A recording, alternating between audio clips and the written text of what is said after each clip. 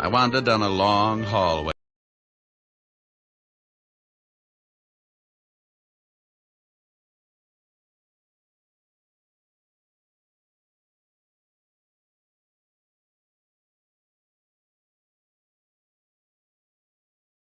The shot had come from up ahead, and I tried a couple of doors before I found the room. Mr. Chase! Mr. Chase! In here! Mr. Chase? Yes. Come in and shut the door. I looked over at Ralph Chase crouching behind a desk. He got up slowly, all 5 feet of him. And I tagged him for a guy who would give $1,000 for every inch you could put on his legs. He looked like he could afford to be a mile high. The tall French windows were open at the back of the room, and you could still smell burning cordite. Someone tried to shoot me from the garden. Yeah, I heard the shot. You must be Diamond. That's right. Don't you think you better shut the French doors and pull the drapes before someone takes another shot? Yes, very good idea. You pull the shades, Diamond. You can start earning your money right now. You're a little excited, but I'll start to work. Right. Be careful, he might still be out there. Well, I doubt it. I can't see anyone out here. Oh, he just missed me. You can see where the bullet hit the wall. I jumped and hid behind the desk. Didn't you hear him on the porch? No, he must have stood in the soft grass that surrounds the garden. That's a good 10 feet from the house. You're lucky he didn't move in closer. He probably wouldn't have missed. Got any idea who it was? Of course, it was Murray Lang. Murray Lang? The gambler? Yes, do you know him? Well, I used to be on the force. Set him up 6 years ago on a larceny rap. Then you know what he's like. He was in the house this afternoon. We had an argument and he threatened me. An argument with your daughter? Yes, about my daughter. How'd you know? Well, you told me she was getting herself into trouble. She couldn't have picked a better playmate than Lang to get there with. Father, we heard a shot. Not really. Oh, let's go. He's not dead. My stepchildren, Mr. Diamond. Oh, well, lovely. I'm quite alive, so you can both stop looking so unhappy. Does it show? Come on, sis. Let's find the guy who fired that shot. I want to give him a few pointers. Where's Murray Lang, Miss Chase? Yes, he's the man you want. I'm sure he Don't tried... be absurd. Murray left 3 hours ago. What are you, a cop? Does it show? You're wearing too much cologne. Come on, Chris. Oh, she's nice. That's Elizabeth. The boy's her brother, Chris. I'd hate to draw straws. I married their mother and raised those 2 brats after she died. The courts appointed me executor of the estate. They don't like you handling their money, is that it? Yes. Since they've been old enough to ask for 50 cents to go to a movie, they've condemned me for watching their interests. You said you were worried about your stepdaughter. Tell me about it. I'll make it brief, hate long explanations. Elizabeth got into some trouble with the police, hit and run. She had been drinking. The man died. Liz was sentenced to a year in Folsom, but I got her off on probation. Oh, what do you want me to do? Drive around with her and spoil her aim? Monday the probation expires. She says she is then going to marry this hoodlum, Murray Lang. And you don't want that because you think he's after her money? Exactly. When she marries, the will reads that I shall, as executor, turn over half of the estate to Elizabeth. What about Christopher? He looked irresponsible when he was born. His mother left instructions that he should not receive his share until he is 35. That's another 8 years. Well, your stepdaughter's old enough to know what she's doing. I can't see how you can stop her. That's what I want you to do. And if I do, you'd be in a pretty good spot. What do you mean, Mr. Diamond? You continue as executor. I can understand you thinking something like that, but believe me, as much as I dislike my stepchildren, I wish to keep them in line for their late mother's sake. Oh. Well, Mr. Chase, I'll take a look around outside. Maybe I can come up with something that'll point out the would-be killer. If it was Lang, you can stop worrying about Elizabeth. Sing Sing doesn't boast a wedding chapel. I went out through the French doors and started looking around on the soft grass that bordered the garden. I had a fat hunch, so I stopped looking and started wandering. I was halfway through the rose bed when I spotted them. It was Elizabeth and a man. In the darkness, I couldn't make him out, but Murray Lang was my best guess. They went up a narrow path to one of those Chinese pagodas at the far end of the garden, and I stepped up close enough to give my ears a workout. It was Lang, all right. I don't care what you think. I didn't take a shot at the old man. Then who did? He's got a policeman in there now, and he's going to start trouble. Let him. I'm clean. Maybe it was that lushed-up brother of yours. Chris hates him, but he'd never try to kill him. Well, then stop hounding me. Maybe you took a shot at the old boy. Murray! Well, you got a good reason. I'm tired trying to buck the whole Chase household. If you love me, let's take off tonight and get married. Tell the old man to go to the devil. You can certainly wait till Monday. Yeah, but he won't. He's going to cause some kind of trouble and get you tossed into Folsom. He's not going to give up all that money just because you're through with your probation. He probably cooked up that shooting just to get the cops here. Murray, what's going to happen to us? Oh, ask your stepfather. He's been doing your thinking for you. I don't have to. We'll get married Monday. Okay. I'm staying clear of this place till then. But what if there's more trouble? I haven't got anyone to turn to. You worry about it, baby. I got a police record that makes yours look like a merit badge. I was too good a target in the moonlight, so I started back up the walk to the house. As I passed a hedge, I noticed a funny-looking plant that was shoving its way out of the foliage. I'm sorry I did that. It was the Johnny Jump-Up variety. Blackjack type. The guy on the other end of the sap gave it to me right over the eyes, and I went down like a crapshooter making a pass. I rolled over and watched the moon melt and run down in my eyes. Something warm and sticky spread over my face and turned the night red. Yeah, I was bleeding again. I guess I showed signs of recovering, so he started all over. This time he used his foot in my side. Oh, a couple more kicks in the ribs and in the right place, and he could have whipped up a fast course of Nola. I felt tired, so I rolled up in an old rose bush and went to sleep.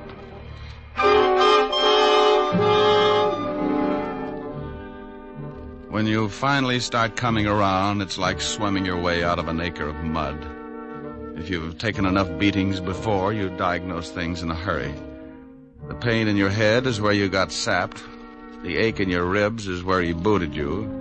And the thought in your mind is, it's something about an eye for an eye, if you've got one left. I sat up slowly and looked around. No one in sight, and my watch said 10 o'clock. I'd been out for an hour, and I was feeling lonely until I started to get up. I made it to one knee and looked down at the best reason I could think of for staying home nights. It was Murray Lang, and you couldn't blame him for staring. He wasn't impolite, just dead. Something on the walk beside him gleamed in the moonlight. I took out my handkerchief and scooped it up. It was a little nickel-plated .32. You could still smell the fresh powder in the barrel. I put it in my pocket and stumbled back to the house. Chris opened the door. Well, you shouldn't drink so much. I never get so loaded I look like that. Well, try it sometime. It might be an improvement. Boo. I told you once before not to do that. Now tell me, where were you 10 minutes ago? I was in the bar. Who was with you? Red and green midgets. Now let go of my collar. Okay. Where's the phone? In the hall. Hey, what's going on? Who beat you up? Nobody. I always bleed like this on warm nights. Huh? Big pores.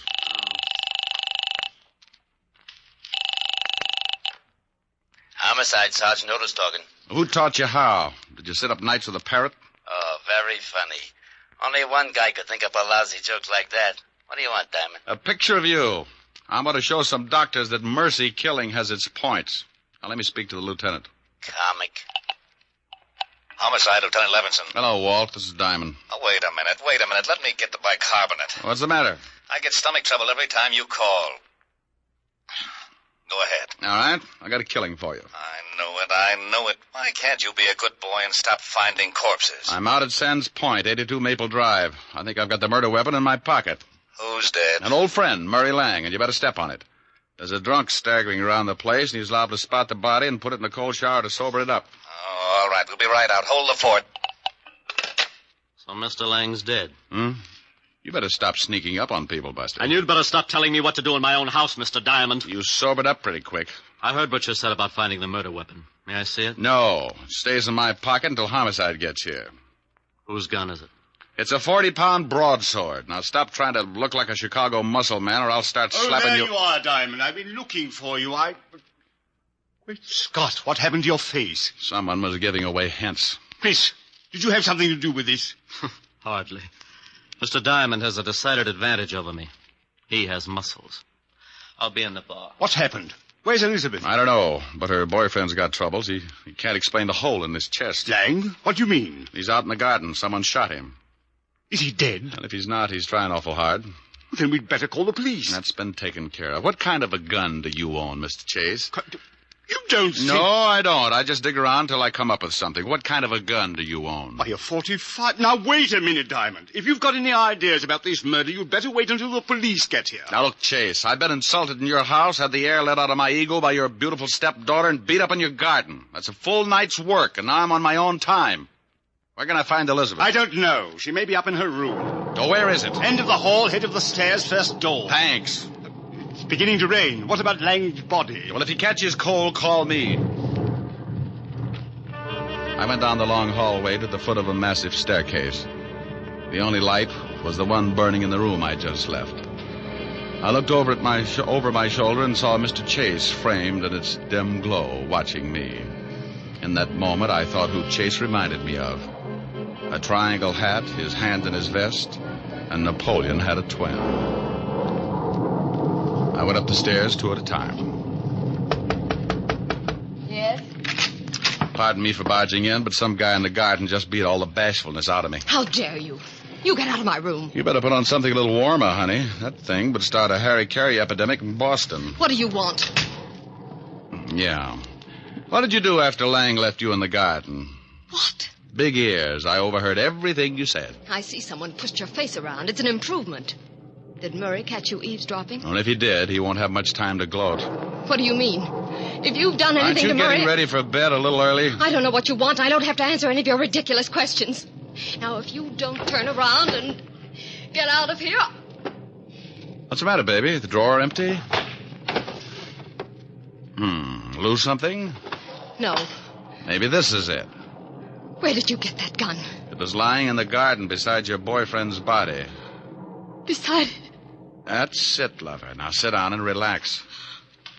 Is Murray dead? Like Jimmy Fiddler's gossip column. Didn't you hear anything after Murray left you? Oh, no. I was crying. I ran back to the house and came up here. Is there another way back to the house besides the path that Murray took? It's one that leads to those outside doors. I came right to my room. Please leave me alone. This is your gun, isn't it? Yes, but I didn't do it. I didn't. Murray and I were going to be married Monday. Ballistics will probably show it's the one that did the job.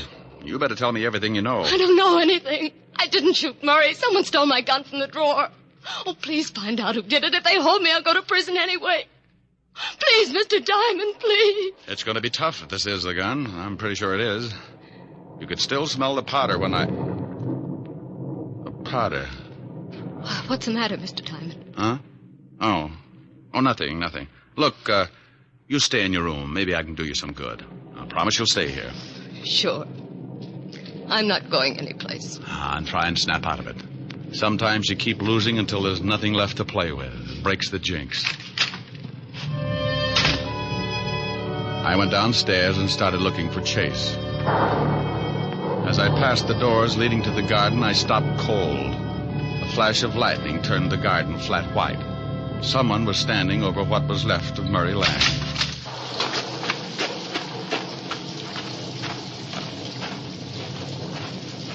Well, like the view? Oh, Diamond.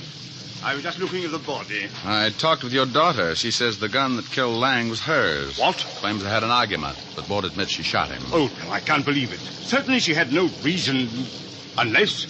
Unless what? Well, unless she found out Lang was just after her money. Well, that's possible. Anyway, if she did do it, I still can't figure who worked me over. Maybe it was Lang. You told me yourself he didn't like you. Maybe it was Elizabeth. Oh, no, it would have to be somebody very strong. She might have kicked you, but never could she have hit you hard enough to crack your head open like that. Yeah, tell me, when does Elizabeth come into her money? Why, at the end of the probation. The court set it aside until she was cleared of all charges. Who gets it if she goes to prison? Well, I'm the sole executor of the estate, but she's not going to jail. She didn't do this thing. I'll get the best counsel in the country. I'm sure you will. Tell me something, Chase. It's pretty obvious that my face got pushed around, but how did you know my ribs got the same treatment? What? It doesn't show. It just hurts. Why, well, you told me. What are you getting at, Diamond? You'd have to reach pretty high to sap me, but if you were mad enough, you could make it. This is absurd. I'm going inside. And when I get grouchy, it's better to listen. I'm liable to use you to make the flowers grow. Go ahead, Mr. Diamond. I'm listening. Well, everybody in this house has some sort of motive for killing. With Elizabeth, it could be the old story of a woman scorned. With your lushed-up stepson, he could want to put the blame on his sister so he'd get more than his share of the estate. And we certainly know you stand to profit if Elizabeth goes to prison, because you retain custody of the family fortune. I'm getting wet, Mr. Diamond. Everybody's story's weak, but only one of them doesn't stand up. You said earlier this evening someone tried to shoot you from outside your library. Of course they did. You have the shot and saw the bullet hole. That's right, I did. But you told me he was standing outside the room by a good 10 feet. Nothing to say, Chase? You're trying to catch me up in something. Oh, you are so right. Now, when I walked into that room, I could still smell burning cordite. To smell fresh gunpowder like that, the gun would have to have been fired outside the room. You staged it, so I'd think someone was trying to kill you. Is that all, Mr. Diamond? Outside of the slip you made about kicking me in the ribs. Now, let's go inside. I don't think so, Diamond. Oh, that the 45 you were telling me about? Yes. Go ahead, make a try for it. I'm going to show you how it works. You kill Lang with your stepdaughter's gun, and you're going to collect the money if she goes to prison. Oh, you're a slob. My stepdaughter could easily kill 2 men tonight. You're in a spot. You can't shoot me with that 45 and make it look like the same person killed Lang, too. So you've got to get the 32 in my pocket. Give me Elizabeth's gun, Diamond. You try and get it, Chase. Why, you... Rick, are you out there? Better give it up, Chase. That's the law. He eats little men like you. Rick! Stay right there, Diamond. Another killing won't matter if you try and stop me. For Pete's sake, if you're out there, Rick, answer me. I'm getting soaked. Just keep your mouth closed, Diamond. I'm getting out of here. You'll never make it, Chase. They'll pick you up inside of an hour. Not if you're too dead to tell them. Yes, that's it. If I kill you, I'll eat at least have... You should watch your step, Chase. Keep your head down, somebody's smashed. Shut up, Otis, and get out from under that bench. Rick! Over here, Walt. What's going on, Rick? Who's doing all the shooting? Oh, we took turns. He was just going to kill me when he tripped over the body of his first victim. I used this 32 in my pocket, shot him twice. He's dead, Lieutenant. Give me my baking soda, Otis. Here you are, Lieutenant. Don't look so unhappy, Rick. He was going to kill you. Oh, I'm not unhappy. I'm just sore that I didn't have time to take the gun out of my pocket. I ruined a darn good coat.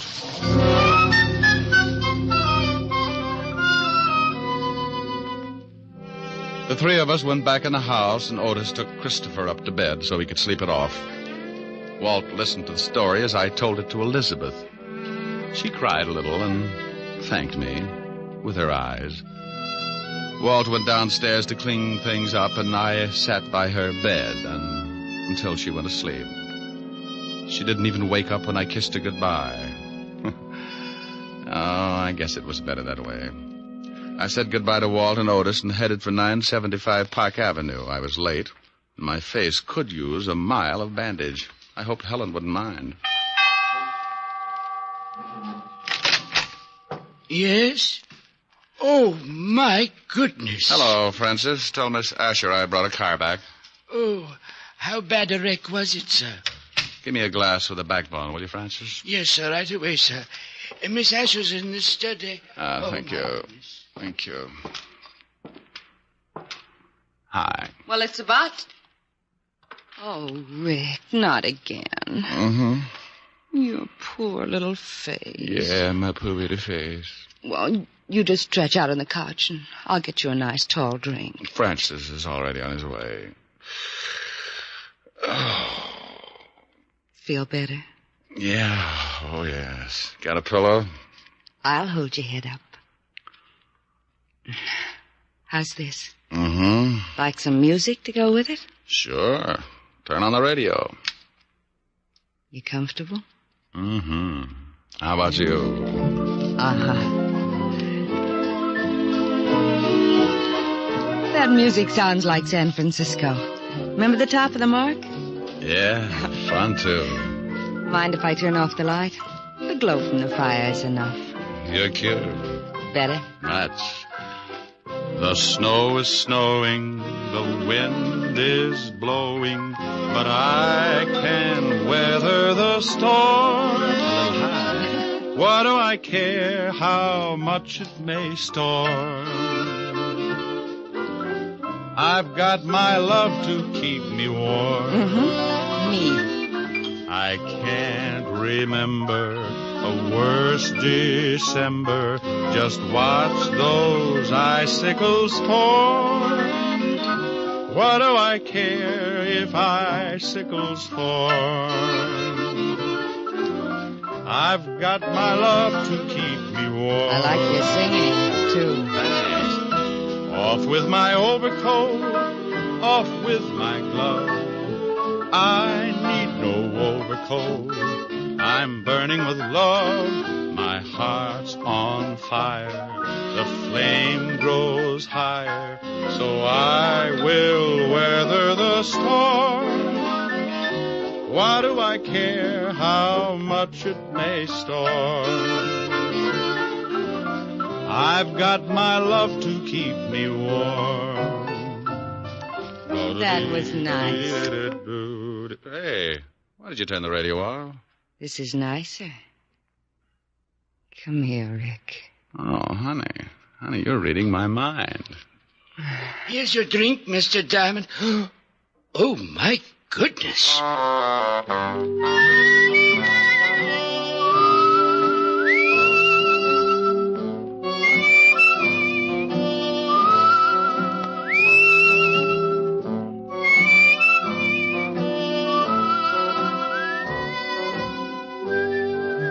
You have just heard the fourth of a new series, Richard Diamond, Private Detective, starring Dick Powell. Helen was played by Virginia Gregg, Lieutenant Levinson by Ed Begley. Also in our cast were Wilms Herbert, Betty Moran, Jay Novello, Jack Edwards, and Tal Avery. Music was under the direction of David Baskerville. Richard Diamond is written by Blake Edwards and directed by William P. Rousseau.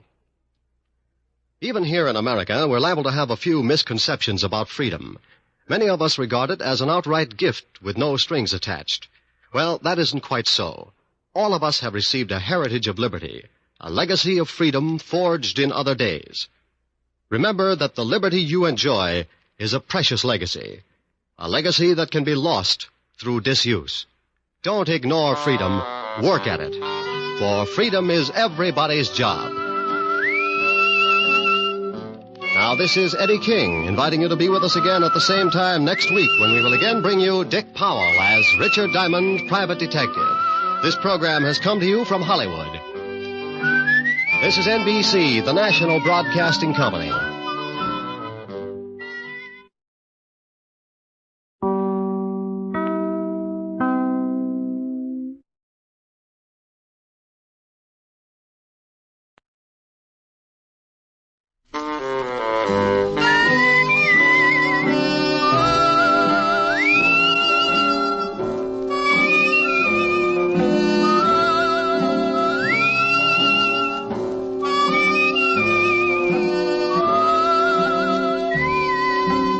Here's Dick Powell, transcribed as Richard Diamond, Private Detective.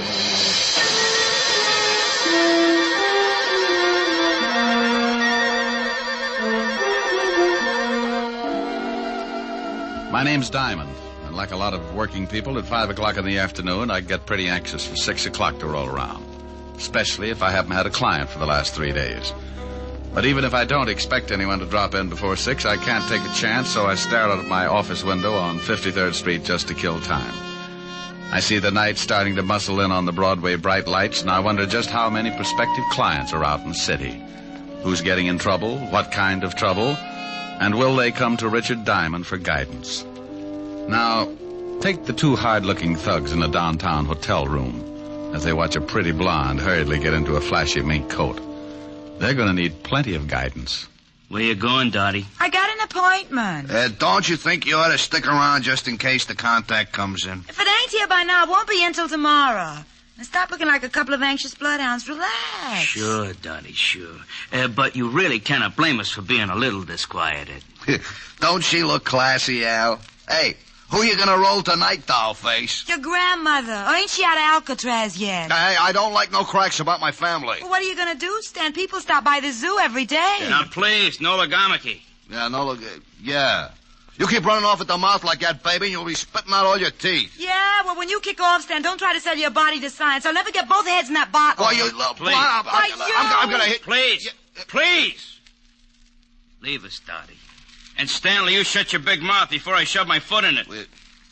Go on, Dottie. I think you had better make a hurried percolation. What? Beat it.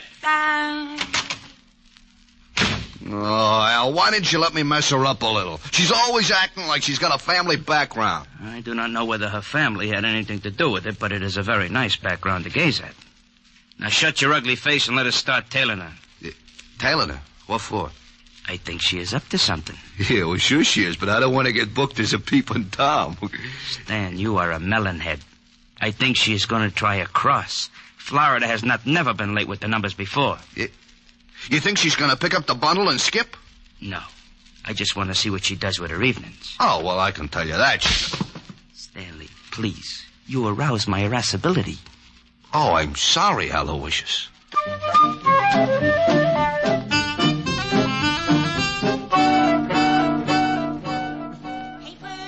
Evening paper. Paper. Evening, Glenda. Oh, hello, Horace. Times. You look tired. Hard day at the office? I stayed home. My wife's well. Here's the Times. Thanks. Good night, Glenda. Good night. Papers. Evening papers. Have you got a late edition? Why, yes, right here, dearie. You got it? Yeah, in the purse. Put it down on the counter and look through the paper. Okay. Paper! Evening paper! What do you want me to do with the purse? Keep it till I meet you at the train. Sure, honey. It's good to be working again, ain't it, Dottie? I gotta go. They usually got a tail on me. I'll see you tomorrow morning. Relax. We're in the chips. Paper! Evening paper! Paper, sir? No, but I will take that purse. Purse? Oh, why, that nice young lady must have left it on the counter when she looked at the paper. Please, just extend your agent index and shove it over here. Why, I can't do that. It belongs to that young lady. Oh, look, it would make me very unhappy to have to shove all those nice old wrinkles around, but I am in need to possess one patent leather handbag.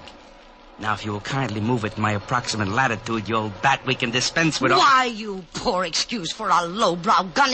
Madam. For 2 cents, I'd wrap a lead sap across your flat head. Well, hello, Glenda. Hello. How's business? Oh, Officer Quine. Aren't you on a little late? Yes, I've been changed to the 6 o'clock beat. Well, good evening, sir. Yeah, lovely. Good evening, officer. Say, haven't I seen you somewhere before? Hardly. I reside in Flatbush. Well, thank you, Mother. I do not see anything I want. Goodbye. He doesn't see anything he wants. What does he think you're running? A drugstore there? Hey, Al, I saw a cop. I am proud of you, Stanley. Huh? Now let us hurry around this corner. What, you think Dot and the old dame are cooking up something together? Stop here so we can watch the old dame. Stanley, to put it in your words, yeah, I think they are cooking up something. Oh, you figure she slipped the old girl the numbers? Your perception astounds even my Hey, observe. Oh, yeah. Your grandma is taking off and leaving the cop behind to watch the papers. Yeah, she's going in that building. She has got the purse. Stanley, stay here and await my return. Okay, but my feet are beginning to hurt. Go in a drugstore, purchase some Blue Jays. I shall be right back with the purse.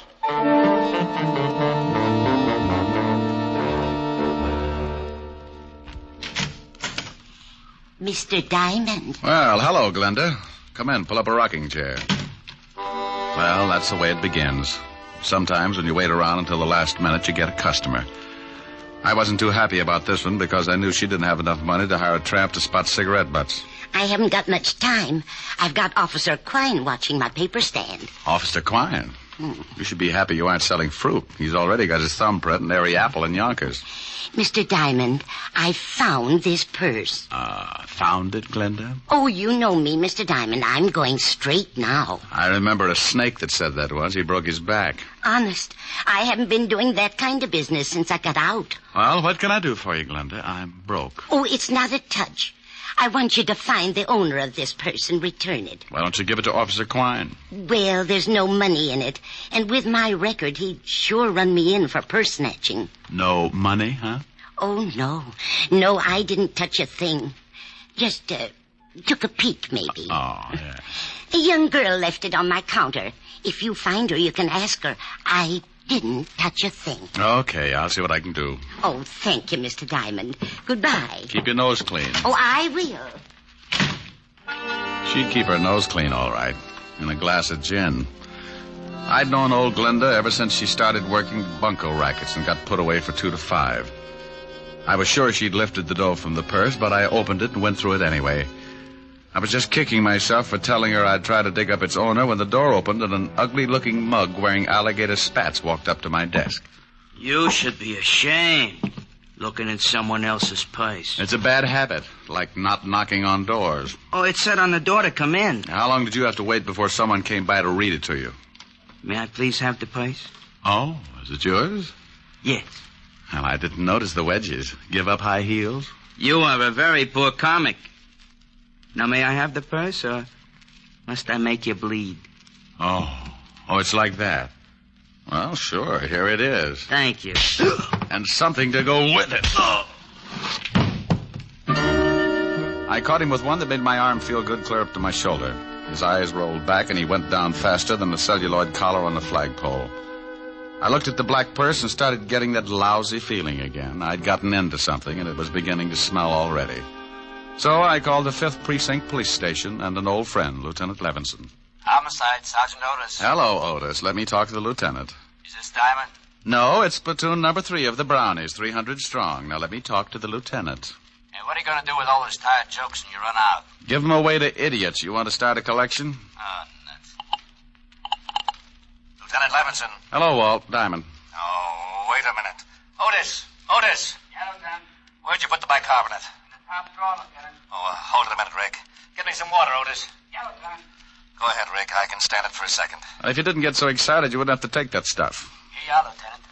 Never need this stuff until you call. Now, who's dead? Nobody, but there's a guy in my office lying on the floor. He's dead. He's got to be. No, he isn't, Walt. I just belted him in the mouth when he tried to get rough. Wait a minute. He's trying to wake up. Groan for the nice policeman.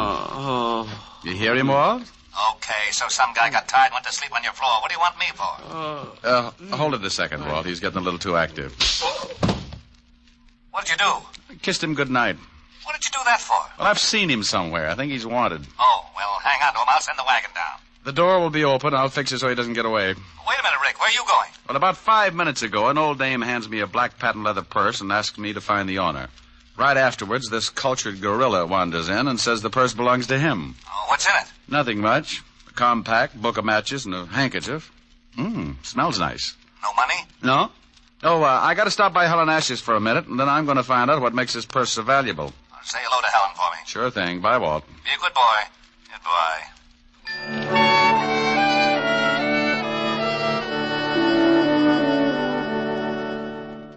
I got a rope out of my desk that I hung my socks on when I had time to wash them, and tied the sleeping Garniff to a chair. I didn't know much about pocketbooks, but I knew someone who did, so I headed for 975 Park Avenue and a beautiful redhead named Helen Asher. Oh, good evening, Mr. Diamond. Good evening, Francis. Is Miss Asher in? Yes, sir. She's in the study. Shall I announce you? No, just dig up something that'll get me back on my feet. I'll let myself in. Yes, sir. Mr. Diamond. Yes, Francis?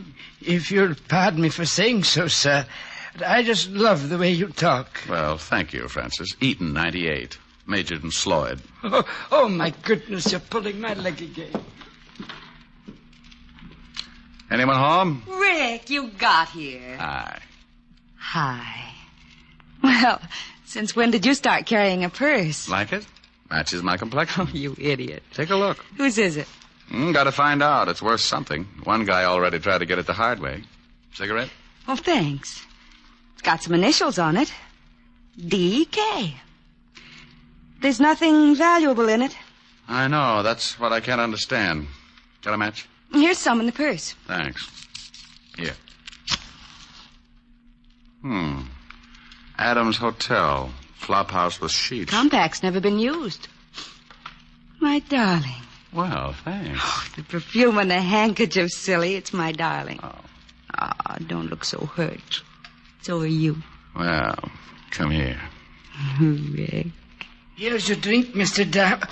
Oh, my goodness. Oh, that's all right, Francis. I was just trying to convince your boss we should take in the wrestling matches. Why, Francis, you're blushing. Oh, pardon me. Miss Asher's residence? Yes, sir. One moment, sir. It's for you, Mr. Diamond. Oh, thank you, Francis. I'll see if the dinner is ready, Miss Helen. Hello? You get right down here. What? Lieutenant Levinson. Get down here to the station, Diamond. You're in trouble. Diamond? Oh, wait a minute. Slow down. Not dead, huh? my stomach starts getting back to normal and you have to knock some guy off. Knock some guy off? I don't know why I should waste time with explanations. I ought to just send Otis over there with the wagon, but I like your girlfriend too much. What are you babbling about? I thought you said the guy in your office was still kicking. What? Yeah, somebody made a punchboard out of his chest and I liked you for a suspect. Now get down here. Wait a minute, Walt. Somebody shot him? Yeah. If that wasn't what killed him, he died of fright when he saw the bullets coming. Now, I'm not talking anymore till you get here. Make it 10 minutes or I'll have a warrant out for you. Oh, swell. Rick, what's the matter? Oh, that crazy Walt Levinson's got me in line for a murder rap. I gotta go down and square myself. Murder? Rick! Yeah? I'll see you later, baby. But, Rick... I can't wait. I'll get back as soon as I can. If we were married, this wouldn't happen. Rick, you forgot the purse. Francis? Francis! Yes, Miss Asher? Francis, Mr. Diamond forgot this purse. See if you can catch him. He's gone to Lieutenant Levinson's police station. Yes, Miss, I'll do my best. Rick just has got to stop this foolishness. Oh. How did you get in here? Who are you? I come in a back way, lady. Where's the shaman? You get out of here. No, just relax, baby. One yell out of you and you get hurt pretty bad. What? Where's the shaman? He went down to the police station. Okay. Where's the purse? I saw him bring it in. I don't know. Oh, come on, baby, or do I shake it out of you? You stay away from me. You... Hood? Hood? Yeah, where's the purse? I told you I don't know. No, stay away. Okay, but you're making it tough on yourself. Stay away. You stay away from me.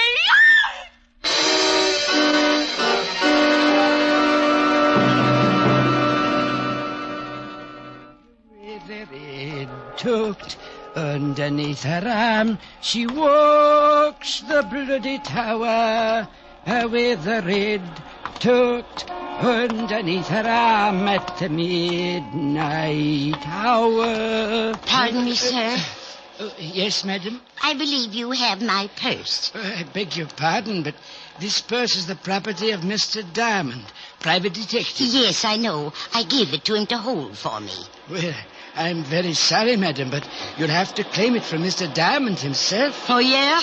Help! Police! Oh, madam. Measure! Madam! Help! This man is trying to steal my purse. Madam, let go of my coat. This guy giving you trouble, Mother? He's trying to steal my purse. Help! Oh, he is, huh? Looks just the type. This'll learn you, Romeo. Oh, my. Gun an old lady, will you? Come on, get up and fight it. Hey, lady! Lady! How do you like that? Didn't even say thanks.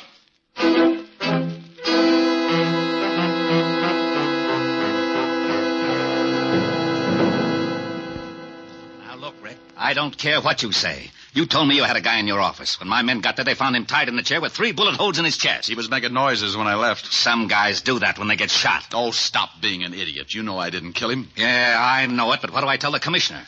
That I let you go because you're a friend of mine? Used to be on the force? No, but you don't have to act like I rubbed out the whole West Side. Well, I'm mad. I want to retire in 5 years, and I want to do it with a healthy stomach. Yeah? Lieutenant, Murphy's got some guy out here he picked up for purse snatching. Says he's a friend of Diamond's and wants to see him. Send him in. This can't get any screwier than it is already.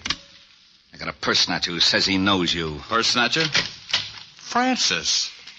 Yes, Mr. Diamond. I don't feel so well. That's all, Otis. Isn't he your girlfriend's butler? Yeah. What happened, Francis? Well, sir, I was bringing that purse down to you. That's right. I left it at Helen's. Yes, sir. Well, a little old lady approached me on the street and claimed it belonged to her. What did she look like? She had white hair, and she was wearing an old shawl. I think she'd been drinking gin, sir. Cheap gin. Glenda. Glenda Bergen? Is she the one who gave you the purse? Yeah. And then what happened, Francis? When I wouldn't give her the purse, she started yelling and called me a masher. And some enormous gentleman arrived and clouted me in the jaw. Oh, it was disgusting, sir. And the old lady got the purse? Yes, sir. She ran off, and the enormous gentleman sat on my chest until an officer came and carted me off to this place. Was Miss Helen all right when you left her? Why, yes, sir.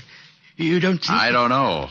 But if they knew I had the purse and spotted me going into Helen's... Here, Rick, use his phone. Thanks. Don't you see, Walt, this whole thing has something to do with that purse. Purse, schmurse. I've still got a stiff on my hands. Oh, my goodness. Yes? Hello, honey. You all right? Oh. What's the matter? Hi. Please come home. What happened? Some man broke into the house looking for that old purse. I told him I didn't know where it was, and he started slapping me. You did, huh? Yes, and I need comforting. Well, honey, I've still got something to do. Lock all the doors until Francis gets back, and I'll be over as soon as I can. All right. Did you get the purse? Francis will tell you all about it. Bye, baby. Bye. Rick, some louse shoved Helen around. Francis, get over there and take care of her. It's all right if he goes, isn't it, Walt? I guess so. Otis, I'm releasing the guy that was picked up for purse snatching. And don't say yeah, Lieutenant. Okay, Rick. Oh, thank you, sir. Step on it, Francis. Miss Asher needs someone to take care of her. Yes, sir. Walt, give me 2 hours to find out what this is all about. Are you going after Glenda? Yeah.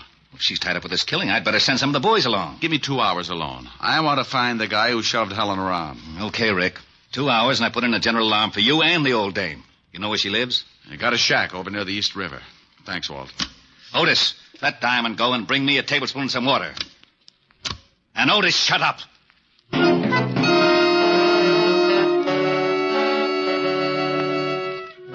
I grabbed a cab, and 20 minutes later I was standing at the edge of the East River. The fog was rolling in, and pretty soon it'd be so thick you could put it in bales. Below me, next to the water, was a line of weather-beaten shacks, and one of them belonged to old Glenda. You want something, Mac? Huh? Oh, I didn't see you. Does old Glenda live in one of those shacks? Yeah, that one. Got a match? Oh, yeah. Here, keep them. Thanks. Forget it. No, wait a minute. Huh? Let me see those matches. I've forgotten all about them. What's the matter? You collect them or something? These I do. Sorry, pal. You'll have to get some others. Okay, Sporty.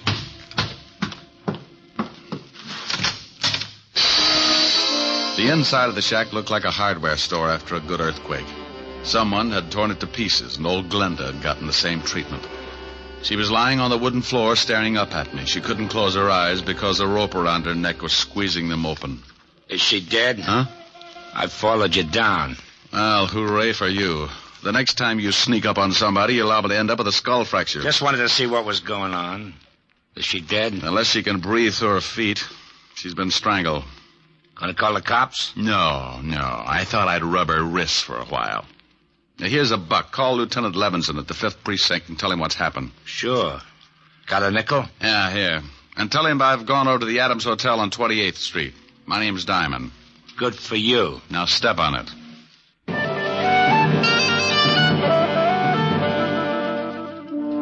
He left in a hurry, and I reached in my pocket and took another look at the book of matches I'd gotten from the black handbag. They were from the Adams Hotel on 28th Street, so I went over there fast. The sleepy night clerk showed me the register, and I found what I was looking for. I remembered the initials on the handbag were D.K. A Dorothy King was registered in room 306. I went upstairs. Yeah? I got a message for you. Slip it under the door. I'm not that skinny. What is it? It's from Glenda. Oh, wait a minute. All right, the door's open.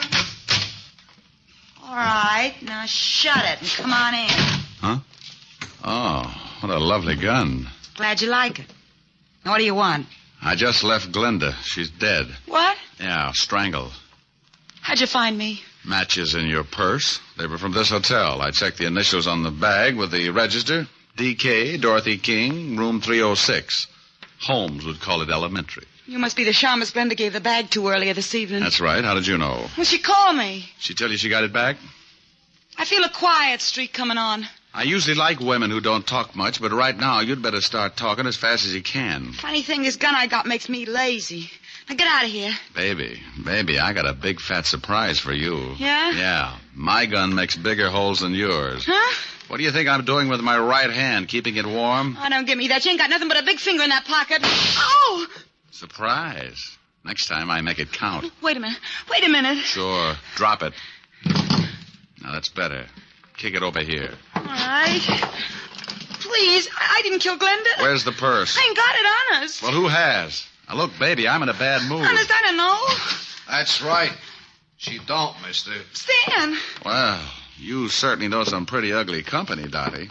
I don't know if I like that. You don't? Maybe I can word it a little different. Stan, he's a private cop. He come up here and tried to shove me around. Well, you should have done it, Shamus. It would have saved me the trouble. What do you mean, huh? Why, you no good, cheap double-crosser. Al and me saw you slip the bag to that old dame, and Al got killed trying to get it from the Shamus. I didn't kill Al. No, the old dame did it. I went up to the office and found him dying. He told me she'd done it.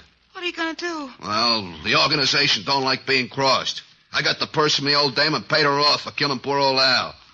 Now I gotta pay you off. I got a surprise for you, too, Stanley. Yeah, you try anything, you'll have more holes on you than a fishnet. He's got a gun in his pocket. Well, look at his pocket, wise guy. Oh, gee, I wish Al was here. He'd know what to do. Oh, and shoot him. Shoot him. Stan's got it coming. Looks like it's a tie. No sense in both of us getting killed. Yeah, you plug me, and I'll nail you before I go down. Don't listen to him. I think he's got a point. What are you going to do? That's up to him. Yeah, as Al would say, a hurried departure is in order. I'll take care of you later, Dot. Huh? Goodbye, all. Yeah, it's pretty good. Al would like that. Don't let him get away. Stop him. You stop him. All right, baby. Where's he going with that purse? If I tell you, will you give me a chance to get out of town? I can't do anything about that. When I leave, you're on your own. Technically, you haven't done anything the law could hold you for. I haven't? No, but that won't stop me from pushing you around. Now, let's have the story. If Stan hasn't been there already, he's headed for a locker in the subway station at 34th Street. What's in the locker? $100,000 in counterfeit bills. Oh, baby. Counterfeit. You have been naughty. Now, Papa, we'll have to keep you on ice for the cops. Get in the closet. Please, give me a break. Sorry, honey. Get in. Ouch, you're hurting me. Please.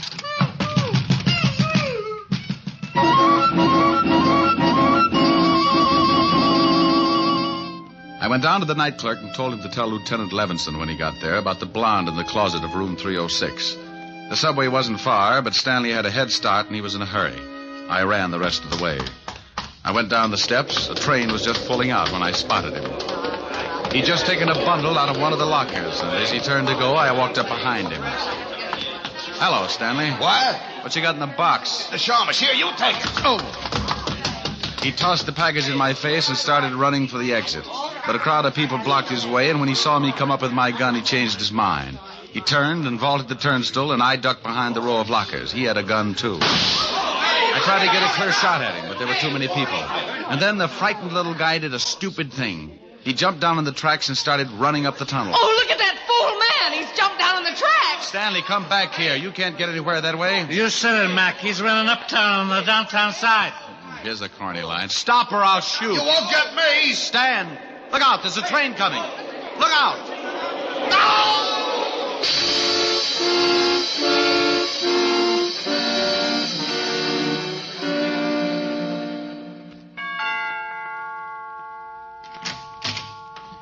Oh, Mr. Diamond, come in. Hello, Francis. Is Miss Asher all right? She's better, sir. She's lying down in the study. How's the jaw? Oh, I feel better, sir. This ice bag is helping the swelling.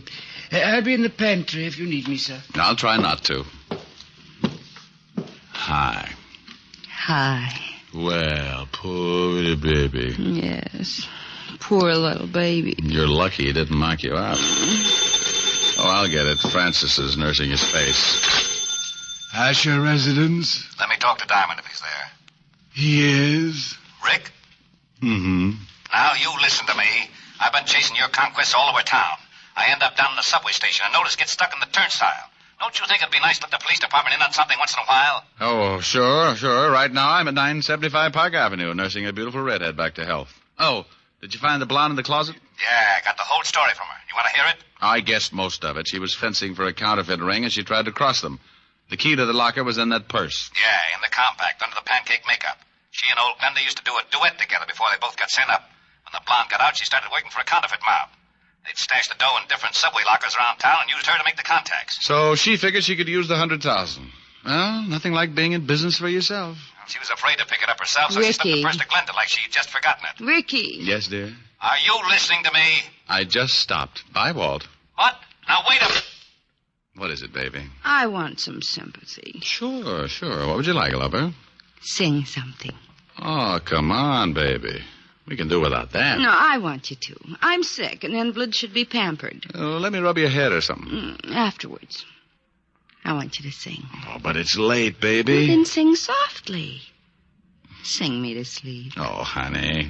I'll get mad and you'll have to buy me a present. Okay. Lullaby and good night with roses bedight. That's wonderful. With lilies bedight. Hey, you at the board of your consoles! Shut up, I'm trying to sleep! Well, what is that? Oh, it's that grouchy new neighbor. Oh, it is, huh? Hey, you want something, Bud? Yeah, shut your big bazoo! Oh, is that right? Powder your face with sunshine. Oh, no! Put on a great big smile. Make up your eyes Rick, with too laughter. You will Please, Rick. Yeah, okay. That guy gets shell-shocked if you fried potatoes. Rick. What is it, baby? Come here. Oh. You do need pampering.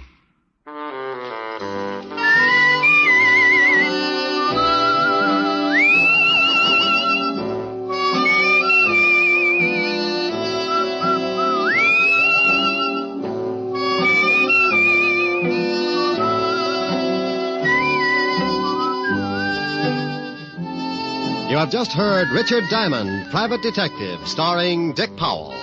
Helen was played by Virginia Gregg, Lieutenant Levinson by Ed Begley.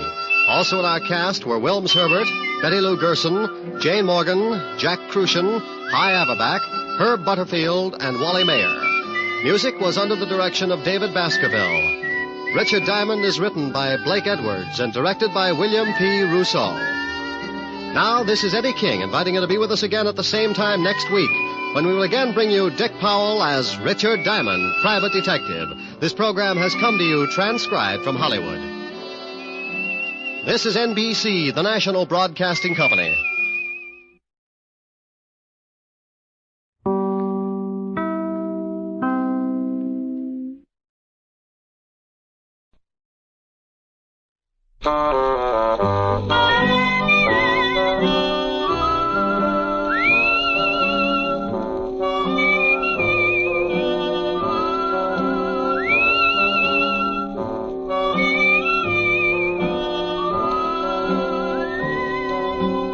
Here's Dick Powell as Richard Diamond, Private Detective.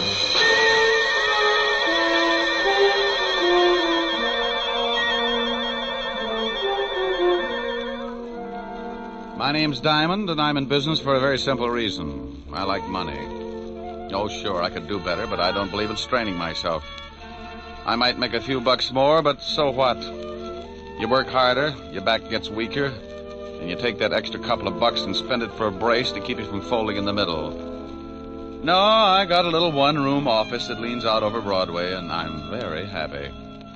Sometimes I get a case that lasts a week, $100 a day in expenses, and I make enough to pay the rent. Take my girl Helen Asher to dinner a couple of times and rest my feet on the desk like a prosperous businessman. I'm in partnership with a shill called Human Nature. And with him on my side, it just figures that people are going to get in trouble. Like the character who's ringing the doorbell of an apartment on the east side. He's built just right for more trouble than he can handle.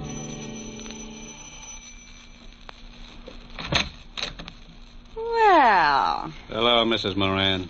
you say that like you're really glad to see me. I'll let you know as soon as we can talk business.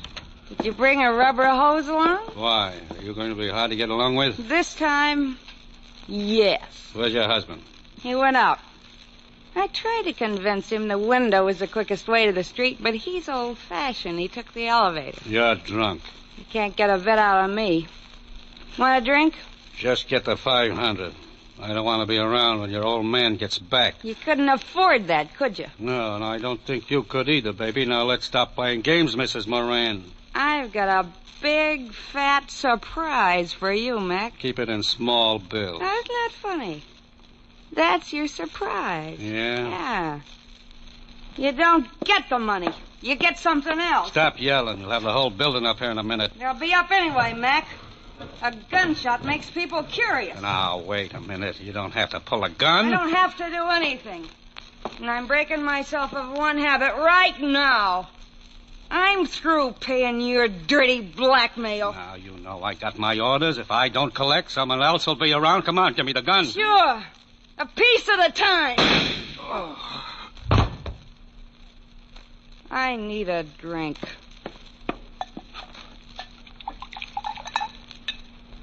Well, here's to nothing, Betty, old girl.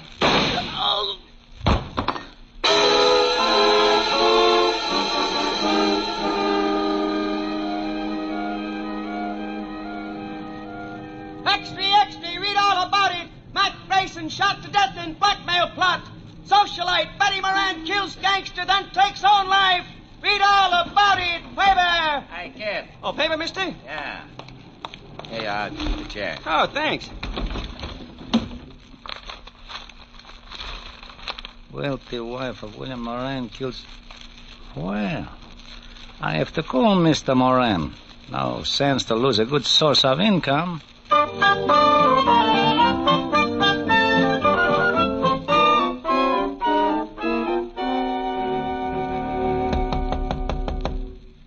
Yeah, come in. Mr. Diamond? Over here. Oh, this clothesline, I couldn't see you. You always do your laundry in your office? Free soap.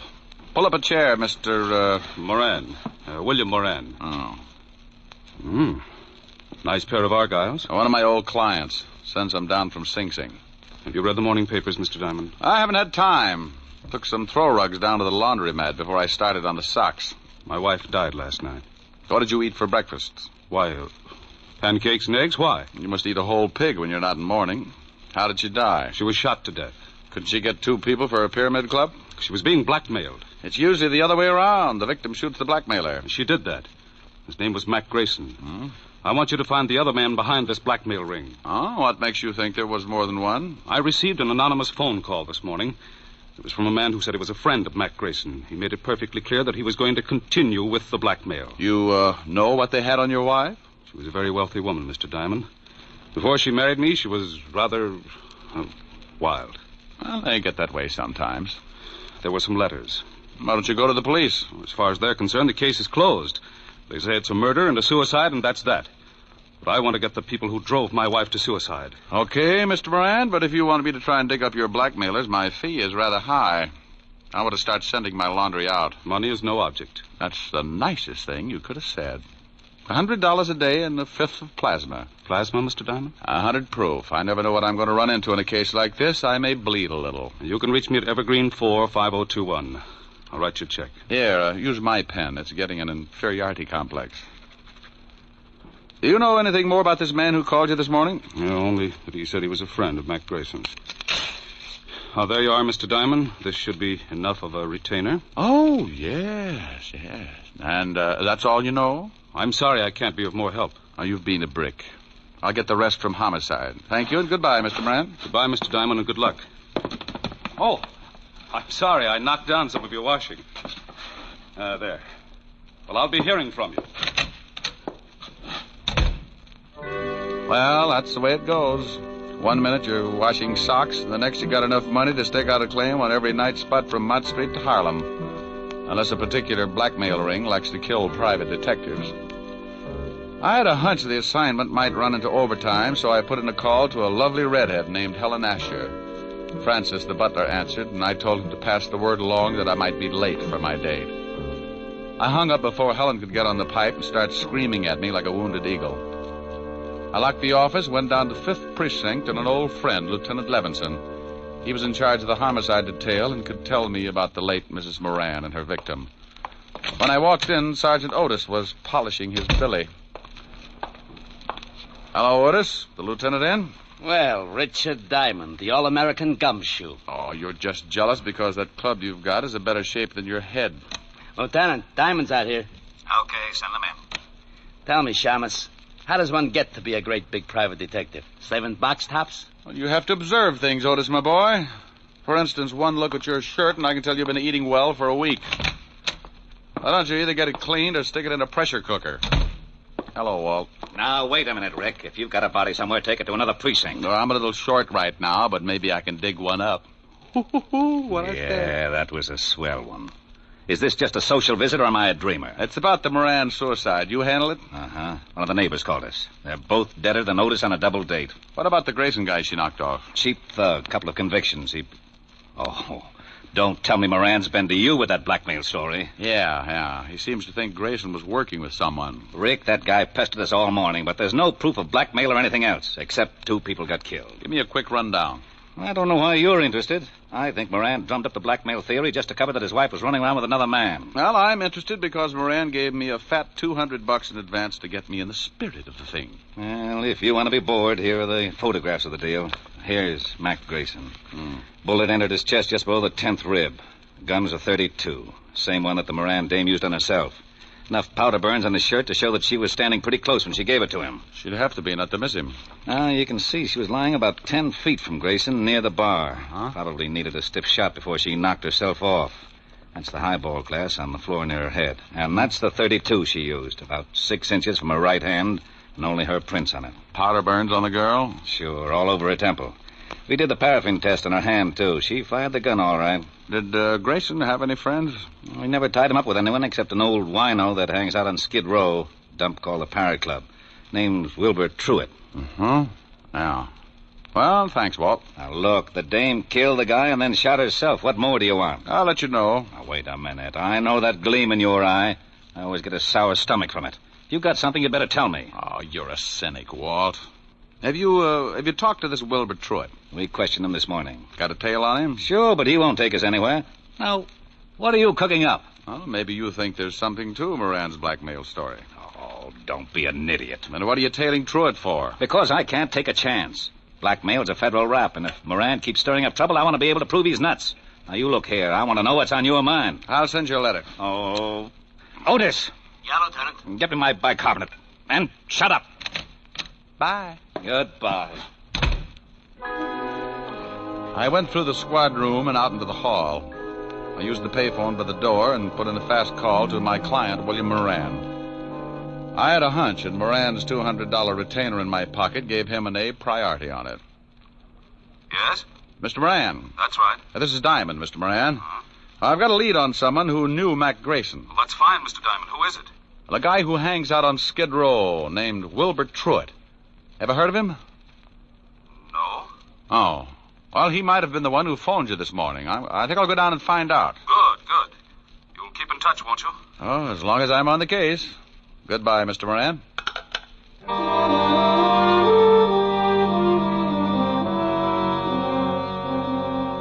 I left the 5th Precinct and headed for Skid Row. If you've never seen the street, it's a liberal education in the misery of human beings. Even the sun winds up with a hangover if it shines on the place too long. The Parrot Club was a cellar with a low ceiling and a drink of wine for 10 cents a glass. The smell of stale alcohol was so strong that if you opened the door to air the place out, the walls would probably cave in. I found Wilbur Truitt sitting at the bar with a dirty towel around his neck. He held the towel and a glass of wine in one hand, and with the other he pulled the towel, lifting his hand and the glass up to his mouth. You must have been an engineer. I learned this little stunt in grammar school, bucko. I started missing my mouth 30 years ago, so I used this towel as a sort of alcohol pulley. It cuts down the element of risk. Hate to spill a drop. You know a guy named Grayson? It's the shakes, bucko. I am completely exhausted after a night of revelry, and my hand waves like it was flagging down a caravan of whiskey trucks. Look, friend... But after 1 or 2 pick-me-ups, I am perfectly capable of lifting the glass by myself. And come nightfall, I'm in excellent condition to entertain my little friend. Oh, swell. Most cowards let the little fellows frighten them, and they end up in Bellevue, but I like them. They worried me at first, but when they found out how much I drank, they began to show the strain, and the shoe was on the other foot, so to speak. Oh, no. They tried to frighten me the first night, but I just kept right on with one bottle after another, and it finally drove them to drink. Now my DTs have hallucinations. We are rapidly building up a thriving community. What were you saying, Bucko? Something about the evils of self-indulgence, but I've forgotten now. Good. In that case, I will let you buy me a drink. Oh, sure. Waiter, bring the bottle. You just gave me cold chills. If I lick your hand, it's only a sign of fond endearment. Okay. Now, do you know a guy named Grayson? I knew there was a catch. Are you a cop? No. In that case, I trust you. Besides, you are holding that lovely bottle. What about Grayson? First, a small glass of truth serum. First, Grayson. I can't stand to look, so I will turn my back on the bottle and tell you what I know. Mr. Mac Grayson, a very unsavory character who reached a sudden demise last evening, dealt in smutty pasts and made them pay off by milking his victims. He has only one friend, a Mr. Leo Fink. Now, please, I'm beginning to spit out wads of cotton. Where does this Fink live? Oh, you are indeed a heartless rogue. I was once. You aren't by any chance a spy from the Purity League? You get the bottle when I find out where Leo Fink lives. 1120 2nd Avenue now, please. Now, here you are. Don't struggle with the cork, Bucko. I have just acquired the strength of an uncropped Samson. And as I gaze upon this ruby goblet, I am reminded of the fact that you are not the first to come seeking the whereabouts of one Leo Fink. Huh? Play it back in English. A thug with the disagreeable habit of twisting my ascot approached me not 10 minutes before you came in seeking the same information. Did you give it to him? I had to. One more pull on my tie, and dissipation would have been a thing of the past. Thanks, Wilbur. Here, buy yourself another jug. Oh, bless you. And good morrow, cousin. Here's to my love. Oh, true apothecary. Thy drugs are quick. Thus, with a kiss, I die.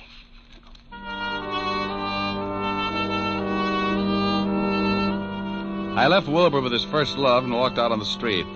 I grabbed a cab and headed for Leo Fink's address. All the way over, I kept thinking how wonderful fresh air really was. When we finally got there, I paid off the cabbie and looked at my watch. It was 4:30, and the city was turning soft and mellow as the sun started giving up behind the tall buildings.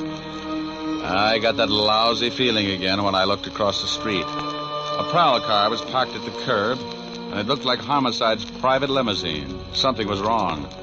I went up to Fink's apartment in a hurry. Yeah? What do you want, Shamus? Well, good afternoon, Sergeant. I'm taking the census. How long ago did you die, sir? Very funny, Diamond. Otis, who is that? Diamond, who else? I didn't ask for a quick quiz on well-known personalities. Let him in. Yeah, Lieutenant. Shame on you, Otis. You'll never make an Eagle Scout. Hello, Rick. What do you want? I'll bet he's dead. You'll bet who's dead? You know who's dead. Sure, I know who's dead. Who do you think is dead? The guy I came up here to see. Well, who did you come up to see? Well, I think it's the guy who's dead. Don't you know? No, I ask you. Well, I'm telling you. You told me nothing. Look, why are you up here? Because I'm looking for a guy. What guy? I think it's the guy who's dead. Who's dead? Oh, he's on third. Don't you know? I think I know, Lieutenant. You shut up. Of course I know. Well, all right. If you're going to hold out on your old pal... Now, wait a minute. How did we get into this thing? Otis! Here's your bicarbonate, all mixed. All right, now let's start again. Walt, who's dead? Oh, let's not have two bodies up here. The guy's name is Fink. Leo Fink. Why didn't you say that in the first place? Because I don't have to do anything I don't want to do. Walt. Lieutenant Levinson. Now, what are you doing up here? Oh, I came up to see Leo Fink, that's all. Well, he's in the other room. If he spills anything, don't believe it. He's been dead for 10 minutes. That's too bad. He knew Mac Grayson. Yeah, how did you find out? That sweet old gentleman you sent me over to, Wilbur Truitt. Oh, you got something out of him, huh? What else did he tell you? Nothing, but we struck up quite a friendship. I'm going to go back over and see what another bottle of wine will do to his memory. I'd better haul him in. Well, don't do it, Walt. Don't do it. I can find out things a lot quicker. Shh. I got a system. Okay, but keep me posted. I've got to clean up here. How did Fink get it? 2 bullets in the head. No idea who gave it to him. They used a Luger, I think. Hey, have you questioned Otis? Oh, go on. Get out of here. Walt, Tell me, did you check the prints on that highball glass next to Mrs. Moran to find out whether they were from her right or left hand? Now, what difference does it make? I'll let you know. Now, you wait a minute. No, I can't. I'm behind schedule now. Bye. Oh, Otis! I went downstairs in a hurry and started back to Skid Row and Wilbur Truitt. I turned a corner and had a quick change of heart. That's far enough, Shamus. Wow. Well, look what I picked up. All right. Get into this alley. Now, why don't you put that cannon away? It shows up like a pair of gums at a dentist convention. Turn around and get going. I can run if it would help. Take your time. You haven't got too much of it left. Stop nudging. You got a cold barrel. Don't you like it? No, but it helps. A lesson in the manly art of self-defense. Next time, don't get so close with a gun. Well, what do you know? A Luger. Okay, so I'm a Butterfingers. You got the gun now. What are you going to do? I got a mean streak, and it shows up when someone tries to kill me. I'm going to ask a couple of questions, and if you don't answer them, you'll wish you'd picked on an octopus. Now, get up. Oh, you're a big one. Now, who sent you after me? I don't know. Who sent you after me? Honest, I don't know. Oh, wait a second. All right. The guy told me on the phone his name was Jones. Sure, first name's John. Oh, wait. I know it's a phony, but he was recommended. You get paid for your work, don't you? Yeah, but this one I collect after the job. Where? I thought you'd gotten over that stubborn streak. Okay. The 8 o'clock ferry to Staten Island. He's going to slip me 2 bills. And you don't know his right name? No. Did you know Mac Grayson? I heard of him, but I never met him. Are you as handy with a .32 as you are with that Luger? Huh? Forget it. Next question. Who killed Leo Fink? That's a pretty big one. Okay, I'll word it differently. Who killed Leo Fink? I'll take the beating. Yeah. Well, I got a hunch this Luger of yours will check with ballistics. Come on. Homicide's still up in Fink's apartment. No, it's... What did you say? Okay.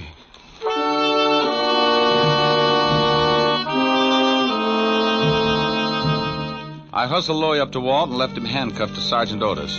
They deserved each other. Louis said he was going to be paid off at 8 o'clock, and my watch said it was 7:15. That gave me 45 minutes to check at Homicide and still catch the ferry to Staten Island. The fingerprint man at the 5th Precinct put the prints from the highball glass under a microscope and told me what I wanted to know. My hunch had been right. So I grabbed a cab, and 20 minutes later I was paying for my ticket at the ferry landing. A thick, wet fog was beginning to roll in off the river, and by 8 o'clock it was hard to even see your watch. Someone was playing a piano in the lounge as the ferry began to move slowly across the river. I didn't know who I was looking for, but I figured if there was going to be a payoff, it would be outside. I leaned against the rail and took out a cigarette. Got the match, mister? Huh? Yeah, right here. Thanks. Lousy night. Yeah. He wasn't my man. When he struck the match, I could see his dirty work clothes and his factory badge. I started down the other side of the boat. Finding a killer in that fog was like looking for your car keys in a mine shaft. I reached the bow of the boat, and right then I knew I was about to score. I get a tight feeling in my stomach when I start closing in on danger. I spotted the dark outline at the rail, so I pulled my hat down and walked up beside him. He was hunched over with his arms resting on the rail. Terrible night. Mm-hmm. Be awful if you had to find someone in this fog. Not if he found you first. Yeah. I like the name Louis Osgood. Have you heard of it? I like the name Moran. Huh? William Moran. Who are you? Just an employee. Diamond. Yeah, you get a gold star. Well, what do you want? Have you found the blackmailers? Now, stop playing Alice in Wonderland. I just pushed around your hired gun at Louis Osgood. He had enough to say to put you away for a long time. He couldn't have. He didn't know. Didn't know your name? Who murdered your wife, you or Louis Osgood? Why do you say murder? The police say it was suicide. Well, I got news for you, Buster. Homicide just changed its mind. I checked and found out that the highball glass near her head was covered with prints from her right hand. What does that prove? It proves that to take her own life, she'd have to have fingers a foot long. The prints on the gun were also from her right hand. You're going to tell me that your wife shot herself while holding a highball glass in the same hand? That's not my problem, Mr. Diamond. Well, I think it is. If Louis Osgood didn't shoot her, that leaves just one suspect, you. Now, let's take a walk back to the cabin. I want to keep an eye on you for homicide. All right. This is where I leave you, Mr. Diamond. Hey, come here! I hadn't thought he'd make a break, but as long as he had a gun and knew how to use it, I could understand why he did. I got my gun out and took off after him. I expected him to go over the side and in the fog, and he'd have a good chance. But when a guy gets cornered, he does funny things. I never would have spotted him, but he threw open a door and framed himself in the light from the inside. I must have caught him because I saw him start to fold and stagger through the door. I took my time getting there. A wounded man with a gun can get pretty mean sometimes. The door swung back and forth with the motion of the boat, and I could hear the sound of the engines. He'd gone down in the engine room, so I dropped to my knees and went in after him.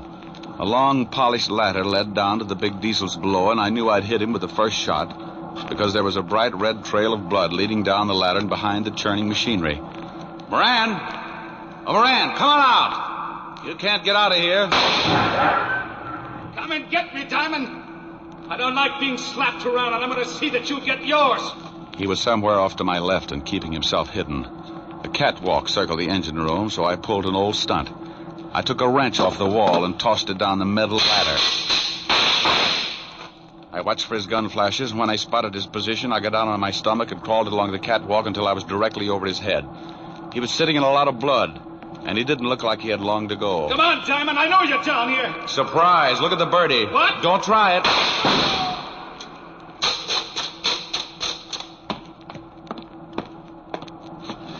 Sorry, Moran, but this just wasn't your night. You want to tell me about it? I shot my wife. I came in just after she shot Grayson. And she was standing at the bar with her back to me, mixing a drink. She dropped the gun by Grayson's body, so I picked it up and shot her. Wiped my prints off and put hers on it. Why did you do it? I hated her. She had money. I found some letters and turned them over to Mac Grayson, a well-known blackmailer. I wanted him to drive her crazy until she drank herself into a sanitarium, and then I'd have her money. I never guessed she'd kill Grayson, but when I did, I saw a chance to kill her and make it look like suicide. You should never have called me. The police were satisfied. I had to find Leo Fink. He knew I'd hired Grayson, and he was going to blackmail me. So when I dug up the little wino that knew Fink, you hired Louis Osgood to bump Fink and me. Is that right? Hey, Moran.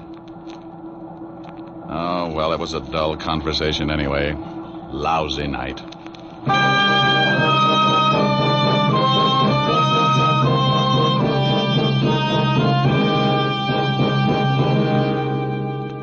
The captain came and helped me carry him up to the deck. Back at the ferry landing, I called Walt Levinson and told him the whole story. I didn't wait around. I just hung up in the middle of his lecture on good behavior and started walking. A stiff breeze was kicking up and pushing the fog back where it came from. After a good round of murder, a guy likes to relax. And I knew just the place to curl up and get my fur brushed. I grabbed a cab and headed for 975 Park Avenue, and the only girl in the world who looked better than her $10 million bank account. Oh, good evening, Mr. Diamond. Hello, Francis. Is Miss Asher in? Yes, sir. She's in the library. Thanks. Get me a glass of milk, will you, Francis? Milk? Oh, yes, sir. Right away. Hey, that's a B flat. Rick, where have you been? Sailing, sailing over the bounding main. Move over. You were supposed to have been here at 8 o'clock. Oh, what's an hour if you tack it on to the end of the evening? Well, I'm glad you've been keeping out of trouble. I can't stand it when you wander in all beat up. You smell nice. What kind of cologne is that? Gunpowder, 38. What? Oh, nothing. What's this you were playing? Oh, a new song. Again. You were just dandy. Well, you know I don't play well. I just pick. You should be glad you don't play the guitar. With those beautiful nails, you'd saw it in half. You're ridiculous. Whoops. Oh, that wasn't a B flat. Rick. Mm-hmm. Who do you love? I won't tell. Rick? I love you, baby. Then let's get married. Hey, these are pretty good lyrics. Now stop that. Again, this couldn't happen again. I hate you. This is that once in a lifetime. This is that moment divine. You never sing when I want you to. What's more, this never happened before.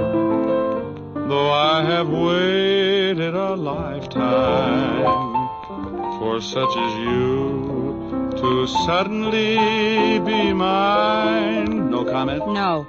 Mine to hold as I'm holding you now, and yet never to part. Mine to... Hey, what's the matter? Don't go. You want to sing? Go ahead. Well, what did you have in mind? I won't tell. You're not being original. That's my line. Well, I'm mad. Come here. No. Come here, Helen. Still mad? No. Well, let's get you mad again. It's so much fun making up. Mine again. What's the name of the song again? It never happens again. I'm mad. Oh, good. Now. Ricky. Here's your milk, Mr. Diamond. Oh, my goodness, you never warned me.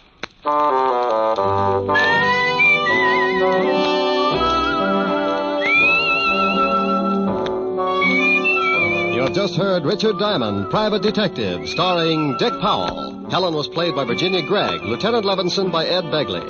Also in our cast were Wilms Herbert, Tal Avery, Herbert Butterfield, and Jack Petruzzi. Music was under the direction of David Baskerville. Richard Diamond is written by Blake Edwards and directed by William P. Rousseau. Now, this is Eddie King inviting you to be with us again at the same time next week when we will again bring you Dick Powell as Richard Diamond, Private Detective. This program has come to you from Hollywood.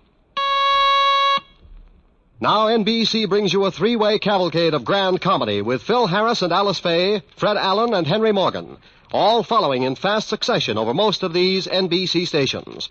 This is NBC, the national broadcasting company.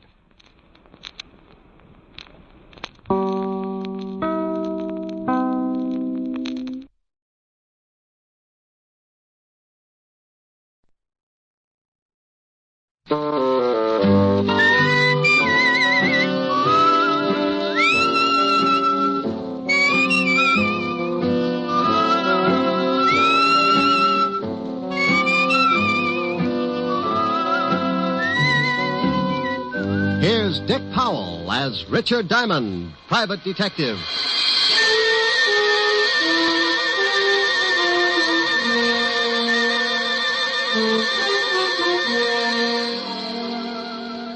Hello there. My name's Diamond, and I'm known along the big street as a guy who manages to keep his nose pretty clean and still make a few bucks while I'm doing it. Oh, sure, it gets a little grimy, but you've got to expect that. I'm a shamus, private eye, gumshoe. To the guy who hasn't ever been worried because he tripped over a corpse in his breakfast nook, I'm known as a private detective. And to some guys, I'm known by a lot of other names. Not the kind you would find in a book on manners and social usages. But there are times when you might turn up on your desk calendar under the heading of what I must do today. Who hires me? How do I make a living? Well, maybe this will give you an idea. Fred, why don't you eat your toast? It's getting cold. Why don't you stop worrying about the temperature of my breakfast? I'm trying to read the paper. Did anyone ever tell you how charming it is to have breakfast with you every morning? Yeah. My ulcers. I'd like to go shopping today. Will you leave me some money? Fred, did you hear me? Mary, I'm reading. Well, stop reading and listen to me for a minute. I need some new summer clothes, and I want to go shopping today. Here. Here's $10. Buy yourself a bathing suit. Oh, that's very funny. Hmm? I need more than $10. I want $500. What kind of a bathing suit are you going to buy, Mink? I'm not going to buy a bathing suit. I need some new clothes. Will you put down that paper and listen to me? Well, I see you made Jimmy Cello's column again, my darling. What? What prominent socialite is fighting with her wealthy husband and crying on the shoulder of a big-time playboy after the arguments? Is that It's supposed to be me? Can you remember 5 minutes in the past 5 years when we haven't been fighting? Are you accusing me of running around with some playboy? Running around is right. I expect one of you to be the first to do a 4-minute mile. How dare you? How dare me? Why, you lushed-up little tramp. Tramp? Yeah, tramp. Everybody in town knows you're seeing Lorne Oliver. All right, so I've been seeing him. We're just friends. Well, that kind of friendship is grounds for divorce in this state. Why, you dirty... I'm sick of this whole rotten mess. And I'm going to do something about it. You're going to do something about it? Why, you conceited, pompous... You're going to do something, are you? Well, you better hurry up because I've got some ideas of my own.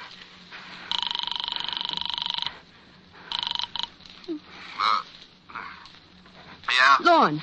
Yeah, you married? I got to talk to you. What time is 10 it? o'clock. Well, it's still the middle of the night. Call me back This later. can't wait. Fred found an item about us in Jimmy Cello's column this morning. He stormed out of here like he was going to kill somebody. Well, you're just the gal who can recognize the symptoms. Well, that's a nasty line. What do you want at 10 in the morning, Longfellow? Look, honey, I'll take care of Cello, and if that husband of yours gets out of line, I'll take care of him, too.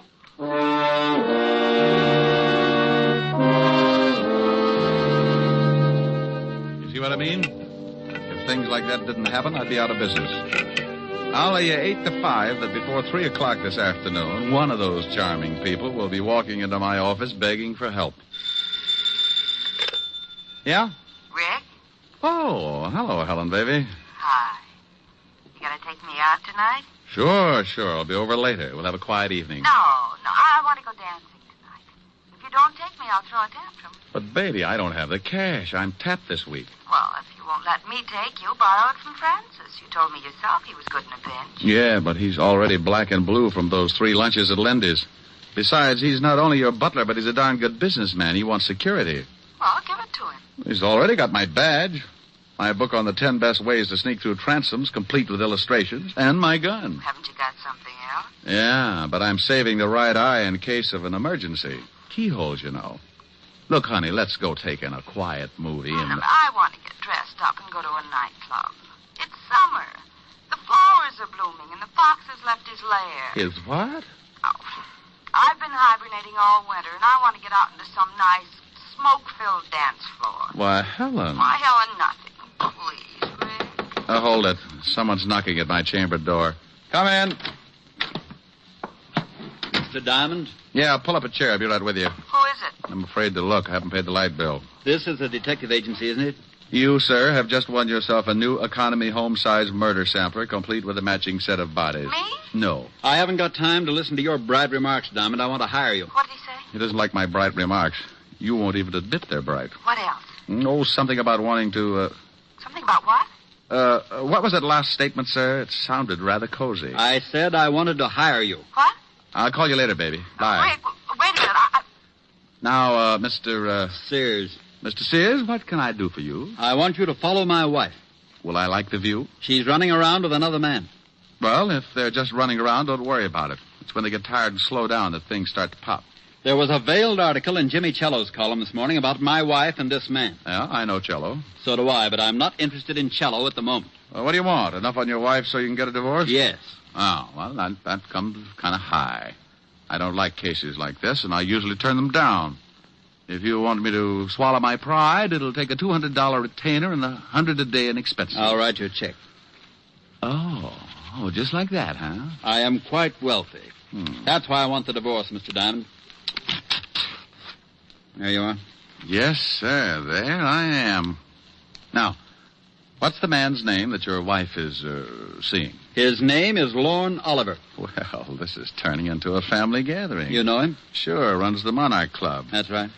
What's your wife's name, and we're going to get a look at her? Mary Sears. You can see her tonight at the Stork. We'll be there for dinner, 9 o'clock. I'll be there. Oh, incidentally, that comes under the heading of expenses, in case you have a short memory. I have a good memory, Mr. Diamond. You can send me the bill. Oh. Address and phone number? 45 East 65th Street. 45 East 65. Evergreen 41793. 41793. Now I've got to be going. Goodbye, Mr. Diamond. Goodbye, Mr. Sears. Yeah? What'd you hang up on me for? Honey, this is because you always give me an argument. You never want to go anywhere. I'm getting tired of shows and hot dogs. I want to go dancing. What? And I don't mean Roseland. I want to go to the Stork.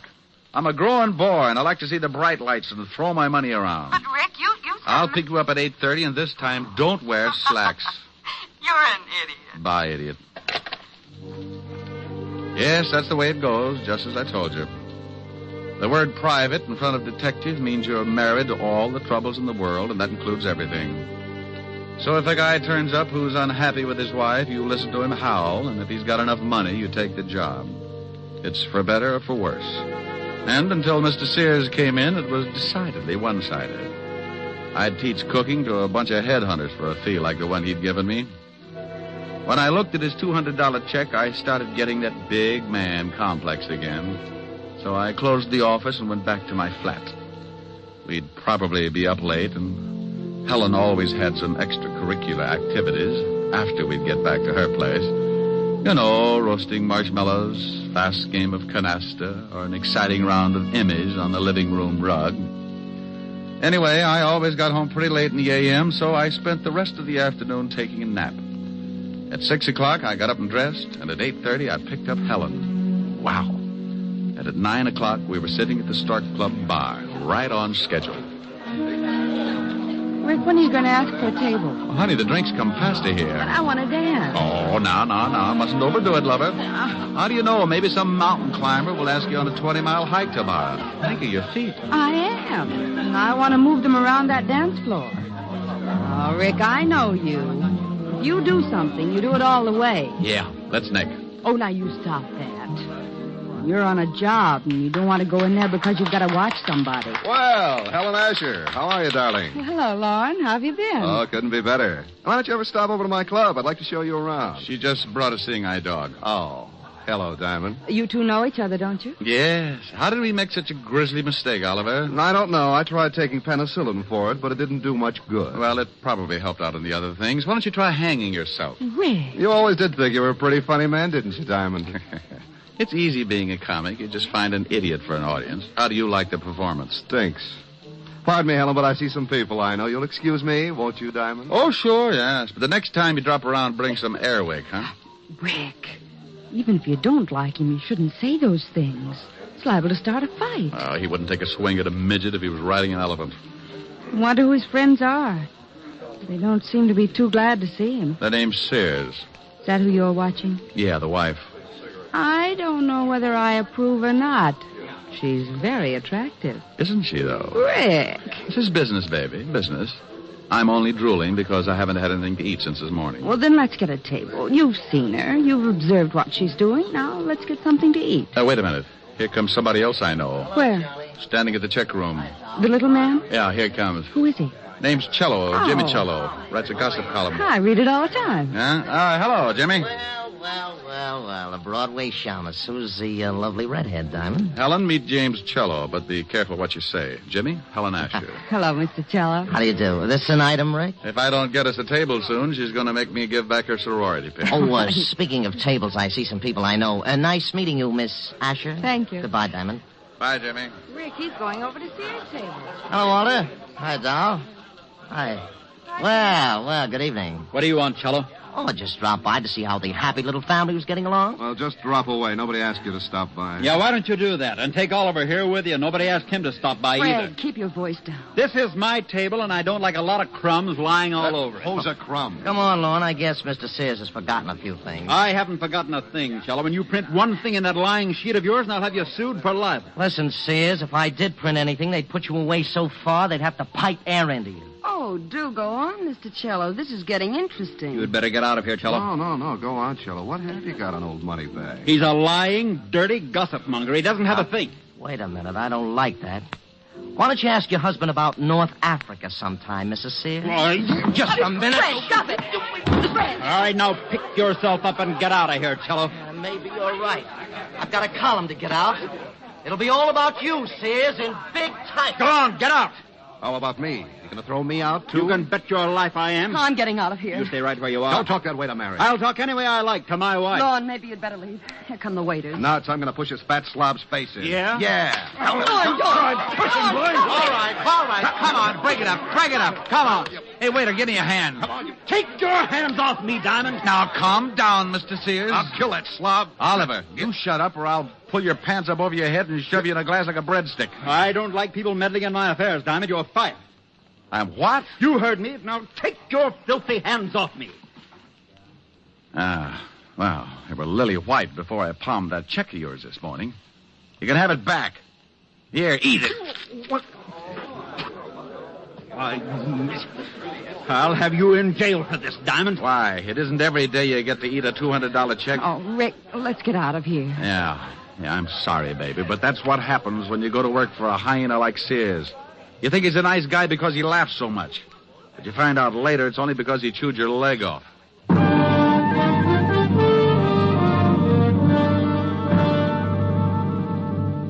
We left Sears still spitting out pieces of the check I'd shoved down his throat and headed for Helen's apartment. I was sore. When I get hot under the collar, I don't make for good company. So I dropped her off with a kiss and went back to my flat and climbed in the sack. I smoked a dozen cigarettes before I got to sleep. And when I finally did, it must have been with a big smile on my face. All night I kept dreaming that Lauren Oliver and Fred Sears were beating themselves to death with hot paper sacks.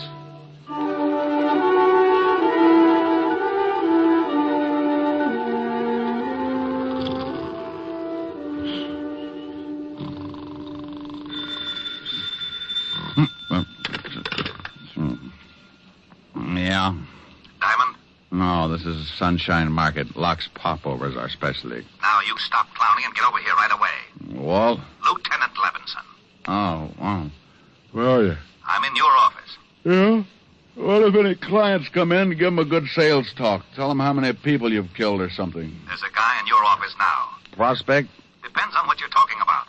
I think his name is Fred Sears. Tell him to go home. He canned me last night. I don't think he'll listen. All right. So he's sore. He's got a right to be. He's dead.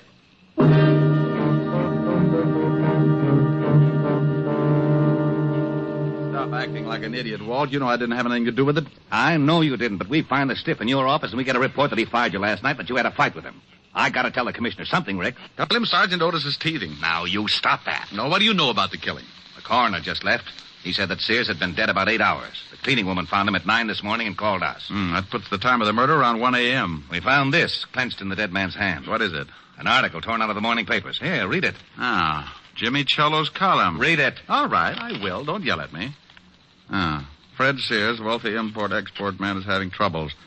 He's finding it hard to explain about his past doings in North Africa, and at the same time, he's finding it just as hard to explain his wife's interest in the local playboy, nightclub owner Lauren Oliver. He got so mad at the Stork Club... Oh, I was there. He got so mad at the Stork Club last night that he took a poke at your columnist and then tried to beat up Lauren Oliver. Will this lead to a rematch between Oliver and Sears? We're having a whole bunch of them picked up. Walt, before you do that, give me a couple of hours, will you? Try to dig up your killer? I can't. You know what we've got to do. It's routine. Well, the commissioner's already having fits every time he hears my name. Now, look, Rick. Walt, I got a business to protect. And if he finds out the stiff was killed in my office, he'll probably haul in my license. Yeah. 1 hour, Rick. That's all I can give you. I got a job, too. Thanks, Walt. I suppose you've got an alibi for 1 o'clock? Call Helen. We were toasting marshmallows.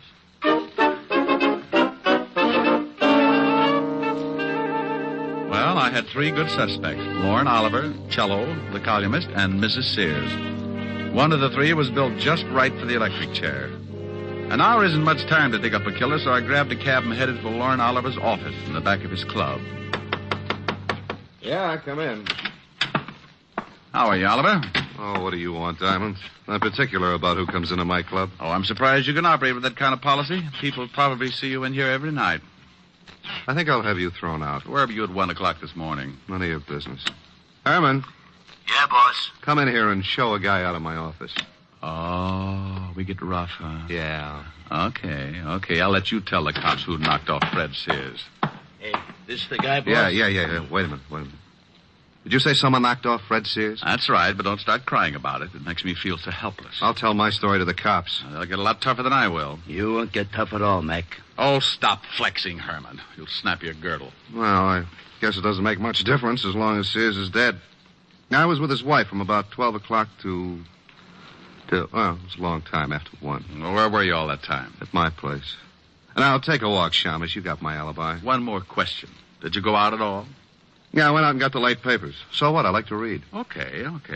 You don't mind if I stop by and see Mrs. Sears, do you? No, go ahead. I'll see you later.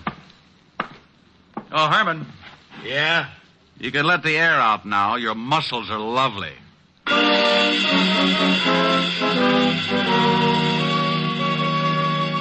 Well, Oliver had a good story if it checked, so that left me with 2 more stops.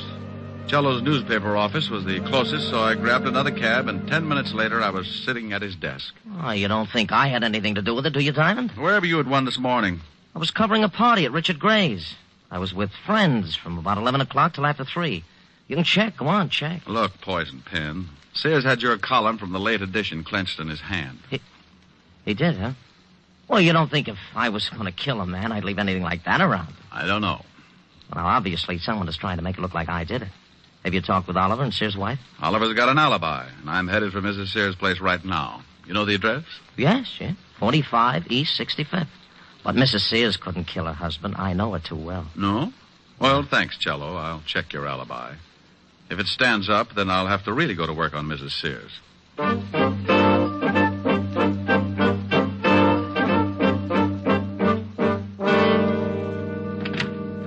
Yes? Mrs. Sears?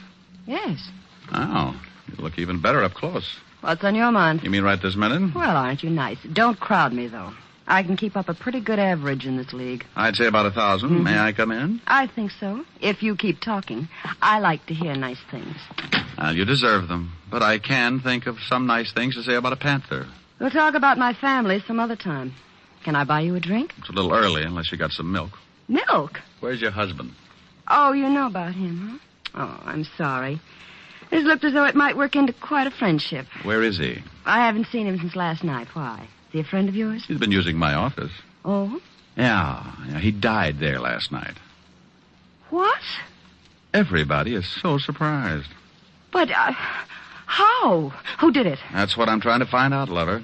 Where were you at 1 a.m.? That's none of your business. Okay, let the law drag it out of you. Goodbye, dear. Wait a minute. All right, I'll tell you. I was with a man named Oliver, Lorne Oliver. Oh, for how long? From about 12 o'clock to, well, much later. That's what Oliver says. Did you go out at all? Just to get the papers. That checks with Oliver's story, too. Did you go out alone? Why, no, I went with Lorne. He says he went out alone. Oh, well, yes, he did. I thought you said you went out with him. Well, that was later. Lorne was the one that went out to get the papers. Okay, what time was it? About 2. When you both went out or when Lorne went out to get the papers by himself? When Lorne went out. Oh, yes, now I see. Well, I'll see you later. Come back again. Oh, I'll do that after you get over crying for your late husband. I'll keep my emotions down to a minimum. I'll bet you will. I left her standing in the middle of the room, looking after me like a vegetarian with an eye on a green salad. I closed the door and started down the hall for the elevators. For some reason, I never seem to get where I'm going. Hello. Oh. While you're still tuned in, Diamond, I'll give you some advice. Stay away from Mrs. Sears. Now I want you to be sure and get the point.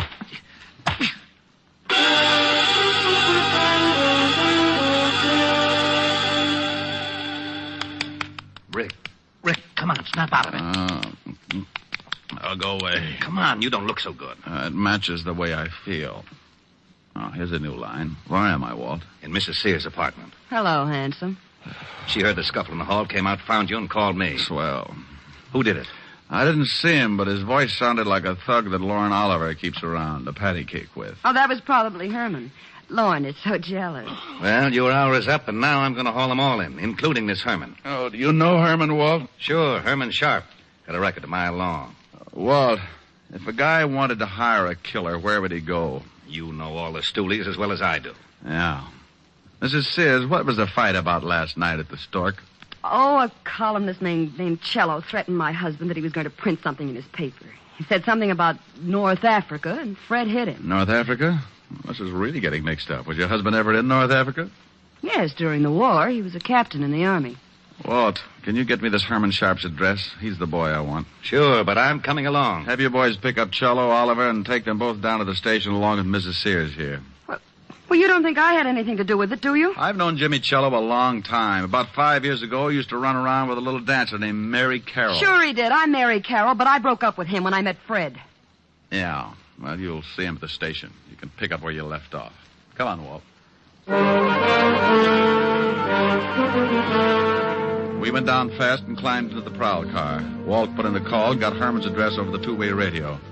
20 minutes later, we were standing in front of Herman's door. It was an old apartment house on the Lower East Side. I started for the door, but Walt had other ideas.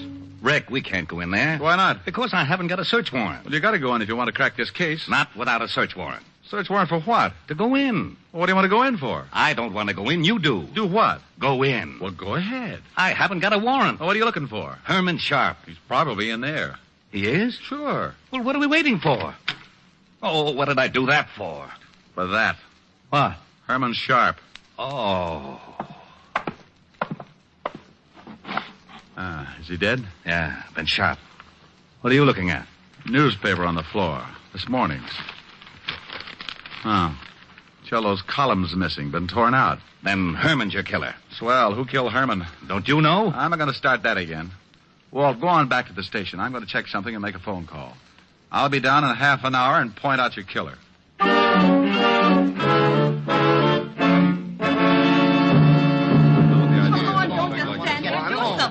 Now, calm down, everybody. This is ridiculous. I want my lawyer. You'll get one later. Relax, Oliver. They can't hold him much longer. How do you feel, Mary? I don't like this any more than you do. Well, good afternoon, and happy Father's Day. Rick, where the devil have you been? Made a phone call to Washington, Walt. Mrs. Sears, did you know that your husband had a dishonorable discharge from the Army? Why, no. You knew it, didn't you, Cello? That's right, but I kept it quiet. He got it for running a black market. What's this got to do with the death of Sears? Oliver, you told me you went out to get the papers last night. That's right. What time was it? A little after 2. You know what time the late edition comes out. How about you, Mrs. Sears? What Lorne says is correct. How about it, Lorne? Were you the one to go out and get the papers? Yes. Then, Mrs. Sears, why did you tell me this afternoon that you also went out to get the papers? Well, Mary, don't say anymore. You don't have to. The stories don't check, so you couldn't have been together last night. Look, Diamond, what is this Oh, now you look, Oliver. You're both liars. But that doesn't make either one of you the killer. Oh, but Rick, Cello's alibi checks right down the line. Sure it does, because he was at that party. But the killer wasn't. Oh, we know that. He couldn't have been. Yeah, but the man who hired the killer to knock off Sears was. What are you talking about, Diamond? Oliver, where was your hired gun if last night? You mean Herman? Yeah. Well, I don't know. He was with me until 6 o'clock, then he left. Walt, when you find Herman's gun, ballistics will probably say that it was the one that did the job on Sears. Herman? Yeah. Cello, you hired Herman to kill Sears, and then you killed Herman. You're out of your mind. I didn't even know this Herman. We found the newspaper next to Herman's body. It had your column torn out of it. That doesn't pin anything on me. It just shows you that Herman probably stuck that article in Sears' hand after tearing it out of a newspaper. That's what you wanted to make it look like. You knew Herman. You knew about the clipping, so you killed him and tore the column out of this morning's newspaper. Of course I knew about the clipping. You told me about it this morning in my office. That's right. But you were the only one I told about it. You couldn't convict Jack the Ripper on that kind of evidence. I'm afraid he's right, Rick. Cello, what time does the late edition come out? About 2 o'clock. Walt, what time was Sears killed? Around 1. Say. Yeah. The killer couldn't have gotten hold of that column at 1 o'clock. The papers weren't even out on the street. Well, then how did he do it? Only one man could have gotten that column before 1 a.m., the man who wrote it. Jimmy. He tore it out of the galley sheets. The proofs that are made up before the paper goes to press. Cello hired Herman, gave him the clippings, and then went to the party. Oh, you're doing great, Diamond. Keep it up. You're still in love with Mary Sears. You were jealous of Oliver, so you hired Oliver's boy Herman, figuring the cops would pin Sears' murder on Oliver. How am I doing? You're a good liar and a rotten detective. You knew I'd go to see Mary Sears, so you sent Herman to beat me up and make it look like Oliver was behind it. What? You tried to frame Oliver all along the line. Why, you cheap little scandal snooper. I'll fix it so you don't wait blame anybody Wait a again. minute. Yeah, all right, break it up. Come on, break it up. Break it up. Hey, Walt. What is it, Rick? Bye.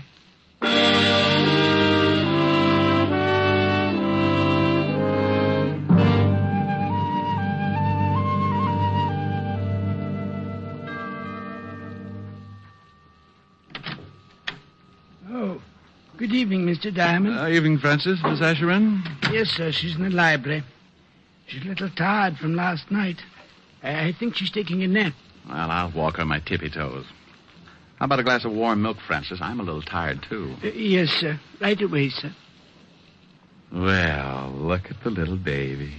Mm-hmm. Oh, hasn't dreamland. Poor little tired baby. The evening breeze caressed the trees tenderly. Oh, Rick. The trembling trees embrace the breeze tenderly. Hello, baby. Don't stop. All right. Close your pretty eyes. Then you and I came wandering by. How wonderful. And lost in our sight were we. Ricky. The shore was kissed by sea and mist tenderly. Ricky. I can't forget how two hearts met breathlessly. Ricky, come here. Your arms opened wide and closed me inside. Ricky, come here. What is it, dear? Just this. Here's your milk, mister. Oh, my goodness. Now, this time I refuse to blush.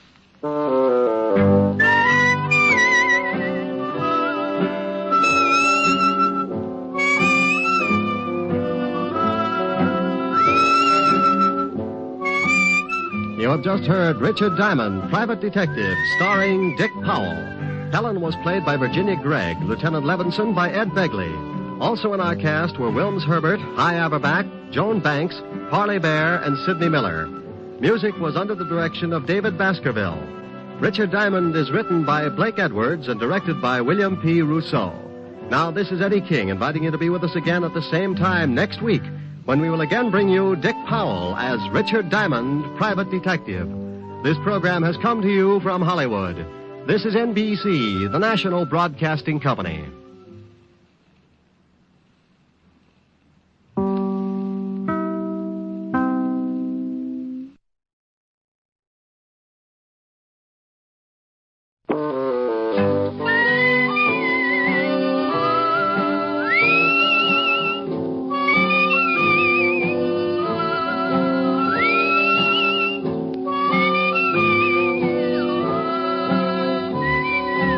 Here's Dick Powell as Richard Diamond, Private Detective.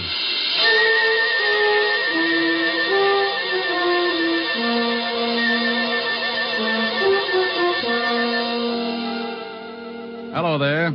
I'm Diamond. Wonder if you've got any idea how much trouble a private detective can get into sometimes. Well, if you happen to have an office at Broadway and 53rd Street and the sign painted on your door reads Diamond Detective Agency, you're a setup for more trouble than a guy who goes bear hunting with a switch. I know, because I've got that office and the sign painted on the door.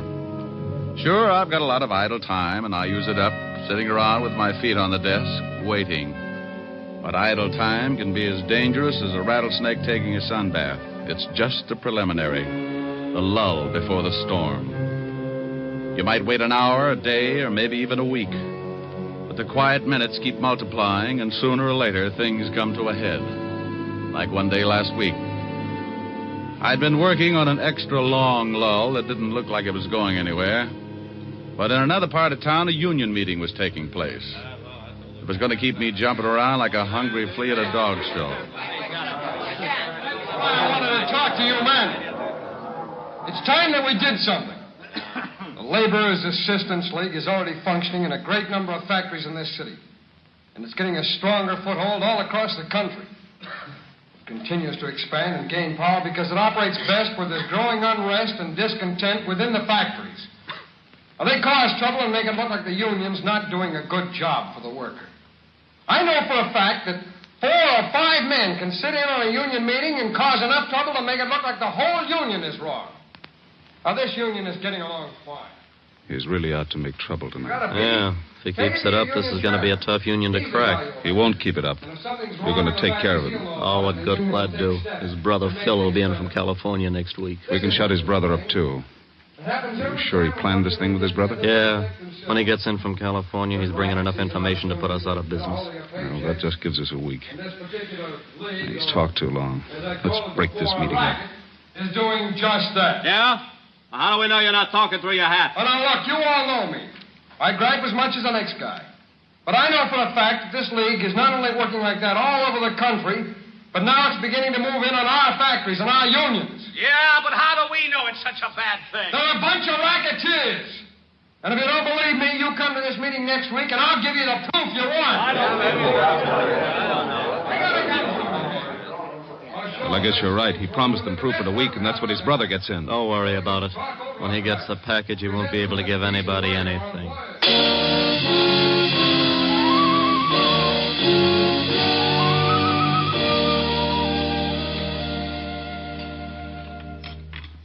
Tom, bring in the rest of the dinner dishes, will you? Oh, sure, honey. Here, Mama, let me wash them. You talk to Tom for a minute. He's going to another meeting tonight. Oh, meetings. Always meetings. Oh, Tom, you're working too hard. No, don't worry, Mama. Phil will be home tomorrow. He'll help me. Oh, this is not a good business, Tom. The phone call, the threats.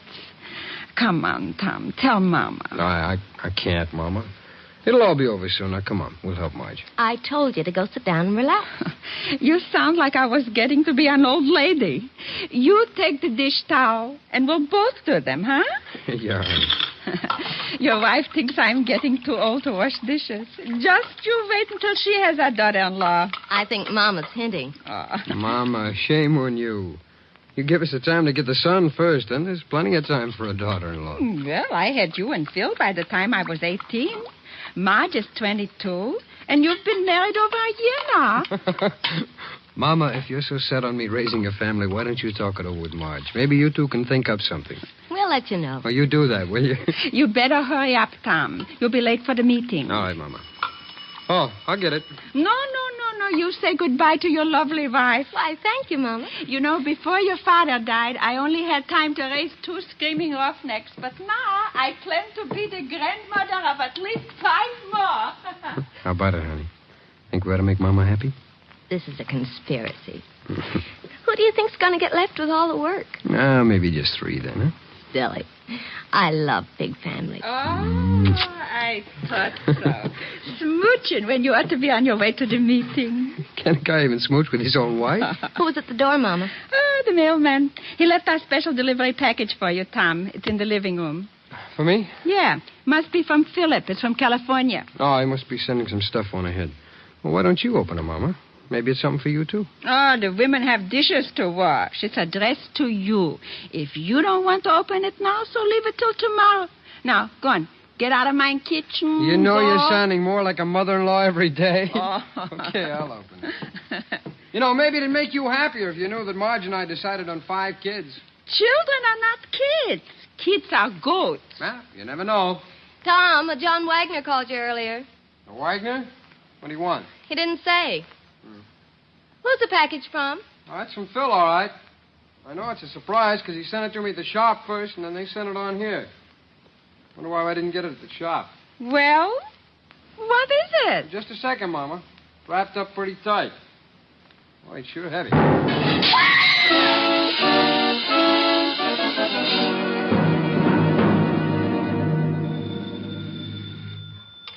Diamond Detective Agency, murder solved cheap. We eliminate the middleman. Oh, by George, that was a good one. Is this Lieutenant Levinson, the homicide kingpin? Yeah. Rick, get down here, will you?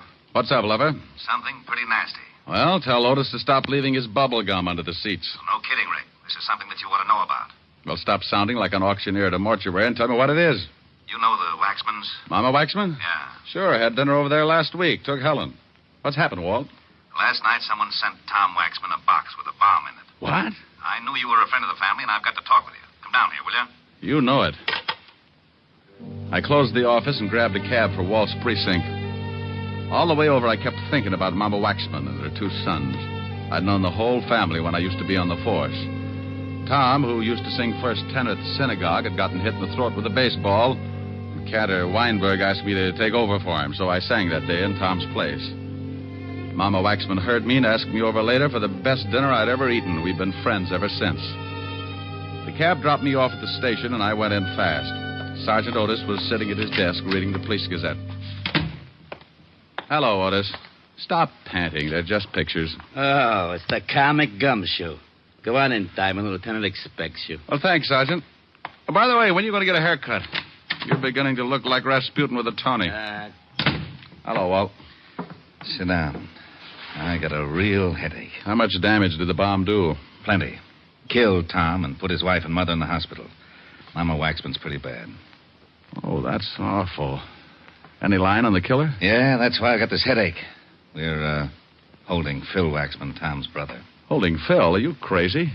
Those two kids were inseparable. Tom's wife said that the box the bomb came in was from Phil. She heard Tom say so before he opened it. Well, she could have been mistaken. Someone could have copied Phil's handwriting. The story's got more holes in it than a fishnet. The package was sent from California, Rick. That's where Phil was. He got in this morning and we picked him up at the train. What does he say? I thought at first he was going to say plenty, but then some guy comes in and says that he's his lawyer. After the guy left, Phil shut up like a clam. He denies the crime, doesn't he? Oh, sure, but that's all. Can't get anything else out of him. Who was this guy who claimed to be his lawyer? I got it right here. Name is John Wagner. You check on him? Yeah, he's a lawyer, all right, but we can't find an address on him. Moved his offices about 3 weeks ago. Can I talk to Phil? Won't do you any good. But if you want to, have Otis take you over to the Tombs. I won't have to hold Otis's hand, will I? Oh, go on. Get out of here.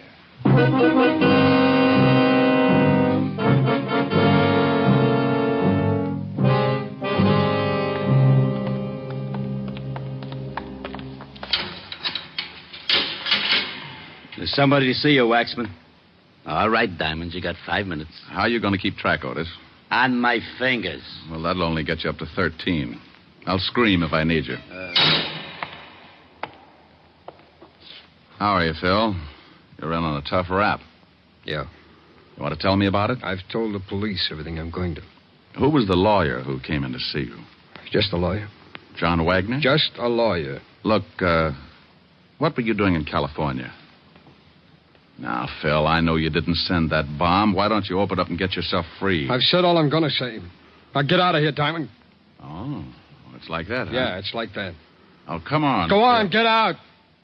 Okay. But don't forget your mother.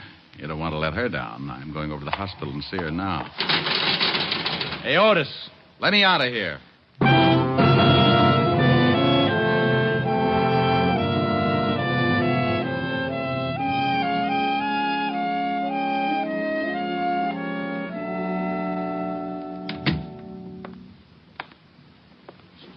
Hello, Mama. What? Who? Oh, Richard. How's my big policeman? Fine, Mama. Did you know that one of my wonderful sons is dead? Did you know that, Richard? Yes, Mama. Now, you take it easy, or the doctor won't let me stay. They killed my Tom because what he said was the truth. And that's why they are bad. Because they don't let people tell the truth. Who, Mama? My boy Phil knows. He will tell everything about them, and then they will be arrested. Sure, Mama, but who does Phil know about? I just saw him, and he won't tell me. Mama. I feel so sleepy. I'm tired. Mama. You'll have to leave now, Mr. Diamond. Is she asleep, nurse? Yes, we gave her an injection before you got here. Oh. Well, then may I see Mrs. Tom Waxman? For a minute, yes. She's in this next room. She isn't as serious as Mrs. Waxman, but she has to rest. I'll give you a minute with her.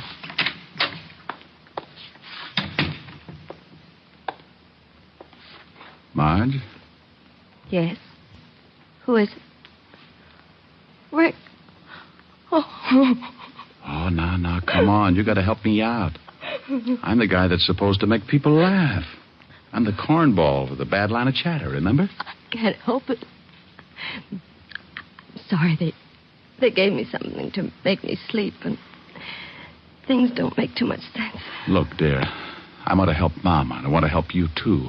But the nurse will only let me stay a minute. The police are holding Phil. I just came from seeing him. Did he tell you anything? Nothing. I made a mistake and told the police that the bomb had arrived in a package from Phil. I didn't think they can't believe Phil would ever do a thing like that. He was helping Tom. Mama said Phil knows who did it. He doesn't know. He just knows who's behind it. I'm pretty sure I know, too. Who, Marge? Tom's been making speeches against an organization that call themselves the Laborers Assistance League. I've heard of them. King-size bunco game. Yeah. Phil's been in California. He joined the league and found out a lot of things about it.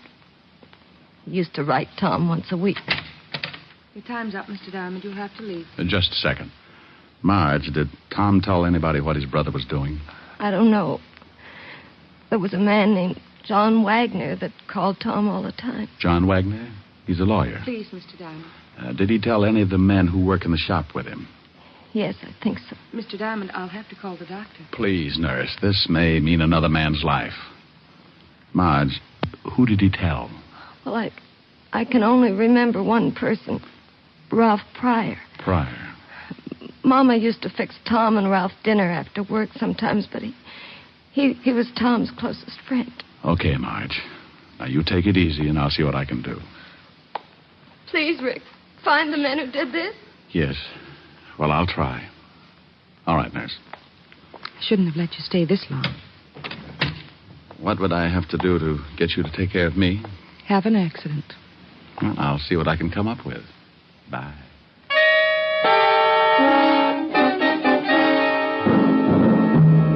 I left the hospital and walked out on the street. One of those sidewalk photographers snapped my picture and handed me a card in case I wanted to send him 2 bits for the print.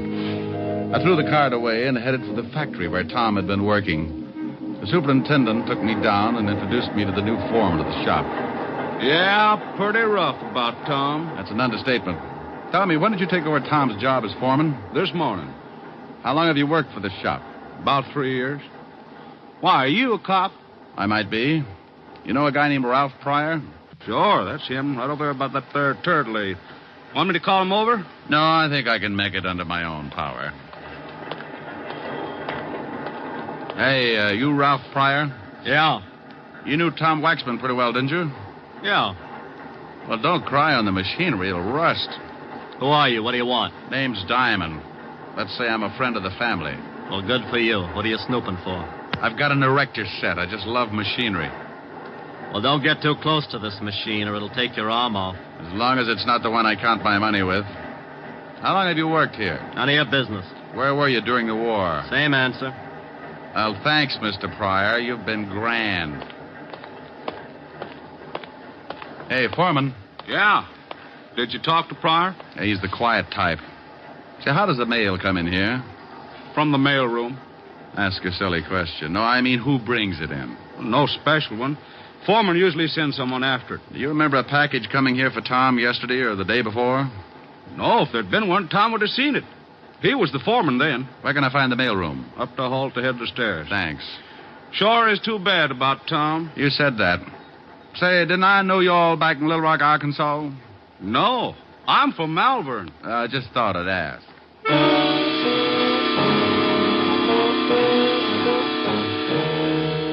I went up and talked to the mailroom clerk, and he was a little more help. There had been a package for Tom. He told me that he'd sent it down along with some other mail, but he couldn't remember who'd picked it up. I was beginning to get warm, and I knew it. So I slipped into a phone booth and put in a fast call to Lieutenant Levinson. Homicide, Sergeant Otis. Otis, let me talk to the lieutenant. Oh, it's you, Diamond. Why don't you stop playing like a detective? Why don't you buy the lieutenant a necktie for his birthday, a fuzzy green one? You think he'd like that? Sure, and if the clerk hasn't ever seen a fuzzy green one before, just show him your tongue. Now put the lieutenant on. Lieutenant Levinson. What? Did you find out anything about that bomb? Oh, yeah, Rick. It was dynamite, highest grade. But I don't see how it could come all the way from California through the mails without the caps blowing the whole thing up. Neither do I. Do me a favor, will you? Pick up a Ralph Pryor. He works at the same shop that Tom Waxman did. What can I hold him on? Just pick him up for questioning. Since when do you need an excuse? Now, you wait a minute. If you know something about this I've case, just got a hunch. Pick the guy up, and I'll be down in a little while and tell you all about it.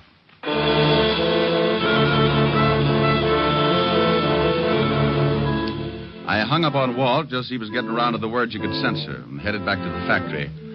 I waited around outside for about 10 minutes, and then, sure enough, a prowl car pulled up, and 2 boys in blue got out and went in.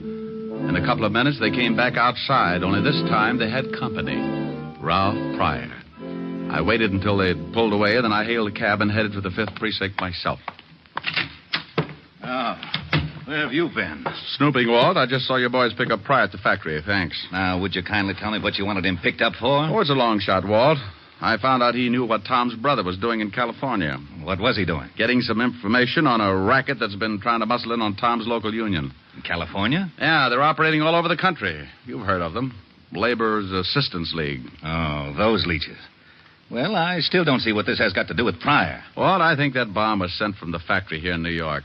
And I found out a little while ago that in order to get hold of that package, the killer would have to be working in Tom's shop. You think Pryor did it? I'll tell you better when I see if anyone comes down to get him out. Well? Well, what? Well, what are we going to do? Sit here and look at each other? Well, that's a pretty ghastly thought. How about a fast game of canasta? Oh, you know it's a lousy two-handed game. Well, I'm just trying to help. We could play jacks, but twosies throw me. Yeah, what is it, Otis? The lawyer, John Wagner's out here. He says he wants to see the guy we just picked up. Fast word? Ralph Pryor? Yeah. He says he represents some kind of laborers' assistance league or something. Said that Pryor's a member. All right. Let him see him. Okay, Lieutenant. John Wagner, that lawyer who came in to see Phil Waxman this morning, is back again, Rick. It's time to see Pryor. Yeah? Well, what are you looking so smug about? Looks like the hunch is going to pay off. You mean this lawyer is tied in with the killing? Well, I'm not sure, but I think so. Tom Waxman was making speeches against the Assistance League. Now, a lawyer from the league shows up to help the only guy who knew what Tom was up to and worked in the same shop with him. Now, I suppose you want me to hold the lawyer. No, Walt. Why? How do I know? That's what I asked you. What? Am I supposed to know everything? Lock him up if you want to. What for? He's not guilty. How do you know he's not guilty? Because you had me pick up Ralph Pryor. Well, let him go, too. Let him go where? With his lawyer. I thought you wanted me to lock up the lawyer. Walt, that was your idea. What was? Locking up the lawyer. I don't want to lock up the lawyer. Well, let him go. He's not in. Pryor is. Well, let him go. Who? Phil Waxman. How did he get in here? I don't know. You put him in. Of course I put him in. Now, why should I let him out? I don't know. I ask you. Ask me what? Why you put him in. Now, wait a minute. Otis. Yeah, Lieutenant? Empty the jails and throw this idiot out of my office. Thanks, Walt. Bye. I went out in the squad room and spotted the lawyer just as Otis started back into Walt's office with a glass of bicarbonate. He was a little guy, dressed neatly in a Homburg, blue suit, and spats. I made sure that he was my man, and I went out in front of the precinct to wait. I hung around for about half an hour until he finally came out, and then I started the tale. He grabbed a cab, and so did I. We went across town, and I watched him as he got out and went into a big building on 38th Street. I went in after him. We rode the same elevator to the 8th floor. We both got out. I made like I was looking for a room number, and he went in the door with a sign on it reading Continental Shipping, offices in New York, California, and London. I got close to the door and could hear a phone being dialed. I'd have given my eye teeth, complete with the fillings, to have heard what the conversation was about. Yes, I just went down to see him. He'll be released in an hour. I've got him passage on a tramp steamer. When they release him, he'll meet me at the place I picked, and I'll give him the ticket.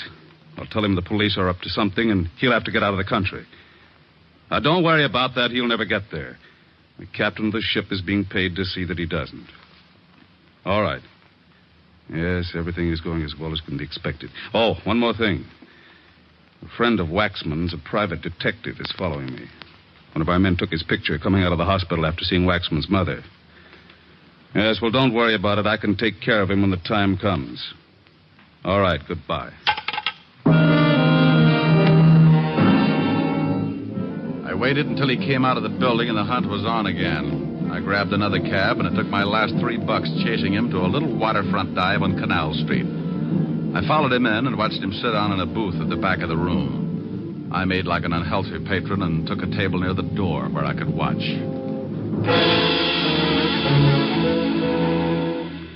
An hour later, a guy walked in and headed for the lawyer's booth. He was Ralph Pryor. He talked with the lawyer for a minute, then took an envelope from him and got up. He went out, and I went after him. If I was right, he was my killer, and the lawyer could wait. Ralph, I want to talk to you. I thought I told you to stop snooping. Bad right ear. Let's step in this alley. Oh, what? Get in the alley. Hey, what do you think you're shoving around? You're just full of questions. You know, mister, you're not so big that you can't end up with a busted head. Now, let me go. I guess you better understand something. Oh. Get the point? Oh, you dirty... Still want to play, huh? Oh. Oh. Maybe you haven't guessed it, but I'm mad. I'm going to kick you from one end of this alley to the other until you tell me who sent that bomb to Tom Waxman. I don't know what you're talking about. Okay, the state might slap my wrist, but I don't like losing good friends. Oh, my nose. You should see Mama Waxman. She looks a lot worse, but she's got a lot more troubles. She lost a son. Oh. Wait a minute. I can't take any more. Sure you can. Sure. Just think about something else. Tom Waxman, maybe, or his wife and mother. Want to tell me? Okay. No. Please. Wait a minute. All right, I did it. Leave me alone, will you? You picked up a dummy box sent from California to the factory and you planted a bomb in it. Yeah. Why? Because Brother Phil had evidence enough to smear the League? You know a lot, don't you? Sure, Tom was going to present the evidence in front of his union. And the League sent an empty box from California addressed with Phil's forged handwriting. And I went up to the mailroom and picked up the box and put the bomb in it and sent it to Tom's house. You do it for the League? Yeah, I did it for them. Who's the boss of the League? Well, I... Come on. All right. It's... Oh... Now you'll never know. Wow. Mr. John Wagner, complete with Derringer. I hope you noticed the error of his ways, Mr. Diamond. He talked too much. You got a funny way of keeping clients out of trouble. I'm glad you noticed. I'm going to do the same for you. Won't you need a retainer? No, this one's on the house, so to speak. I think you're going to get one anyway. That cop at the end of the alley with a riot gun doesn't look like he's hunting gophers. That is a very stale attempt at throwing me off guard. Anyone that would be stupid enough to try a worn-out stunt like that deserves to die. You'll make it easy for me. Okay, suit yourself. Fire when ready, Gridley. What do you think? Thanks, Walt. You arrived in the nick. Nick Pick, a big gazunt. Why can't you get mixed up with a wife beating or something? The taxpayers are getting tired of seeing their streets cluttered up with a lot of bodies. Now, don't you yell at me. How did you find me? I knew something was up, so when Ralph Pryor was released, I tailed him. I saw you tailing Pryor. I saw the lawyer tailing you, so I tailed the lawyer. Well, if you'd had an 8-piece band, you'd have had a parade. Oh, nuts. Oh, what's the matter, Walt? You'd have had to shoot him. He was going to kill me. Oh, I'm not worried about that. Well, what is it? I forgot to bring my bicarbonate along.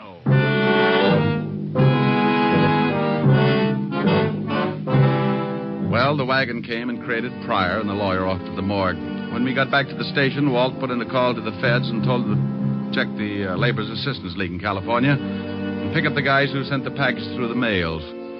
Using the mails like that can be a tough rap. And 3 weeks later, the government closed in. They picked up the big wheel and threw the whole bunch away for 10 to 20. Tom's brother, Phil, was released, and he went in front of Tom's union and gave them the evidence he'd collected while he was with the League. Needless to say, the League wasn't represented that night or any night after that. About 3 weeks after Mama Waxman came home from the hospital, she invited me over for one of her famous dinners. I brought Helen, and her butler Francis came along to help with the serving. Oh, Mama, I'm stuffed. Oh, but Richard, you didn't finish up the cheesecake. Can't make it, honey. I can't move. Oh, the Helen's a good girl. She ate everything in front of her. You know what? You two should get married. Her appetite is the best argument against getting married I can think of. Keep working on him, Mama. All right. Now, let's all go into the front room. If I know my big policeman, he still likes to stretch out on the couch. Huh? You are so right. Here, let me help you, Mama. Thank you, Richard. Where's Francis? Oh, he's in making some coffee. Oh, he's been such a help. Before the accident, it was nothing to serve supper. You sit right here, honey. All right. Thank you. I won't have to eat another thing for a week. Here's the coffee, Mrs. Waxman. Francis, you must call me Mama, like the rest. Oh, yes, ma'am. Mama. Did you have enough to eat also, Francis? It was simply wonderful. You know, someday if Miss Asher doesn't mind, I'd like to stop by and, well, just to swap recipes, as it were. Well, I think that would be wonderful, Francis. Why don't you do that? I'll give you some fine ones, Francis. Where's Phil tonight, Mama? He had to go to our union meeting. He's going to work in Tom's shop. He also asked me to thank you for singing at the funeral. Glad to do it, Mama. Richard, we always wondered But where you learned to sing in Yiddish? Well, I used to pound a beat on the Lower East Side. Oh, well, would you do me a big favor, Richard? Sure, dear. I'm feeling a little sad about my boy tonight. Would you sing something for me? This song he liked you to sing. Oh, I'm a little full of dinner, Mama. Please, Ray. Oh, yes, sir. Please, Mr. Diamond. Well, all right. Mimi. A Yiddish Mädel, darf a Yiddischer boy. It's pretty good for a shaker, so, Mama. Fine. Du schöner Mädel, in es darf sein a Zoi. What does it mean? Don't tell her, Mama. Weil in der Teure ist geschrieben, in a Zoi ist du's verblieben. A Yiddish Mädel, darf a Yiddischer boy.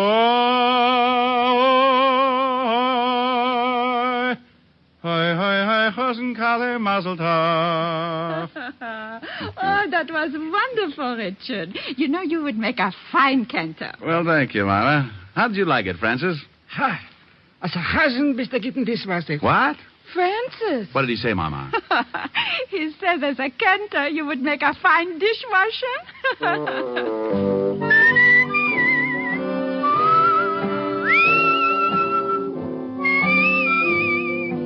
You have just heard Richard Diamond, Private Detective, starring Dick Powell. Hey, Eddie, you mind if I butt in for a minute? Not at all, Dick. Thanks. I just wanted to tell the people that next week our show is going to be on at a different time and a different day. The day will be Saturdays instead of Sundays.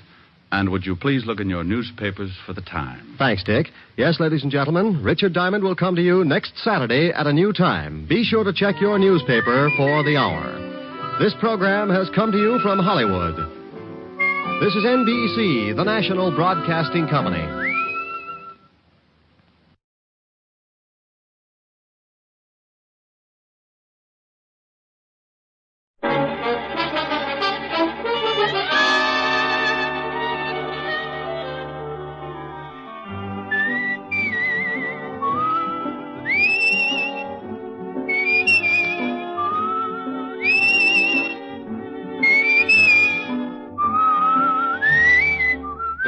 Here's Dick Powell as Richard Diamond, Private Detective.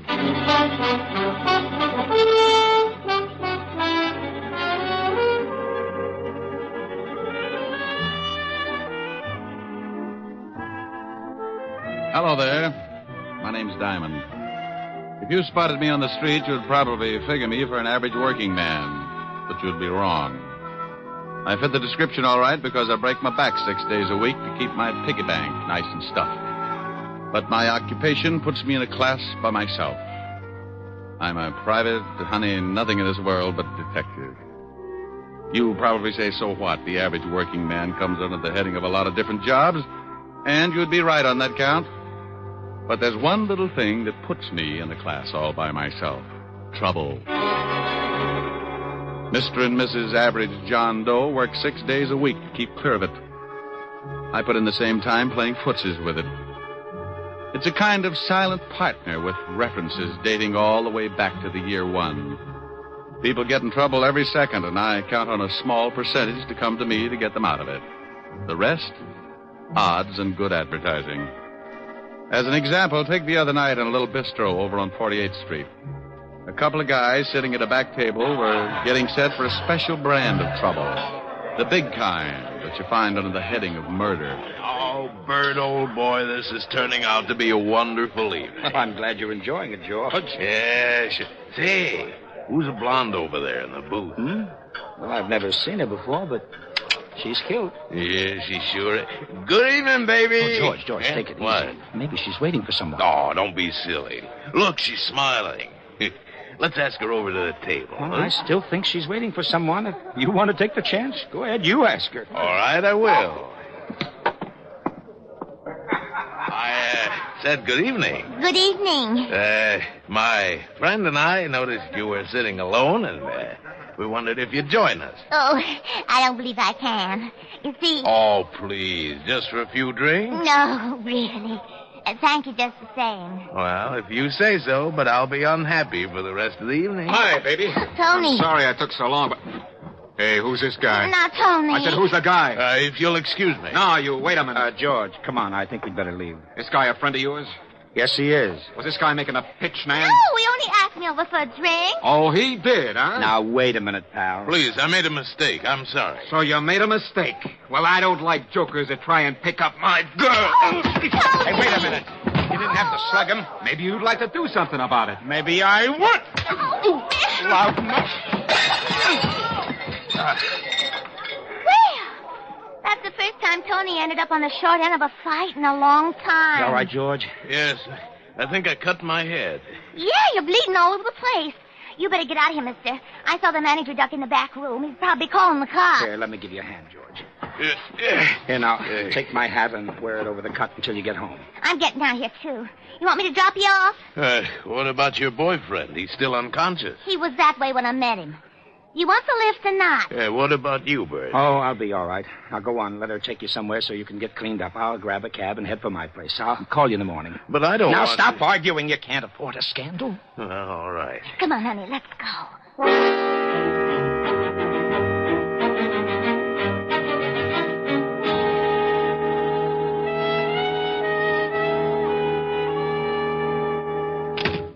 Well, this very nice apartment. You better go get cleaned up.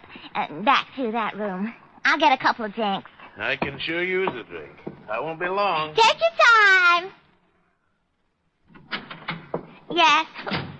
Tony, get out of here. Where is that Go guy? on, get out of here. Why, you cheap little... I'll beat it out of you. Let go of me. Take your hands off me. Take your hands off her. Help. I'll kill the both of you. Help. There's a gun in the bed. A gun? All right. I'll wring your little neck. Oh. You shot him. I did? You better get out of here. Yeah, but what about you? Go on, get out while you can. I'll think of something. Yes. Leave the gun. I'll throw it in the river or something. Huh? Oh, all right. Now go on, beat it. You just killed a man.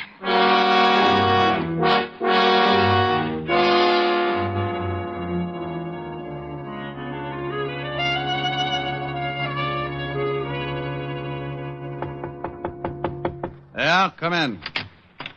Hiya, Mr. Diamond. Well, Hennessy, what did you do, wreck your cab? Nah, it's down in the front. Hey, that's a warm magazine you're reading there. Yeah. Listen to what it says here about women's bathing suits. Huh? 1949 suits allow maximum exposure to sun. Note plunging neckline. Note. Who's going to miss it? If it plunged in the lower, it'd wind up at the bends. Yeah. Mr. Diamond, would you mind shoving it in the drawer? The picture distracts me. Not at all, no. I don't blame you, Hennessy. Thanks. Now, what's on your mind? This. A hat? Yeah. Well, I don't think I can do you much good. What did you bring it to me for? I found it in the gutter over in Flatbush. So what? Some guy loses a hat. Don't tell me you want me to find him. No, I just got to worrying a little, you see. I found this beside you. Oh, a 38. Well, let's have a look. Take a look at the hat, too. It's got blood all over the inside. Yeah. And initials on the inside. BK. Gun's been fired. You can still smell the powder in the barrel. Why didn't you take this to the police? Oh, I didn't want to get mixed up in it. You see, I got to pick up as many fares as I can. I ain't got nobody to drive my cab for me, and I didn't want to spend the day answering questions down at headquarters, you understand? Well, you'll probably have to anyway. I'll have to notify them. Yeah? Well, I thought maybe you could find out who owned the hat and maybe solve the case before you notify him, you see? That way I wouldn't have to spend too much time. I could just tell them I found it and beat it. Well, I can't withhold evidence. It'd take away my license. And if you did, they'd lock you up. Okay, I just thought well, maybe... I can check the hat store before I get to the 5th precinct. Yeah, well, won't that be a tough job? There's a lot of hat stores, well, you this know. hat's got a label. Besides, when someone finds a bloody hat with a 38 lying next to it, I get interested. Particularly when there isn't a corpse to go with it. Yeah. Well, I gotta go, Mr. Diamond. Thanks a lot. You got a free ride anytime you want it. I may take you up on that. So long, Hennessy. Well, there you are. What did I tell you? When you're working with trouble, something always shows up. Sometimes it's just a routine case. A guy knocks off his wife and he comes to you because he suddenly found out that he had that lonely feeling. Or maybe you get a real screwy one. A taxidermist that got tired of stuffing animals and went to work on a neighbor. Or then you get one that gives you the same feeling you get when you pick up a poker hand and the first 4 cards you look at are all spades. Well, I was holding 2 cards. A hat with blood on it, a gun that had been fired, and all I needed to fill out the hand was a body. By all rights, I should have taken the evidence right down to my friend, Lieutenant Levinson, at homicide. But I didn't have anything to do, so I decided to see what kind of pieces I could fit into the puzzle. The label in the hat was from a store on 5th Avenue. It wasn't far from my office, so I walked it.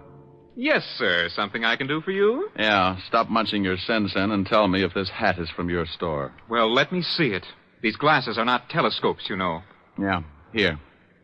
Well, if you're planning to return this merchandise, sir, I can assure you the store will not accept it. You've been bleeding on the sweatband. Look, Rosebud, I just want to know if the hat is from this store. It most certainly is. It's one of our custom models. Who did you sell it to? If you found this hat, we will be glad to return it to its owner. We are not supposed to give out the names of our clients. I have a small badge here that should cut this conversation down to a few words. See? Oh. Now, would you mind telling me to whom did you sell this hat? Well, just because you're a detective, I am not impressed. However, under the circumstances, I'll give you the buyer's name. You're a real sport. I suppose you wear a shoulder holster, too. Or is that bulge your tailor's fault? Psst. Come here. I really keep a midget in there. You don't say. Yeah. He spits through the lapel of stupid hat clerks. Oh, really? Now, come on, Bright Eyes. Who bought the hat? Well, if you'll just hold your horses. That's the new line, if I ever heard one. Come on, Bubbles. Yeah. Here it is. This hat was sold to a Mr. Bertram Calmus. We make all his hats for him. Well, bully for you. What's his address? 430 Sutton Place. Now, will that be all, sir? Yes, that will be all, and thank you. You've been a brick through the whole ugly mess. I left him watering his gardenia and headed for the residence of one Mr. Bertram Calmus. The apartment house was about 10 blocks away, and with the money I had in my pocket, all taxicabs started looking like iron claws with 4 wheels. I walked. Yes? How do you mean that? Yes, I don't want any. Oh, and I've got a pretty good sales talk. I never buy anything unless I have a demonstration. My middle name is Semper Paratus. Like the Coast Guard, I'm always prepared. I suppose I could top that, but I'm getting tired of trying to close the door on your foot. What is it you want? I hate to admit it, but I'm looking for Bertram Calmus. My husband. Good for him. Is he in? No, but he will be any minute. And for the boss. This hat, I believe, is his. What blonde's apartment did it turn up in? It was found in the gutter in Flatbush. Well, Flatbush is a little out of his territory, but the gutter sounds familiar. What's that stain all over it? Blood. Does your husband bleed a lot? Not recently. We've been getting along. Are you from the police? I'm a detective. Oh. Come in. I'd hate to be selling brushes. I'd have slammed the door on your face. Oh, well, then I made an impression. Perhaps. Let's just say you're waiting for a sacrifice to move you to second base. Won't you sit down? Thanks. What happens when I round third? That depends on your batting average, Mr.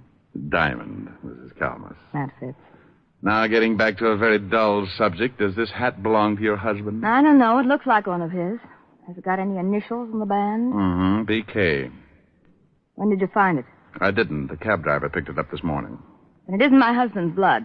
He left about a half an hour ago to do some shopping, and it was very bloodless. No cuts on his head? No cuts. He came in around 2 this morning. He'd been drinking, but he wasn't cut up. Oh, here he is now. I hope we can discuss baseball another time. Oh, I got all the things you wanted, and... Bert, this is Mr. Diamond. He's a detective. Yeah? Well, how are you? Fine, Mr. Calmus. Tell me, is this your hat? My hat? Let me see it. Why, no, it isn't. The hat store on 5th Avenue says they sold it to you. Well, I can't help what they say. That's not my hat. Are you sure, darling? It was found in a gutter. I don't care if they found it on a Yale man in the Harvard Club. It's not mine. Well, I guess I'll have to take your word for it. Wait. Isn't that blood on the hat? Yeah. Well, goodbye, Mrs. Calamus, Mr. Calamus. Nice meeting you both. I'll see you to the door. I can do it. I know you can, dear. Coming, Mr. Diamond? Sure. Goodbye. Come back again, Mr. Diamond. Well, goodbye, Mr. Calamus. Where can I call you? What? I can't explain now. Where can I call you in about a half an hour? My office. It's in the book. You'll hear from me, but please don't do anything until then. Okay. Half an hour. Then I go to the police with this hat.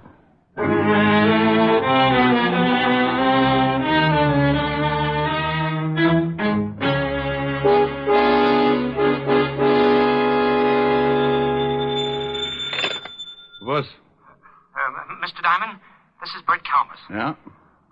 Yes, I couldn't say anything to you in front of my wife. That is my hat. Oh, I thought so. Why did you deny it?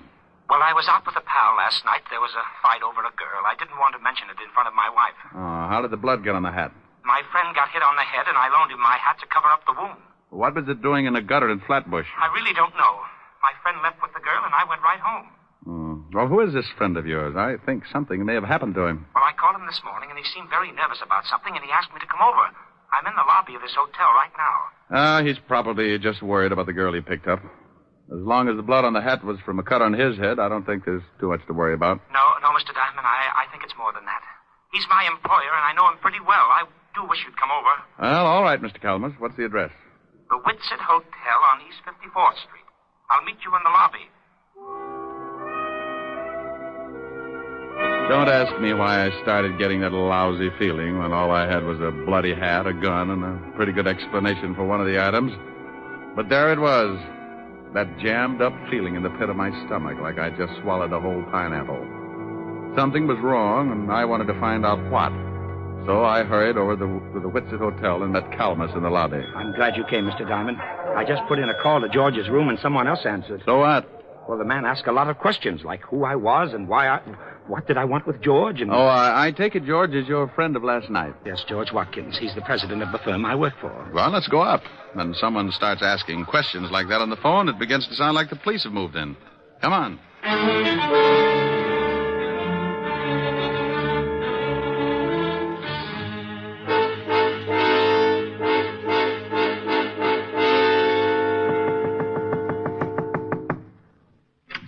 Yeah? Oh, hello, Walt. Rick, what are you doing here? Fair question. I'll answer yours if you'll do the same for me. I came up to see a Mr. George Watkins. So did I. Well, what's the matter? Is George in some kind of trouble? Who's this guy? Oh, he's a friend of Watkins. Works for him. Oh, yeah? Well, come on in. George, what's going on here? You better let the lieutenant tell you, Bert. I can't think anymore. What's the charge, Walt? Murder. Murder? We got a call from a girl last night who said a man named George Watkins killed someone in her apartment. When we got over there, we found the girl dead, too. Oh, well, you must have the wrong man, Inspector. George Lieutenant. And I'm sure you think George wouldn't, but he just confessed. George? Yes, Bert, I killed the man. But I didn't kill her. The man came in and tried to strangle her. She told me to get the gun in the drawer, and when the man wouldn't let her go, I shot him. That isn't what the girl told us. She said she took this guy home after he'd been in a fight, and when they got to her apartment, he made a pass just as her boyfriend came in. Then Watkins shot him and ran out. We figured he got excited, and when he had time to think about it, he went back and killed the only other witness. I didn't kill the girl. I never went back there at all. I came straight here. Walt, Mr. Calamus here was with him up until the time he left with the girl. Is that right, Mr. Calamus? Why, yes, sir. Now, there was a previous fight, and Watkins got that cut on his head. Mr. Calamus loaned him his hat to cover the wound. That's right, sir. And, by the way, Walt, what caliber was the murder weapon? .38, but we haven't found the gun yet. Here, check this one with ballistics. How'd you find this? Cab driver named Hennessy brought it into me this morning. Found it lying with a hat. Did you ever see this gun before, Watkins? No, I told you I don't own a gun. Walt, what time do you figure he killed the man and the girl? The coroner fixed the time of death about 1 o'clock this morning. How long were you at this girl's apartment, Mr. Watkins? Why, about 5 minutes before her boyfriend came in. I shot him and left immediately. And you don't remember taking your hat or the gun? What are you getting at, Rick? This is an open and shut case. He admits killing one of them, but he won't admit the other killing because he knows it was premeditated. Just a hunch, Walt, just a hunch. Mr. Watkins, would you mind telling me just what happened after the girl's boyfriend started choking her? Well, I grabbed a gun out of the dresser near the kitchen and I shot him. And the girl told me to get out, that she'd take care of things, so I dropped the gun and ran. Did you hear anything else? Anything unusual? No. But, yes, now that you mention it, I did hear something, but it slipped my mind until now. What did you hear? Well, I don't know whether I can describe it or not. It sounded like someone had opened a bottle of flat champagne. What are you getting at, Rick? Oh, wait a minute, Walt. When did you hear this noise? Right after I shot the man. I remember wondering if someone hadn't opened a bottle in the kitchen. Is that where the noise came from? Yes, I think so. All right, if I go over and case the scene, Walt? We've done that. Yeah, but you weren't looking for something. Why don't you come with me, Mr. Calamus? I'd like to talk with you. What's the address, Walt? 16 West 113th Street. Well, now, look, don't worry too much, George. I can handle the business, and in the meantime, I'll do everything to get you off. Thanks, Bert. Now, you wait a minute, Rick. If you think you know something... Walt. Yeah? Bye. Calamus and I went downstairs and took a cab over to 16 West 113th Street. It was a middle-class apartment house in Flatbush, a 4-story brownstone. I let Calamus pay the fare, and we went in. I wonder what floor it's on. Well, should tell on the mailboxes. Yeah, here it is. Nan Phillips, 206. Well, let's go up. Oh, what do you do for Mr. Watkins? I'm his vice president. That's why I took him out last night. I wanted to interest him in a new account. I just can't imagine him killing anyone, but I guess people do funny things when they lose their heads. Yeah. 206. Oh, here it is. Yeah? Hello. Oh, no. Good afternoon, Sergeant Otis. What do you want, Diamond? Well, I want to stand out here in the hall and count the hairs in your 5 o'clock shadow. Now, let us in. The lieutenant said it was all right. Okay, comic. Mr. Calamus, meet Sergeant Otis. How are you? Hello, Sergeant. Otis, make like a policeman and point out the circumstances in this killing, will you? Well, I don't know why I should, Shamus, but if the lieutenant sent you over, I guess I'll have to. 2 bodies was over there by the window, lying pretty close together. Uh-huh. The killer, that Watkins fellow, was standing about here in the center of the room. With his back to the kitchen door? Yeah. He shot them both from about here. Hey, what are you looking for? Oh, I like to get down on my hands and knees. It's cooler. Well, it won't do you no good to start looking for fancy clues. The guy already confessed. Well. Hey, what do you got there? Just a wad. So, you got some wadding from the murder gun. You better give it here. Sure. But hang on to it, Otis, and be sure to give it to the lieutenant. Maybe you haven't noticed, but murder guns don't throw this much wadding unless you can kill someone with a blank cartridge. What? Don't let it throw you. Mr. Calamus, I've got some things to do. Can I drop you somewhere? Well, no, thanks. Now that Mr. Watkins can't take care of the office, I'd better go down and check over some things. But I'll keep in touch with you, Mr. Diamond. You do that. Now, wait a minute, Diamond. Oh, stop trying to figure it out, Otis. You'll snap your wig. I was getting close to something. I wanted to tie the ends together before it caught up with me. I had a big, fat hunch that Watkins had been framed good, and the more I found out, the more it looked like a killer was still loose.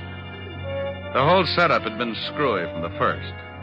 Why would a guy lose his hat and drop his gun in the same place? Or, if he threw them both away, why wouldn't he burn the hat and throw the gun in the river? Nobody's frightened enough to lay them side by side in the gutter. I learned a lot since this morning, and I was certain of one thing. The killer tried to make it look good, but he was an awful amateur. I knew something else, too. Amateurs can be awfully mean sometimes when you corner them. I put in a call to Walt and told him what I had, and then I asked him to give me half an hour and meet me at Mrs. Calamus's flat. I grabbed another cab, and 20 minutes later, I was sitting on a long couch next to Mrs. Calamus. It's easy to get that crowded feeling, even on a long couch. You just both sit on the same cushion. Comfy? Oh, yeah. What kind of perfume is that? My sin. Past or future tense? A rounding second. What brought you back, Mr. Diamond? Oh, I want to ask a couple of questions. Past or future tense? What time did your husband get in last night? I told you about 2 o'clock. Why? Do you know if he knows a girl named Nan Phillips? I really don't know. Oh. All right. Just a few more questions, and then we'll get back to that perfume. I'll think ahead. You said you'd been getting along with your husband. Would you mind explaining that? Certainly, I like nice things, and lately he's been buying them for me. Oh. What's your husband's salary? About $15,000 a year. Oh. Could he afford to buy you these things? Well, he told me he was getting a raise, and then he'd gotten a big advance. this all about? Maybe I'd better tell you. Bert, I didn't hear you. I did. What are you doing with that gun? I'm going to use it. I found Mr. Diamond making passes at my wife, and I shot him. Are you crazy? Don't ask him that. He's allowed to start thinking about it. You can't shoot me and get away with it, Calmus. What are you going to do with your wife? She won't back you up. No, I guess she wouldn't. All right, both of you, get up and walk downstairs to my car. Bert, what are you doing? Your husband killed 2 people last night, Mrs. Calmus. Now he's going to try and cover because he guessed I knew how it was done. You're not going to kill me, too. Get moving. Bert, please. Go on. Better do as he says. Why did you kill anyone, Bert? He wanted to frame his boss. I'll bet when the company checks, they'll find out he's had his hand in the till. They won't find out, Mr. Diamond. With Mr. Watkins booked for murder, I'm next in line for president. I'll be able to fix the book so it will look like he took the money, too. Is that where you got the money for all those things you've been buying from me? You shot the man and the girl from the kitchen with a silencer, didn't you, Bertram? That's right. I knew you were onto something when you discovered that wad from the blank cartridge. I was onto something a long time before that. Yeah? All right, come on. Over to that gray sedan, and remember, I've still got this gun in my pocket. You're an amateur, Bertram. Is that right? Sure. I knew you had something to do with it when we got over to the girl's apartment. I didn't know what floor it was on, and you looked in the mailboxes. That's the best way to find an apartment, isn't it? Yeah, but not once at any time did anyone mention the dead girl's name. But you knew it and found it on the mailbox. All right, stop right here. Open the door, Gene, and get in first. The front seat. Please. Get in. All right. Now you, Mr. Diamond, you're going to drive. You know, I left my license in my other suit. Stop stalling. I had to do something to stall for just a second because over Bertram's shoulder I spotted a prowl car sliding up to the curb, and good old Walt was climbing out. Bertram, would you mind answering just one question? What is it? The gun that Watkins thought he killed the man with was loaded with blanks, wasn't it? Sure. I killed the guy from the kitchen with a silencer. The whole thing was rigged, huh? The man and the girl were supposed to stage that fight, and Watkins was supposed to shoot the guy with the dummy slug. You said one question. Now get in the car. All right, Calmus, don't move. What? Why, you... Duck, Rick. That was a close one. You're so right, Walt. Take his gun. I think you'll find it's the one that Watkins fired the blanks from. How is he? On his way. Hey, Bertram. I'll go call the wagon. Bertram. Yes. You want to tie the ends together? I paid the girl and the man to stage the fight. I told them I wanted to frame George and blackmail him. So you framed him with a double murder instead. Why? I'd been stealing money from the company. How'd you know it was me?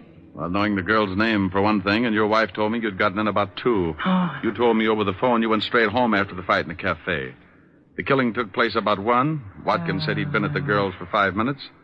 About 15 to get to her place, so that meant you all left the cafe around 12:30. It doesn't take an hour and a half to get... Hey, Bertram. Diamond, Huh? I don't think Bert can hear you. Yeah. Well, it was a pretty dull story anyway.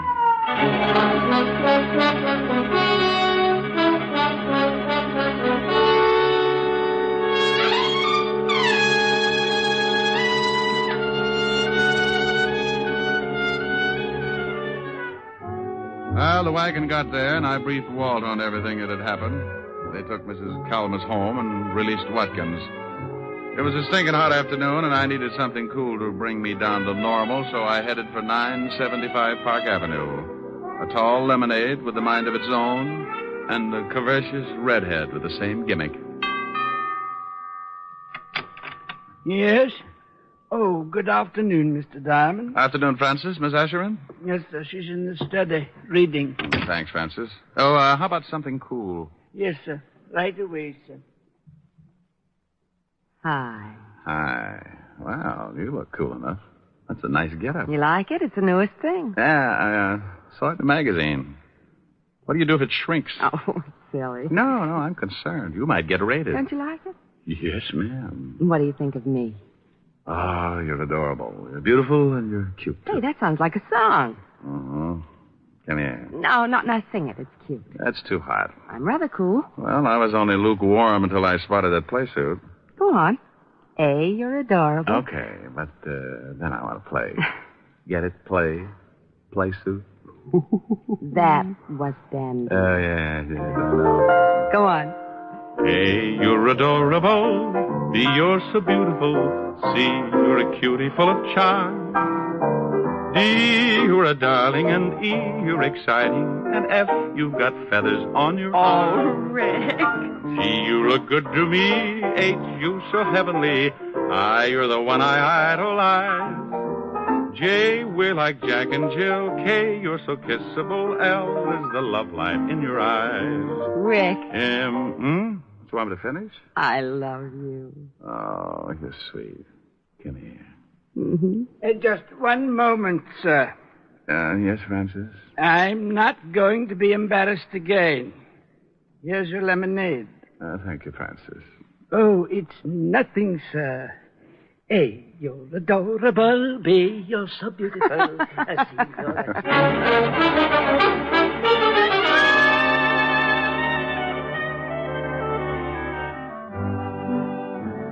You have just heard Richard Diamond, Private Detective, starring Dick Powell. Helen was played by Virginia Gregg, Lieutenant Levinson by Ed Begley.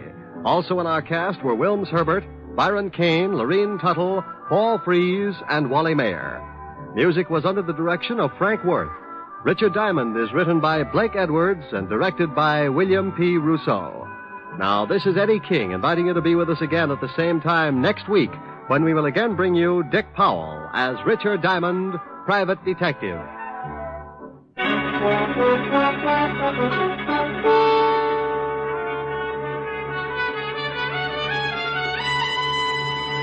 This is NBC, the national broadcasting company.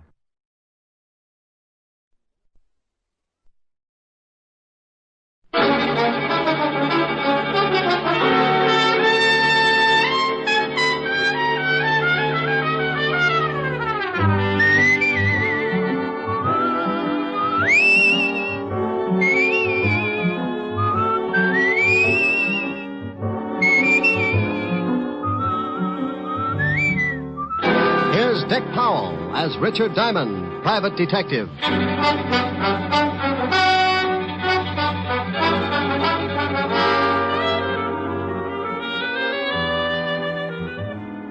Hello there. This is Diamond. I have a little office on Broadway at 53rd Street. And if you happen to be in the neighborhood sometime, you might notice a sign on the door. It reads Diamond Detective Agency. Yeah, that's how I make a living, such as it is. I sit at my desk behind that door and wait for someone to come in and hire me. Eventually, trouble works its way into someone's life and gives him a shove in my direction. He tells me about it, and I listen with the attitude of a father confessor. When he's done, I dry my eyes and tell him what I think. What I think really doesn't matter, because it's just a shortcut to $100 a day in expenses. Sure, you can hire a guy for less money, but when I work, it's for a price I figure I'm worth. It's got to be that way because sometimes the work's a little dirty, and I have to swallow a lot of pride. I get mixed up in everything from simple divorce to muscle-bound homicide, and when trouble can't find me a client, it starts working on yours truly, and I wind up in a corner. I guess trouble figured I was just about due for a squeeze play because one night last week, 2 lifers in the state pen started working me into their plans.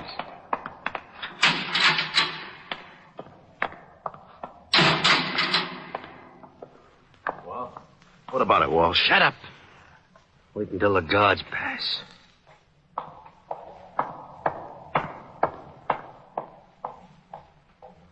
Okay. Drag out the cards like we was playing. Sure. Is it set for the night? Yeah. I got the car and everything. Yeah. We'll head for Florida and get across to Cuba. Oh, I'd be glad to get out of this 3 lousy years. Yeah, I got 8 behind me. I used every minute figuring how I'm going to take care of a guy. Oh, Walsh, you're not going to start that again? Forget it. Be glad you're getting out. You knock off that guy and you'll never make it to Cuba. Now, look, I figured this whole thing out. I paid out a lot of dough just to make it come off. And when it does, I'm going to kill an ex-cop. And you're going to help me. Me? Yeah. Unless you want to rot here. Oh, you're out of your mind. If this break comes off, it'll be the neatest trick in years, and you want to louse it up by knocking off some guy on the outside? You can stay here and rot if you want to. The only way I take you along is you help me to get a guy named Diamond. Yeah, but you waste a lot of time in New York. They'll have the roads covered by then. Look, just because this Diamond guy knocked off your brother on that bank job, you see... You bust out of here, it's on my terms. Now make up your mind, it's getting late. Okay. Give me the layout.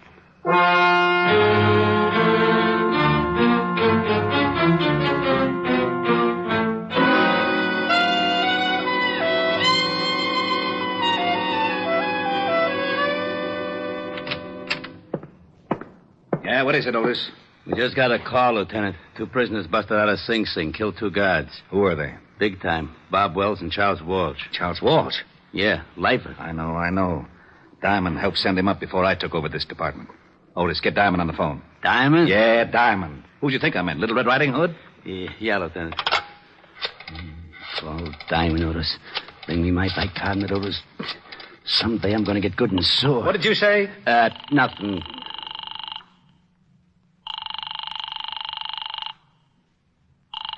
Nuts. Now what's the matter? His office don't answer. Give me that phone. We've got to find him before Walsh does. Maybe he's over at Helen Asher's house. All right, Otis, stop standing on one foot. You can leave.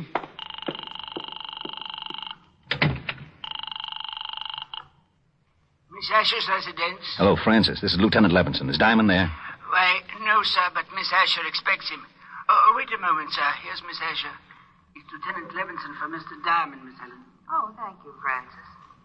Hello, Walt. How are you, Helen? I was looking for Rick. Oh, I was just talking to him. He should be here in about 20 minutes. Why? Will you have him call me right away? Something wrong? No. Just tell him an old friend of his is in town, and I have to talk to him about it. Oh, all right, Walt. I'll tell him. Thanks, Helen. It'll be at least 20 minutes. He's walking over from his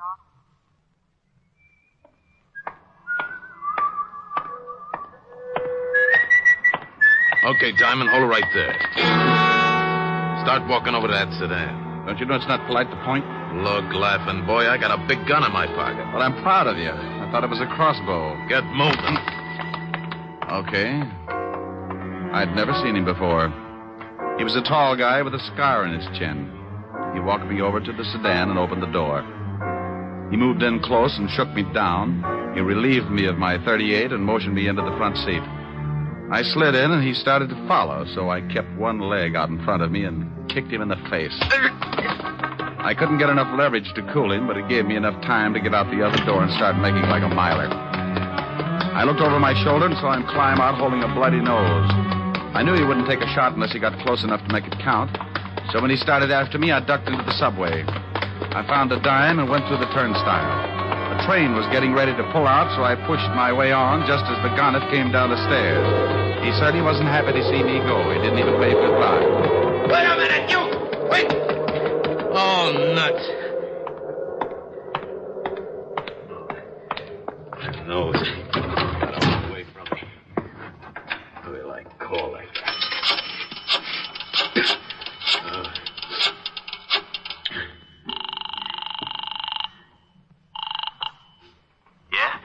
Yeah, you and your swell ideas. What's the matter? I waited for Diamond outside his office like you said. I started to hustle him in the car and he kicked me in the face. Oh. I think my nose is broken. You stupid. I told you to be careful. Yeah, sure you did. You think I like getting booted in the nose? Look, if you want Diamond so much, you get him yourself. Maybe you can tell me how you're going to get to Cuba without me? Huh? Oh. Well, what do you want me to do now? I still want Diamond. Yeah, but he jumped the subway train. How am I supposed to find her? I found out he's got a dame over on Park Avenue. Pick her up, bring her over here. Pick her up? I'd give you the chair for kidnapping. I'll use her to get Diamond. Pick her up if you want to get out of the country. Yeah, but a now, snitch. Look, I busted you out of the store. I can bust you right back in. No. Now, pick her up. Her name is Helen Asher. She lives at 975 Park. Well, what if someone else is there? What if there is? You want me to stop over making a fourth for Bridge? Get him out of the way and bring the dame to me.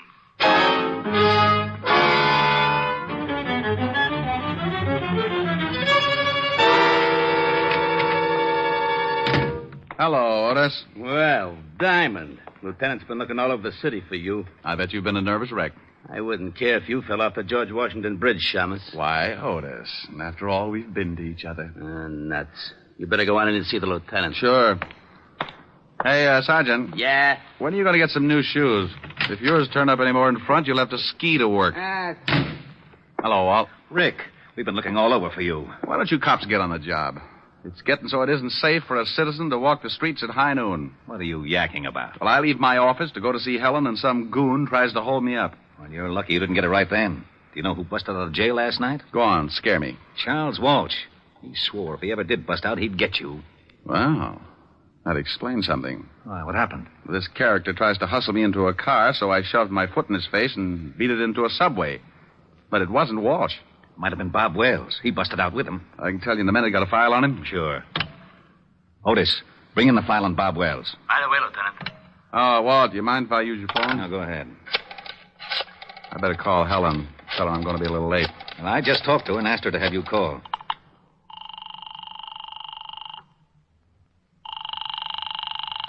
Where is everybody? Yes?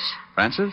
Oh, Mr. Diamond, please hurry over here. Something's happened to Miss Asher. What are you talking about? Miss Asher's been kidnapped. What?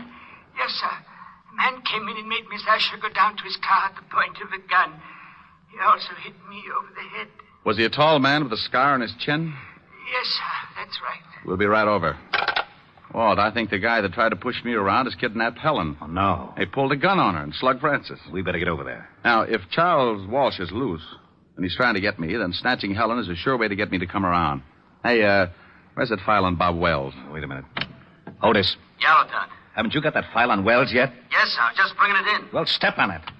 Otis is bringing it in. Here, Lieutenant. Let me see it.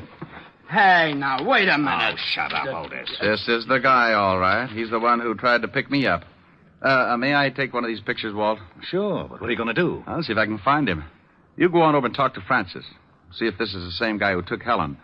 I'm going to go down to Skid Row and talk to a wise old owl who knows about things like this. I got out of the 5th Precinct in a hurry and grabbed a cab for Skid Row. I knew an old deadbeat down there who had a line on every crook in the underworld. And there was just a chance he could tell me where Bob Wells was hiding out. His name was Wilbur Truitt, and he hung out in a shabby dive called the Parrot.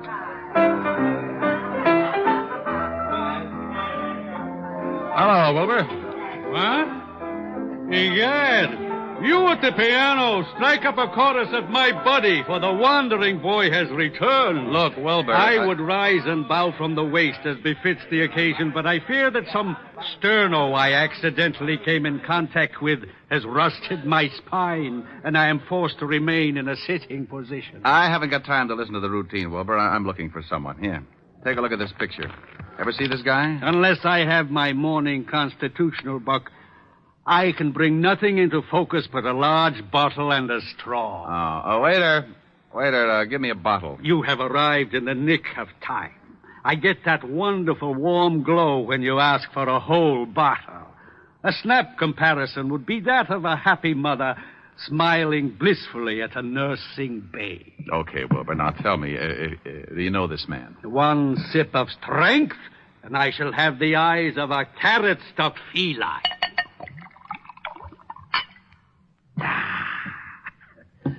Now, yes, I can see the gentleman clearly.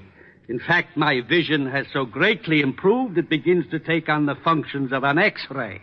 For instance, I can readily perceive that the man in question is addicted to false stimulants, and his low brow and squinty eyes tell me that he is indeed a person of some doubtful character. You're looking in the mirror. Huh? No, here's this picture. Oh, yeah. Mr. Bobby Wells. The description is flexible. Know where I can find him? Up until yesterday, he was residing at an institution upstate. Sing Sing, I believe. It is very possible that he is hiding out in one of his old haunts on 23rd Street, but I couldn't say for sure. Oh, why not? This bottle you purchased entitles you to one of my best guesses. To be absolutely accurate, I would need further inducement. It's the risk, bucko. Bring me another jug, bartender. Ah, bless you. Try looking in a rooming house at 533 West 23rd Street. Now, if you don't mind, I shall forget the necessity for long conversations and begin to concentrate on the work ahead of me. Goodbye, Bucko, and stop in again. Say tomorrow morning if you wake up feeling charitable. I left Wilbur trying to figure the best way to parlay the 2 bottles and headed for the address he'd given me. It was a typical apartment house of the district, a 4-story building with a high premium insurance policy. I asked the landlady if a Bob Wells lived there, and she told me a man answering his description had taken a room there that morning. She told me he'd gone out a few minutes before, and she'd let me into his room. I told her to keep a lookout and warn me if he showed. Then I started looking. I tore the place apart, but I didn't come up with a thing. I spotted the phone and started to call Walt, and that's when I saw it. A pad lying by the base of the phone with a heavy imprint left from the writing on the top sheet. I pulled an old trick. I took a pencil and rubbed the lead lightly over the imprint, and up came one telephone number. I dialed it and waited. Weinberg's Delicatessen. Oh, is Bob Wells there? Oh? Bob Wells. Never heard of him. Thanks. Well, it's like that. 1 minute you think you got a lead hot enough to melt your change purse, and the next you find yourself looking like a tree surgeon in Death Valley. But in my business, it takes a conventional 3 to strike you out. So I found the address of the delicatessen, and 15 minutes later, I was standing between a smoked herring and a 3-foot salami talking with Mr. Weinberg. What can I do for you, sir? Oh, I talked with you, say 20 minutes ago about a Mr. Bob Wells. Bob Wells? Oh, yes. Never heard of him.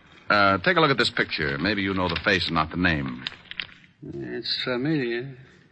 Yes, I think I've seen him somewhere. Think hard now. This is important. Are you a policeman? Detective. Ah. How about it? Oh, yeah. So long as you're a cop, sure, I remember him. He came to my store last night. I remember because I had already closed and he kept pounding on the door. Finally, I let him in. He was very rude. He bought a lot of groceries, but very rude. Have you seen him again? Sure, he came in this morning about lox and bagels. Stell Road. Where's your phone? In the back.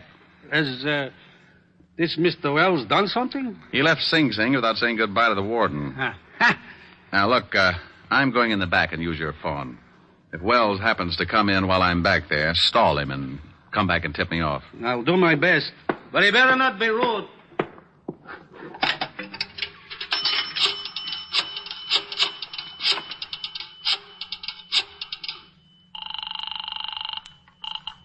Homicide, Lieutenant Levinson. Hey, Walt, I'm in a delicatessen over on 24th Street. Yeah, Rick. I traced Wells this far, found out he's been buying food here, probably for Walsh. You think Walsh is hiding somewhere in the neighborhood? Yeah, that's my guess. They probably took separate places so they could move in a hurry if one hideout got hot. I'll be over there right away. Good.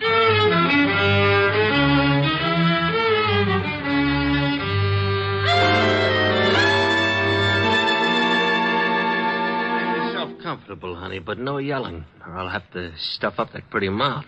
I don't understand this. Why did you kidnap me? I've been having a hard time getting in touch with your boyfriend, Diamond. Figure if his girl's in trouble, he'll come looking. I don't have a boyfriend. Sure. Play it straight. But you watch. Tonight I call your butler and tell him we got you. If Diamond wants you alive, he comes to a spot I got picked out. And he comes alone. I don't know any Diamond. Ain't she cute, Bobby? Yeah, cute. Want me to fix her so she forgets how to lie? No, I don't care if she claims Diamond's her uncle. Go on down to Delicatessen and get some food. I'm getting hungry. Okay. But I still think we ought to be getting out of town. In 1 hour, I call this dame's house. At 12 o'clock, I meet Diamond in the park. Then we get out. Why do you want to see this Diamond? Oh, we're old friends, baby. He sent me up for life. And he shot my kid brother full of holes. I just want to see that Diamond gets everything that's coming to him. You talk too much. You got some bad habits yourself. Now get that food. And if you're too lazy to walk downstairs, I'll show you a shortcut. 3 floors, straight down. You can jump for it. Okay.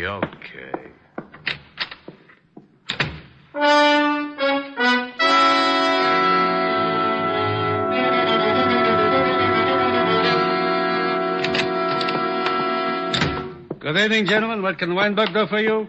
Hey, Lieutenant, that chopped liver sure looks good. Keep your fat hooks off of that, Otis. Walt. Oh, yeah, Rick? Back here. All right. The storekeeper is watching out for Wells. If he shows, he'll come back here and tip us. I parked the squad car 2 blocks over. I didn't want Wells or Walsh to think something was up. Where's Otis? Otis! I'll be right with you, Lieutenant. I'm just buying something to nibble on. His nibble would grind up a whole cow. If Wells comes in and spots a cop, he'll take off like a jackrabbit. Hold it, Walt. What's the matter? That guy coming across the street. Looks like Wells. Oh. Otis, get away from that door. Huh? I can't hear you, Lieutenant. A man's coming in the store. Get away from the door. He is? You want me to hide? No, you idiot. Just play it smart like you didn't know him. But get away from the door so he'll come in. Oh, okay, Lieutenant. Leave it to me. Walt, duck. Good evening. What can Weinberg do for you? I'll have a couple of sandwiches. Hey, try the salami. It's great. Huh? Oh, yeah, thanks. Yeah, make it salami. Coleslaw. Pickle beer. Nice night. Listen, that idiot. Yeah, sure. Mustard. He's doing fine, Walt. Relax. You live around here? Huh? No, just seeing a sick friend. Yeah. Maybe that salami ain't such a good idea if your friend's sick. You know, I had an uncle with ulcers. He couldn't touch the stuff. It's too much garlic. Ketchup? No. My friend's got a cold. Oh, well, then I don't guess it'll hurt him. But, you know, the best thing for a cold is a good mustard plaster. And now you take the Here's plaster. your sandwiches, sir. 60 cents. 60? Yeah. Thanks. Hope your friend gets better. Yeah. Yeah, come on. How did I do, Lieutenant? Well, one thing is sure. He thought you were too stupid to recognize him. Can you still see him, Rick? Yeah, he crossed the street and he's starting to walk west. I'll tell him. He knows you. Good. When you spot the place, call me here. Think I should throw a net around the neighborhood? Not till we spot the hideout. Right. Hey, Diamond, they got your girl. How you going to get her out? They'd probably use her for a shield. That's a good point, Sergeant. And believe me, I've been thinking about it.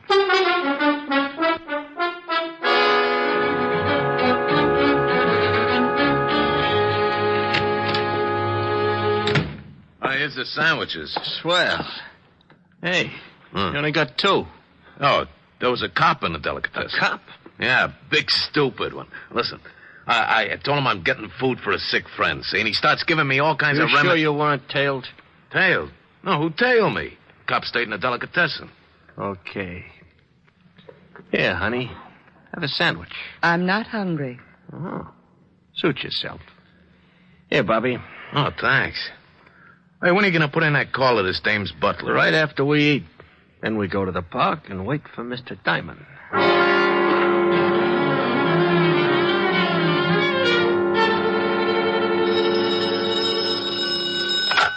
Yeah? I'm in a drugstore across from the building that Wells went in. It's about a block away. Nifty drug. Block west on your side of the street. I'll wait inside. We'll be right down. Come on, Otis. The lieutenant hasn't spotted. Okay. Thanks for the bagel, Weinberg. That's all right, officer. Come back again when you can pay for it. Come on, Otis. Move your big feet. Okay.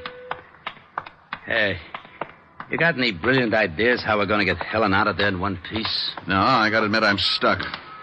Why don't you get that bear trap mind of yours working and make yourself a hero? Well, maybe we could start a fire in the building and have to come out. Oh, swell. There's nothing I'd like better than a well-done girlfriend. Well, I was trying. Yeah. Hey, wait a minute. What's the matter? Otis, remind me to kiss you on both cheeks. Hey, what are you doing? That's a firebox. I'm turning in an alarm. There. Oh, we're going to start that fire? No, but Walsh and Wells won't know there isn't one. When the trucks come and the firemen bust in the place, they'll think it's burning down around their ears. Yeah, maybe then they won't watch Helen too close, huh? That's the idea. Well, here's the nifty drugstore. Yeah. Rick, I've been worrying about something. Yeah, I know. How do we get Helen out? Yeah. Well, relax. Otis came up with a solution. Otis? Yeah, I turned in a fire alarm. And when the trucks get here, you can tell them what's up, and they can go in the building and make like it was on fire. Well, won't Walsh know it's a phony if he can't smell smoke? The chief can tell him it's blazing in the basement. When they hit the street, we can get enough firemen to shield Helen and then take Walsh and Wells. I'll call the precinct and have the block surrounded. We'll need lights if they make a break for it. Which apartment house are they in? That one, across the street. After I call the boys, we better go over and find out which room they're in. Quietly clear the rooms on both sides in case the shooting starts before we expect it.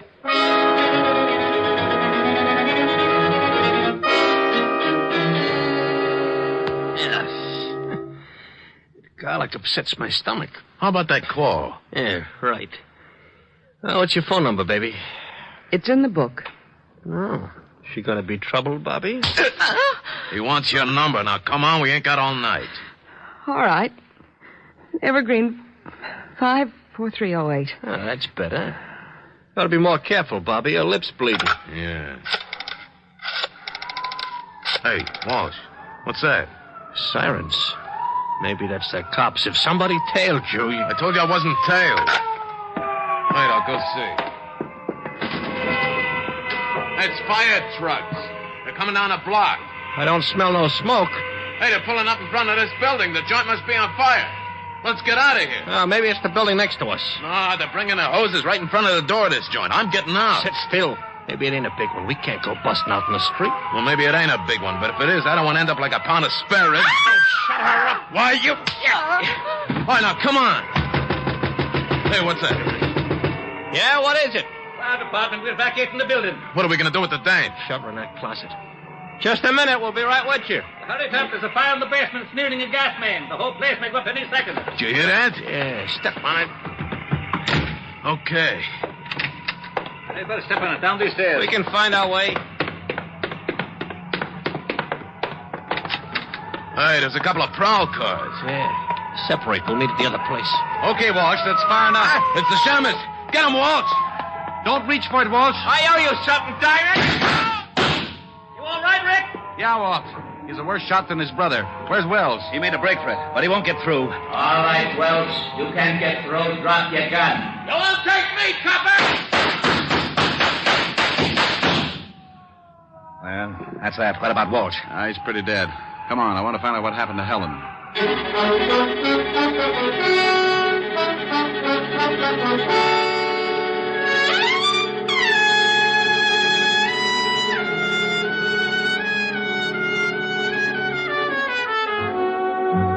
Well, Walt and I went up to the room and found Helen in the closet.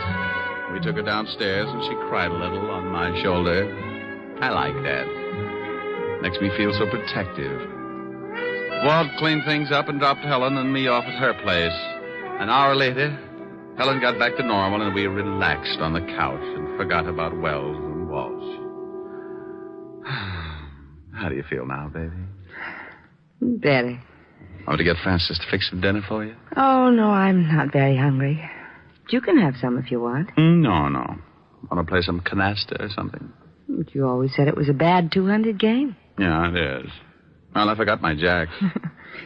Silly. Want a neck? Ooh, what you said. Come here. No. Helen. No, I'm mad. Mad? What for? Because those two thugs ruined a wonderful evening. What's the matter? Want me to go? Oh, you idiot, of course not. I had a big surprise planned. You did? Yes. Believe it or not, I had 2 wonderful seats for South Pacific, and now it's too late to go. Oh, no. Oh, yes. Oh, well, I'm sorry, baby. I'd love to have seen it. Me too. Well, I'm not exactly Ezio Pinza, but I'll try to make it up to you. Oh, Rick, that's a wonderful idea. All right. What'll it be? Some enchanted evening? Oh, really? Me. A some enchanted evening, you may see a stranger. You may see a stranger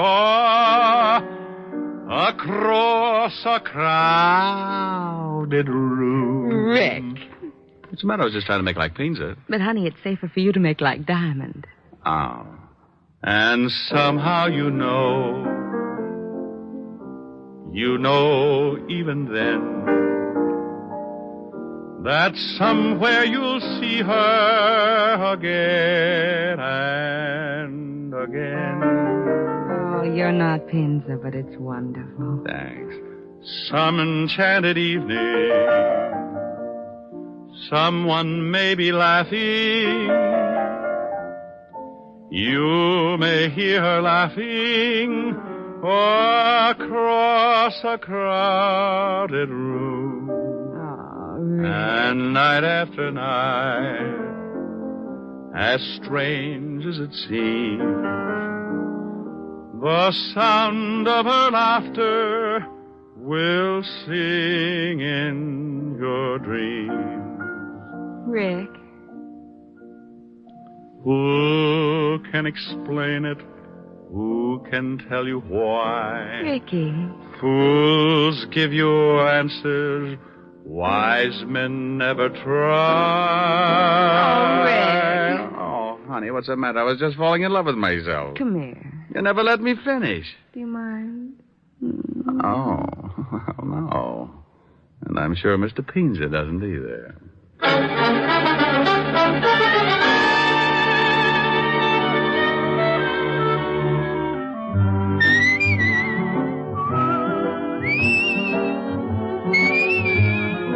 You have just heard Richard Diamond, Private Detective, starring Dick Powell.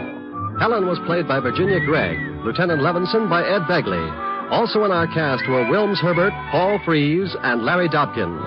Music was under the direction of Frank Worth. Richard Diamond is written by Blake Edwards and directed by William P. Rousseau. Now, this is Eddie King inviting you to be with us again at the same time next week when we will again bring you Dick Powell as Richard Diamond, Private Detective.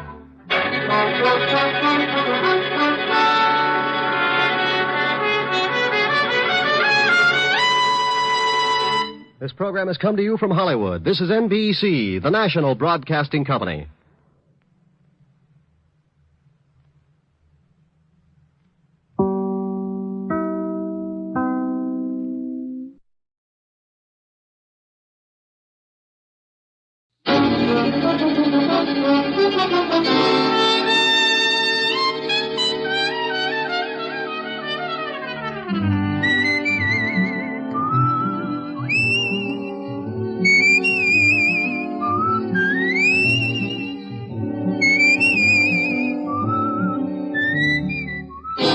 Here's Dick Powell as Richard Diamond, Private Detective.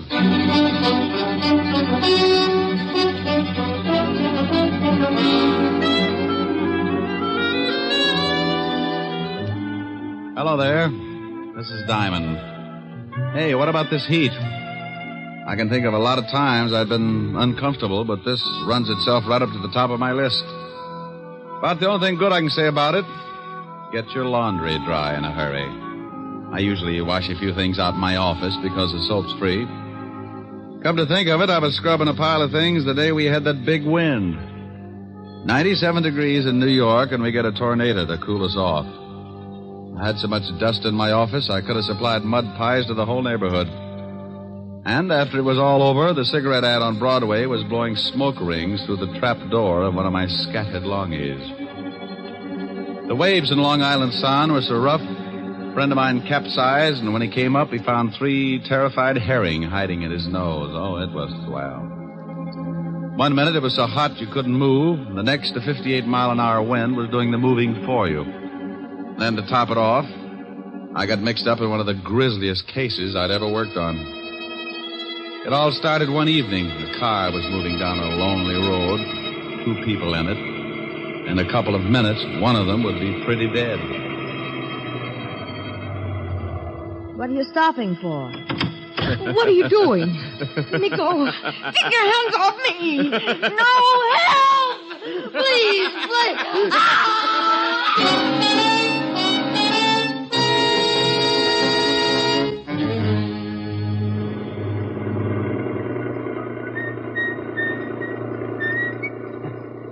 Hey, Ed. Huh? Stop the car a second. What for? Thought I saw something lying back there on the road. So what? Probably a dead dog. No. Hold it. Too big to be a dog. Oh, for Pete's sake. Back it up about 20 yards.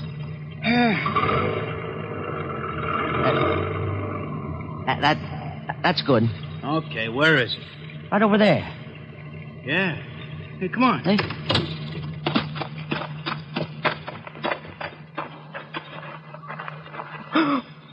Oh, holy cow. Yeah. She dead? She's wrecked. I think I'm going to be sick. Me too. Let's get to a phone, call the cops.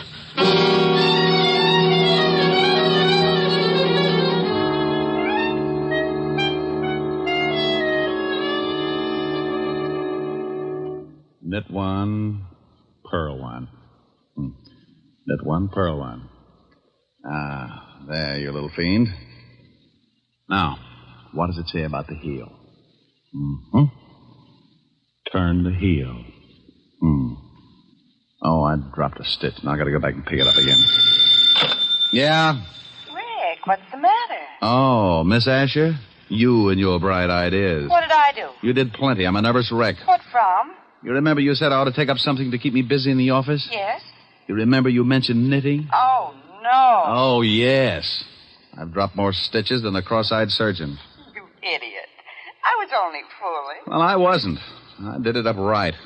Book of directions, enough yarn to wrap up King Tut and all his handmaidens, and 2 of the finest bone needles and gimbals.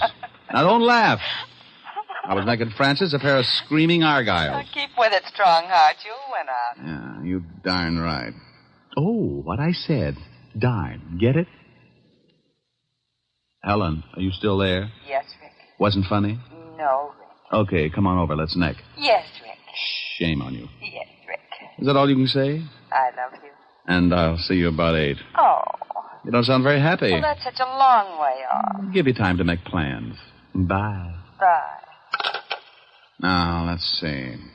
I gotta take out 1, 2, 3, 5 rows. Yeah, what is it? Rick? Oh, how are you, Walt? Very unhappy. You should see me. I gotta take out 5 whole rows just to pick up 1 lousy stitch. What? No, forget it. What are you unhappy about? I'll tell you about it when you get down here. The 5th precinct's 20 blocks. Can't you give it to me over the pipe? I wouldn't ask you if it wasn't important, and I'd rather not say anything over the phone. Okay. Stop making like Portia facing life. I'll be down as soon as I finish this heel. Heel? Yes, if you must know, I've taken up knitting. Coming from you, I am unmoved. I don't care if you're building Sergeant Otis a fur-lined money belt. Get down here as fast as you can. All right, Walt. But you'll be sorry when it starts getting cold again, and I won't knit you a sweater to cover your little old blue stomach. Oh. Bye, Walt.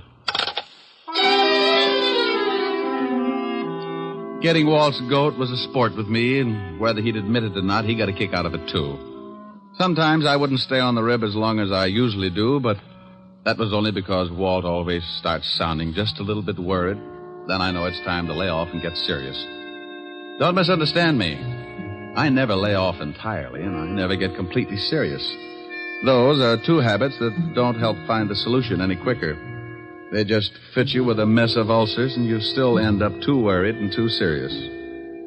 I closed my office and headed for Walt's precinct. When I walked in, I spotted Sergeant Otis leaning back in his chair with his number 12s resting on the desk. Hello, Otis.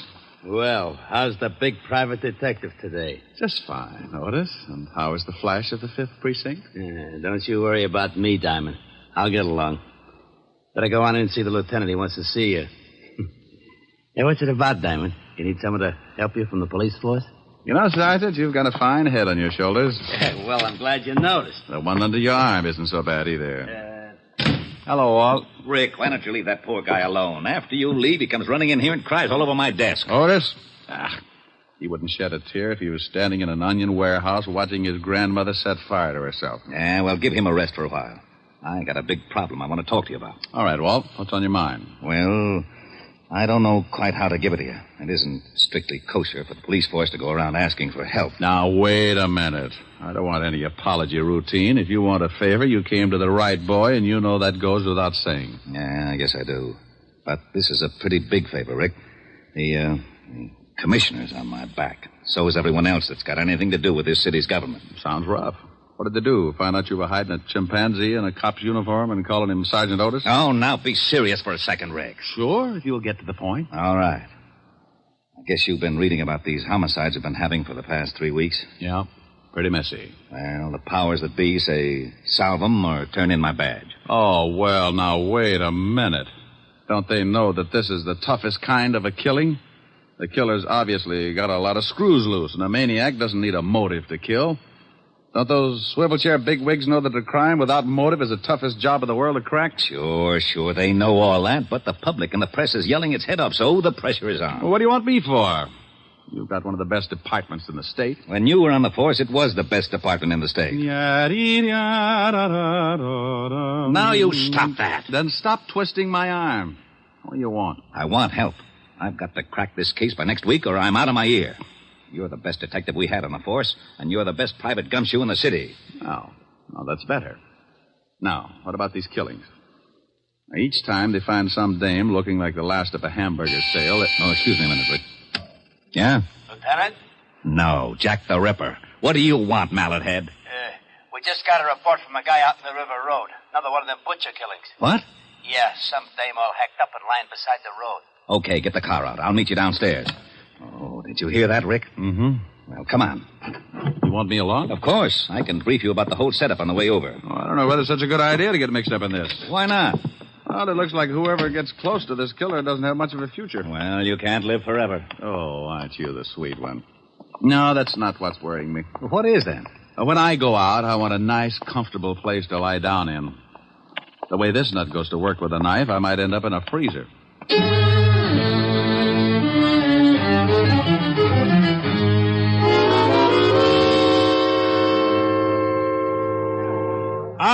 All right, everybody's back.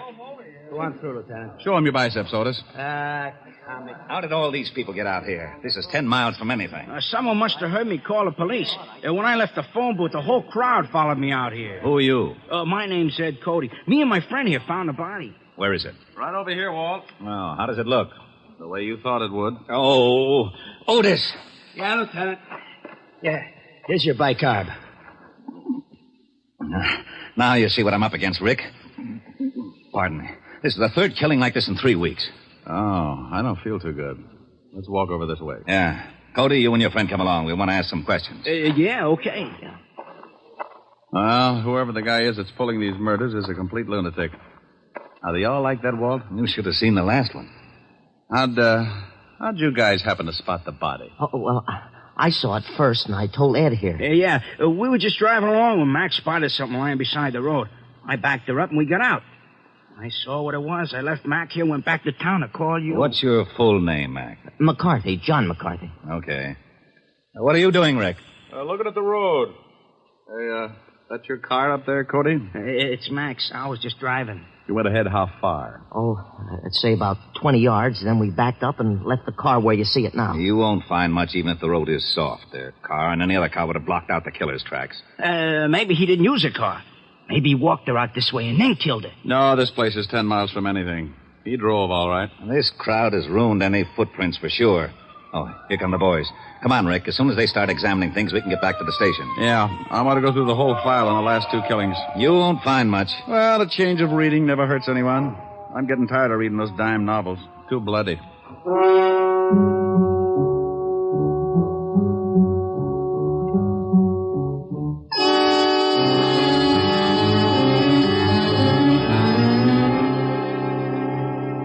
That's the whole mess. No leads at all, huh? Not a one. I'm getting nearsighted from looking at all the lineup. We've picked up everything from drunks to safecrackers. Not a lead. Same type of crime in every case. This killer's got a crazy streak as wide as Broadway. Oh, wait until the commissioner hears about this one. Walt. Yeah? Give me a pencil. Now, tic-tac-toe is out. I got a headache. Stop waving your gills and give me a pencil. Here. What are you doing with that map? Drawing circles. Now, you stop that. That's a scale of this city, and I don't want it loused up by your doodling. Look at that. So you make a dandy circle. Thanks. What's it for? How should I know? You drew it. Drew what? The circle. Wasn't that a little foolish? Of course it was. That's what I'm yelling about. Well, that's bad for you. What is? Yelling. I know it. I thought you said you didn't know. Know what? About the circle I just drew. What circle? The one on the map. That's what I was yelling about. Why? You didn't draw it. I know I didn't. You did. What for? How should I know? You're a policeman. What in blazes has that got to do with it? You were a rookie, weren't you? Of course I was. You worked your way up to sergeant and then to head of the homicide, didn't you? You know very good and well I did. Wasn't it a little tough? You bet it was. I pounded the beat for 4 long years. Did it by the sweat of my brow. Now, wait a minute. How did we get into this? You asked me about this circle I drew. I did? Yes, Walt. But you didn't know what it was for. Oh, yeah. What is it for? It's for you. I get... Yeah, it's not bad. Oh, I knew it. You lowlife, you conniving, dirty, underhanded louse. You always do this to me. I think you sit around nights and pull the wings off of flies. Moths. All right, moths. Sit around and dream up little monstrosities to pull on the police force and use me as a guinea pig. Right, guinea pig. You call me, Lieutenant? No, get out of here, you idiot. Yeah, Lieutenant. Diamond, for once I'm going to find out what's at the end of this merry-go-round. I want to know about that circle. And I'm going to get it out of you if I have to shove that map down your throat. Huh? Oh, not you, Commissioner. Yes, Commissioner. Yes, Commissioner. Well, I just went out and looked at the body. Yes, but... Your motor's running. You shut up. No, Commissioner, somebody else. Yes, sir. Yes, sir. Yes, sir. Oh. Who was it? I am not talking to you. Don't you want to know about the circle? No. Fine. When I was looking over the reports on the killings, I noticed something. You don't say. Say what? Okay, if you don't want to play, be a sorehead all your life. Well, I noticed that all of the killings, including the one we looked at this afternoon, were within at least 10 miles of each other. And the first one, this one right here, was exactly in the other direction from the last one. Bully for you. No, it's nothing. Well, using the first and last homicide for the edge of the circle, we find that the other killing also falls within the sphere. Okay, so what? Getting interested? No, I'm not. Well, the girl this afternoon had been dead for about 14 hours, wouldn't you say? Yeah, but the coroner can come closer. Well, about anyway. Now, in the other two cases, it says that both girls met their deaths about 3 in the morning. Now, if the last one was dead 14 hours, she comes close to that time, too. Okay. What does that prove? Not a thing, but it's something to go on. This is a wild one, Walt. But let's say that our killer started off with his victim somewhere within that circle. To drive 5 miles, half the distance of the circle, it would take him, about... 15 minutes. Okay, 15 minutes. Now, that means he left his starting point around 2:45. Now, that's a funny hour to be so consistent. You're right. Bars close at 2. 45 minutes to talk a dame into a ride? Might be. Oh, I'll be darned. I may be all wet. The killer probably started from somewhere outside the circle, but we can start by eliminating the idea of the night spots anyway. Yeah, Lieutenant? Checking all the night spots from... 45th Street and Broadway, the center of the circle. From 45th Street and Broadway for 10 miles in every direction. Yeah, Lieutenant. That means cafes, bars, bowling alleys, anything that stays open till 2 or after, and step on it. I hope we're right. So do I. I don't like walking on eggs. Then sit down. Who knows? You might hatch something. Walt found out the name of the last victim, and the family supplied us with a picture. Her name was Martha Kirk, and her family knew nothing of her whereabouts the night of the murder. You can't really appreciate a police department until you really see them in action. Inside of 2 hours, Walt had every dive, bar, and night spot in the 10-mile circle tagged. They spread out, one man to every 5 blocks, each with a picture of the 3 murdered girls. Because it had been my idea, Walt wanted me to swim with it and maybe sink. I took a little section from 48th Street to 46th Street, and by late afternoon, I'd covered most of the likely prospects. You guessed it. The bottom of the barrel was coming up fast, and it was emptier than a ballpark during a thunderstorm. No one had ever seen the 3 victims. The last spot on the list was a bowling alley. I walked in and spotted the cocktail lounge. When I climbed up on one of the stools, a bartender with a head that should have been out on the alleys walked up to me. Yeah, what'll it be? How about a glass of milk? Glass of milk? Think you can stand it? Well, if you're worried, water it a little. I don't want to pass out on you. Yeah, get him. He made it funny. So did your family. You're looking for trouble? Only if I get pushed. I'm looking for information. First door on the left. Yeah. Ever seen any of these girls before? What are you, cop? Well, let's say I'm nosy, and then I've got a badge to keep me in the spirit of the thing. Oh, why'd you say so? Let me see. All right. Here's the first one. No. I ain't never seen her. How about this one? And this one? Nope. Hey, wait a minute. Sure, I know this one. Comes in here about twice a week. Was in last night. Gets lushed up, cries about how tough a family is on her. Name's, Kirk? Yeah. Martha Kirk. Nice looker. She was. Huh? Did she ever come in with a man? No, but sometimes she leaves with one. Same guy every time? No. Do you remember her leaving with a man last night? Yeah. Come to think of it, she did. What time? No, about 2:15. We stopped serving at 2 right on the dot. That we do. That you do, yeah. Okay.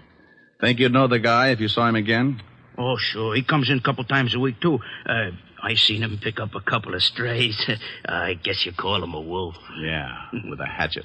Huh? No, forget it. Where's your phone? Right over there. Hey, here, use a slug. It's on the house, officer. Thanks. Hope nothing's happened to Martha. She was a rotten drunk. What a wonderful kid. She was, huh?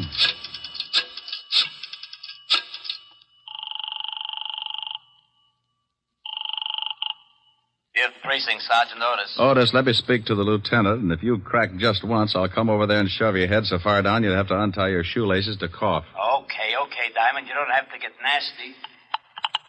Lieutenant Levinson. You can forget about retiring, Walt. You got something? Yeah, looks like. What did your boys turn up? Nothing yet.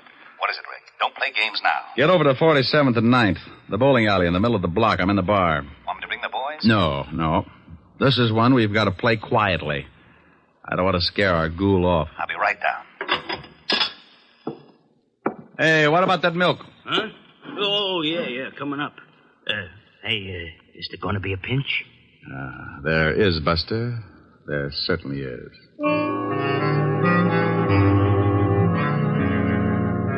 Walt romped in about a half hour later, and he talked to the bartender. He finally looked satisfied. He had to, because it was the only lead that had turned up. We told the bartender to tip us if the guy showed again, and we sat down to wait. Maybe my rabbit's foot started thinking it was back with the quartet because around 1 a.m. it started kicking. The bartender gave us a nod just as a big guy wandered in and sat down at the bar. He weighed in at about 220, and his clothes were sloppy. He ordered a drink and started eyeing a cute little number sitting at the other end of the bar. Let's take him. Hold it, Walt. He's making a pitch. What? The dame at the end of the bar. So he's making a pitch. What do you want to do? Wait around till he takes her out of here? Maybe you'd like to help him sharpen his axe. Look, you haul him in now, you'll have to beat it out of him. You want him to pick the dame up? Well, is that against the law? Arrest me. Now, you stop clowning. You'd rather catch him with the goods, wouldn't you? Yeah, but... Now, don't start that again. You butted the commissioner to death. Just relax, and maybe you can pick up a few pointers. Our big boy moved all right. Right up to the seat next to the cute little girl. She was under full sail, didn't seem to mind it at all. He landed at 1:15. At 1:30, he'd established a firm beachhead, and by 2 o'clock, there was a flag raising. Okay, he scored. Now, joint's closing. They're leaving. I'm going to tail him. How? He's probably got a car. And if he gets away with that girl, he may kill her. Look, Walt, I promise you he won't get into that car unless I go too. Now, come on. We'll both stick close to him until I can think of something. We followed the man and the girl outside and walked a few yards behind, making like we had a little load on. They headed for a big parking lot, and that's when I got the idea. The parking attendant was just walking up to him when I stumbled forward. Hey, boy. Rick, what are you doing? Stay with me, Walt. Yeah? Son, I want my car. Just a minute. I was here first. Sure, honey. Don't let him get away with it. Look, old man, my friend here is late getting home. He's got a wife that's 10 feet tall. You mind if I get my car first? Go ahead. Some nerve. Relax, honey. They're going to take a little drive, huh? Yeah. Okay, let's see your ticket. Oh, here's someplace. Come on, we'll walk up. I know where the car is. Okay, but you gotta have a ticket. Rick, what's going on? Keep walking. Hey, I thought you was loaded. Keep going. We're the police. Huh? That's right. Oh. What's wrong? Which one is that guy's car? You mean the guy back there with the dame? Yeah. He gave me his ticket. Right over there, the coupe. Rick, come on. I'm going to climb in that trunk, and you're going to put in a general alarm, Walt. Then you're going to get in your car and tail us. But stay far enough behind so that he doesn't spot something. Okay, but I think you're crazy. Is the trunk open? Yeah. Now get going. Well, they'll see me coming back. Tell them you forgot something in the bowling alley and that I passed out my car. All right. And, son. Yeah? Don't let on that anything had happened. We think that man's a killer. Oh. I squeezed into the trunk and waited. About 2 minutes later, the Lovebird showed up and got in the front seat. We rode like that for about 15 minutes, and it wasn't bad until we hit the dirt road. Then my inside started bouncing around like a pound of rice in a wind tunnel. We drove for about 10 minutes more and came to a stop. I raised the trunk just enough to get some fresh air and listen. I didn't want to climb out because they'd feel the movement up in front. I was sure they could hear my breathing. What are we stopping for? Well, I just wanted to look at the pretty scenery. How can you? It's too dark. I can see you, baby. You're nice. Thank you. So, are you? They went on like that for another half hour, and I started thinking I'd picked the wrong guy. Then the conversation changed. What's the matter? What's so funny? Don't you know? No, and I don't like the way you're acting. Women. That's what's funny. They're all the same. Huh? Just like my wife. She was like all the other women. Hey, let's get out of here. You're talking funny. Funny? Yeah. See a man and you like him. Any man. You're all alike. Now you stop that. I just came along Come because... here. No, you let me go. You ain't no different. Come here. No, stop that. Let me get out of the car. Sure. Go ahead. I don't want no blood stains on the seat anyhow. Go on, run. I'll catch you. That tore it right down the middle. I rolled out and didn't forget to take my .38 along. I spotted him in the moonlight, moving after her like a big animal. He was laughing. I could see something in his hand. It was a knife. She tripped and fell, and he moved in. He gave me goosebumps bigger than grapefruit. When he was nearly on top of her, I closed in. Okay, hold it! Help! You shut up! Drop the knife! I'll kill her! I'll kill her like the rest of I'll kill her, too.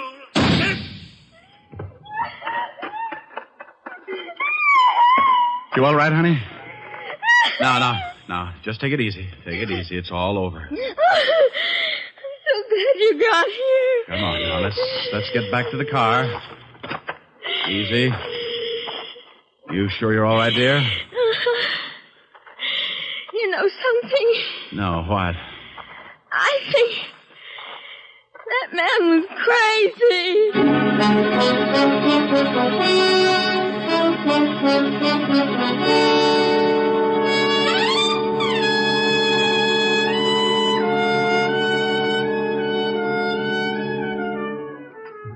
Well, Walt finally got there, and we sent the girl home. The wagon came and cleaned up things.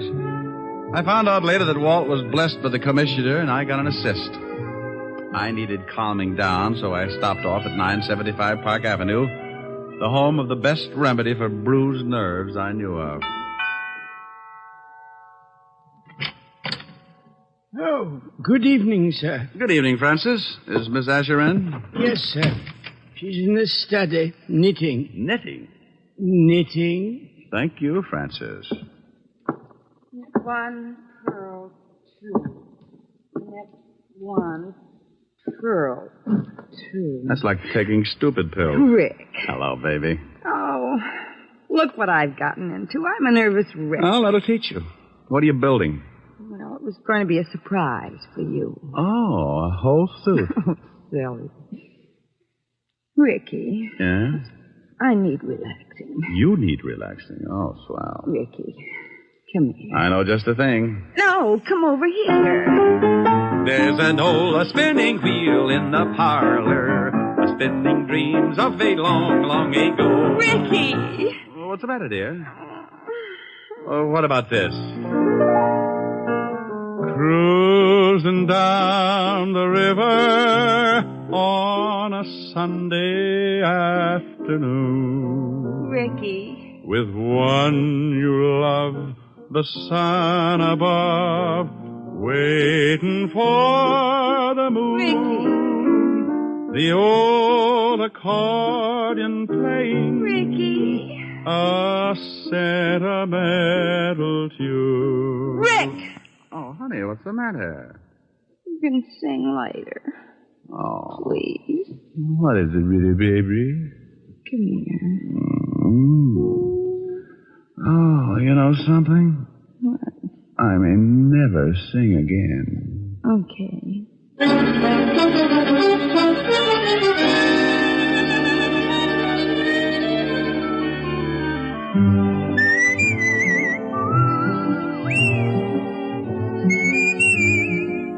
You have just heard Richard Diamond, Private Detective, starring Dick Powell. Helen was played by Virginia Gregg, Lieutenant Levinson by Ed Begley.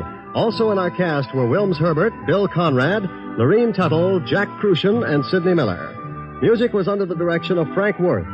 Richard Diamond is written by Blake Edwards and directed by William P. Rousseau. Dick Powell will next be seen in the motion picture Mrs. Mike, based on the best-selling novel Mrs. Mike. Now, this is Eddie King inviting you to be with us again at the same time next week when we will again bring you Dick Powell as Richard Diamond, Private Detective.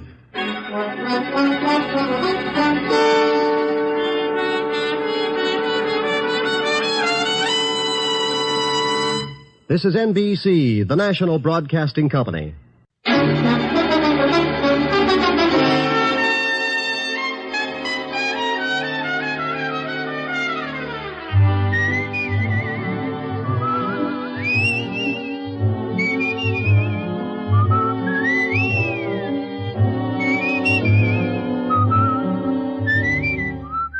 Here's Dick Powell as Richard Diamond, Private Detective.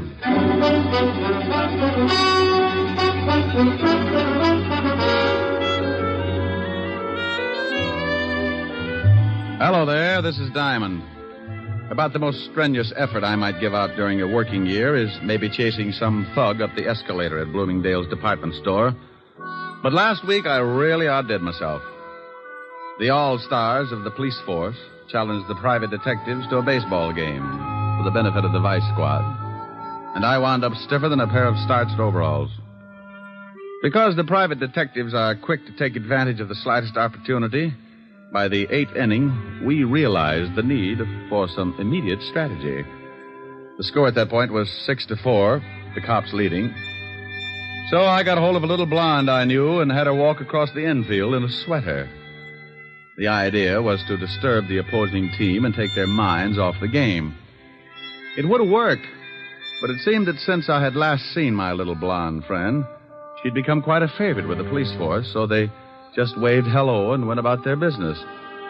My drooling colleagues, however, had not come in contact with said hunk of fluff, and before the game was over, 3 of them had picked up the bat boy and tried to bunt with him. You may have read where the police force finally beat us. Close game, 37-4. But I want to say right here and now, they never could have done it without that sweater. And oh, yeah, I got mixed up in a little honest murder the next day. It all started in the back booth of a middle-class nightclub. A couple of people were busy trying to think up the fastest way to make a homicide billiard. Oh, that's the 3-cushion variety. Killing to frame up to the electric chair. Leon, are you sure this will work? You want to get rid of that old man of yours, don't you? You know I do. Well, I got a wife that I want to dump, too. This letter from her is going to fix it so we both end up very unmarried. Are you sure they'll blame it on Martin? Sure, I'm sure. When they find him with this letter and his own gun and the dead body of my dear little wife, they'll slap him in the chair so fast he won't know what happened. Who's going to find him with the body? That's your job, baby. I'll get the letter to your husband and you swipe his gun and get it to me. And you go get yourself a private detective and tell the shamus that you suspect your husband of running around with another girl. You and the shamus tail your husband. I'll have it timed so you catch him with the goods right after the killing. Well, all right. I hope it works. It will if you want it to, baby. I want it to. Because I want you. Yeah. Yeah, and all that nice money your husband's going to leave you. Leon. Come here, June. Yeah.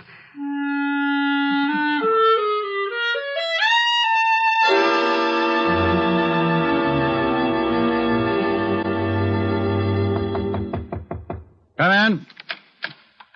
Mr. Diamond? That's right. I want to hire a private detective. Well, good for you. Sit down. Thank you. What is your fee? What's the matter? Oh, stand up and sit down again. They're 52 gauge, Mr. Diamond. Like them? Oh, you'd look good if they were sweat socks. I don't think they'd go with a high heel. You've got a point. Now, what were you saying? I wanted to know what your fee is. Oh, $100 a day in expenses. Isn't that a little high? I stopped eating at the automat 6 years ago. All right, I'll give you a retainer. Wait a minute now. Wait a minute. What's the job? I think my husband is running around with another woman. What do you want me to do? Hustle him off to the nut house? Oh, aren't you nice? I want you to go with me as a witness. You know, any other time I might get shy, but I'm really interested in seeing a girl who could beat your time. When do I start? Meet me in front of my house at 10 minutes to 8. My husband leaves around 8. What's the address? 521 East 58th Street. My name is Hires, Mr. Diamond. June Hires. All right, June. I'll see you at 10 to 8. Now, excuse me, but about that retainer. Oh, yes, that. Here's $100. Is that enough? It'll keep me interested. What's your husband's name? Martin.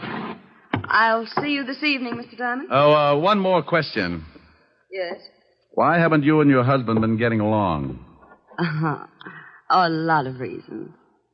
By the way, Mr. Diamond, how old are you? Oh, well, I'm frisky, but I passed the foolish mark when I was 3.5. Did you? Goodbye, Mr. Diamond. I wonder if I did. Diamond Detective Agency, with men who know the corpses best, it's Diamond 2 to 1. Rick. Oh, Helen. Hello, baby. What are you doing? What gauge nylons do you wear, dear? 52. Why? No, nothing. Oh, Rick, are you going to buy me a present? Oh, you never can tell. I was just looking at a pair a few minutes ago. Rick. Yeah? Where were you looking at them? Now, what kind of a question is that? A very good question. Have you got a girl up in that office? Helen. Don't you Helen me, have you? Well, I give you my word I haven't. All right. Was there a girl in your office? Was there? Well, a client. I got $100 retainer. I don't care if she gave you the George Washington Bridge. You were obviously looking at her leg. Well, I couldn't help it. She sat on that way. Now, look, honey, she's just another client. With 52-gauge nylons. But you do count the threads? Oh, can you do that? Oh, you wolf. Yeah, but you're the only one who gets the benefit of my talents. You can put the soft soap away. When am I going to see you? Well, I got some business at 8. I'll be over later. Well, I'm going to stay mad until you get here. And you're going to tell me all about those nylons. I'll be sure and do some research. Bye.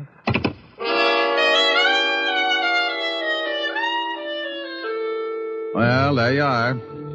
You sit around and wait for a meal ticket to come in, and just because it happens to be fitted with curves, your best girl digs up the green-eyed monster. I don't know why gals get sore at a guy just because they catch him panting a little. After all, it's hot in New York. I spent the rest of the afternoon trying to hit a big horsefly with a rubber band and some paper clips, and by 6 o'clock we shook hands and called it a draw. I closed the office and went home. I got into some clean clothes and grabbed a bite to eat at the corner drugstore. At 10 minutes to 8, I was sitting in June Hires' car, parked across the street from her front door. Mr. Diamond, how did you ever get to be a private detective? Mrs. Hire, how did you ever get to be a housewife? You think things up in a hurry, don't you? Only when I got competition.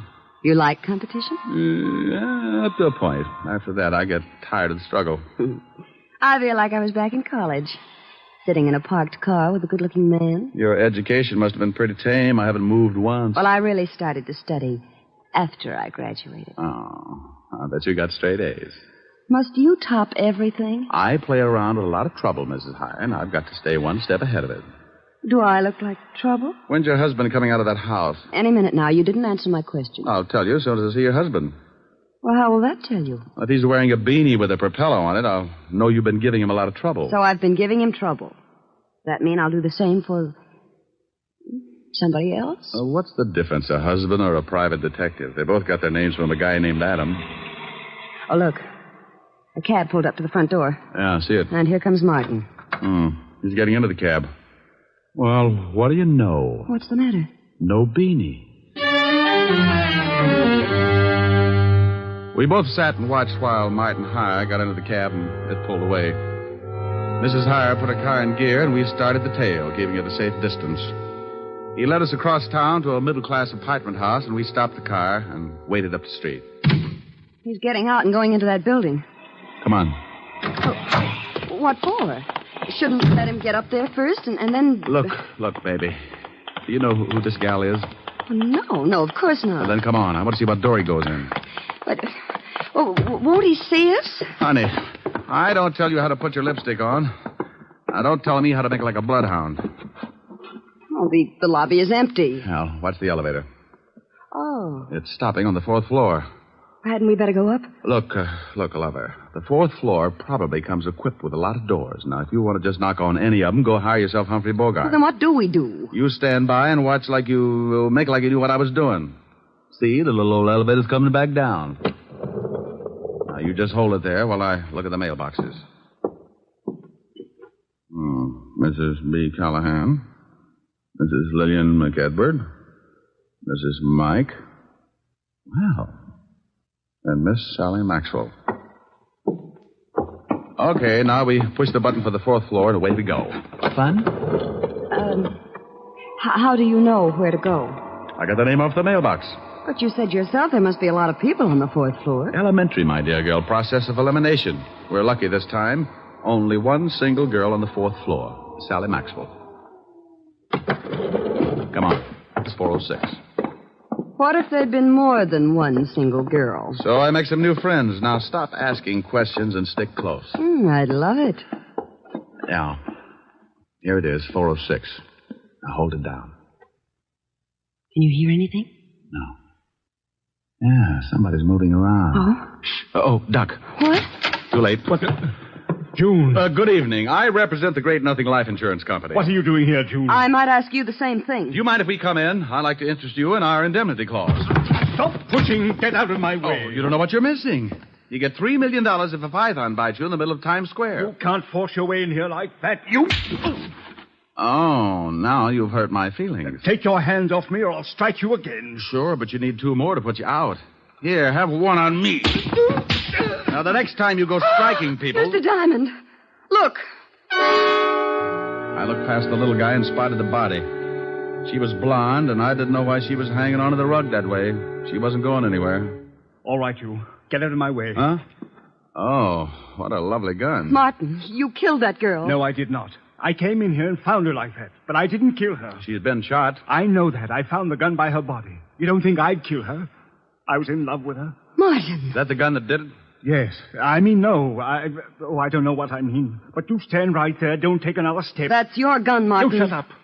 I didn't kill Sally, but I know I haven't got a chance of proving it, so if you come any closer, I will most certainly shoot you.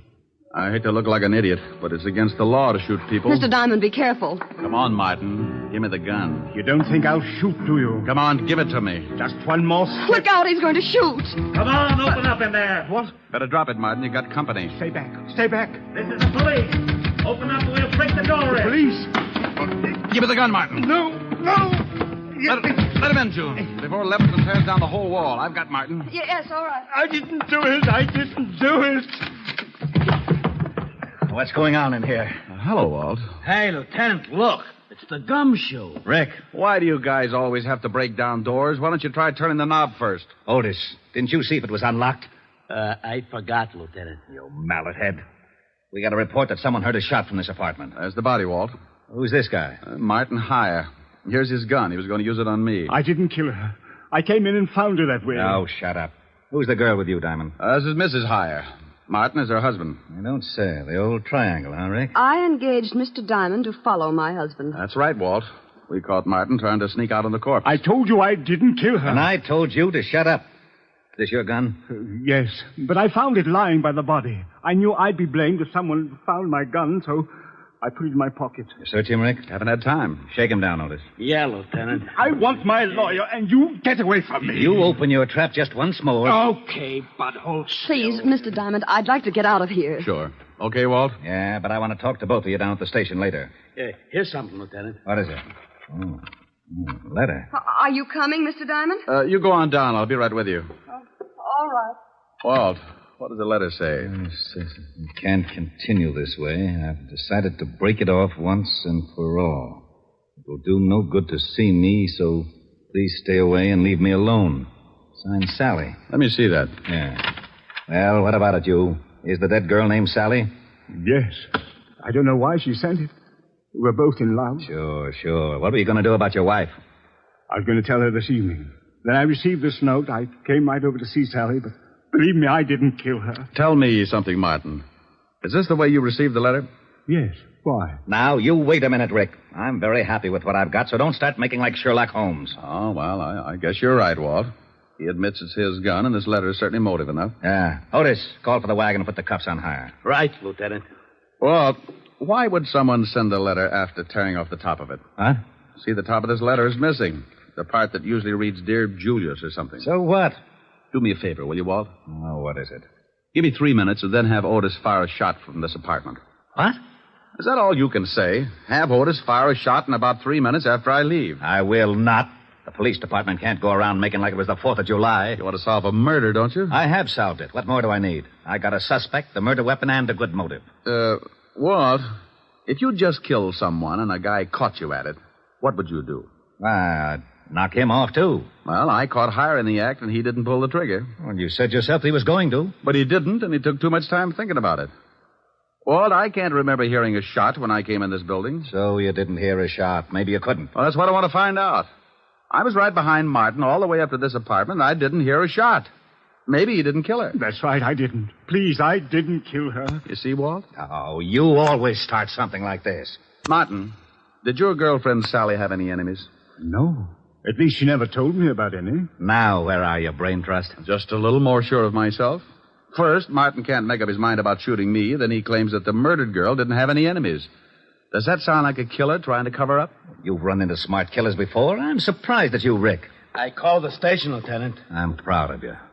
Go on in the other room and shoot that cannon of yours off when I tell you. The what, Lieutenant? You heard me. Shoot it into a mattress, but don't muffle a shot.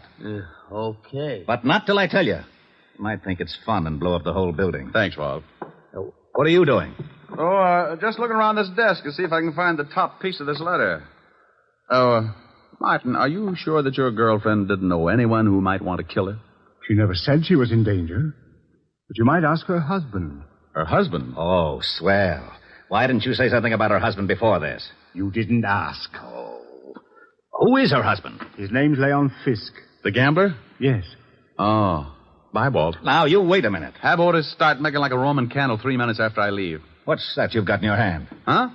Well, it's a piece of stationery from the desk that matches the stationery this letter was written on. You can't take that letter. It's evidence. What is? That letter the murdered girl wrote to this guy. Well, how do you know she wrote it? Because this guy said so. Yes, but I'm not sure. It could be forged. See, Walt, maybe she didn't write it. Well, that's why I want it. The lab will be able to tell from other samples of her handwriting. Tell what, Walt? Who wrote that letter? Well, don't you know? Of course I don't know, but we found it on this guy and it's police evidence. Why? Why? Well, because it just is, that's all. Well, anybody could have written it. You could have written it, Martin. Yes, I guess I could. And send it to yourself? Why would I send it to myself, Lieutenant? You wouldn't. That's why it's important. You mean the letter itself or the fact that he couldn't have sent it to himself? Both reasons. Well, if he couldn't have sent it to himself, that eliminates him as a suspect. It does? He didn't do it. Did you, Martin? No. See, Walt? Now, wait a minute.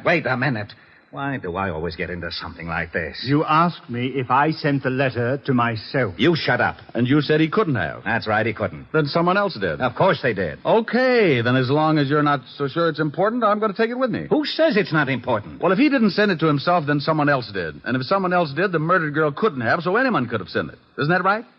Say that again? He said if I didn't send the letter to myself, then I couldn't have gotten it. No. He said you couldn't have sent the letter to...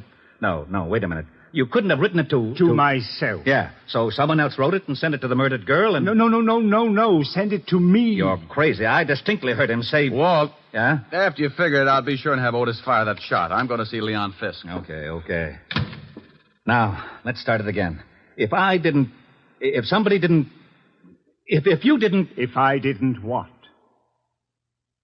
Lieutenant? Oh. What is the matter, Lieutenant? He did it again. And you helped him. You rat, I'll see that you get the chair even if you didn't kill her. What did I do? You shut up.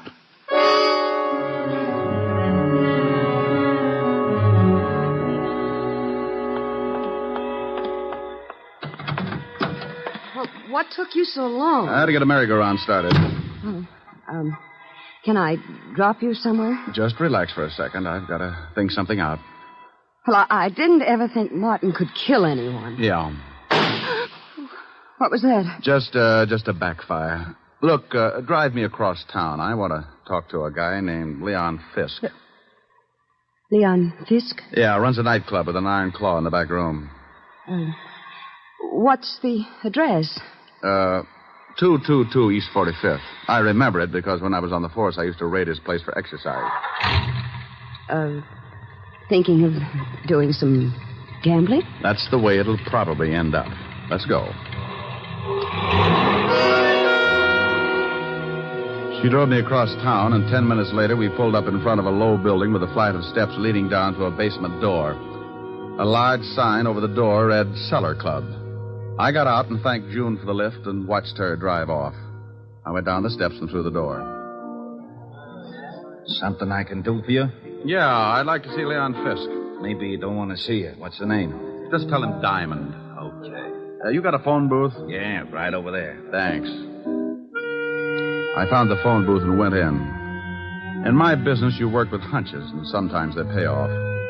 I knew that the torn letter had to be sent to someone the dead girl was going to slough. I didn't think it was higher, so the next best prospect was her husband, Leon Fisk.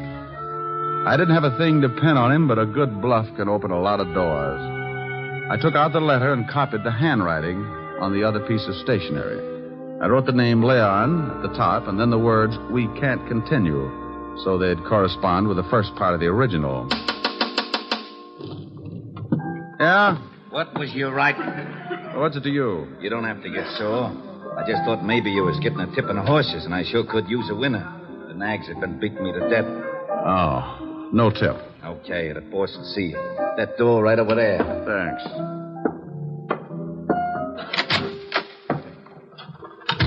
Well, Diamond, it's been a long time. I haven't missed you, Leon. What brings you here? Your wife was killed tonight. Sally? One's usually the limit. That's too bad. How did it happen? I thought maybe you could tell me. I don't know anything about it. Ever see this letter before? Hey. What's the matter? That's your wife's handwriting, isn't it? Yeah. It says, Leon, we can't continue. Then the writing stopped. Oh, so what? Well, the guy the police are holding got a letter from Sally, too. It started the same way, but it wasn't addressed to anyone. The top was torn off. You know what I think? No, tell me. I think she started one letter to you, then threw it away and wrote another one. I think you sent the second to Martin Haar after tearing off the name Leon. Go on, Diamond. You didn't count on her starting a second one, so you went up to her apartment and killed her with Martin's own gun. Oh, with his own gun. Maybe you can tell me how I got it. Oh, I think so. You had to know a lot of things before you could kill your wife. What time Martin would arrive so the time of death would be close. You had to have his gun to leave by the body, and you had to have a witness who would swear Martin killed her. It had to be timed just right. You're talking yourself into a corner. How would I get all these things? By working with someone who was close enough to Martin. Maybe like his wife. You're crazy. Am I? She just drove me to this place. So what? A lot of people know this place. She told me she didn't. So I gave her an address 8 doors down, but she pulled up right in front of your door. Well, that could happen. It was too pat, Leon. Getting me to come to her place at 10 minutes to 8 and knowing her husband would leave close to 8. She had to know it because that letter was delivered just before I got there. Think you can prove it? You made one mistake. I didn't hear a shot when I got to your wife's apartment. I found out later that you could hear one all the way down in the street. Your wife was killed before Martin went into that building. Probably when you saw his cab pull up. Well, anyway, it's enough to hold you on, and I think we can prove later on that you've been seeing June Hires. You're a pretty smart shamus, Diamond. Oh, you mean you admit it? Okay, baby, come on in. June, come on out of there. Leon, are you crazy? Well. I didn't know you kept your back room stocked with nylons, Leon. Yeah. I guess you two don't need any introductions. Why did you have to drag me into this? You heard what Diamond said. He knows all about it. You got the car out back? Yes, but what are we going to do with him? Diamond? Well, he's going swimming with a barrel of cement. Lieutenant Levinson wouldn't like that. He knows I came here. You're lying. Wait a minute, maybe he isn't. Diamond was upstairs with him for quite a while. Okay, so we'll have to hurry things up. Leon, you can't shoot him. Yeah, you should know it's not polite to point. I'm not going to knock him off here in the office. We'll take him in the car and do it later. No, Leon. What do you mean, no? It was your idea to kill your wife. I just helped get the gun. I'm not going to be along if you kill Diamond. You're going to be right with me, baby, because you're in this up to your pretty neck, and I need that car. I'm not going to do it. Oh, yes, you are. Oh, you and Diamond go swimming together. Leon! Give me that gun. Let me go. Come on, drop it. You go to the devil. June, come back here. I'm getting out. You got me into this mess. Come back here, you dirty little tramp. Don't you take that car. You're not going anywhere, Leon. You want to bet? I'll fix you, Diamond. He hit me with the butt of his gun, and I went down like the price of wheat in July. As I picked myself up, I watched him run for the back door. June, wait for me. You're not going to leave me here to take a rock? I got my gun out and stumbled over to the window and looked out just as the car started up. I spotted Leon with a gun in his hand. He looked mean enough to start shooting with it. He did.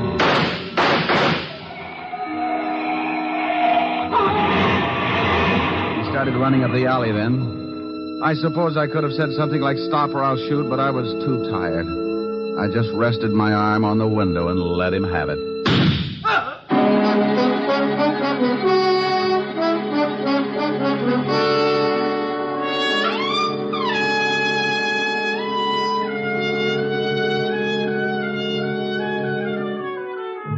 Well, Walt finally showed and cleaned things up. I was bleeding again, so I headed for 975 Park Avenue and my usual first aid station. Yes? Hello, Francis. Miss Asherin? Oh, my goodness, Mr. Diamond. Come in, sir. Come in. You've been hurt again. I guess you'll have to answer the door a little quicker after this, Francis, or build a first aid station in the hall. The usual, sir? No, you can forget the plasma, Francis. I had liver for dinner. I can stand the loss. Just as you say, sir. Miss Asher is in the study. Oh, thank you. Why don't you go to bed? You look tired. Yes. Good night, sir. Boo. Oh, Rick. Yeah. Isn't it awful? Oh, what happened to your chin? Oh, I got it caught in a .38. Want me to go? Want you to go? Why? Well, I thought maybe my poor little face scared you. Oh, I like your poor little mussed-up face. Well, thanks, Sporty. How about some music? Oh, I'm too tired. Turn on the radio. All right. Now, let me look at that chin. Oh, that's soothing. Hey, shut that radio off. I'm trying to sleep. Now, what is that? Oh, it's that crabby old neighbor. Oh, it is, huh? Now, Rick, don't get mad. I'll turn it off. You want something, Max? Yeah, some sleep. Is that too much to ask? Well, stick your head in a closet. Now, look, Bud. You look. That radio wouldn't wake a 2-year-old. Well, just pretend I haven't stopped teething, wise guy.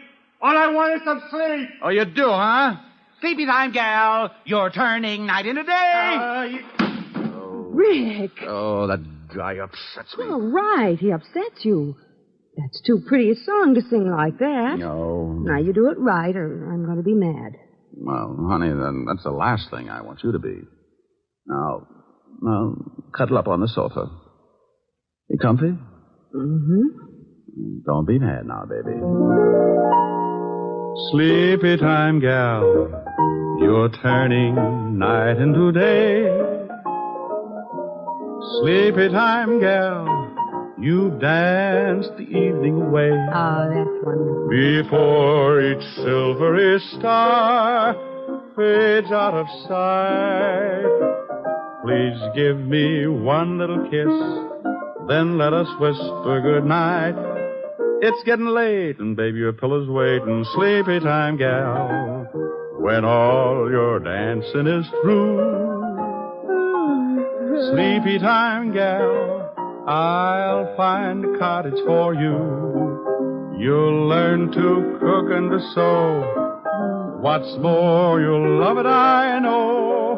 When you're a stay-at-home, play-at-home, 8 o'clock, sleepy time, gal. Well, how was that, baby? Helen. Helen. Well, how do you like that? She snores, too. Hey, you! Max! Yeah, now what do you want? How about a game of gin? I'm lonesome.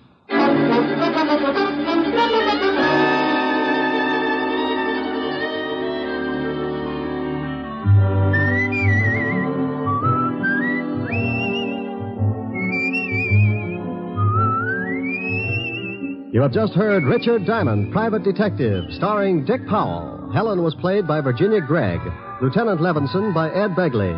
Also in our cast were Wilms Herbert, Jay Novello, Joan Banks, and Stacey Harris. Music was under the direction of Frank Worth.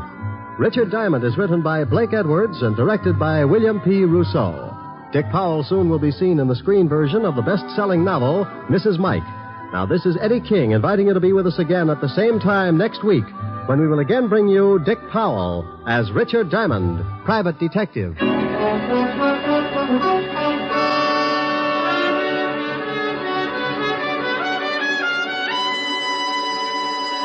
This program has come to you from Hollywood.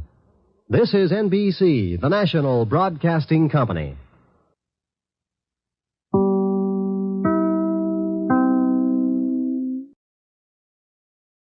Here is another in NBC's great parade of new shows.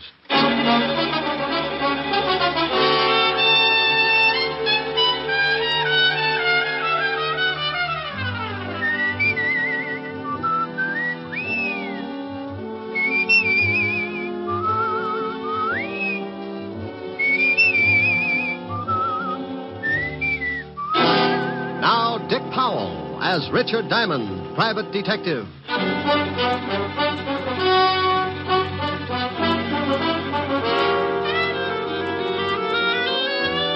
Hello there. This is Diamond. You know, I'm sure a lot of you people have never seen this big city of New York that I live in, but you ought to. It's really worth seeing. I don't mean a 4-bit tour in a bus. I mean that one time that you stop along the way and really take a good look. Maybe it's from a building 40 floors up. You brace yourself against the stiff morning breeze and you lean out and watch the biggest city in the world wake up, stretch, roll up its progressive sleeves and go to work. Or maybe it's 6 o'clock in the evening and you're on your way home. You hold up at a busy intersection and you feel the Colossus even before you see it. You look behind, to the right, the left, and then up. And there it is. You could only take in 3 blocks maybe, but the pushing crowds and towering buildings are a common denominator for the Bronx, Park Avenue, and Flatbush. The rest you have to imagine because your dinner's waiting. Well, I'm lucky in a way. My dinner's ready when I start throwing nickels in the automat.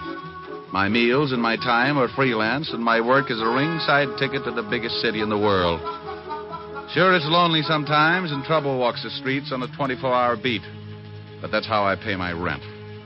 Trouble's my silent partner, and he sends me everything from divorce labels to some marked City Morgue, DOA, dead on arrival. One night last week, old man Trouble was sitting curled up on a doorstep watching 2 thugs hiding in the shadows of a building. Trouble had a big smile because he was cooking up a king-size mess for yours truly. Hey, Lou. Yeah? Ain't he ever gonna come out? He'll come out. We just gotta wait, that's all. Hey, Lou. Yeah, what is it? I hope he comes out soon. That cop car is due in a little while. Yeah. Hey, supposing they drive up the street just when he comes out. And we don't use the artillery. We don't? We follow him and get him someplace else. Okay. Hey, Lou. What? Here he comes. Yeah. You ready? Yeah, sure. Look, he's got his 2 big watchdogs with him. Get set. Now. We better get going. Don't run, stupid. You think we was being clocked? Hey, Lou. There's that lousy cop car. Come on. Where you going? In this club. Come on, hurry. Hey, Lou, supposing the cops come down here. Shut up. Table, gentlemen? Yeah, for my friend and me. Right this way. Sure, like to shoot me a picture to take. Lou, are you crazy? We can't sit down at no table. They'll have the whole neighborhood covered in a few minutes. We can sit for a second, then we'll go out the back door. Here you are, gentlemen. Is this all right? Oh, just standing. Yeah, this is just fine, thank you. Very good, sir. I'll send a waiter right over. Oh, now, come on, Lou. Let's blow this joint. Wait till he gets further away. Please, Lou. Okay. Now you go first. Take your time. I'll follow you. Picture, sir? Huh? No, miss. We don't want no photographs. Yeah, we don't want none. Thanks, just the same. Oh, that's okay. Picture? Like a souvenir picture to take home? Yeah, thank you. Well, come on. Right behind you. Now, hold it right there. No. Don't move. Thank you. That will be developed shortly. Hey, Mel, hold it a minute. Yeah, what is it? It's that dame. This is no time to start looking at dames. No, you fathead. The one with the camera. So she's got good-looking legs, but we got... Uh-oh. What's the matter? There's a cop in the door. Get going, but take your time. I'll tell you about the dame later. Oh, Lynn, Yeah? What is it, Monsieur Davis? where are you going? Back to the dark room to develop these pictures. You always said not to keep the customers waiting, didn't you, Monsieur Davis? I'm glad to see you listen to your employer. I'll just come along to see how this batch turns out. This batch isn't any different from the last 100 batches. We'll just go along and see. Oh, that does it. I beg your I pardon. said that does it. You cornered me in that dark room once, and it was all I could do to keep you away from me. Lynn. If you think that just because you run this place, you got a right to make passes at me, you better get yourself a new girl. Well, maybe that isn't such a bad idea. Come to think of it, I kind of go for it myself. And as long as I'm quitting, here's something you've been asking for a long time. Oh, hey, what do you think you're doing? Now get out of my way. That phony French accent may fool the customers, but it doesn't fool me. You get out of here. Pick up your check and get out of here this minute. You little... Oh! Now, what were you going to say, Mr. Davis? Get out. Get out.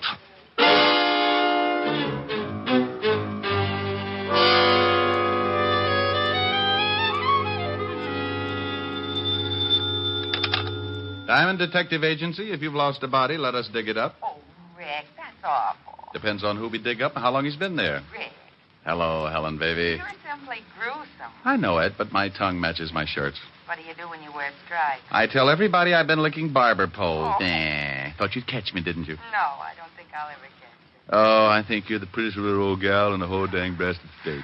Flattery will get you nowhere. Have we got a date tonight? Only if the elevator's still running. Mr. Diamond? Oh, I'll call you back later, honey. I think I just sighted the client. Mr. Diamond, please, I've got to talk to you. Well, honey, go back and shut the door. If too much smoke gets out of here, the ceiling will cave in. What? Oh, yes. All right. Rick, did I hear a girl's voice? I think so. But maybe she just wears those clothes because her mother never had a haircut. What does she look like? I can't tell you right now. I'm parked behind a curb. There. The door is closed, Mr. Diamond. Now may I speak with you, please? Helen, I'll call you later. I don't care if she is a prospective client. You face the window when you're talking business. Well, there's a cigarette ad out there. Why look out at an ad when the slogan's right here in my office? Slogan? Yeah, you know. So round, so firm, so... Rick. Bye, baby. Now, you were saying... I want to hire you to protect me, Mr. Diamond. I know an easier way. Wear a diving suit. Mr. Diamond, put your eyes back in your head. And please listen to me. My life is in danger. There's an answer for that, too, but go on. Tell me the story. Well, my name is Knight. Miss? Yes. Yes. In the last 2 days, there have been several attempts on my life. By whom? Well, I don't know. Swell. Do you know why anyone would want to kill you? No, I don't. Well, now we're getting someplace. Don't be funny, Mr. Diamond. I tell you that twice an attempt has been made on my life. How? Well, the first time a man followed me home and tried to break into my apartment. I screamed and frightened him off. Maybe he was lonesome. What about the other time? Well, I don't know whether it was the same man or not, but the next night a man jumped out of a car and tried to make me go with him. I kicked him and ran down the block. Sounds more like a kidnapping than attempted homicide. Why didn't you tell this to the police? Oh, I did. They investigated, but I couldn't give them enough to go on, so they just put a man watching my apartment. I bet he has to stand in line. Didn't they give you an escort? No. They seemed to think I was after some kind of publicity or something. They told me it was all right to go out in the daytime, but to stay in my apartment for the next couple of nights. Sounds reasonable. Will you help me, Mr. Diamond? I'm afraid this will happen again. My dear, my fee is $100 a day in expenses. $100 a day? Oh, Mr. Diamond, I don't have that kind of money. Well, neither do I, but if I starve, I do it with dignity. I can't lower my fee, Miss Knight. I never have. Well, then, I just will have to find another detective agency. There are a lot of good ones. I'm sorry, the rule might bend a little, but it won't break. If I took the job knowing you couldn't pay half the fee, 10 minutes later, some guy from Texas with an oil-soaked wallet might want to hire me to count his gas stations. Sorry, but it's a tough world, Miss Knight. Yeah. Well, thanks, Mr. Diamond. Maybe you could recommend someone? Oh, any of them are good. Just close your eyes and open the classified. Well, goodbye, Mr. Diamond. I'm sorry. So am I. My conscience just slit its throat. Like you said, Mr. Diamond, it's a tough world. The toughest. Goodbye. Yeah. No, nuts. Yeah, what is it? Diamond? He's hiding his head in the desk. I'll get him for you. Come on out, you heel. Look, I don't know who this is, but put Diamond on the pipe. This is Diamond. Wait till I get the bad taste out of my mouth. Look, you can wet your whistle later. I've always wondered what happened to people who said that. Is there a dame in your office named Knight? Well, there was.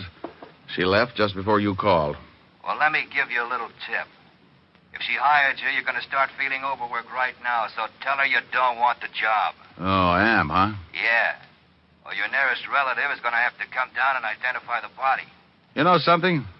No, what? A couple of minutes ago, I proved that a good businessman can start looking like a big fat heel for a lousy $100 a day in expenses. Huh? Don't work on it too long, but stop in sometime, Buster. I'd like to help you spit out your teeth. You better listen to what I say, Shamus. You're way out of your class in this one. I'm always out of my class when I talk with slobs. And if you don't like it, look me up. I'll be working for Miss Knight. I went out of my office in a hurry. When somebody tries to push me around, it's like giving a kid a slingshot in a hothouse. You can tell him all night not to do it, but by morning, he's busted every window in the place. I hoped I might catch Miss Knight before she got to the street, so I grabbed the elevator and went down to the first floor. I couldn't find her in the lobby, so I went out on the sidewalk. The street was crowded, but those curves showed up like a covered wagon on Madison Avenue. She was just starting across Broadway when a big black sedan pulled up and a guy climbed out after her. I took off as fast as my little 175 pounds would carry me and cut kitty corner across the street with an eye on the black sedan. The guy had her by the arm, and I knew when she stopped struggling, he'd showed her his gun. I was on a dead run, going to make like a big hero, but his .38 changed my mind. He missed with the first one, then he shoved the girl away from him and tried again. I could hear the slug whine past my head, so I hit the sidewalk right next to the girl. He jumped for the car. I just lay there and watched him drive off. Did you get the license number? Oh, it was covered with mud. Gee, I guess we must look pretty silly just sitting here. Yeah. Got some jacks? I'm a whiz at forces. Maybe you believe me now, Mr. Diamond. Yeah. Here, let me give you a hand up. Thanks. Now, come on, let's get out of here. We're collecting a crowd. Where are we going? I know a policeman who can't understand attempted assault. He says it's not necessary. And believe me, baby, he's got a cure for it. Come on.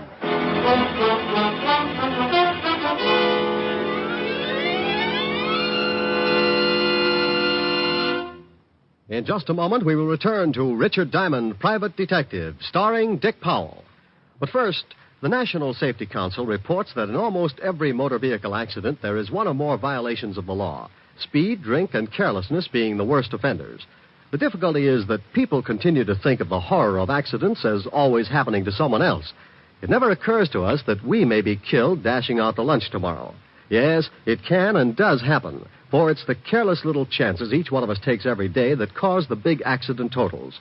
Every motorist and pedestrian is urged to support actively the safety movement in his own community. Be careful. The life you save may be your own. And now, back to Dick Powell and the second act of Richard Diamond, Private Detective. Diamond is hurrying with his pretty client to see Lieutenant Levinson, head of homicide.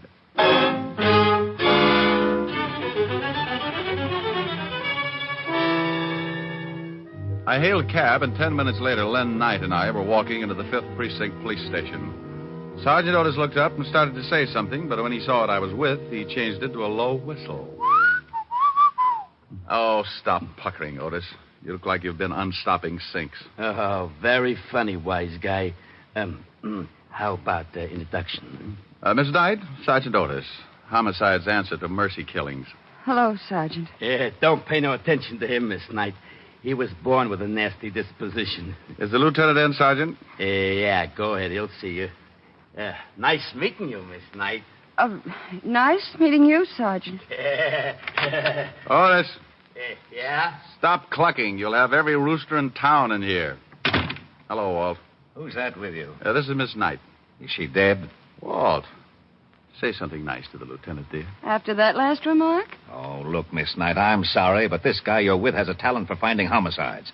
I'm suspicious of everyone I see him with, because even if they walk into my office with him, he'd do it just to confuse me. Well, I'm quite alive, Lieutenant. Then let me give you a friendly tip, Miss Knight. Stay away from this guy. His sense of humor will turn your hair white. Oh, isn't he a dream? Walt, Miss Knight wants protection. Yeah, I see what you mean. Walt, now stop gnawing on the desk and listen to me.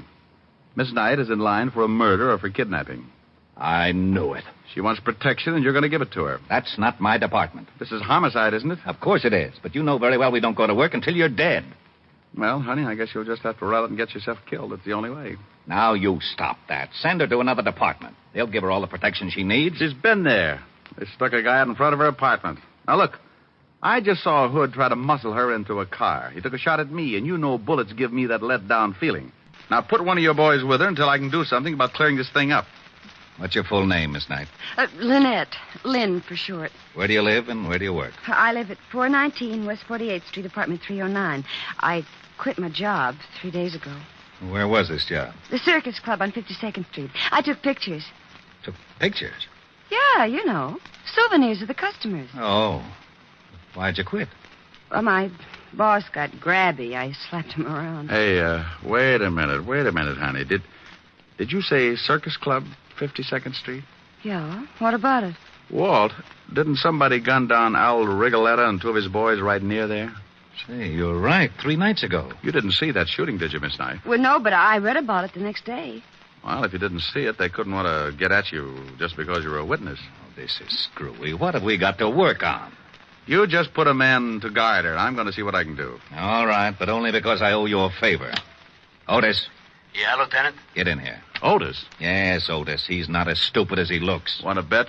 He couldn't be and live. You want me, Lieutenant? Not for keeps. I want you to stay with Miss Knight here until I tell you to come home. Somebody's trying to get rough with her. Got it? Yeah. Walt, have you found any eggs around the office? Eggs? Otis, where do you hide your nest? Oh, Lieutenant, make this guy lay off from me. Yeah, Rick, lay off the poor guy. Otis. Yeah, Lieutenant. Stop standing on one leg and wait outside, you mallet head. Oh, yeah, Lieutenant. Walt, I'll keep in touch. Okay. Mr. Diamond. Yes? Thanks. I'll make it up to you some way. Don't strain yourself. I like an obligation to be fun. It will be. Rick. Yeah? Bye. I left the 5th Precinct and headed for the Circus Club. It was a small place with sawdust on the floor and colored decorations like the inside of a circus tent. The place was still closed, but a short, dapper little guy in a gray business suit answered my knock. Yes, you're from the police? Why? You need them? I just put in a call. Someone burglarized the place last night. Oh. You know a girl named Knight? Lynn Knight? That's it. I most certainly do. I fired her 3 nights ago. If she's in some kind of trouble with the police, she deserves it. You must run this place. That's right. My name's Davis. Would you like to take a look at the room that was broken into? I certainly would. What did they steal? That's just it. I don't know. They turned it upside down, but I can't imagine what they were after. It's a dark room. A dark room? Yes. I have several girls that take pictures of the customers. They developed the prints in the back of the cafe. Right this way. Forget it. But I thought you wanted... I'm not from the police, Mr. Davis. I'm a private detective. Tell me, did Miss Knight turn in all her film the night she quit? I fired her. Difference of opinion. Did she turn in all her film? Why, no. As a matter of fact, she didn't. She left with her camera, and several customers got rather angry when the pictures weren't developed. You mean her last roll was still in that camera? It must have been. She didn't leave it in the dark room. I looked. Where's the phone? Right over there.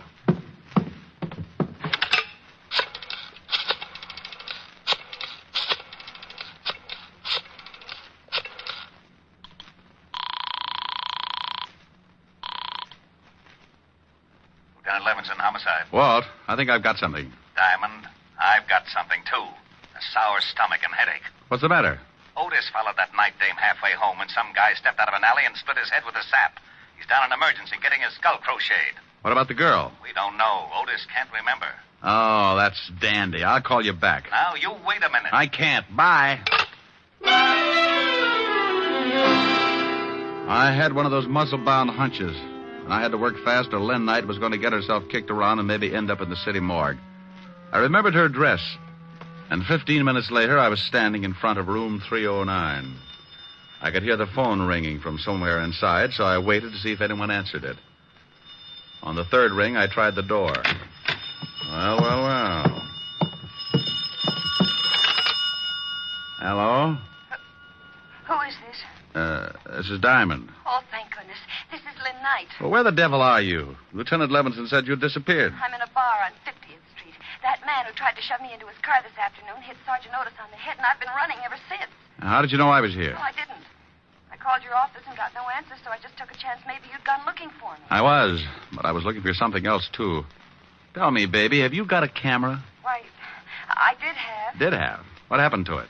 Well, I sort of sold it. Oh, you mean you hocked it? Well, I didn't need it anymore, and I did need the money. You stay right where you are, and I'll be down. What's the name of the place?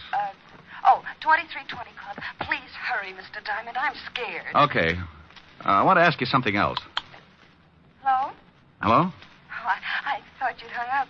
No, I thought you... Lynn, Yeah? is there an extension on this phone? Why, yes, in the bedroom. Say, you don't think... I don't know. Wait a minute. Hey, what are you guys... Oh! Mr. Diamond? Mr. Diamond, are you still on the... Okay, Mel. Let's go get the dame. Hey, that was pretty smart waiting around and listening in on the extension, Lou. What do you want me to do with the Shamus? He looks like he can still hear things. Well, turn them off. Sure. Okay. Okay, let's go. What are you limping for? I kicked him with the wrong foot. I got a lousy ingrown toenail. I laid there trying to crawl back to a more sensible way of life.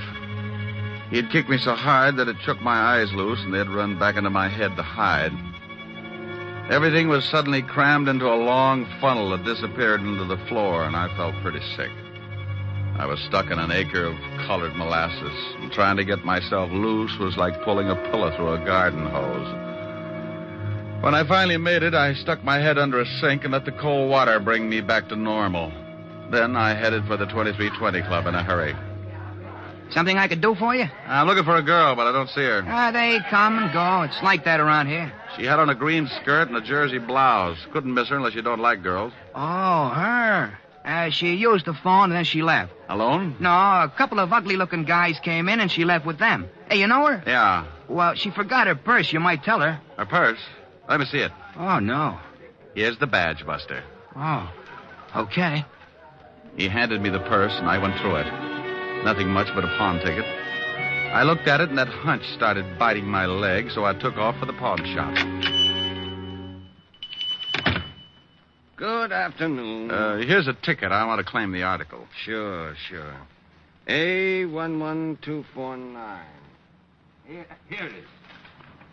Ah, lovely camera. Bingo. Did the girl sell it to you? No, she just wants me to claim it for her. Well, be careful. She said there was still some film in it. She wanted to come back and get it when she got a new job. $15, please. Yeah, here you are. Is there a place around here where I can get the film developed? Right across the street. You can see it from here. Ah, thanks.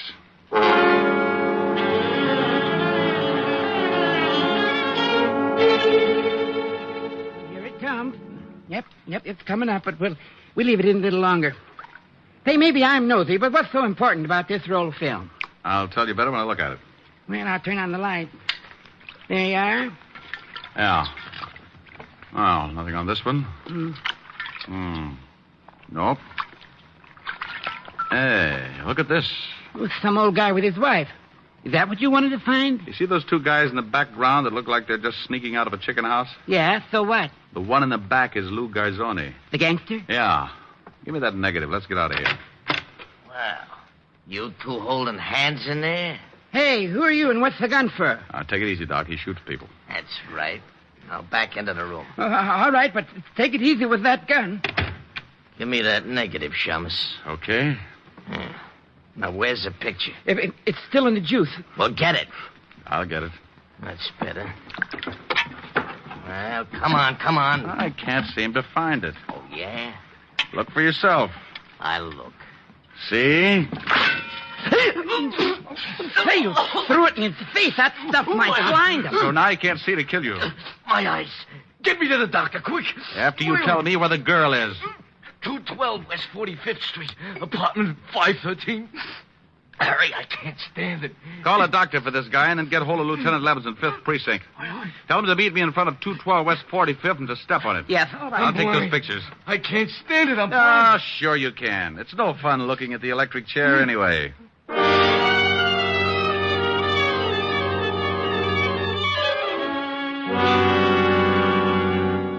Apartment 513, he said?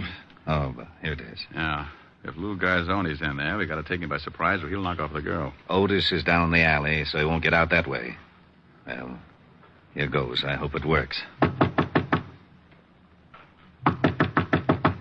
Yeah, who is it? Mel had an accident. He sent me up to tell you. What's your name? Tony Vega. Wow, why didn't you say so? I thought you was in stir... Coppers! You dirty duck!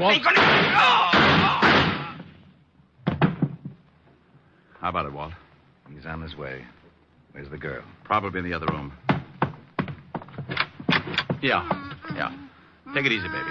All right. I'll get the gag on. There you are. Oh, Mr. Diamond. Mr. Diamond, he was going to kill me. Yeah, I know. Is she all right? Sure, Walt. How about Garzoni? No hurry for the wagon. Oh. Now, will you please tell me how you knew Lou Garzoni was in this apartment? Well, he and his boy were after a picture Miss Knight took. Here, this one. Ah. There they are in the background. He was an old enemy of Al Rigoletto, wasn't he, Walt? Yeah. Why? Oh, I bet he was the one who rubbed him out. Then he and his boy ducked into the nightclub. Garzoni saw his picture taken, so they went after Len. Why, Mr. Diamond. Oh, what's the matter? You finally called me Lynn. Well, Len. You go home and take it easy. I might stop by tomorrow. What's the matter with tonight? I've got a piano lesson. Bye. Otis! Yeah, Lieutenant? Is it all over? Yes, you hammerhead. Now get out of that garbage can and see if you can find your way back to the station.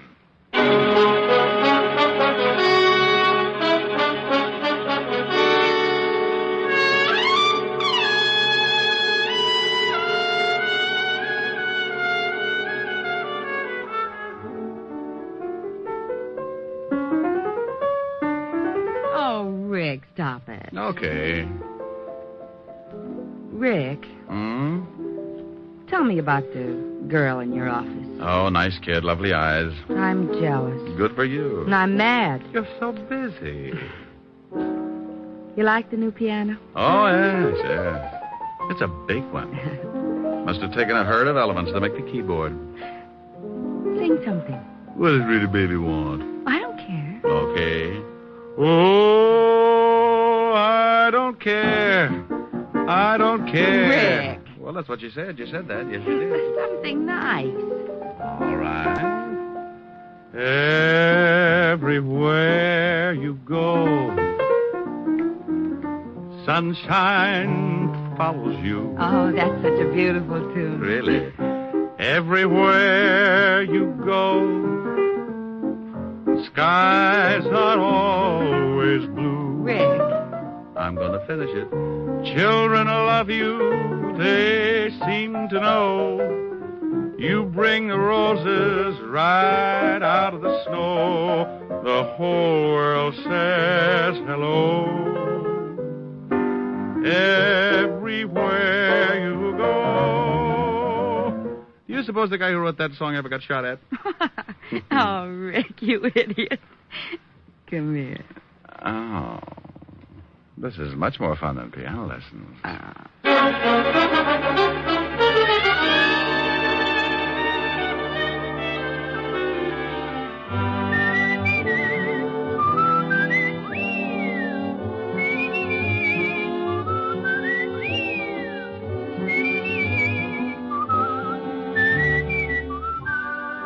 You have just heard Richard Diamond, Private Detective, starring Dick Powell. Helen was played by Virginia Gregg, Lieutenant Levinson by Ed Begley. Also in our cast were Wilms Herbert, Joan Banks, Paul DuBois, Herbert Ellis, and Sidney Miller. Music was under the direction of Frank Worth. Richard Diamond is written by Blake Edwards and directed by Richard Sandville. And now, Dick Powell. Friends, I want to remind you of the wonderful group of programs NBC has on tap for tomorrow afternoon and evening. Shows like Hollywood Calling, Guy Lombardo, Four-Star Playhouse, The Ethel Merman Show, and the NBC Symphony. For the best in radio listening tomorrow and always, keep your dial tuned to your favorite NBC station. Dick Powell soon will be seen in the screen version of the best-selling novel, Mrs. Mike. And don't miss the interesting story, My Mr. Powell and His Mr. Diamond, in the September issue of Radio Mirror, now on your newsstand. Now, this is Eddie King inviting you to be with us again at this same time next week, when we will again bring you Dick Powell as Richard Diamond, Private Detective.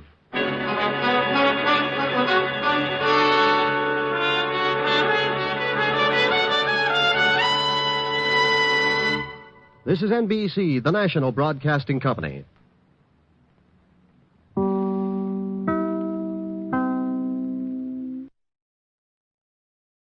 Here is another in NBC's great parade of new shows.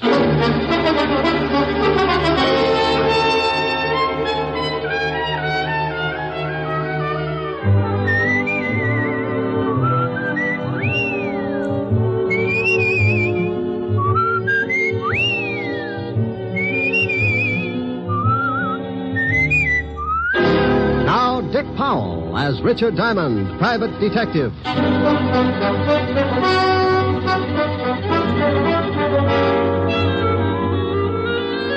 Hello there, this is Diamond.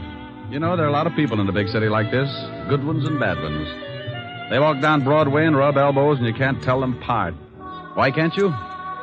Because a lot of them were poured out of the same mold. Brought up in the middle of garbage cans and gang wars. Weaned on the smell of slums and conditioned to the taste of dirt and a kick in the ribs. By the time they get old enough to raise their fist, they're given two choices.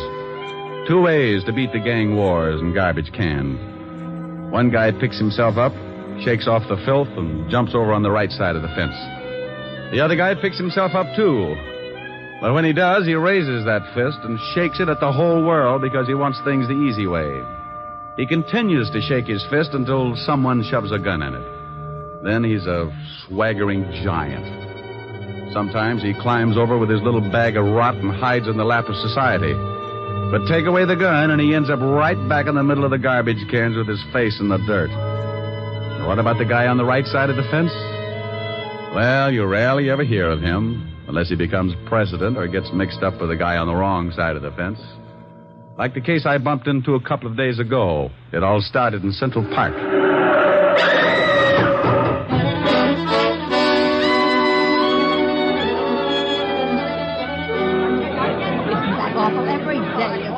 What happened? Some girl got run over. That young guy over there ran over her with his car. I came up right after it happened. He was leaning over her and crying. A little late for crying, I'd say. Says he didn't kill her. Says someone pushed her in front of his car. Ain't that a good one? All right, everybody back. Here comes the ambulance. Come on, you. But I tell you, I didn't kill her. I was in love with her. That's the last thing you should have said. But I swear I didn't do it. I was going to meet her about a half a block up the street, and someone pushed her out in front of my car. I couldn't stop in time. Look, I just got to write the report and take you down to the station. You can tell it to the inspector. Now, look out. Here's the ambulance. Hello, Crockett. You're too late. The body's ready for the morgue. Ah, Central Park's turning into a graveyard. I'm going to start taking my girl someplace else. What do you mean? Somebody else got run over in the park? Somebody got shot full of holes. Call came in just for this one. That gangster Chino Scabo. Scabo got knocked off. He was due, wasn't he? Please, officer, can't I get to a phone? Shut up. One of the biggest gangsters in town gets rubbed out, and I gotta show up at the station with you. You know, Sonny, I'm not pleased with you at all.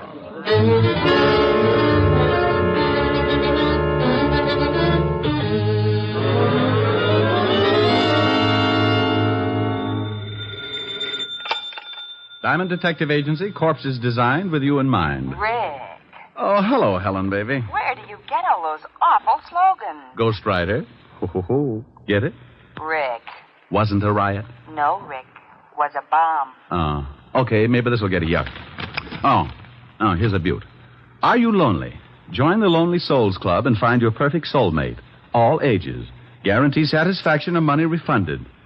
Well, I wonder if Mighty Joe Young knows about this. Rick, what are you talking about? I'm reading the personals. Hey, get a load of this one. Will give ride to coast, must be young companion, pretty, easy on the eyes. Think I ought to apply, baby? You're ridiculous. Oh, here's an odd one. Anyone witnessing unusual accident at the 72nd Street Transverse, 11 p.m. Wednesday night, when young girl was killed, call Skylar 6036.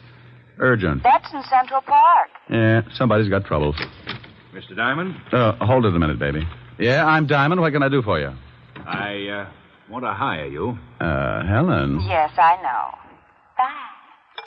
$100 a day in expenses, sir. That's your fee? Yep. I like to give it to the prospective client first. If he turns green and faints, we both save a lot of time and talk.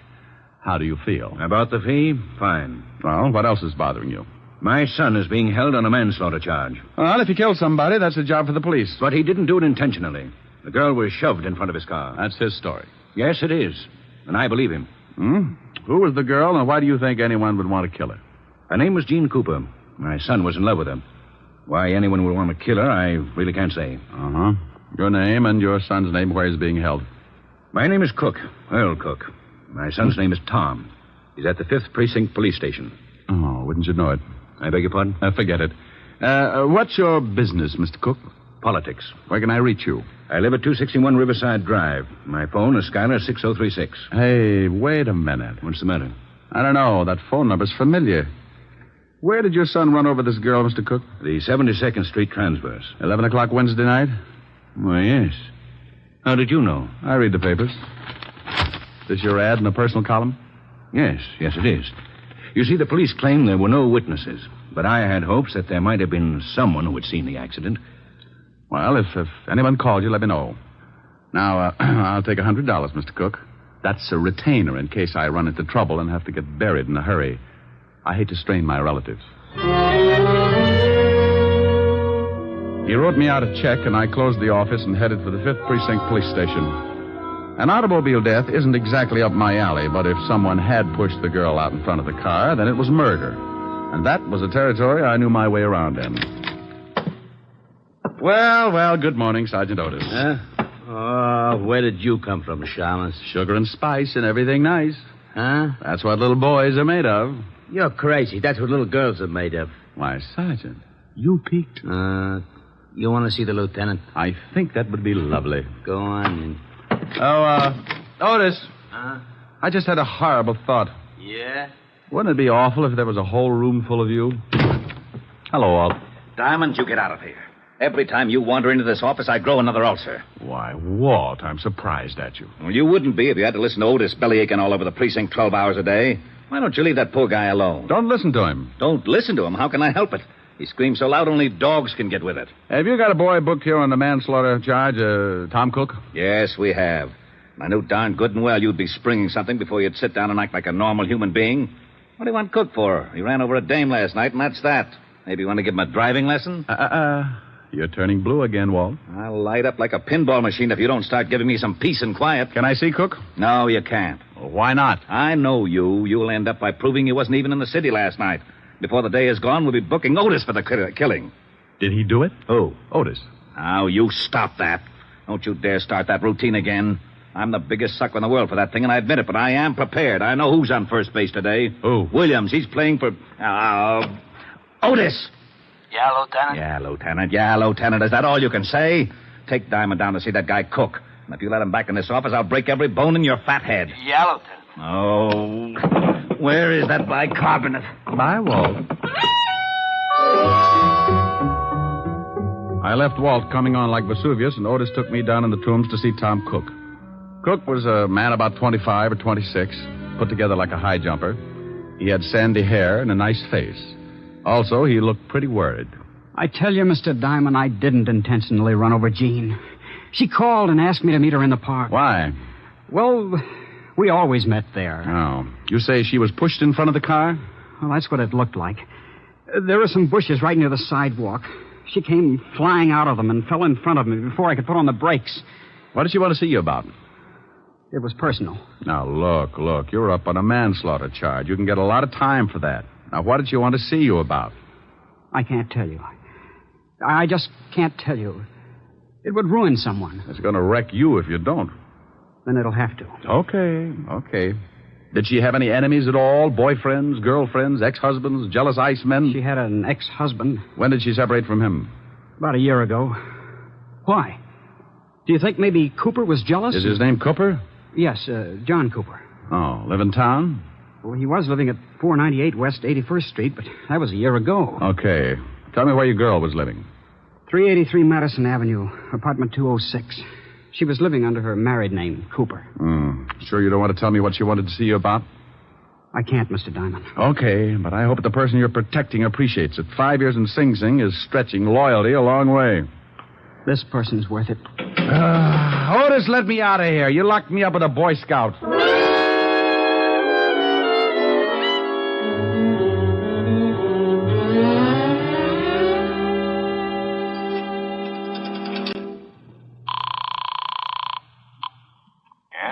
Mr. Cook?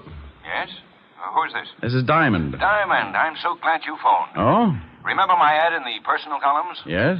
Well, I just received a call from someone who claims he saw a man push a girl in front of my son's car. Oh. He said he was in a hurry, so he didn't wait around to see the rest. Can you imagine that? In too much of a hurry to stay round. No, I can't imagine it unless he was running away from something, didn't want to be caught. Did he tell you anything else? No, I asked his name, but he hung up. Oh. Well, if you hear from him again, call Lieutenant Levinson of the 5th Precinct. And I'll call you later. All right, Mr. Diamond. But now I'm sure my son is innocent. Well, I hope I can come up with more than your confidence. I knew a guy who yelled frame all the way to the electric chair. They fried him like a lean pork chop. I left the phone booth and took off for John Cooper's apartment. I found the place and gave my rabbit's foot a pat on the hock. The little bunny was still with me because a John Cooper was listed on the mailboxes. I took the steps two at a time. Yeah, who is it? The name's Diamond. I don't want any. I'm selling a homicide, complete with samples. You better open up. Hey, what are you talking about? I'm talking about your ex-wife. She was killed last night. What? Mind if I come in? No, come on in. Jean dead. How did it happen? She was run over by a car. Oh, that's awful. Are you from the police? You got a gold star. Where were you at 11 o'clock Wednesday night? I was right here in my apartment. You can prove it? Well, I didn't leave. I don't guess I can prove it. I hope you don't think I ran over Jean. I know who ran over her. I'm trying to find out who aimed her. I don't understand. She was pushed in front of the car. How do you know that?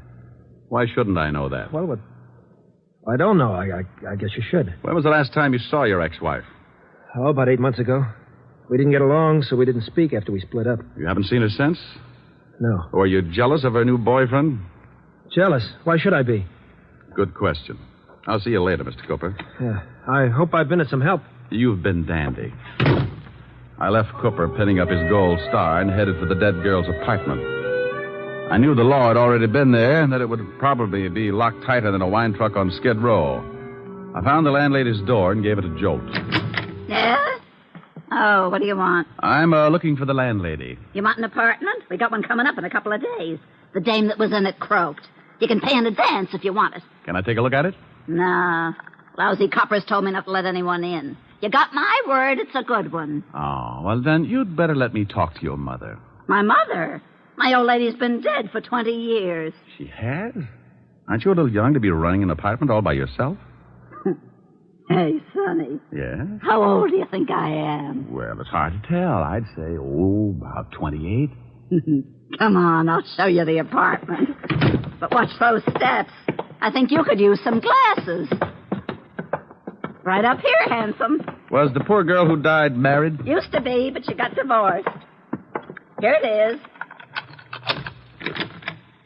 There you are, honey. Go on in, take a look around. I'll go on back downstairs in case the law comes back. I'll have to stall him, I guess. Thanks, beautiful. Oh, that's all right, honey.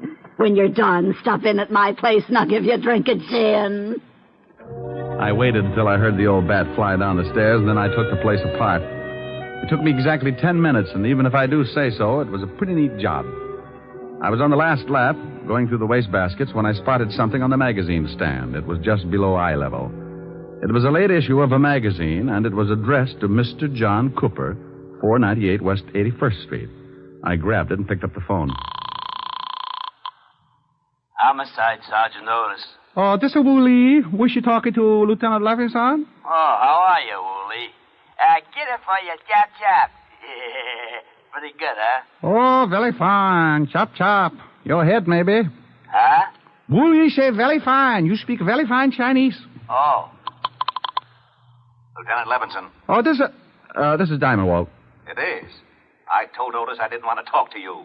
He said Wu Lee was on the pipe. Oh, this is Woolley, too, Walt. Oh, that lame brain, Otis. Oh, what is it now, Diamond? I got a liar in the balcony, Walt. What are you talking about? I've spoken to 3 people about the girl who was run over. One of them lied to me. Now, I believe the kid's story. I think she was pushed. So she was pushed. I can't be bothered with that right now. I'm all tangled up in the Scarborough killing. We found the gun that did the job lying in the bushes in Central Park. Wait a minute. In Central Park? Yeah, we traced it to a pawn shop, and the pawnbroker identified one Louis Spiegel as the one that bought the gun. Walt, what time was Scarborough knocked off? Shots were heard about 5 minutes to 11. Hey, that's just about the same time that Cook ran over the girl. You are so right. And Scarborough got killed on the other side of the park. About 5 minutes to run to where the girl got run over. Now, what are you getting at? If you know something about this Scarborough killing, I Walt, want you... some guy called Tom Cook's father and said he saw the girl shoved in front of the car. He wouldn't tell his name because he said he'd get in trouble. Probably a crank. No one would duck out on a deliberate murder. Unless he just rubbed out New York's biggest gangster. Hey. Yeah. Have you got Louis Spiegel on tap? No, he's hiding out. Oh. Well, do me a favor. Check your files and see if you've got a record on a John Cooper. The dead girl's ex-husband? Yeah, then I'll call you back. I've got a guy who might show us where we can find Louis Spiegel and the guy who pushed the girl in front of the car. Killed two birds with one stone. It's quite a billiard shot, but give my little stool pigeon 2 bottles of fermented grape juice and he can run the table. I left the apartment and slipped by the landlady's door. I knew she was building a party because I could smell the 100 proof clear out in the hall. I ducked out on the street and headed for Skid Row in a place called the Parrot Club. When I went in, I spotted my man sitting in his usual spot at the bar. His name was Wilbur Truitt. Ah, greetings, Bucko. You have come just in the nick. Not having the necessary funds to purchase another bottle of strength, I asked yon bartender to put it on the cuff. Wilbur, Whereupon he handed me this can of rat poison. It turned out to be rather soothing in a toxic sort of way. Bucko, you know me. I do not wish to deprive the little rodents of their daily constitution, so I would much rather nurse on the succulent end of a bottle. Wilbur, I'm looking for someone. I have been looking for someone all my life, preferably a brewery owner. Bartender, bring me a bottle. Oh, noble sir, your overkindness doth wring tears from me. I do embrace your offer. Now, you don't wrap your hooks around this jug until I find out where Louis Spiegel is. That is indeed a difficult problem. Mr. Spiegel carried a rather large gun under his arm. Then if I sit here and gaze at that bottle for any great period, I shall become cotton-mouthed and surely choke to death. Mr. Louis Spiegel might be found in the freight yards, hiding in an old shack at the end of 50th Street now. Bucko, I'm rusting. Here you are, Wilbur, and thanks. Farewell. Lord knows when we shall meet again. I have faint, cold fear thrills through my veins. But no matter. I have never let a cork confuse me before. Bartender, a corkscrew and bring the cat. I owe him a drink.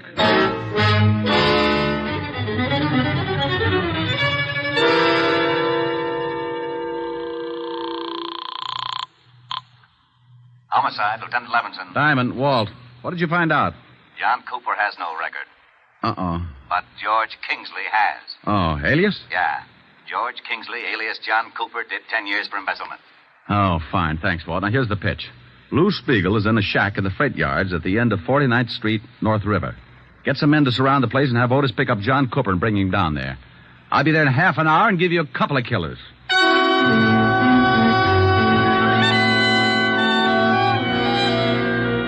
All I needed was a motive, so I hung up the phone and headed for the house of my client, Earl Cook. Oh, come in, Mr. Diamond. I'm very glad you've come. Mr. Cook, did you... I want to show you something. Here. What are they? Letters to my son. Blackmail letters. Oh? Where'd you find them? I was going through my son's things, trying to find something that might help uncover the motive for his accident. Mind if I take a look? Well, I can save you the trouble. They're about me. About you? Yes. I told you I'm in politics. Well, I am, and I'm a big power. When I began my rise, I was a young criminal lawyer. I had to accept a lot of cases that I might have turned down under different circumstances. I see. And the opposition tried everything to discredit me. Smear campaigns. Saying that I was getting acquittals for common thugs who were known to be guilty. And later, when I became a judge, they switched the campaign and said that the men I sentenced were innocent. Were they? Of course not. But in those letters to my son, the blackmailer said that he had definite proof that could ruin me. My son knew about my past, and when he started receiving the letters, he was afraid to confront me with the evidence, for fear I might have to admit my dishonesty. Have you talked with your son? I just left him. That's why he didn't tell you anything. He thought he was protecting me. His girl, Jean, found out who was sending him the letters, and, well, she was killed before she could tell him. Well, that fits. If the girl found out, then the blackmailer would not only have to know your son pretty well, but he'd also have to know her. You think you know who he is? See this magazine? Mm-hmm. Well, some of the pages are cut up. Now, take a look at these blackmail notes. They're formed with cut-out letters to spell out the words. The type is the same as the type on the magazine. Where did you get that magazine? In the girl's apartment. Well, then she must have had something to do with it. She found the magazine, all right, but it wasn't hers. Look, Mr. Cook. Yes? Did you ever send a man to prison named Kingsley? Yes, I believe so. For embezzling. Thanks. Where are you going? I'll call you later. I've got a date at the freight yards.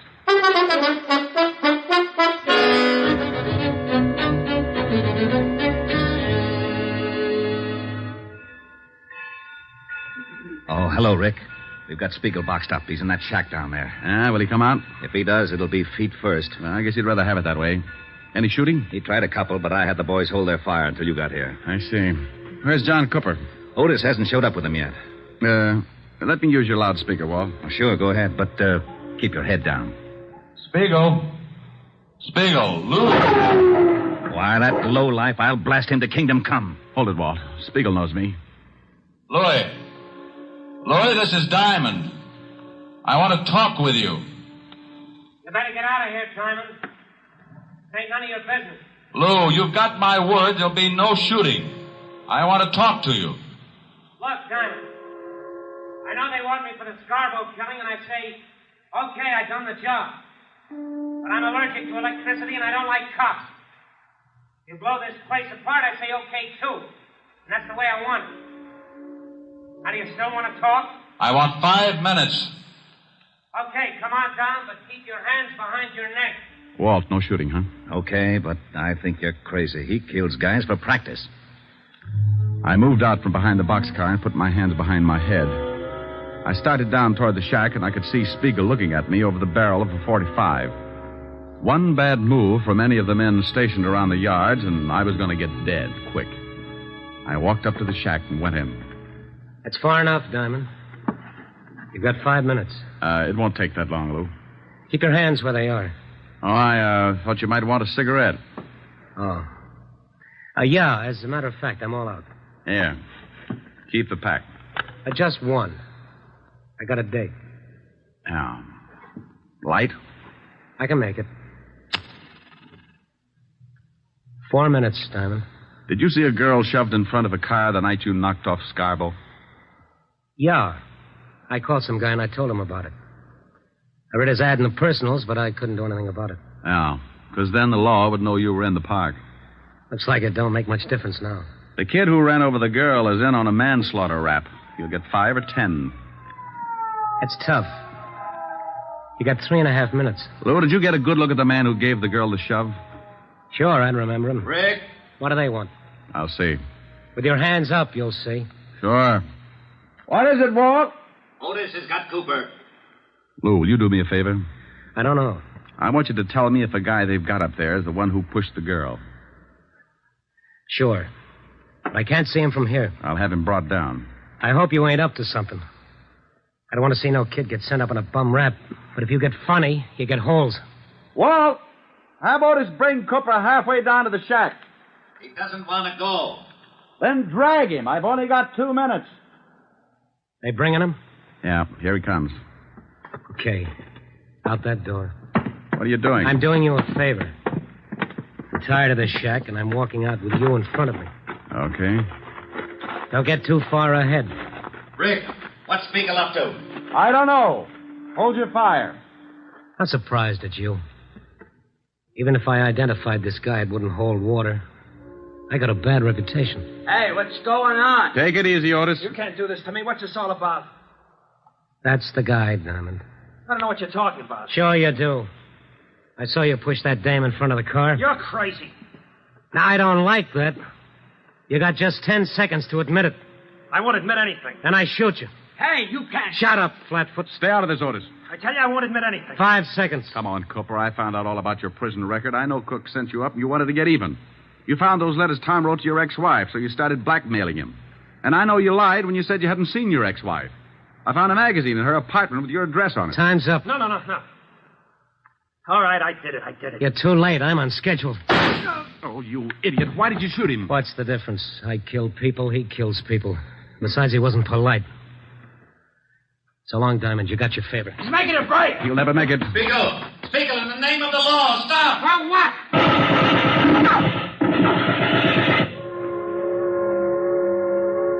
Yeah, they got him. They sure did.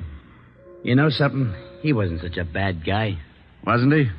I guess he's killed a dozen people in his time, but maybe you're right. Maybe he kissed them all goodbye before he pulled the trigger. Well, I got a right to an opinion. Yeah, and it scares me a little. You're lucky you didn't try to pull a gun on him. You'd look pretty silly telling everybody what a nice guy he was after he'd shot off the top of your head.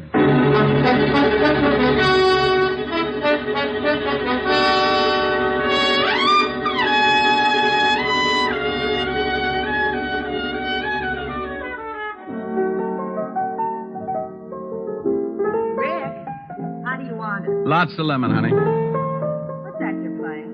I don't know. It says on the sheet music for kazoo and voice. You idiot. Here, see how this tastes. That's swell. But can't you drop a mussel in it or something? Now, that's plenty strong. Oh. The last time you complained about my weak drinks, Francis had to carry you home piggyback. Yeah, remind me to buy him a saddle. I hear they let the cook boy out of jail this evening. Well, how the dickens did you know that? Never mind, I find out things. You have been snooping. Well, you won't tell me anything about your cases. How did you find out? Helen? No. You'll be sorry. Here. You sing this, and I'll tell you how I found out. Well, I don't know whether I can. Your lips tell me no, no, but there's yes, yes in your eyes. I've been missing your kissing just because I wasn't wise. I'll stop my scheming and dreaming, 'cause I realize your Rick, that's wonderful. Oh, okay, now make like a truth serum, or I sing 20 courses of McNamara's band. Well, I was looking for you, so I called Walt Levinson. He told me all about it. Very elementary, my dear Diamond. Oh, get her. Do I look smug? Close your eyes and let's see. Now, that's silly. Why do I have to close my eyes? Close your eyes. Oh, that's better. Rick, aren't you nice? I certainly am. But people always notice my dimples first. Come here. Helen, you're looking smug again.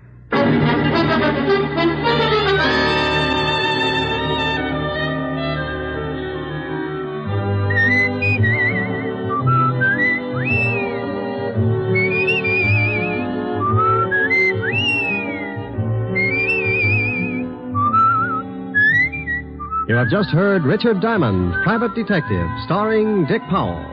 Helen was played by Virginia Gregg, Lieutenant Levinson by Ed Begley. Also in our cast were Wilms Herbert, Eleanor Audley, William Johnstone, Sam Edwards, David Ellis, and Frank Lovejoy. Music was under the direction of Frank Worth. Richard Diamond is written by Blake Edwards and directed by Richard Sandell. And now, Dick Powell. Friends, I want to remind you of the wonderful group of programs NBC has on tap for tomorrow afternoon and evening. Shows like Hollywood Calling, Guy Lombardo, Four-Star Playhouse, The Ethel Merman Show, and the NBC Symphony. For the best in radio listening tomorrow and always, keep your dial tuned to your favorite NBC station. Dick Powell soon will be seen in the screen version of the best-selling novel, Mrs. Mike. Now, this is Eddie King inviting you to be with us again at the same time next week when we will again bring you Dick Powell as Richard Diamond, Private Detective.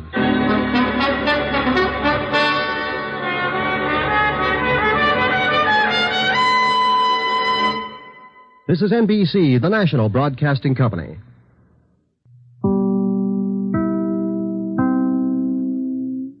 Here is another in NBC's great parade of new shows.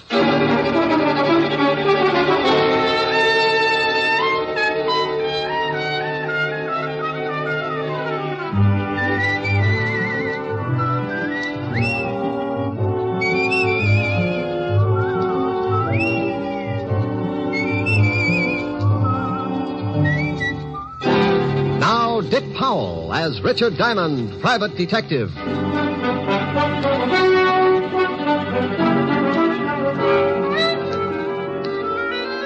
Hello there, this is Diamond. You know, I saw something the other day that's as typical of New York as the Empire State Building. I was walking down 2nd Avenue when I spotted some kids around the fire hydrant.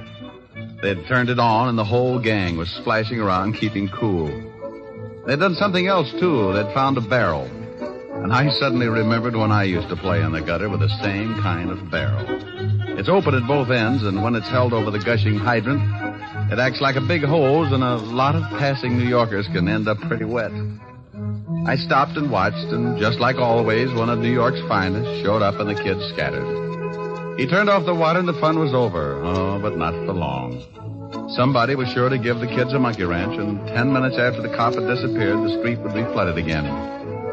Yeah, a kid can have a lot of fun, even in a big city. But it's unfortunate that every once in a while there's a boy who forgets to have fun and heads for trouble. Like a case I got mixed up in not long ago. It all started in a candy store under the L on 9th Avenue. I'm just closing up, boys. We want to talk to you, Pop. I told you I was closing up. We'll come back tomorrow and we can talk then. Eddie said he wanted to talk to you, Pop. You better listen. Yeah, what is this? You kids get out of my store. You want to buy something, you come back tomorrow. You ain't been making enough on your number sales. We come to see why not. Oh, so that's it. First, they threaten to beat me up unless I sell the numbers. Then they get sore because I ain't selling enough and send young hoodlums to see that I do. Well, you go tell your boss that I'm through selling numbers to poor people who think they can get rich quick. You tell your boss if he don't like it, I'm going to the police. Tell your boss that. Sure, we'll tell him. But he wants us to tell you something. I don't want to hear nothing from you bunch of no-goods. Now you get out of here. Oh, no, that ain't nice. Is it, Jim? No, that ain't nice at all. I told you to get out. If you don't, I'll call a cop. You ain't calling anybody, Pop. What do you do now? You get away. Help, please. No, please, help. Shut up. Okay, Jim, make him shut up. Please, I'm an old man. Yeah, sure you are, Pop, but old guys like you need exercise. Think he's had enough, eh? Yeah, grab some of them cigarettes and cigars off the counter. Yeah, sure. Hey, we better get out of here. Maybe somebody heard him yelling. Okay, grab me a box of candy, too. I got a date with Nancy tonight. I'll grab a couple. I got a date, too. Let's go.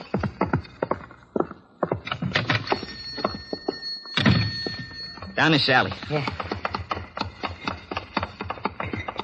Okay, slow it down.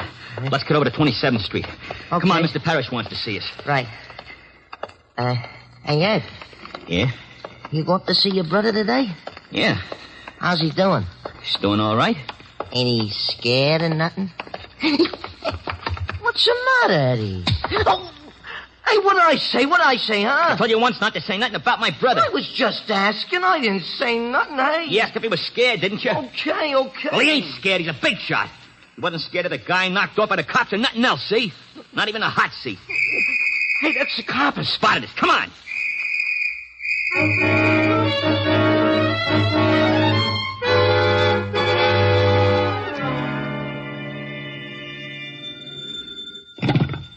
Diamond Detective Agency. We filtered the choke on the way to your throat. Oh, for Pete's sake, Diamond, aren't you ever serious? Well, Lieutenant Levinson, what's the matter with you? Did someone swipe one of your ulcers? Now, stop that. I wouldn't call you unless it was something important. I know. You're losing Sergeant Otis to Barnum and Bailey. You stop that. Ringling Brothers? Don't be ridiculous. I'm not.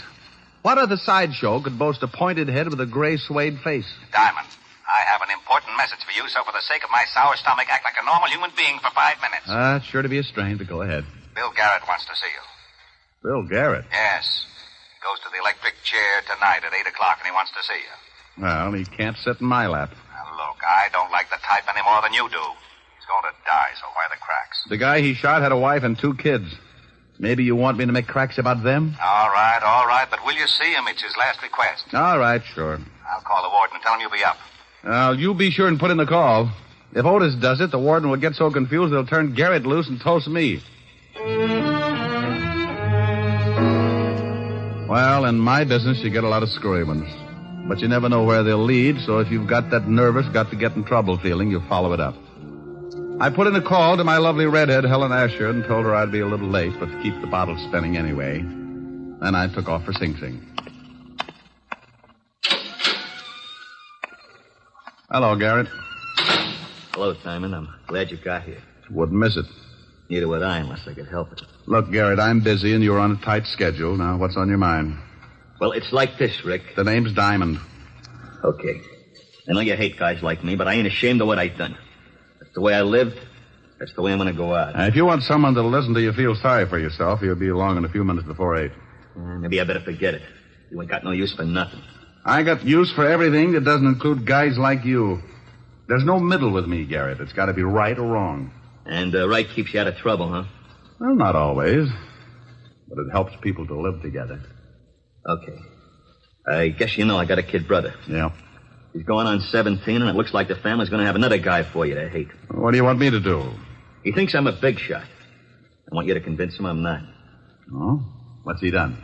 I don't know, but he's just like I was when I was that age. Tough, wise guy. He wants to be just like me. Oh. Has he been up here to see you? Yeah, but that don't change his mind. Just makes him madder at the world. I ain't getting soft, see, but he's a great little guy and he's smart. A lot smarter than I was. It's just going to take someone to show him which foot to get off on. Ah, okay. What's his first name and where can I find him? His name's Eddie. He's got a club they call the Panthers. You know the kind. Yeah, with me it was the Brownies. It's over on 26th Street, and he's got a girl he told me about. Her name's Nancy Hyde. She lives with her aunt over at 37th Street. Okay, I'll see what happens. He's tough. Oh, lots of guys are tough, Garrett. Sometimes if they get a break, they turn out to be so tough they even get to be All-American. Hey, I'd like that. I'd like to see the kid get to be All-American. That might be a little difficult, but you never know. Maybe they've got television down there.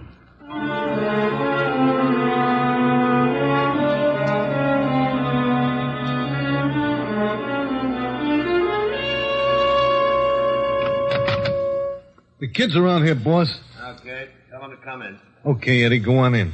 Thanks, muscle man. Hiya, Mr. Parrish. Hello, Eddie. We took care of old man Thompson like you said. Good. You, beat him up bad? Bad enough. Yeah, we really waked him over. We got Shut some up, supper. I'll do the talking. Who do you think's running this mob anyway? Okay. Get a load of that, Bart. We got a big shot. Yeah. You run your bunch pretty good, don't you, Eddie? I run the whole club. The Panthers got 23 members now. You hear that, Bart? 23 members, and Eddie's the big boss. I like that. I like you, Eddie. You and me and the 23 Panthers is gonna go a long way. Well, that's something I wanted to talk to you about, Mr. Parrish. We're getting awful tired of just beating up guys. We want to start doing something big, like knocking over gas stations or something. So you want to start doing something big, huh? Like knocking over gas stations, huh? Yeah. Well, you got a lot to learn, Eddie. Well, I've been doing all right, ain't I? Well, you're gonna do a lot better. How would you and the Panthers like to start making some really big cash? Hey, we'd like that. Shut up. Well, what does the boss say? The boss says great. What do we do? It's a cinch. Bart, go out in front and see that we ain't disturbed. Yeah, sure thing, boss. Bart carries a gun, don't he, Mr. Parrish? Yeah, Eddie. He carries a big one. I'm going to carry one someday. Sure you are. You're going to be a big shot. But you got to learn first. You got to start from the bottom to be a big shot. Now, here's the pitch. You get your gang together and explain that...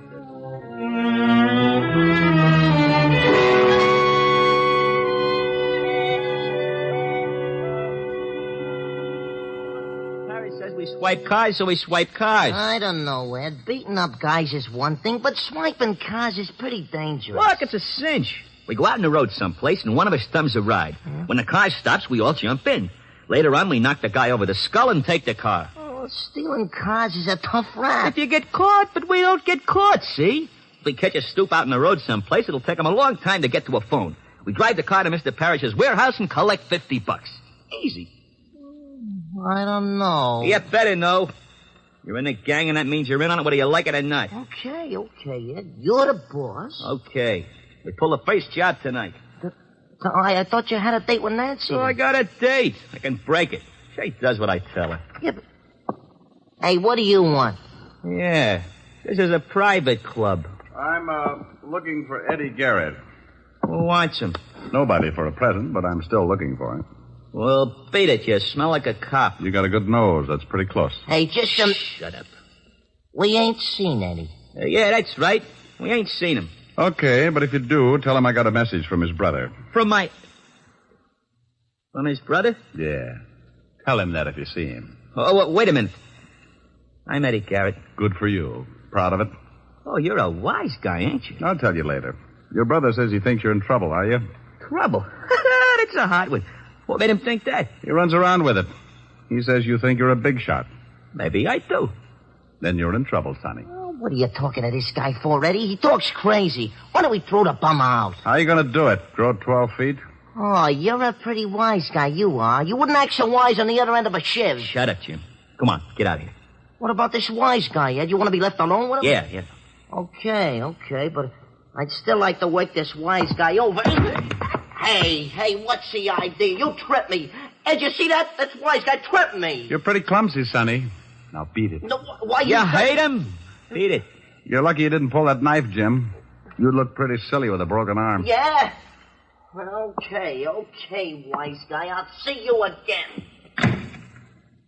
Now tell me what you want, and then you get out of here, too. Nice clubhouse you got. It's all right. It's 6 o'clock. So it's 6 o'clock. Doesn't it bother you? 2 more hours and your brother dies. So what? So he doesn't want you to end up the same way. Don't you worry about me, mister. Your brother's worried about you. He wants me to help you. How about it? I don't need no help. You're a copper. It's guys like you that sent my brother to the chair. I'm not a cop, Eddie, but I used to be. You ain't a cop? No, but if I was just a plumber and I had the chance to put your brother away for a killing, I'd do it. Yeah, I thought so. You look like the type. You're still a copper and you're no good. Now go on, get out of here. I don't need no help from a lousy copper. I don't need no help from anybody. Hey, Eddie. Oh, didn't know you was entertaining. This guy's just going. Come on in, Bart. Let's go, Eddie. What do you mean, let's go? I want to talk to you. We'll go up to my place. I ain't going nowhere with a lousy copper. Copper? Yeah, he's been in here preaching to me. Better leave, Flatfoot. Come on, Eddie. No, I ain't going nowhere. You heard what the kid said. Now, look. Yeah? Well. Guns and everything. Like it? Goes bang, bang. Hey, wait a minute, Bart. I don't want no killing. Oh, don't worry, Eddie. I'm just going to put the Flatfoot to sleep. Oh. Hey, you slugged him with the gun. Mr. Parrish wants to see you about tonight. Huh? Okay. He ain't dead, is he? No, I just tapped him a little one. Come on.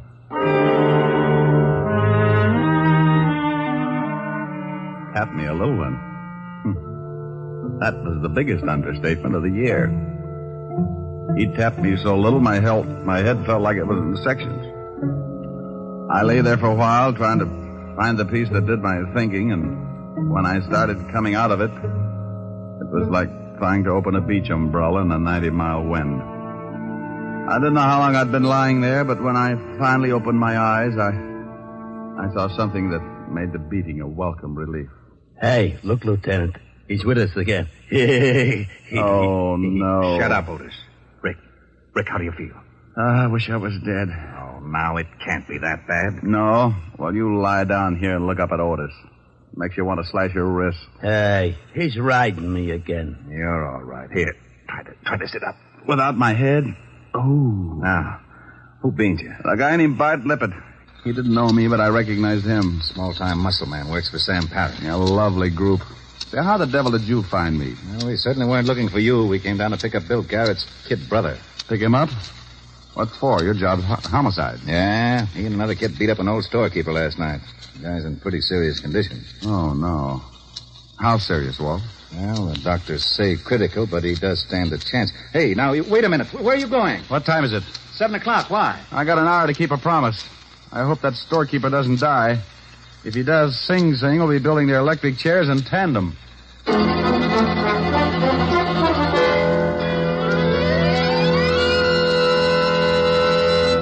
In just a moment, we will return to Richard Diamond, Private Detective, starring Dick Powell. But first, traffic accidents claim a victim on the average of more than one a minute, all day, every day in the year. The difficulty is that people continue to think of the horror of accidents as always happening to someone else.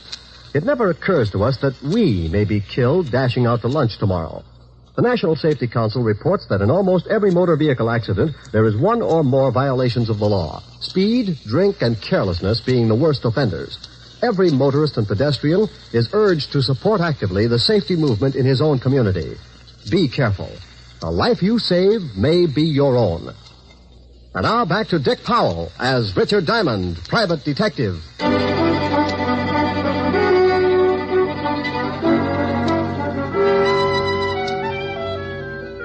Well, the law was after Eddie Garrett, and I'd promised his brother that I'd keep him out of trouble.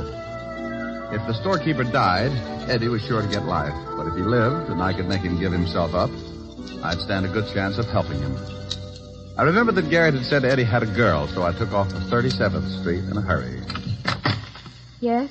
Are you Nancy Hyde? Why? Well, I'm looking for Eddie. Oh, well, I haven't seen him. Huh? You're a little nervous. Well, no, I'm just a little worried. About Eddie? Who are you? Well, I know his brother. He wanted me to find Eddie. Oh, his brother. Well, I don't know where Eddie is, and you stay away from him. You, don't approve of Eddie's brother? No, and I'm not afraid to say it. Eddie's a good boy, but he worships his big brother, and he thinks he's tough.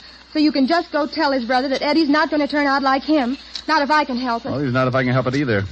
I am a private detective, Nancy. My name's Diamond. You said that Eddie's brother wants you to find Eddie. He does, but he wants to keep Eddie out of trouble as much as you do. Oh, well, honestly, Mr. Diamond, I don't know where Eddie is. He called me a little while ago and said that he might be able to come over later. And he didn't say where he was? No. Well, if he does come, try to keep him here, and I'll get in touch with you later on. All right, Mr. Diamond. I went down the hall and back down the steps in a hurry. When I reached the street, I stopped and waited for a cab to come along. I took out a cigarette, was just about to light it when I spotted a shadow ducking in behind the doorways and making its way up the street toward me. I slipped back in the building and waited. Hey, what is this? Take it easy, Eddie. Oh, the copper. Let me go. That storekeeper you beat up may die. I'm taking you down to the station. What? That's right. He's in a bad way. Now, come on, let's go. I might have known it. But you said you wanted to help me. That's a lad. This is the only way I can help you. Oh, sure. But if the law picks you up, you won't stand a chance. You may even get shot. Well, I'll take my chances. Not tonight, you won't. Let me go. Let go of my arm. Now, look, I don't want to hurt you, so stop kicking. Yeah, this is swell, this is. Everybody wants to help me. My brother's going to chair, and if that old guy dies, I'm going to prison. Please let me go. I just as soon get shot. I ain't got nothing to live for. Now, take it easy, kid. The old boy might not die, then we can work something out. What was that? That's Nancy. That's Nancy. Let me go. Come on. I turned him loose, and we both went up the stairs 3 at a time. We reached the door, and I got that lousy feeling. The screams had stopped, and from the way she was yelling, it would take a lot to shut her up. Like dying. It's locked. Nancy. Nancy. She don't answer. Look out.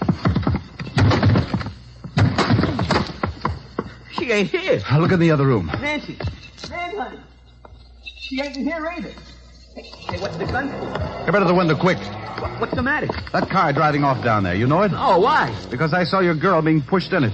I couldn't take a shot because it might have hit her. They took her down the fire escape. Eddie. Eddie, who would want to kidnap Nancy? I don't know. You're working for Sam Parrish, aren't you? How did you know that? I recognized his muscle man just before he put me to sleep. I ain't saying nothing. Now, look, you stupid little idiot. Aren't you worried about your girl? Yeah, sure I'm worried about her. What's that got to do with Mr. Parrish? Nothing, maybe. But if he heard that the law was looking for you, he might be afraid you'd talk. What were you and your gang doing for Parrish? I can't tell you. Okay, then you're on your own. If the girl gets killed, they'll let you cry about it for the rest of your life and sing. I'm through trying to help you, Eddie. You're too far gone. You're no good. Wait a minute, Mr. Diamond, please. I'll tell you, I don't want Nancy hurt. Please, I don't know what to do. Well, first, try to take it easy, and then tell me what you were doing for Sam Parrish. Well, we used to beat up guys that wouldn't sell enough numbers. Mr. Parrish controls a lot of the numbers racket. We were supposed to start swiping cars. He was going to pay us $50 a car. Oh, call him. Call him? Yeah. Here's the phone. But for Pete's sake, don't let on that you know anything's up. Okay. I want you to tell him that you've decided to give yourself up. Okay. If he's got Nancy, I'll kill him. You just be sure and tell him that you're going to give yourself up. He'll tip you whether he's got Nancy or not. Yeah. Mr. Parrish? Eddie, is that you? Yeah. Oh, good. Me and Bart have been looking all over town for you. The cops are after you. I know. I'm going to give myself up. You what? Yeah, it's better this way. They might go easier on me if I do. Look, kid, you got to stop talking like that. You're going to be a big shot. You can't go turning yourself into the law. No, I'm going to do it. You come down here and talk to me first. Where are you? It's no good, Mr. Parrish. I'm leaving for the station right now. Eddie? Yeah? You ain't going nowhere unless you want to see your girlfriend scooped out of the East River. You have got her. Sure, I got her. So you get on down here. I just left her and she don't look so happy. She's with Bart, and you know Bart. Well, you're dirty, no good greaseball. You get out of my office in 20 minutes or I'll call Bart and the little girl dies. Now get down here. Hello. He's got her, Mr. Diamond. I got to get down there or he'll kill her. Where's his office? He don't have Nancy there. He told me she was with Bart. I got to go. You do, and he'll kill you. Then he'll do the same with the girl. You can't take the chance. What are we going to do? I only got 20 minutes. Does Parrish have another office or a hideout? No. Wait a minute. Yes, he does. Sure, the warehouse. He told me about it this afternoon. We were supposed to take our stolen cars there. Okay. I'll call Lieutenant Levinson and tell him to meet us there. You think that's where they got Nancy? I hope so. 20 minutes isn't much time. I put in a call to Walt and briefed him in a hurry. Then Eddie and I took off for the warehouse. It was at the foot of 14th Street, and by the time we got there, we had only 10 minutes left. The building was as dark as a foggy grave and locked tight. We found a window in the basement and finally jimmied our way in. You all right, Eddie? Yeah, but I can't see nothing. Come on. That looks like some stairs. Maybe we guessed wrong. What was that? I don't know, but there was a jockey on it. Come on.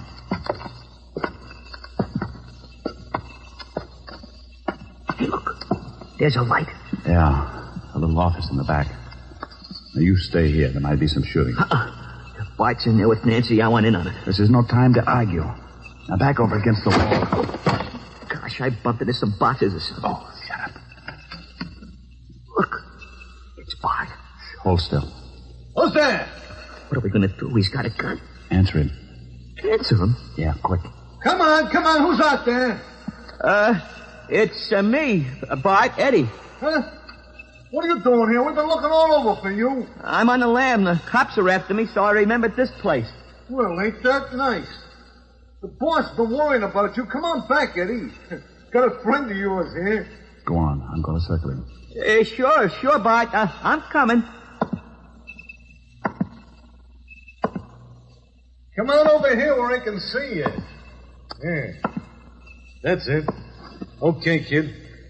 Now hold it right there. Hey, what's the idea? Well, the boss is afraid you'll do some talking if the cops pick you up, so I got orders to knock you off.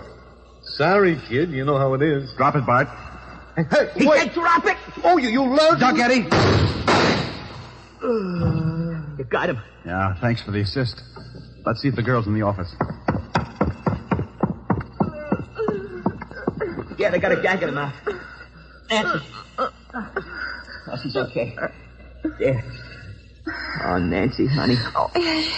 Here, I'll get those ropes off you.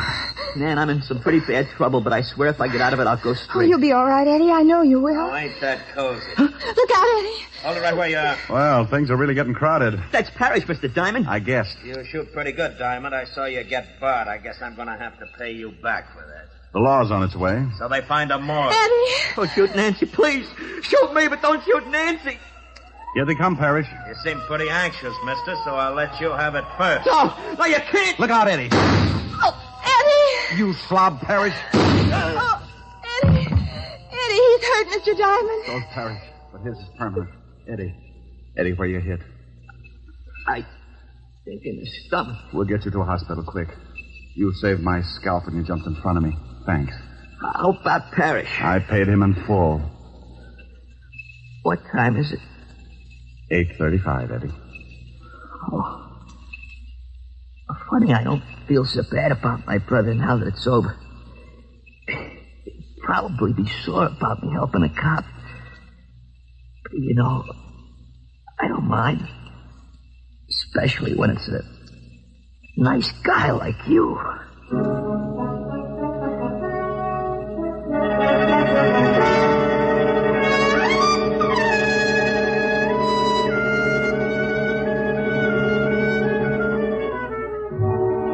Well, Walt busted in. They got Eddie to the hospital. Otis tripped over a pipe and broke his big toe, so they had to throw him in the wagon along with Eddie and his girl. Eddie recovered all right, so did the storekeeper. He helped beat up. The kids all got 2 years, sentence suspended, because my lovely redhead, Helen Asher, convinced the judge that the boys would become much better citizens if they worked out their 2 years on her farm upstate, milking the cows. Before Eddie left for the farm, Helen had him over to the house, and he brought his girlfriend. Well, we gotta be going, Mr. Diamond. I gotta catch a train. Thanks for the swell dinner, Miss Asher. It was my pleasure, Eddie. It was wonderful. Oh, Mr. Diamond. Yes, Nancy? Miss Asher was telling me that you sing. Oh, Miss Asher is sometimes afflicted with an extreme case of blabitis.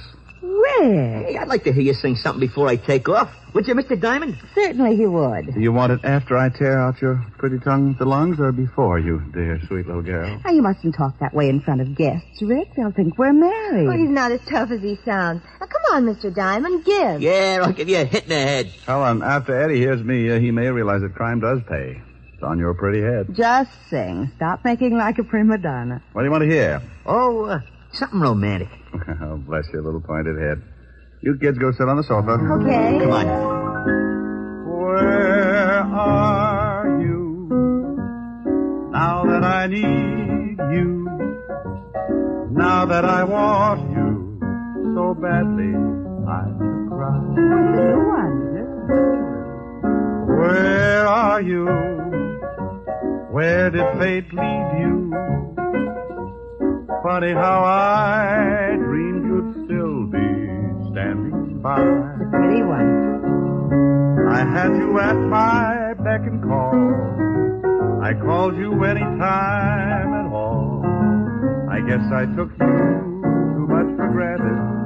I never thought I'd lie, awake and sigh. Where are you now that I need you?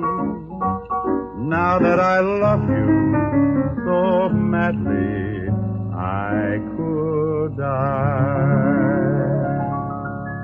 Well, how was that, kids? Rick, look. Well, how do you like that? They're stealing our stuff. Come on, Eddie, break it up now. You got to catch a train. Eddie. Nancy. Oh, my goodness.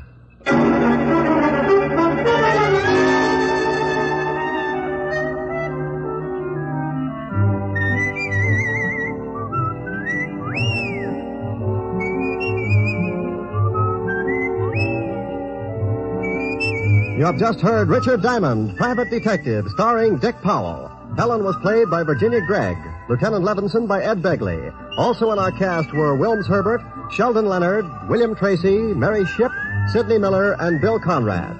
Music was under the direction of Frank Worth. Richard Diamond is written by Blake Edwards and directed by Richard Sandville. And now, Dick Powell. Friends, I want to remind you of the wonderful group of programs NBC has on tap for tomorrow afternoon and evening. Shows like Hollywood Calling, Guy Lombardo, Four-Star Playhouse, The Ethel Merman Show, and the NBC Symphony. For the best in radio listening tomorrow and always, keep your dial turned to your favorite NBC station. Dick Powell soon will be seen in the screen version of the best-selling novel, Mrs. Mike. Now, this is Eddie King inviting you to be with us again at the same time next week when we will again bring you Dick Powell as Richard Diamond, Private Detective.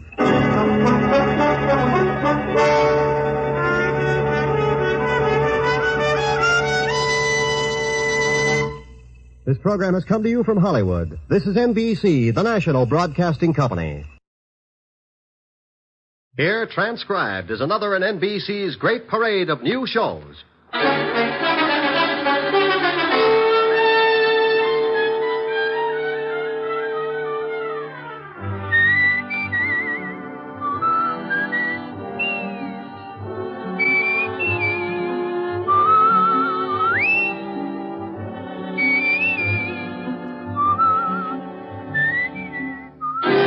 And now, Dick Powell as Richard Diamond, Private Detective.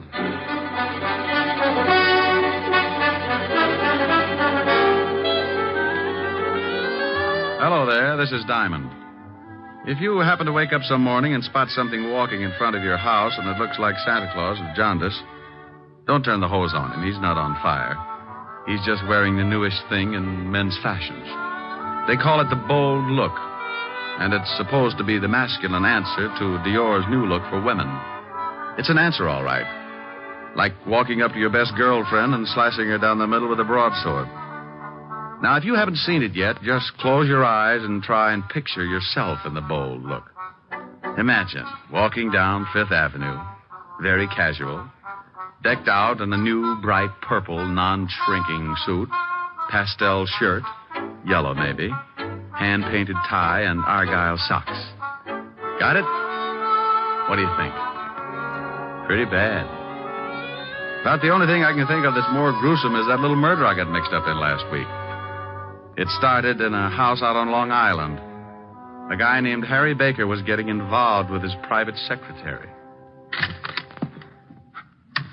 Here are the papers you wanted, Mr. Baker. Oh, thank you, Connie. What time is Mrs. Baker going shopping? She didn't say. This afternoon sometime. Where is she now? In her room. Come here, Connie. Harry, no. Supposing she comes down. I didn't see you last night. I missed you. I got hold of the man you wanted. His name's Nat Fox. He wants $500 for the job.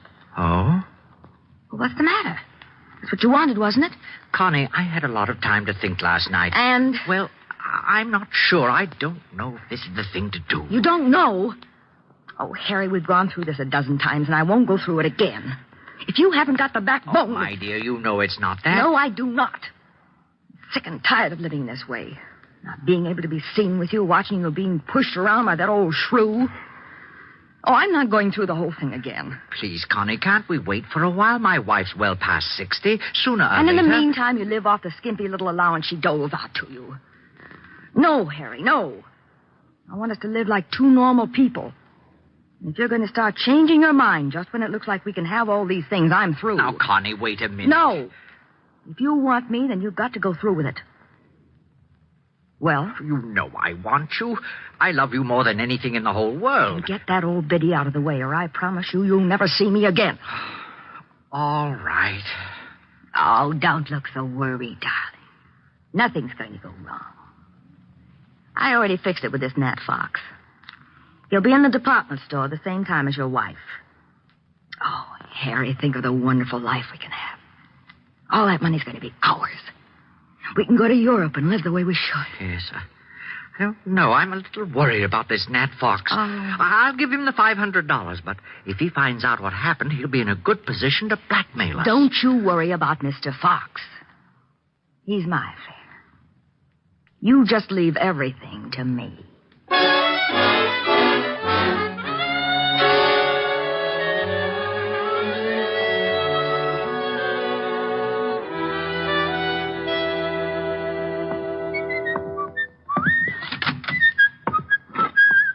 Well. Hello, Otis. What do you want, Diamond? I thought I'd drop in and see the lieutenant. Aren't you glad? You want me to make you feel good, or do you want the horrible truth? The truth, Otis. I'll steel myself. You turn my stomach. I couldn't without a bulldozer. Very funny. When are you going to go on a diet, Sergeant? You're beginning to look like Dumbo with a goiter. Hello, Walt. Oh, no. Who's dead this time? No, don't be silly. I just came down to talk to see how you were. I don't believe it. Say something without corpse in it. Your smile is like the first dawn of an Indian summer. You said Indian. So what? If you said it, he's dead. All right. If that's the way you feel about it, goodbye and good luck. Oh, now, wait a minute. Stop being an idiot. That's all right, Walt. I understand. Now, come back here. You know very well I'm glad to see you. And you think just because I come down to see you, I've gotten mixed up in some kind of a murder. Oh, a fine friend. Now, you stop acting like that. You're a worse ham than Otis. That did it. I'll never send you a good dead body again. Is that a promise? Is what a promise? That you'll never send me a good dead body again. Oh, want me to break the law, huh? Hold out police evidence. Of course not. You know I was only kidding. Just like the police force, making fun of a corpse. I have never made fun of a corpse. So that's what's the matter. What? Too serious. That's what's ruining your stomach. Oh, now stop that. You know what's wrong with my stomach. I've been working too hard, that's all. So the next time I find a corpse, you'll want to take a vacation. This precinct is more corrupt than I thought. What do you mean, corrupt? Just what I said. I find you a corpse and you won't even look at it. You want to go on a vacation. I don't want to go on a vacation. I'll look at the corpse. What corpse? The one you wanted me to look at. There you go, acting like I've gotten mixed up in another killing. Trying to make it look like the corpse is mine. What? Well, it's not my corpse. It isn't? No. Well, whose is it? Well, you know. You tried to frame me with it. I did not. Don't you try to shove that body off on me. Yeah, what is it? Oh, hello, Helen. It's for you, Rick. Thanks. Hi, baby. I'll hold it a minute. Walt, you better do something about that body. Oh, yeah. Otis, put in the general alarm. Diamond's found another killing. Oh, wait a minute. No, Walt, it's your killing, remember? Oh, yeah. Forget about the general alarm, Otis. I've got... Oh, Diamond. Sure, Helen. I'll meet you at the store. Oh. Sure. I love you. Bye. Oh. Walt, what a funny look. You're all red. Oh. Walt, Walt, you're turning blue. Well, I got to go shopping with Helen. I hope you find the body. Bye. Lieutenant, I'm still waiting. Sergeant. Yeah, Lieutenant? Shut up.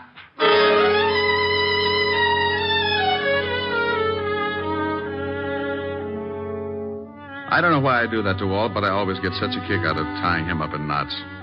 When he takes the bait, he goes for it hook, line, and sinker. It's a good thing Helen called and asked me to go shopping with her, or he might have blown a fuse. I don't generally like the idea of shopping, but she said it was Francis's birthday, and any kind of an afternoon with Helen could always work its way into a wonderful evening. What do you think I ought to get him, Rick? I'll get him some shirts or something. Hey, look at these. Rick, get away from that counter. What's the matter? My hips too big? Oh, I wonder if these come in baby blue. Rick, now stop that. People are looking. Is there something I can do for you? You seem to be interested in the lingerie. Is there something I can show you? Oh, I'm looking for something for a birthday. Oh, well, then may I suggest a nightgown, perhaps? We have some lovely numbers. This is for Butler. A butler? Yes. Oh, then you were thinking of getting something for the lady, too. No. Just seeing whether the baby blue went with my eyes. Well, really? Oh, come on, Helen. Rick, she must think you're crazy. 5 minutes more, and there wouldn't have been the slightest doubt. This is fun. Rick. That woman. What woman? The elderly one over there with the mink stove. Oh, yeah. I just saw her put a box of stockings in her purse without anyone seeing her. You saw it? Yes, but the clerk didn't. And she left the counter without paying. I know. You know? Oh, sure. Spotted her 5 minutes ago. Not a very good shoplifter. That's stealing. Shouldn't we tell the manager or something? Oh, the store detectives are sure to have her spotted. Why don't they arrest her? Point of law, baby. They can't put the arm on her until she steps out of the store.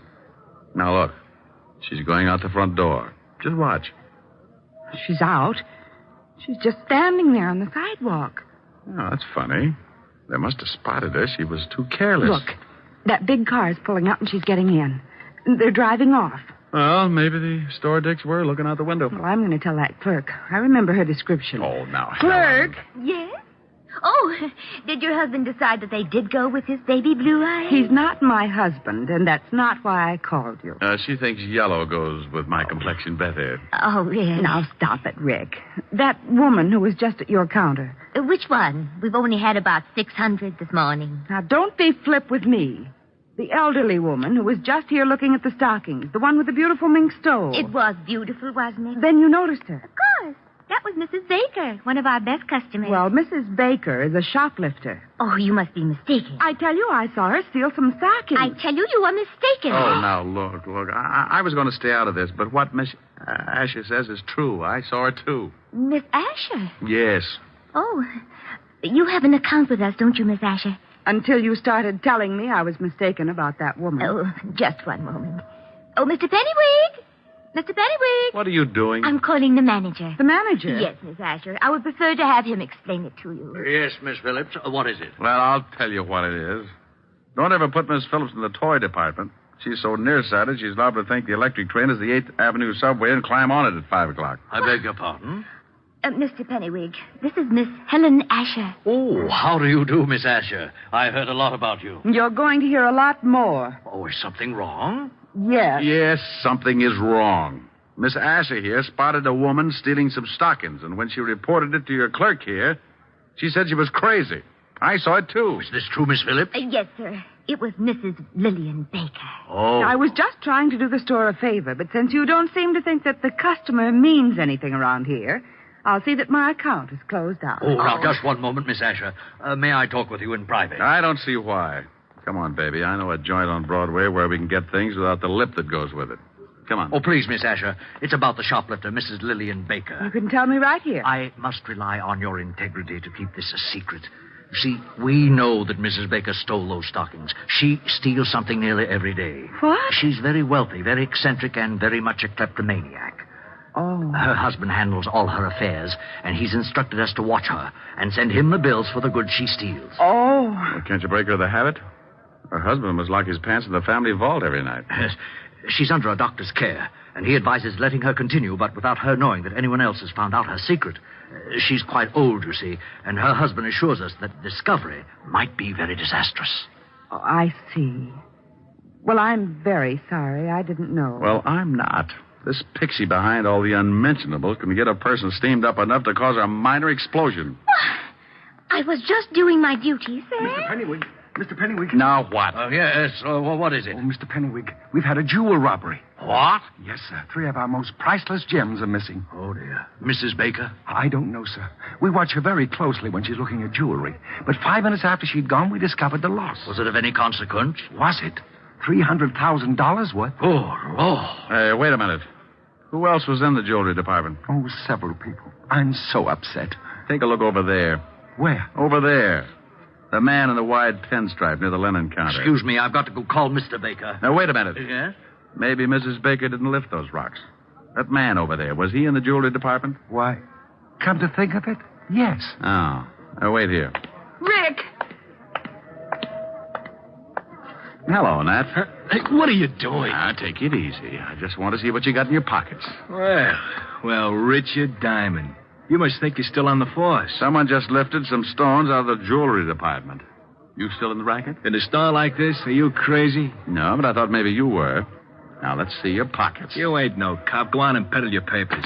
You look pretty silly with a broken arm. Okay, you don't have to get rough. I'm clean. Now, that's better. Now, turn them inside out. Hey, what's going on here? Now, meet Nat Fox, one of the better-known jewel thieves. Yes.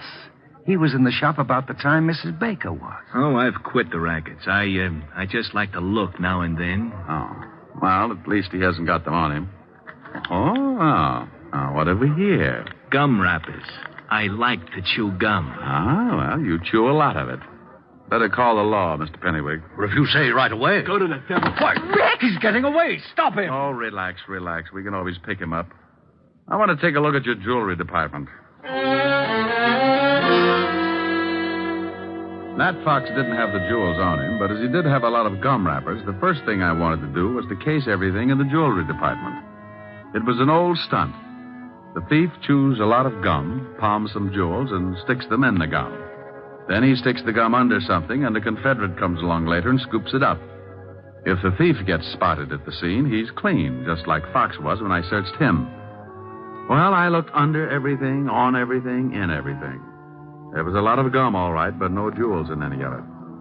Rick, couldn't someone have picked it up already? Well, that's the only thing I can come up with, unless this Mrs. Baker really did steal them. Well, the police will be here in a few minutes. So, clerk. Yes, sir?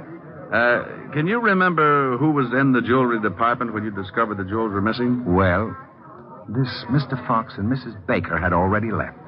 But I believe there were several women. Yes, there weren't any men, just several women. Well, thank you. Come on, Helen. The robbery detail can take it from here. Well, thank you very much for your help, Mr. Diamond. Oh, where can the police get in touch with you if they want to ask any questions? They know me. And if you ever need any guidance, just look me up in the book on the private detective. Can't miss it. The one with the biggest ad.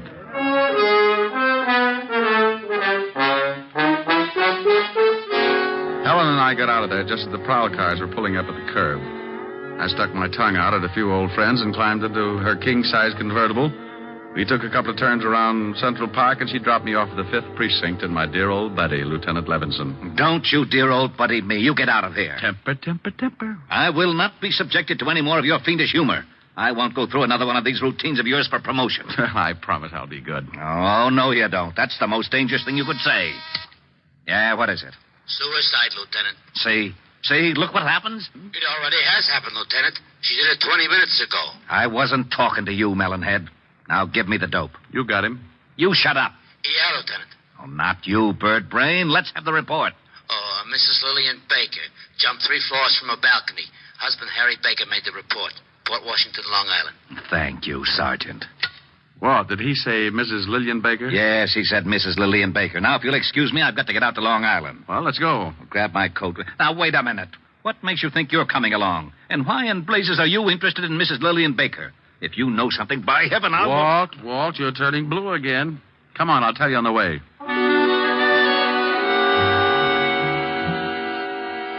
I briefed Walt on what had happened back at the store when Helen and I saw Mrs. Lillian Baker lift the hosiery. We reached the Baker estate about 3 o'clock in the afternoon and drove up a long circular driveway to the big house. The husband, Mr. Harry Baker, met us at the door. Oh, please come in, gentlemen. Thanks. You'll have to forgive me, gentlemen, but I'm still a little upset. My wife was a sick woman, but I never expected her to do anything like this. Where's the body? Out in the garden. Right this way. Have you any idea why your wife committed suicide, Mr. Baker? Oh, yes. There's the body. You don't mind if I go back inside, do you? I want to ask you some questions, then you can. I understand that your wife was a kleptomaniac. Is that right, Mr. Baker? Why, yes. How did you know? Mr. Diamond here saw her steal something from the store today. You mean the jewels? No, I mean the stockings. Did she steal the jewels? Why, yes. I found them under her mattress after the store called and told me of the loss. She was a sick woman. She's been stealing things for years, but she didn't think anyone knew about it. I had an arrangement with the stores that I could take care of all the things she took, but those jewels were too much. I had to confront her with the evidence. And she broke down completely when she discovered we knew her secret. Harry. Oh. Wow. This is my private secretary, Lieutenant Levinson. Richard Diamond. Oh, Miss Constance Loring, Lieutenant Levinson, Mr. Diamond. How do you do? Well, pretty good. I'd like to tell you about it sometime. Don't dead bodies make you a little nervous, Miss Loring? What? Miss Loring was here when my wife jumped. She's already gotten over the initial shock. Oh. She's been in the library calling some of my firms to tell them I won't be at work for a while. How long has she been here? Why, all afternoon she's been taking some dictation. With her hat on? Oh, well, you see. Forget it. Tell me, did your wife jump from that balcony, Mr. Baker? Yes. 3 floors. About a 4-foot railing around the balcony. If you think that there's been any foul play, you can check with her doctor. He'll tell you she could easily take her own life if her secret was discovered. I'd like to talk to him. What's his number? Evergreen 54469. Dr. Leonard Bischoff. Thanks. While you're calling him, Rick, I'd like to see those stolen jewels, Mr. Baker. Certainly. Right this way. Phone's right over there on the stand, Mr. Diamond. Would you open the safe for the Lieutenant, Connie? Mr. Loring?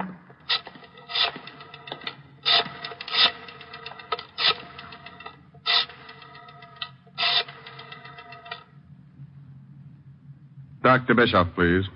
Richard Diamond. Yes. Hello. Dr. Bischoff, this is Richard Diamond.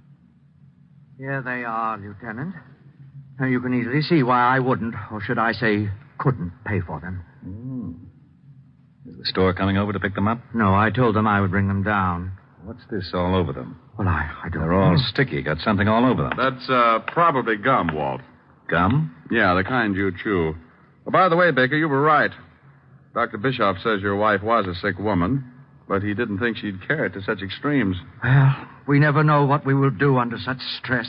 No, I guess we never do. Walt, can I use the car for about an hour?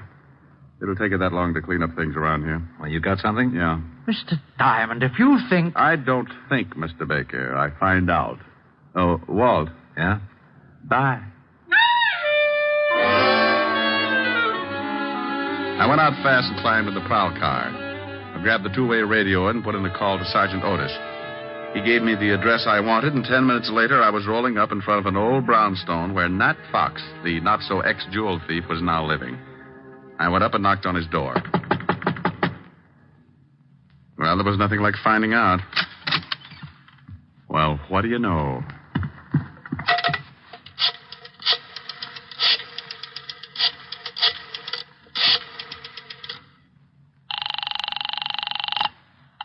Mr. Baker's residence. Let me speak to Lieutenant Levinson, dear. He's right here.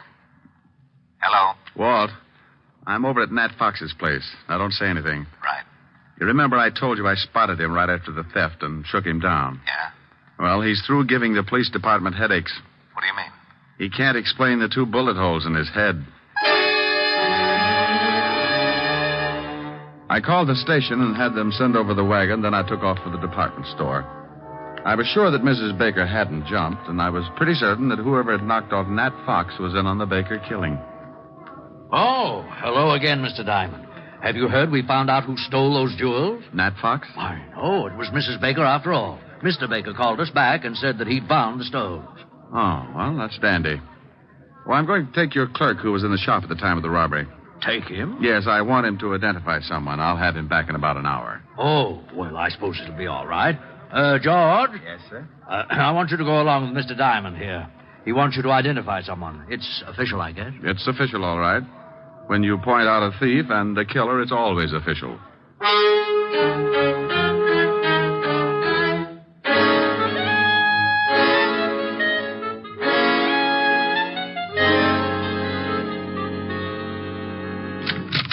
Rick, what took you so long? Walt, this is the clerk from the department store where the jewels were stolen. How are you? What's he here for? I want him to see if he can identify someone. Oh, where are Baker and his lovely secretary? In the library. Come on. Now, look, George, I Yes, want sir? you to stand outside this door until I call you. Then I want you to come in and see if you've ever seen anyone in the room besides myself and the lieutenant. I'll do my best, Mr. Diamond. That's all I want. Come on, Walt. What are you up to? Surprise. Well, hello. Why, hello, Mr. Diamond. Come in. Thanks. How are you, Connie? I see you've taken off your hat. You're very observing. I sure am. Why did you kill your wife, Mr. Baker? What? All right, I'll word it a little different. Mr. Baker, why did you kill your wife? Are you insane? Everybody asks me that. Maybe I should say a good doctor. Maybe you should. Like Dr. Bischoff, maybe? He's the best in town. Mr. Diamond, you're being ridiculous. I was with Mr. Baker when his wife jumped. You shouldn't have said that. Makes you an accessory. What do you mean? I mean, you're lying if you try and tell me Mrs. Baker wasn't killed. She jumped. Over a 4-foot railing? Yeah. What are you getting at? How old was your wife, Mr. Baker? Close to 70. Why? Pretty good health physically? Why, yes, of course. You say you were in the house and neither one of you gave Mrs. Baker a push off that balcony, Connie? Of course. Are you sure you weren't out putting 2 bullets in a cheap thug named Nat Fox? I don't know what you're talking about. Rick, what is this? Who has the money in the family, Mr. Baker? Why, my wife did. And who does it go to in event of a death? To me, naturally. Naturally. Walt, Mrs. Baker couldn't have taken those jewels. She was too much of an amateur. Helen and I spotted her swiping stockings at 50 paces. Whoever did lift those rocks was a professional thief. Well, why couldn't my wife have hired Fox to do the job? Who said anything about Fox doing the job? Why, you did. Harry. Shut up. I just said that Nat Fox was dead and that I thought Connie killed him. I didn't kill anybody. You were just coming back from it when you bumped into us. You hadn't even taken your hat off, and you were still carrying your purse. I was just going out. Let me see that purse. You stay away from that. Anything in it? Yeah, well, no gun. But she probably threw it in the river. Nice handkerchief. I'll sue you, Diamond. Look at the handkerchief, Walt. It's sticky. Give me that. Sit down, lover. Oh. Oh, I'm sorry. I thought there was a chair there. It's sticky, all right, Walt. That's gum. And gum on the jewels. She must have picked them up. Yeah, right after Nat Fox stuck them somewhere. Oh, you're both crazy. She was here with me all day. Yeah. George. Yes, Mr. Diamond. Who's this person? You just relax. I want to find out what's going on, too. Well, George? Yes, sir. That girl was in the shop right after Mrs. Baker. That's a lie. I wasn't. I didn't kill anybody. One of you hired Fox to steal the jewels, then you picked them up and brought them to Baker here. You killed Fox to keep his mouth shut. I did not. Yes, she did. Harry! We might as well tell them. You're right, but I didn't kill my wife. I can't get first-degree murder. Why, you dirty old man. You did kill her. You told me you were going to. You were up there and you pushed her off. Try to prove it. She jumped. No, she didn't. There was a 4-foot railing all around that porch. Well, she could have climbed it. That's right, Rick. She could have, but you should keep in touch with her doctor, Mr. Baker. When I was in the store today, I spotted your wife with a cane. A cane? Yes. Dr. Bischoff said she didn't want to tell you about it because she didn't want you to worry. Didn't want me to worry about what? She had arthritis, Mr. Baker. And Dr. Bischoff said she could barely walk upstairs, let alone climb over a 4-foot railing. He also told me that under the conditions, her age and everything, she couldn't have lasted more than a year. You were in too much of a hurry. Okay, Walt, you run with the ball from here on. I got a date.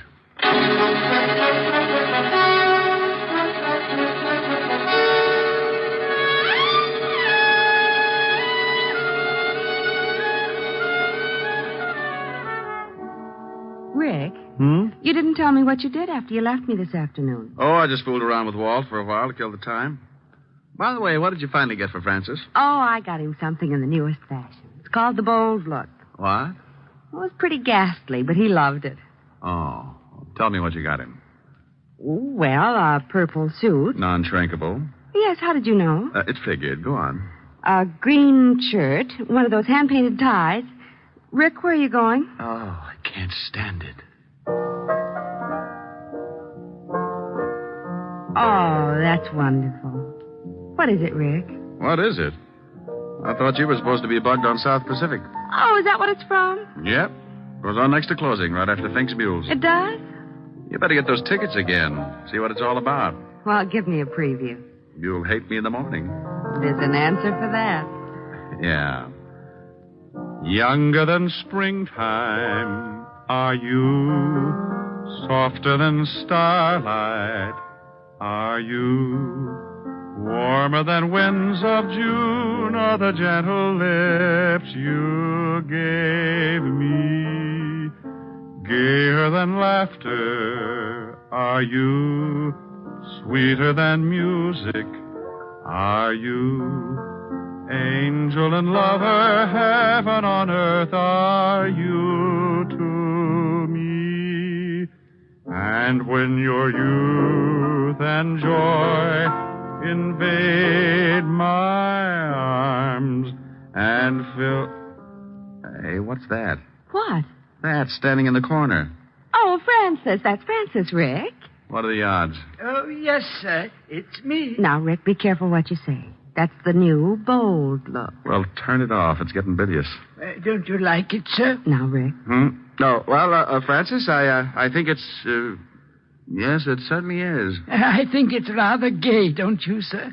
The gayest. Oh, my goodness, I forgot something. Does it look like a stomach pump? Forgot something? Yes, miss. The outfit wouldn't be complete without them. Well, hurry up. I'm going to black out any minute. What did you forget, Francis? The spats. Spats? Yes, sir. Seersucker spats. And they were lovely.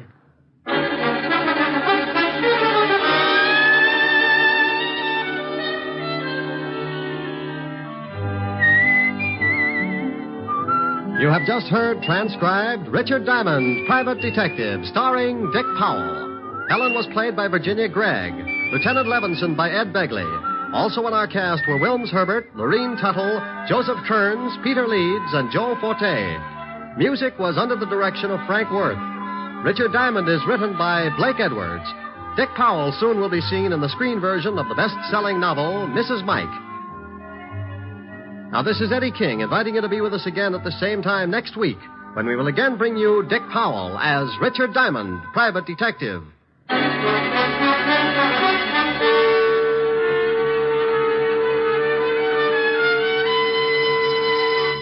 This is NBC, the national broadcasting company.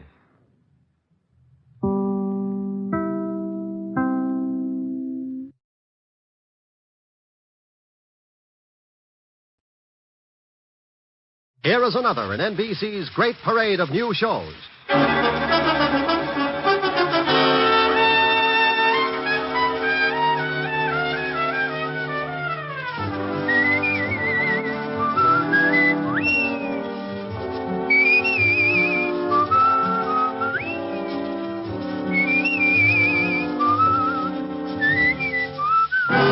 Now, Dick Powell as Richard Diamond, Private Detective.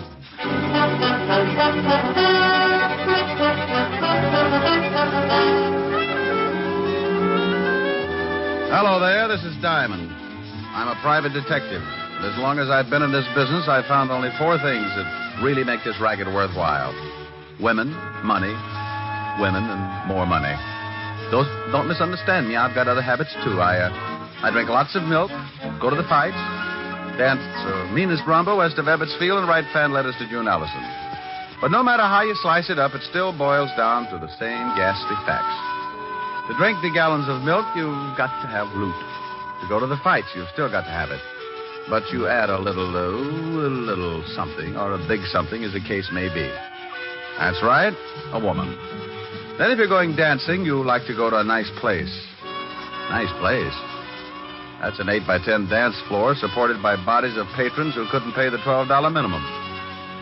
So now you get into more money, and there you are. Women, money, more women, and more money. About the fan letters to June Allison? No, who knows? She never writes back anyway. To show you how I make this money that gets me into so much trouble, Let me tell you about a case I got mixed up in. It all started last week during a seance.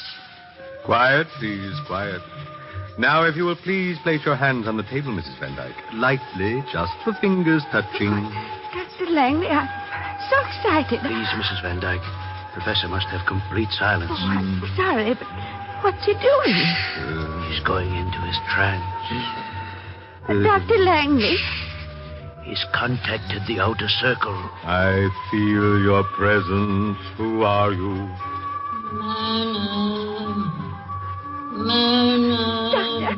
Doctor, that voice is calling me. Not too loud. You'll break the contact. But Myrna's my first name. Listen. Spirit, speak again. Who are you?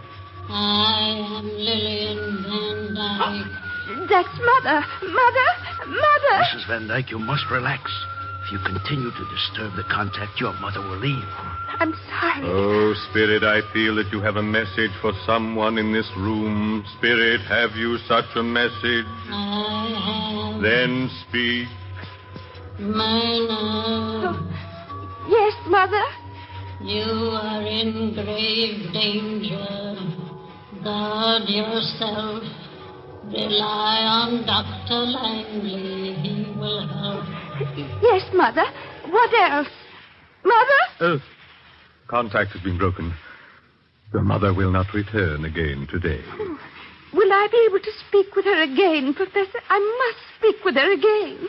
She said I was in some kind of danger. If you will return here tomorrow, Mrs. Van Dyke. Mother said to rely on you, Doctor. I intend to. I assure you your confidence will be rewarded, Mrs. Van Dyke. In the meantime, I suggest you go home and get some rest. Yes, this experience has been rather trying. Goodbye, Professor. I shall see you tomorrow. Until tomorrow, dear lady. Coming, Doctor? I wish to consult with the professor for a moment. I'll be right along. Very well, Doctor. I'll wait in the car. Goodbye again, Professor, and bless you. Goodbye, and bless you, you old goat. Take it easy. Until she gets out the front door. Okay. Now, look, Langley. When are we going to pull the job? I'm getting tired of drumming up banshees for old money bags. Let's get those jewels. Look, tomorrow her mother is going to tell her that someone is after her precious jewel collection. Tell her? She'll lock him up in Fort Knox if that happens. Oh, I'm surprised at you, Professor. What if her dear old departed mother tells her to leave them with me for safekeeping? I get it. By the time she gets wise, we'll be in Mexico. Right. I'll see you tomorrow morning before Van Dyke gets here. We'll plan what we want the voice to say. And for Pete's sake, tell that old witch to sound like a ghost for a change. She came on today like Apple Mary with a hangover.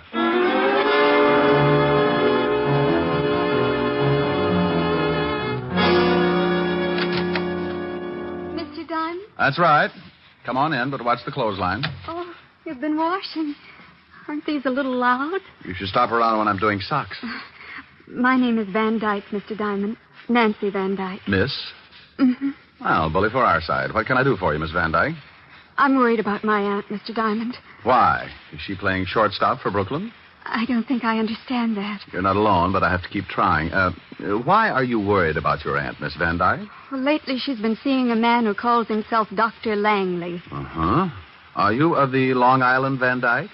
We used to live on Long Island. Why? Well, if you're the same family, you say piggy bank instead of U.S. Mint. We are quite wealthy. Uh-huh. That's like saying Scarface had a gun collection. You think this Dr. Langley is after your aunt's money, is that it? Yes. He's been taking her to see a clairvoyant, and she claims that he produced her dead mother and that she talked with her. Maybe she's been getting tips on the market. My aunt says that this apparition, or whatever it is, warned her of impending danger. What's the medium's name? He calls himself Professor Leonardo. Uh-huh.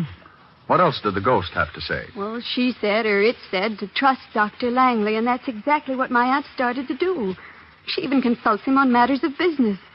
He's completely sold her on this phony Professor Leonardo, and unless I miss my guess, he's got a wandering eye for her jewelry collection. She had it out, and she was showing it to him last evening. What do you want me to do? I want you to prove that this Dr. Langley and the professor are charlatans. Well, in my business, charlatan is a nice word. These guys are either legit or phony. So if you want me to find out, the fee is $100 a day in expenses. Well, I'll give you a retainer. Is $200 all right? Have you ever seen $200 that wasn't? What's your aunt's name and address? Mrs. Myrna Van Dyke, 326 Park Avenue. There's your 200, Mr. Diamond. Thank you. If you prove these men are phonies, please report it to my aunt. Then stop by my place and I'll pay you the rest of your fee. 741 Madison Avenue.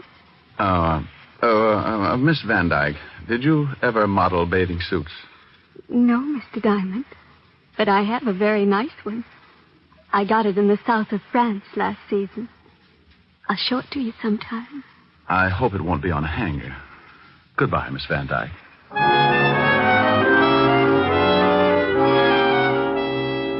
Well, I had 200 fat clams in my little hot hand and an assignment that didn't look like it was going to be too tough to crack. I needed some information on the professor and the doctor, so I headed for the 5th Precinct Police Station and Walt Levinson's office. Yeah, what is... Oh, no. What do you want, Shamus? Why, Sergeant Otis, what will the lieutenant say when he finds your big feet all over his desk? He won't say nothing. He ain't here. Well, how'd you ever figure that out? Where is he? Out of town. Doing what? Doing his vacation, that's what. Don't tell me he left you in charge. Yeah. What's the matter with that? If you've got a few days, I'll tell you about it. Leaving you in charge of homicide is like stopping a leaky faucet with bubble gum. I ain't in charge of homicide, wise guy, but I could do it if I had to. He just asked me to watch his office and take the call. He'd get better results with a parrot. Well, I want some information, Sergeant. What do I see? Me. I could see more in a barrel of mud. Now, you better lay off, Gumshoe. I got instructions to throw you out if you get out of line. Oh, Sergeant, it's nothing personal. You've got beautiful eyes, and, I love all three of them.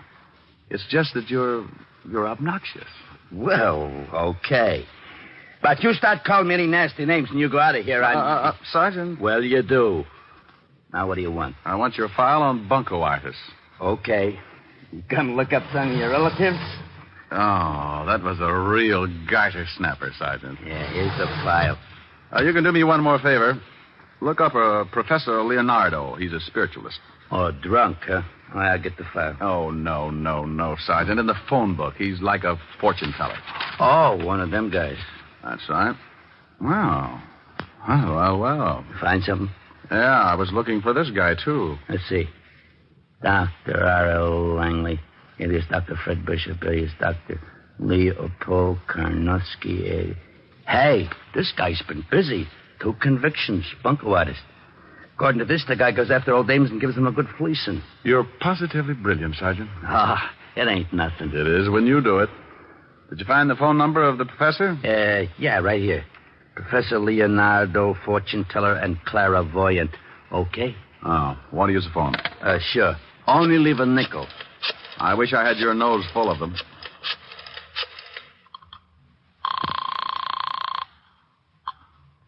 Professor Leonardo's Psychic Sanctuary. My name's Appleknocker, Harold Appleknocker. I'd like to make an appointment with Professor Leonardo. Just what seems to be your problem? Well, you see, it's like this. I have a 1,000-acre hog ranch in Kentucky, and last week my brother Oney got lit up on juniper juice and fell in a water.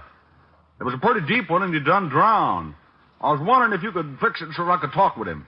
Who recommended you to us? Ain't nobody recommended nothing. I just looked it up in the phone book. Well, the professor is rather busy, and his time is expensive. I'm afraid... Oh, shuckins. I ain't worried about money or nothing. I make $40,000 a year just off in the hogs, not to mention the still I got going back on the hills. Still? Yeah, got it camouflaged. Only time a revenuer ever got suspicious was when he saw the moon on the door. It was backwards. The price is $50 a reading, and $100 if the professor is able to contact your brother. Fine. I'm going to be busy at the stockyards this afternoon, and I'd like to drop around this evening if I could. How would 8 o'clock be? Just dandy. Goodbye, then, Mr. Appleknocker. Bye, you all. Hey, what's going on? I'm going to have my fortune told, Sergeant. If you want to come along, you can put your shoes if you want to, and come along, John. Come you're along. Nuts. Oh, you're just lonesome. Bye, y'all.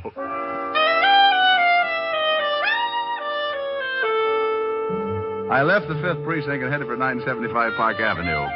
The way the case looked to date, I was going to be working that night, and my lovely redhead would be unhappy if she had to sit home. Sometimes you get a case that's fun, and this looked like one of those times, so I decided to take Helen with me to Professor Leonardo's. Rick, a fortune teller? Yeah, he brings the dead back, too. Want to go? If he doesn't dig up some of your old jokes. Oh, you are a vicious female. Just for that, old Harold Appleknocker is going to show up alone. Harold Appleknocker? Yep, raise hogs. You know, this little piggy went to market. Rick, that tickle. Don't you and Sergeant Otis ever wear shoes? Oh, I like to run around in my bare feet. It's hot. That's only 90. What would you do on the Sahara? Don't answer that. What time will we do at this spook parlor? Oh, 8 o'clock. That's 2 hours. In the meantime, let's start a little seance of our own. First, you start by holding hands. Rick.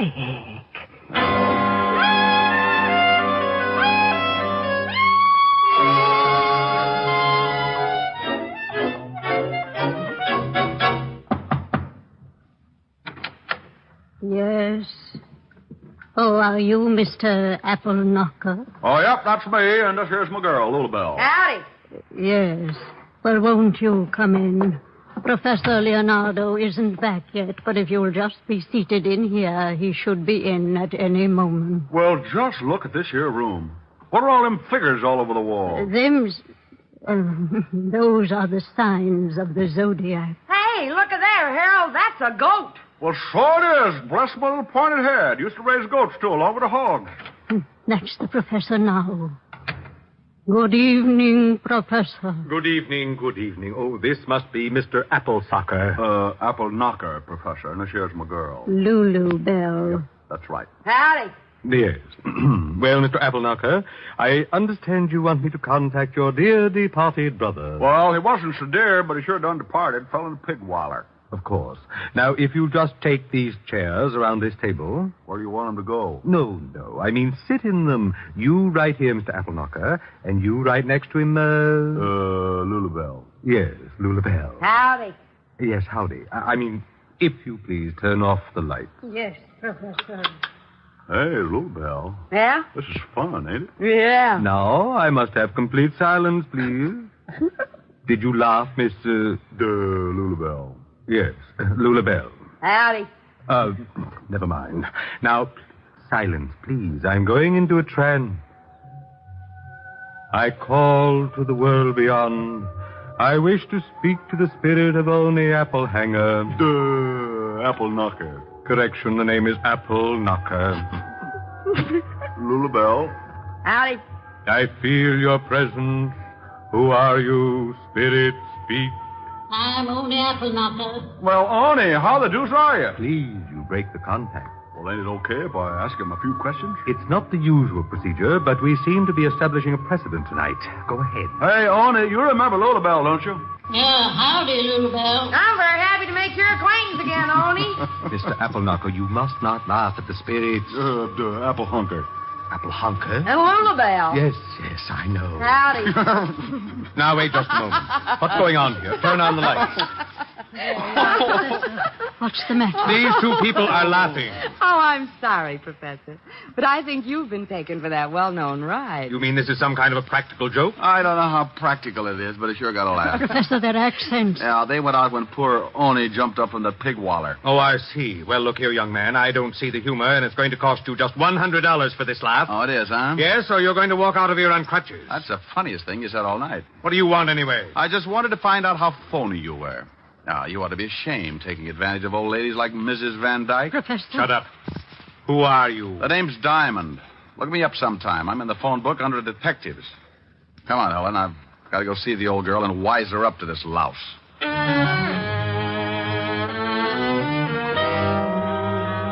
Helen and I left the professor and his witch and went out on the street. I hailed a cab and put Helen in it and sent her home to wait for me. 20 minutes later, I was ringing the doorbell of the Van Dyke residence. I stopped ringing and tried my knuckles, and that's when I noticed that the door was ajar. I pushed it open and walked in. I stopped cold in my tracks. The hair on my neck jumped off and hid in the corner. Lying on the bed was what looked like a body. I couldn't tell because it was covered with a sheet. I was sure of one thing. Whatever it was bleeding all over the place. And the first word that came to my mind was murder. I pulled the sheet back and took a look at what could only have been Mrs. Myrna Van Dyke. She was about 60, and she was wearing a quilted housecoat. She didn't have to worry about trying to button it, because it was pinned together at the neck with a long knife. Well, Diamond, you sure can dig him up, can't you? Huh? Oh, Otis, how did you get here? After you left the station, I called Lieutenant and told him you'd been in and you was acting screwy. He told me to tell you. Now, I'm glad I did. Oh, mess, isn't it? Yeah, stabbed in the throat. Looks like she was getting ready for bed. That's a towel around her head, ain't it? Could be her hair, but I doubt it. It says Adams Hotel on it. Let's take a look around. Oh, hey, get a load of this. What? Over here on the dressing table. Hey, ain't that a wig? It sure is. I want to look at the body again. You can't do that. You ain't supposed to touch anything. I'm just taking off this towel. Well. She's bald. Yep, nearly. Otis, check on Professor Leonardo and Dr. Langley. They the guys you picked out of the Rogues Gallery this morning? Yeah. I already did. The doc lives on Charles Street, apartment 209. You mean you did all that by your little lonesome? Well, when I talked to the lieutenant, he told me to, just in case. You continually amaze me, Sergeant. Yeah. Now call the wagon and get the coroner over here. Then get some of the boys to pick up the phony professor. Where you going? Over to the good doctor's house.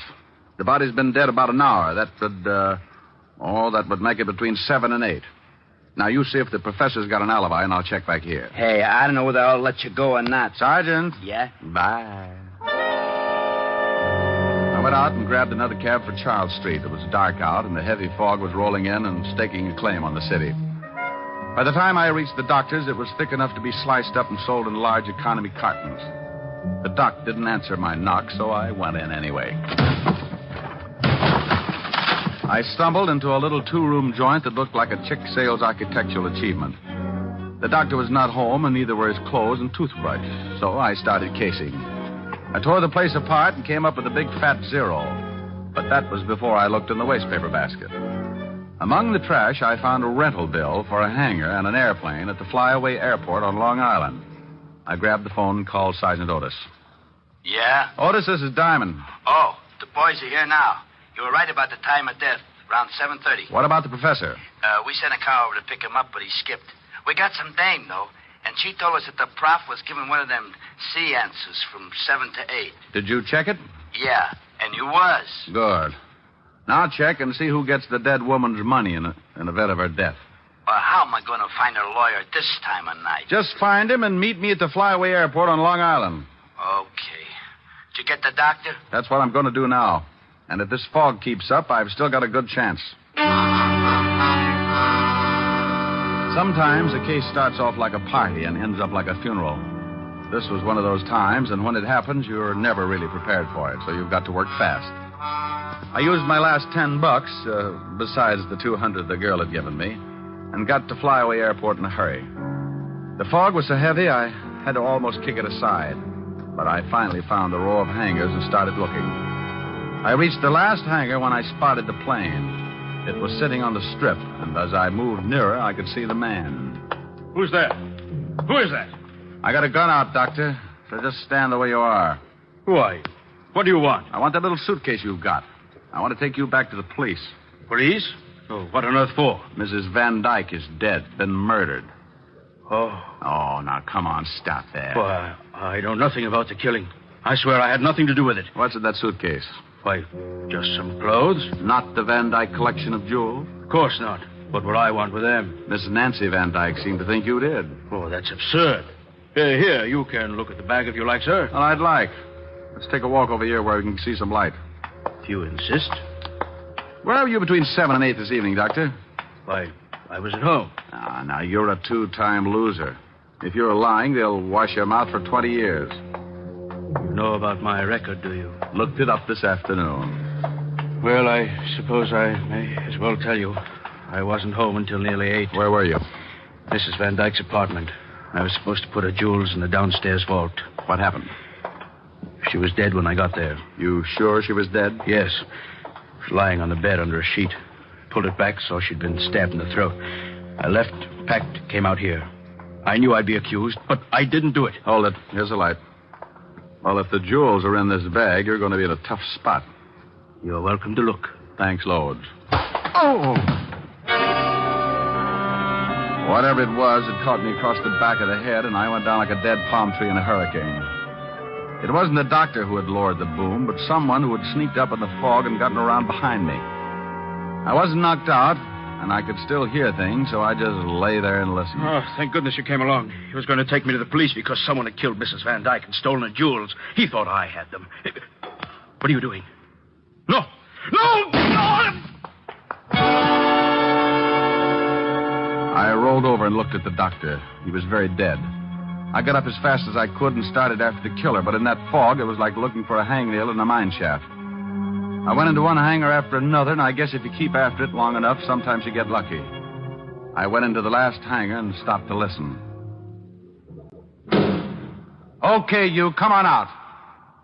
If I have to come in after you, it's going to be the hard way. Well, you're the boss. Now, why don't you stop it? You can't see me any better than I can see you, but I've got the door covered. Now, come on out. If I guess right, that's one big sergeant, and he's so stupid he's liable to shoot you. Diamond! Diamond, where are you? In here, Otis. Watch your step. We're playing cops and robbers. What do you mean? What are you talking about? Oh, stop. You all right, Otis? Yeah, but this cement's hard. Crawl over here. Okay. Hey, who's shooting? Well, one of two people. Just shot Dr. Langley back on the airstrip. Yeah? Why don't you blast him? I guess I'll have to. He doesn't want to come out. Otis, crawl over about 12 feet and make him shoot. Me? Yeah, I ought to get a good line on him. He's behind those oil drums, and I've got to stand up to do it. Oh, all right.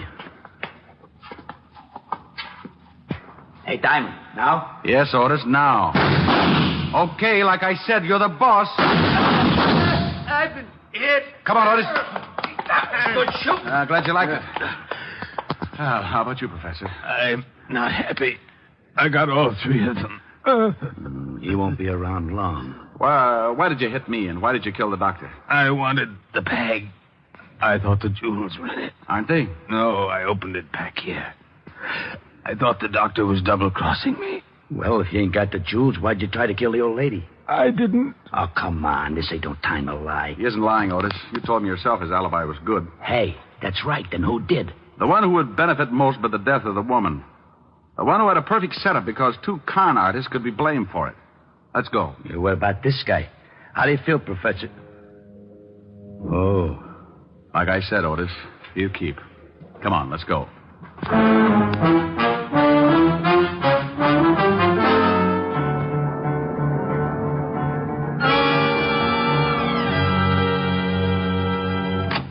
Well, hello, Mr. Diamond. You come to see the bathing suit? I hope it comes in stripes. What? This is Sergeant Otis, homicide. Has someone been killed? Your aunt. Oh, no. Isn't that touching, Sergeant? Yeah. But that horrible doctor. Oh, you've got to arrest him. Why would he want to do it? Why, for the jewels, of course. Now, put your hat on. You must have known that the doctor was going to get the jewels tonight, so you killed your aunt, knowing he'd get there and wouldn't have an alibi. Why, you're insane. The trouble was, he got so scared he ran off without him. So he had no motive. That it was the professor. Strike two. He didn't have them either. You're crazy. You can't prove a thing. I didn't stab my aunt. Who said she was stabbed? Well, I just... Something else tipped me to you. The minute I took a good look at your aunt, I knew it couldn't have been a man who'd done the job. Why not? You're just presuming. Because there were no signs of a struggle. Your aunt must have known the killer pretty well. She knew the doctor very well. Well enough to meet him with a towel around her head and her wig in plain sight on the dresser? What? Yeah. And I got in touch with a lawyer, and he said you was the sole heir to the estate. Were, Sergeant. Oh, yeah. You were the sole heir, and I'm arresting you because I were there and saw the wig.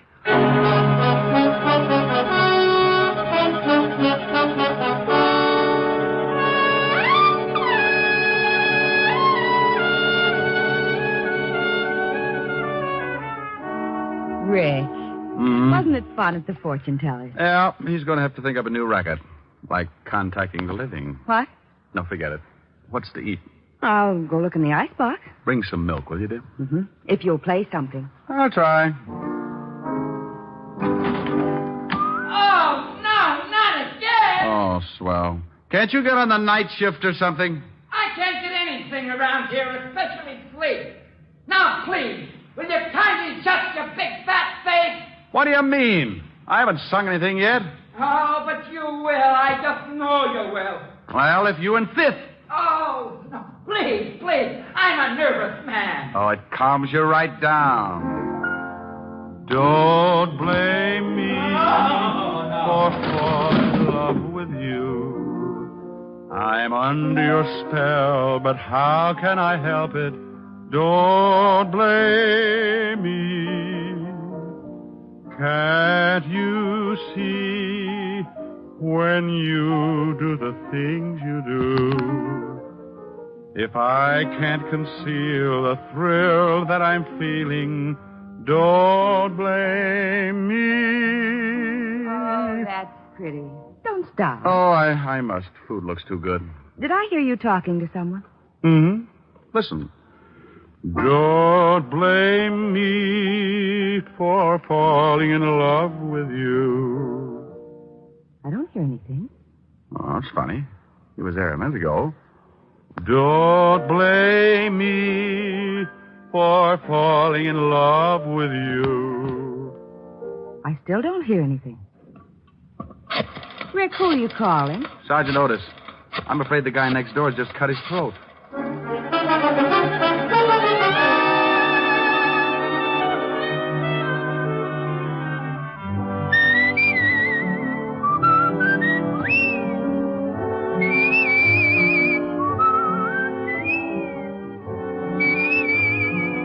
You have just heard Richard Diamond, Private Detective, starring Dick Powell.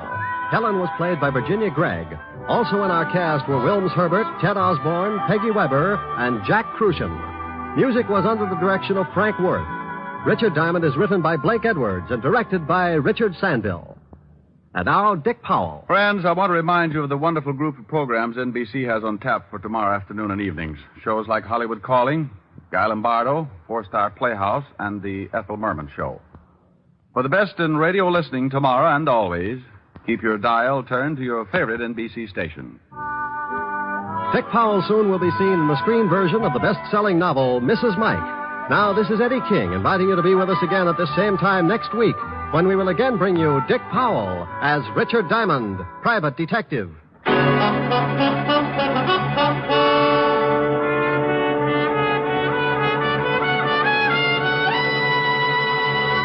This program has come to you from Hollywood. Theater Guild on the Air returns tomorrow night on NBC.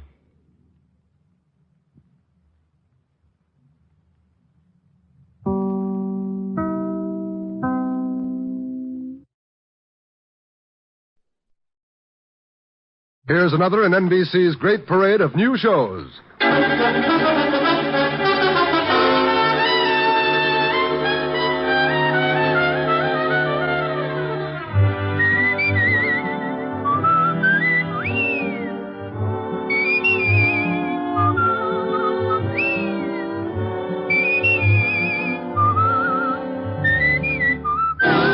Now, Dick Powell as Richard Diamond, Private Detective.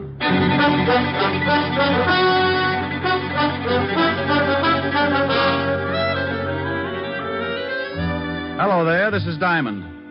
You know, if you've ever got a few idle minutes and you need a good chuckle to keep you going, just turn to the personals in any of the local papers. Now, I'm a guy with a strange sense of humor, and it really takes something right out of left field to get a spasm out of my funny bone. But just listen to this one out of the Little Rock Bugle. Oh, yeah.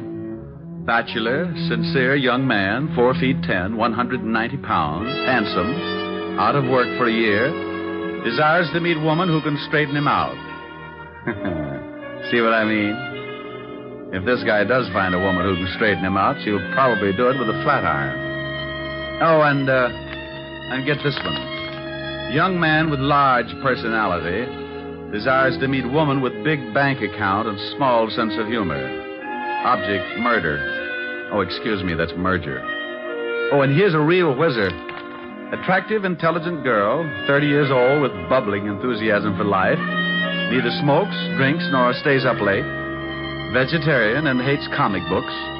Would like playmate who enjoys active recreation. There'll be a month of fasting after that one. Oh, yeah, I knew I had something else. That case I got mixed up in last week. If you think those personals are silly, wait till you hear about this. It all started about 11 o'clock one morning in my office. Mr. Richard Diamond, private detective? I was out with a hula dancer last night. Wait, I'll look in the mirror and tell you. Come on in so you can see, too.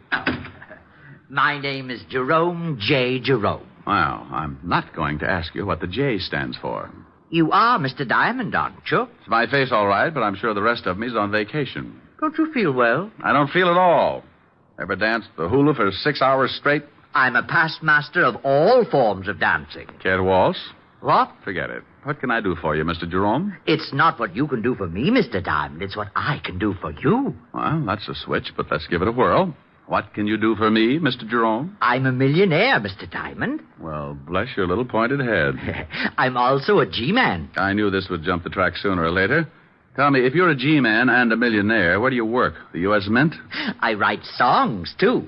By the light of the silvery moon, I want to... Mr. Jerome. Yes, did you like it? You didn't by any chance write Swanee River? No, I believe Stephen Foster wrote that. You don't say. Yes, he stole the melody from me. I think we'd better waltz after all. Oh, Mr. Diamond, that's ridiculous. I'm glad somebody noticed. But you take a good zippy foxtrot now.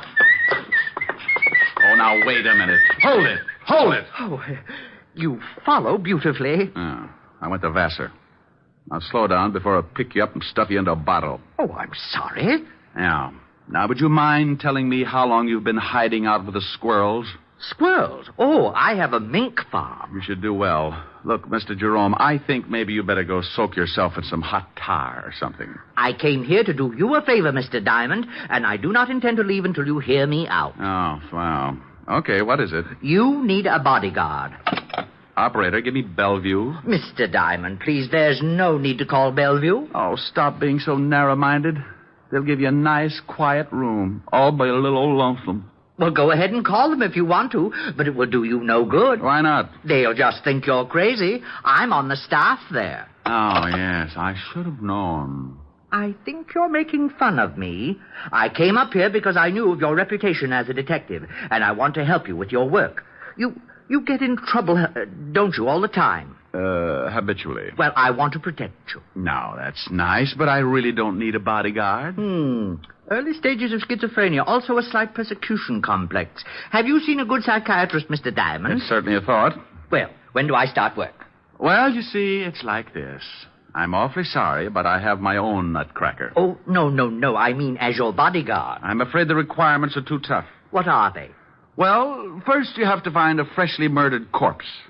It's kind of like a treasure hunt. Oh, I've got that. You got what? A freshly murdered corpse. That's one of the reasons I came up to see you.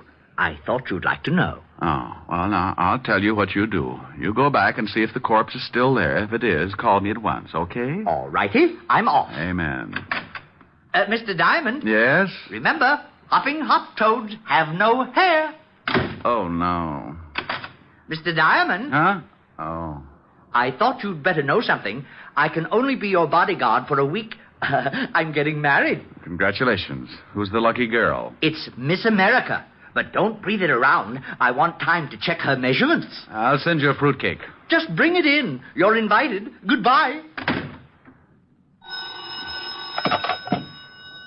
Diamond's Rest Home. We specialize in nervous disorders, ingrown scalps, and the world's largest bowling alley. Oh, don't laugh. If you'd seen what just walked out of here, you'd go back to yo-yos. Well, what did just walk out of there? I'm not sure, but he had lovely blonde hair. He did? Yeah, all over him. Rick, what in the world are you talking about? I'm talking about nothing in the world. Come on, tell Helen. Well, I've got to get it all straight first. If I figure it out, I'll come over and we can throw sesame seeds at each other. Oh, I'd love to. When will you be here? As soon as I shine up my elk's tooth and lock the office. Bye.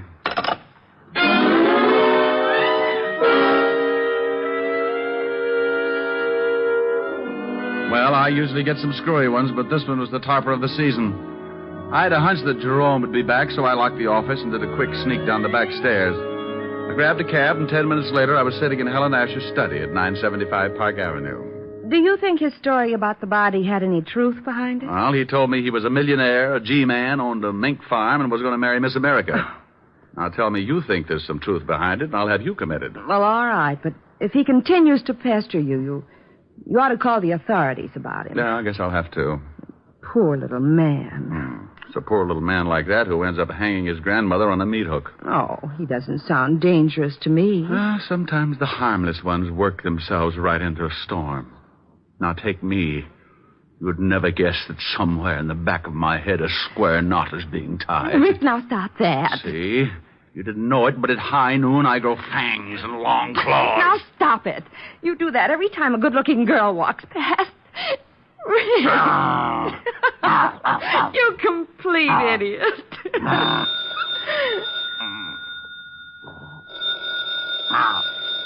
Rick, the phone's ringing. Oh, I hope it's happy.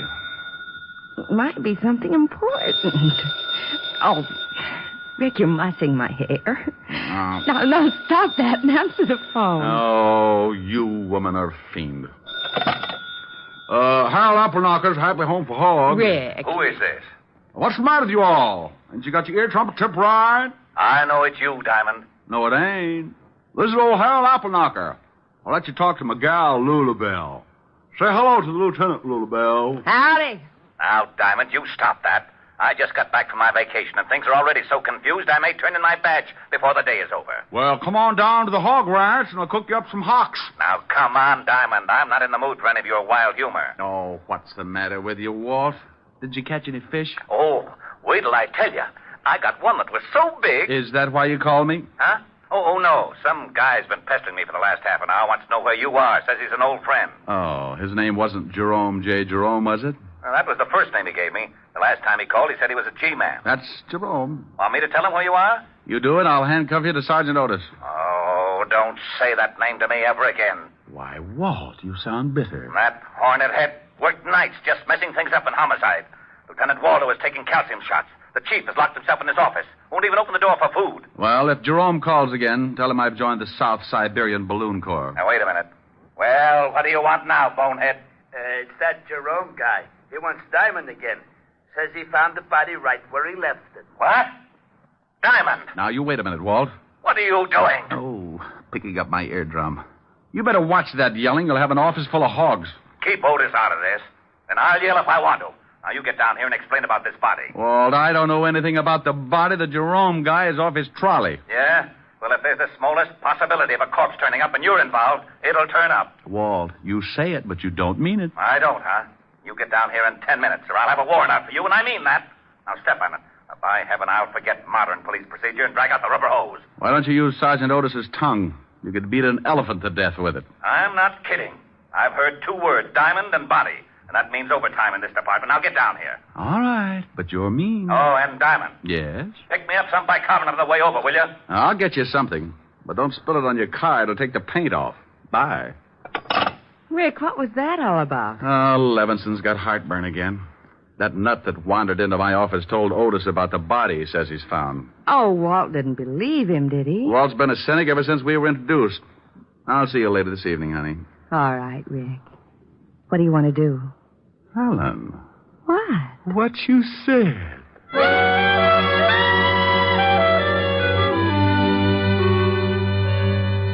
I had a mental picture of Walt eating his way through his desk, so I got some bicarbonate at the drugstore and hurried over before he got to the wiring and shorted out the whole department. As usual, the king of the forest met me in the squad room. Well, you're in Dutch, Shamus. I guess you're right, Sergeant Otis. How about lending me your wooden shoes? Oh, what do you mean, wise guy? They ain't wood. And why do you use a crowbar instead of a shoehorn? Yeah, very funny. You better go on in. Lieutenant's liable to start breaking things. I hope he doesn't use his bare hands. Yeah? Why? Well, your head's liable to get in the way, and you'll be crippled for life. All right, Walt. Stop chewing on that desk. Here's your bicarbonate. What are you talking about? Now you listen to me, Diamond. That's like telling a man to turn up his hearing aid in a bombing. You can stop being cute. That guy, Jerome J. Jerome, phoned just before you came in, and he sticks to his story about the body, but he won't tell us where he is. You don't really believe him, do you, Walt? He's nuts. Well, he did say something about playing quarterback for Notre Dame, but if you're mixed up in this, I can't take any chances. Oh, don't be an idiot, Walt. This little guy, Jerome, came waltzing into my office this morning, and... Lieutenant. Oh, what is it? That guy Jerome's on the phone again. He wants to talk to Diamond. Rick, pick up that phone and find out about that body. Oh, now, come on, Walt. You can use the extension in here. Go on. I promise you'll be sorry. You pick it up and say hello. Not to this guy, you won't. He'll come back with hopping hop toads have no hair or something. Hello, Jerome. Oh, Mr. Diamond. Good. I've been trying to get you for some time. The body's here, all right. Where, Jerome? Can anyone hear? No, Jerome. Well, I thought maybe they had the line tapped. They do that, you know. Yes, Jerome. Now, where are you? I'm at the Osterham place. And if you don't want this corpse, I'm calling in Hawthorne of the death squad. Jerome, please. Now, where are you? The Osterham place on 74th Street. I'll be right over, and don't let the corpse get away. Oh, it won't. I'm sitting on it. Oh. Well, did you find out where he is? Oh, he said the Osterham place on 74th Street. What the devil's that? The Osterham place? That's old man Hoster Osterham's home. You know, the eccentric old millionaire that died last year? Oh, how did Jerome get in? It's been turned into kind of a museum. The old boy had quite a collection of rare antiques, and when he died, he left the house to the city as sort of a showplace. You mean it's open to the public? Yeah. Well, let's go. Jerome's probably found a mummy for us. On the way over, I told Walt about Jerome's sweet little visit in my office, and the lieutenant was all for stopping off for a straitjacket. When we got there, we looked out of the squad car at an old 3-story brownstone. But more interesting was the sign that hung from the door. Closed Saturdays. And you guessed it. It was Saturday. We got out of the car and went up. Well, don't just stand there. Try the door. I'm with you. Got an axe? Ring the bell. If Jerome's in there, he'll probably answer. Oh, anything to make the police force happy. Mr. Diamond. What is that? That is Jerome, over in the window. You will have to climb in here. Come on, Walt. We can't do that. Who's that with you, Diamond? Oh, this is Lonely Levinson, Jerome. He collects bodies. Oh, good. He'll just love this one. Climb in. Coming on? Oh, go ahead. If there's a corpse in there, it's in the line of duty. I'll give you a boost. I can make it. What you read, old fat berry? You shut up. There. All right, Red Heart, you're next. Up, and away! Oh, I'm glad to see you both. I was getting tired of sitting around with her. The conversation was so one-sided. Sitting around with who? Her. Rick. Yeah. Do I qualify, Mr. Diamond? Young girl. Been dead quite a while. Jerome. Yes, boss. Oh, Ricky, how you found her? Well, this room is supposed to be sealed up. Sealed up? Yes, the building is a museum. Not a very good one. I have much better things in my apartment. We're losing him. Jerome, how you found her? Oh. Well, when the building is open to the public, they take you on tours. When we passed this room, we noticed it was sealed. I asked why, and the guard said it was because the late Mr. Osterham had stipulated in his will that the rest of the house could be shown, but not this room. It was his private study. And he said if he ever wanted to come back, he didn't want a lot of people cluttering it up. Who broke it in? I did. You did? Don't they have burglar alarms in this museum? Mr. Diamond, Lonely Levinson has an extreme case of supersensitivity. Does he always snap like that? Only when he hasn't been fed. Why did you break in? You should be careful, Mr. Lonely Levinson. You'll bite someone. Have you been checked for rabies? Now you listen to me. Walt. Jerome, why did you break in? Well, it's perfectly obvious. When the guard told me the story, I played along with him. Of course, I knew it was just a trick to throw me off. Of course. Oh, would you mind turning your head? It's much better if you just chew on that curtain.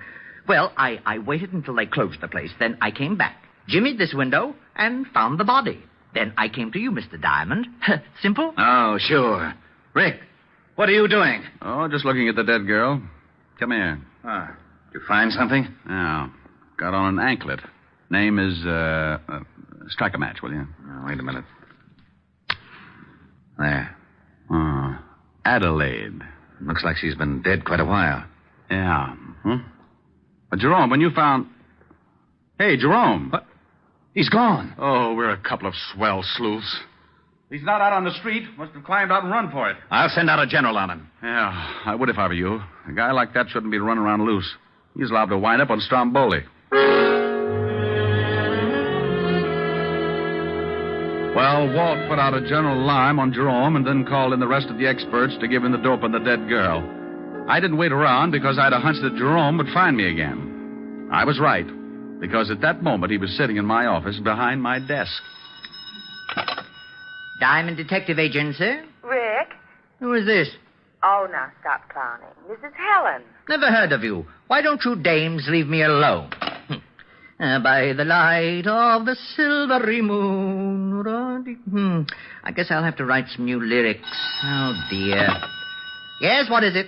Well, you sure got there in a hurry. Who is this? Now, you stop that, Diamond. You know very well who this is. What do you want, stupid? Stupid? Yeah, rhymes with Cupid. Could do a song on it. Like to hear my latest? I've been working on the railroad all the livelong devil day. is this?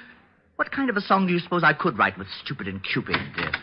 Oh, hello, Mr. Diamond. What's going on? Well, hello, Jerome. Taking my calls for me? Yes, and wait till you hear the pixie I've got on the line. Here. Thanks. Hello, Walt.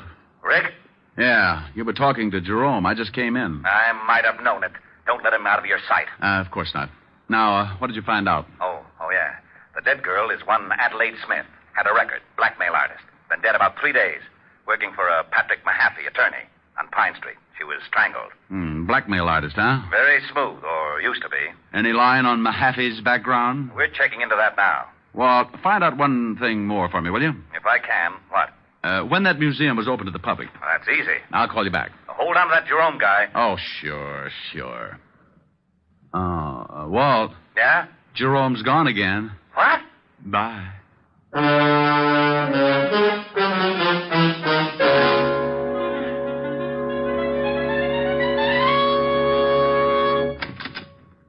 Sorry to bust in, but you seem to be missing your secretary. Come in. My secretary just walked out the other day. I haven't had time to get another from the agency. Are you Patrick Mahaffey? Yes. What can I do for you? Was your secretary's name Adelaide Smith? Why, yes. How did you know? Oh, from the police. They just put a tag on her down at the morgue. Good Lord. She isn't... She certainly is. The morgue is very choosy about its tenants. Oh, that's terrible. What was it, an accident? Well, if it was, the insurance companies are going to have to set up a new system. She was strangled. Oh, how horrible. Yes.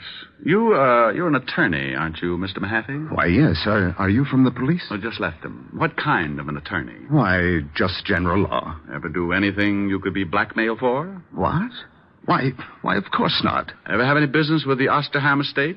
No, I never handled any of the Osterham business. Why? Oh, nothing. I'll see you later, Mr. Mahaffey.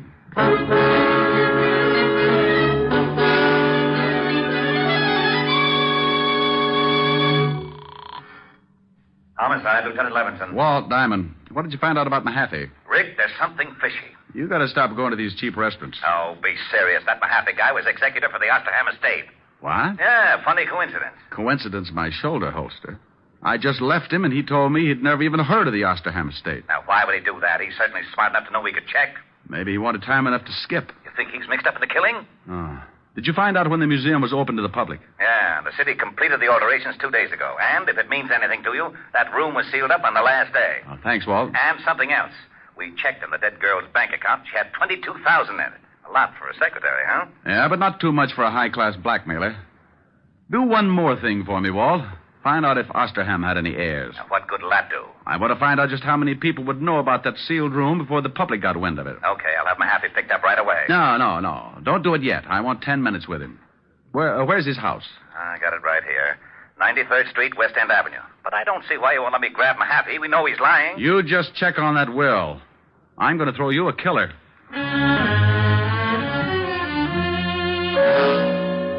I left the phone booth and headed for West End Avenue and Patrick Mahaffey's residence.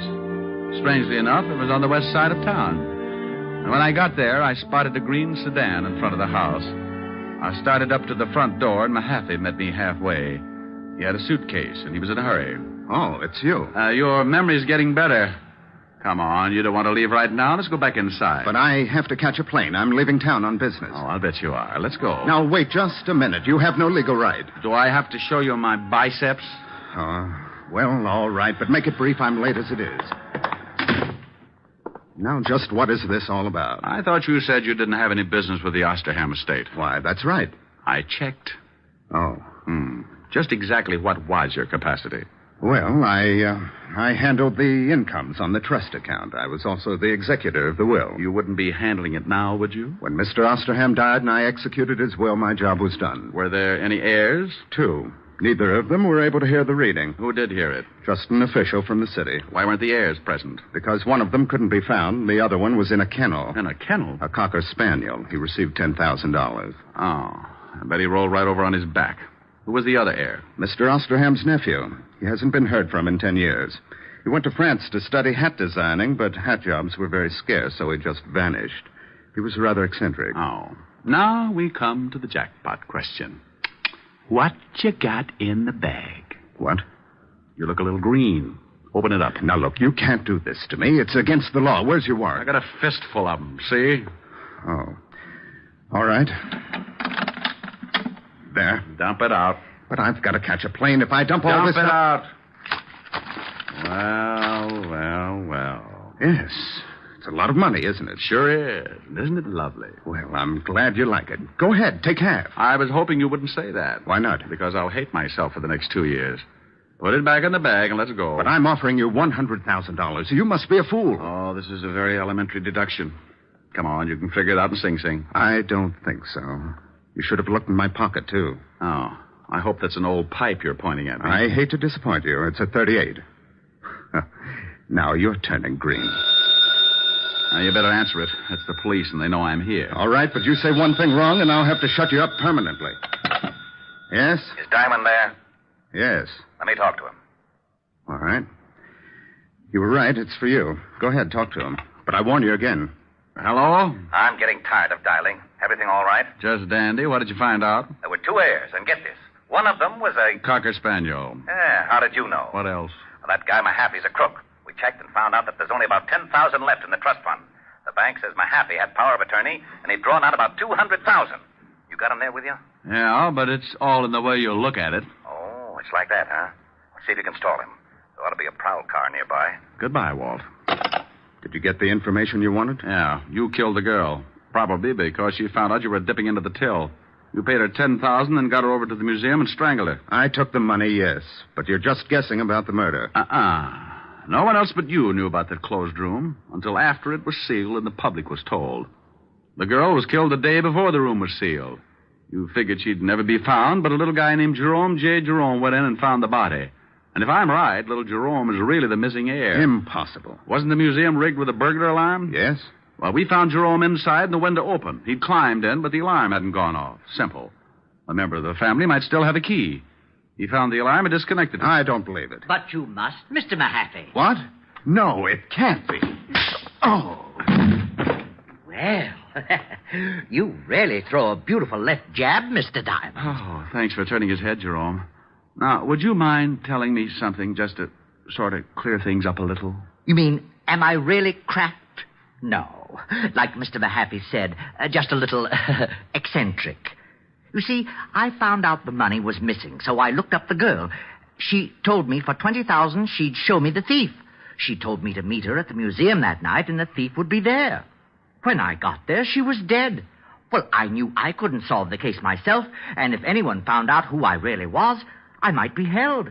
So I became Jerome J. Jerome and hired Richard Diamond. Correction, I was not hired. Correction again. You'll receive a very substantial check as soon as the estate is settled. And thank you. Thank you.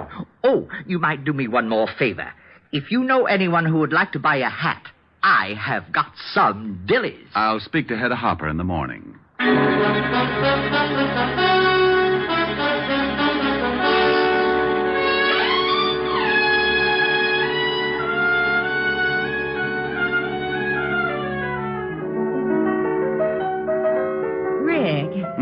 Yeah. Well, it's lovely, but... But you don't like it? Well, yes. What's the matter? I don't know what it is. You don't know what it is? It's a hat. A hat? Certainly. Here, give it to me. Now, look, you put it on this way, see? What are you laughing at? Oh, no. Oh, yes. I might even do a Hildegard if I got the right bookings. A pair of long gloves. All of a sudden, my heart sings when I remember little things. The way you Rick, used now to... stop it. I will not. I may have found a way to make $1 million. You're just jealous, that's all. I've got the hat and I'm pretty. Just sing a song. And finish it for a change. Oh, I'd love to. I don't know from nothing, baby. All I know is I love you. I don't care for nothing, baby, if I knew you cared for me too. So won't you make your mind up, baby? Tell me that you love me, please do. For I don't know from nothing, baby. All I know is I love you. We want a sponsor. All I know is I love you. Well, there you are. I finished it. Are you happy? Oh, well, yes. But where did the band come from? Did you like it? Yes, it was great. Well, if it's great, don't ask questions. Thank you, Von Monroe. Honey, the name is Diamond. Oh, Mr. Monroe, I just love your record. No, baby, the name is Diamond. Mr. Monroe, ever since the first time I heard you sing, Come here, I want to tell you something. Racing with the moon, sailing through the midnight blue.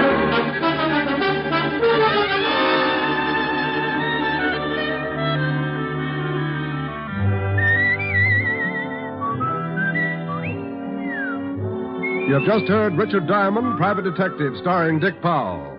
Helen was played by Virginia Gregg. Lieutenant Levinson by Ed Begley. Also in the cast were Wilms Herbert, Joseph Kearns, and Stanley Waxman. Music was under the direction of Frank Worth. Richard Diamond is written by Blake Edwards and directed by Richard Sandville. Dick Powell soon will be seen in the current screen version of the best-selling novel, Mrs. Mike. Now, this is John Storm inviting you to be with us again at the same time next week, when we will again bring you Dick Powell as Richard Diamond, Private Detective.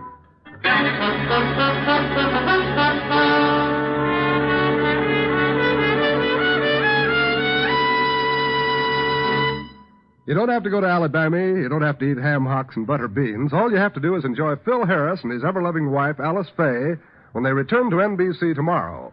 For 30 minutes of Southern fried joy, lend an ear to Phil Harris, Alice Faye Show, returning tomorrow on most of these same NBC stations. Your tune for the stars on NBC.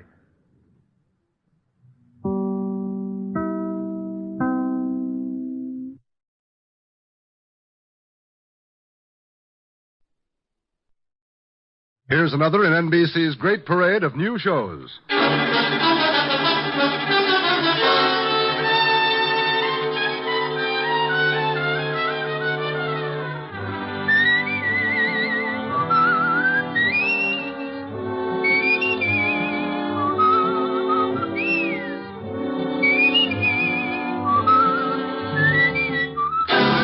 Now, Dick Powell as Richard Diamond, Private Detective.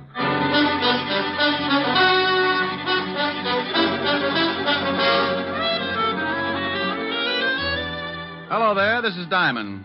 You know, this business I'm in can get pretty silly sometimes. I can go along for a whole month and get by on nothing but meals at the automat and a dozen laughs a day. The funny ones usually pay just as well as the tough ones, but eventually somebody starts something that's about as funny as an open grave. So then I put on a long face and start carrying my .38. I don't worry about those times because I don't think about them. I just know they'll be around, and I know I won't have to bother about it unless I get my $100 a day in expenses. That's the equalizer. As long as I get that ever-loving loot in my little hot hand, Lucifer can walk in with a machine gun and I'll arm wrestle him for the price of a hot dog. Last week I stopped in the middle of a real yocker and realized that I'd been giggling overtime. That's right. The cycle had caught up with me, and the label on my future had changed from fun time to trouble, and no guarantee as to the date of expiration. What started all this? Well, one morning on 53rd Street, a couple of guys were just pulling up in front of a garage. This the garage? Yeah. Go on, drive in.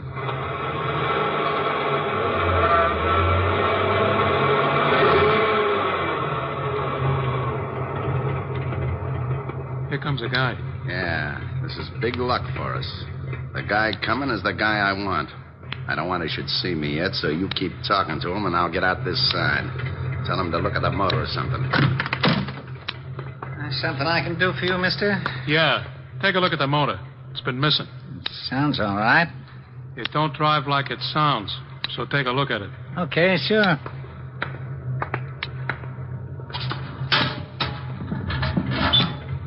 Race it once. Huh? I said race it once. He don't hear so well. Huh? Hello, Billy boy. Where did you come from? How did you get here? One at a time, Billy. I came in the car, got out the other side. You're looking good, Billy, real good. What do you want? How did you find me? Can't you ask just one simple question? You get so all mixed up, Billy. Look, leave me alone, please. Sure, Billy, I'll leave you alone. All alone, you louse.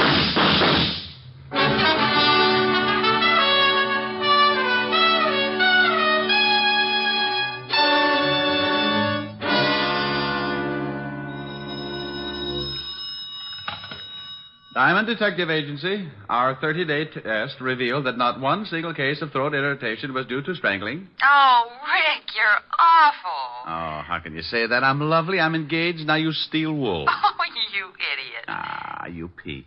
Hello, honey. Hi. Am I going to see you tonight? Sure, what'll we do? You get here about 8. I'll think of something. Oh, let's stay in. I've got that awful broke feeling again. Oh, is business bad, Rick? Well, it's pretty bad, but it gives me a chance to get some exercise.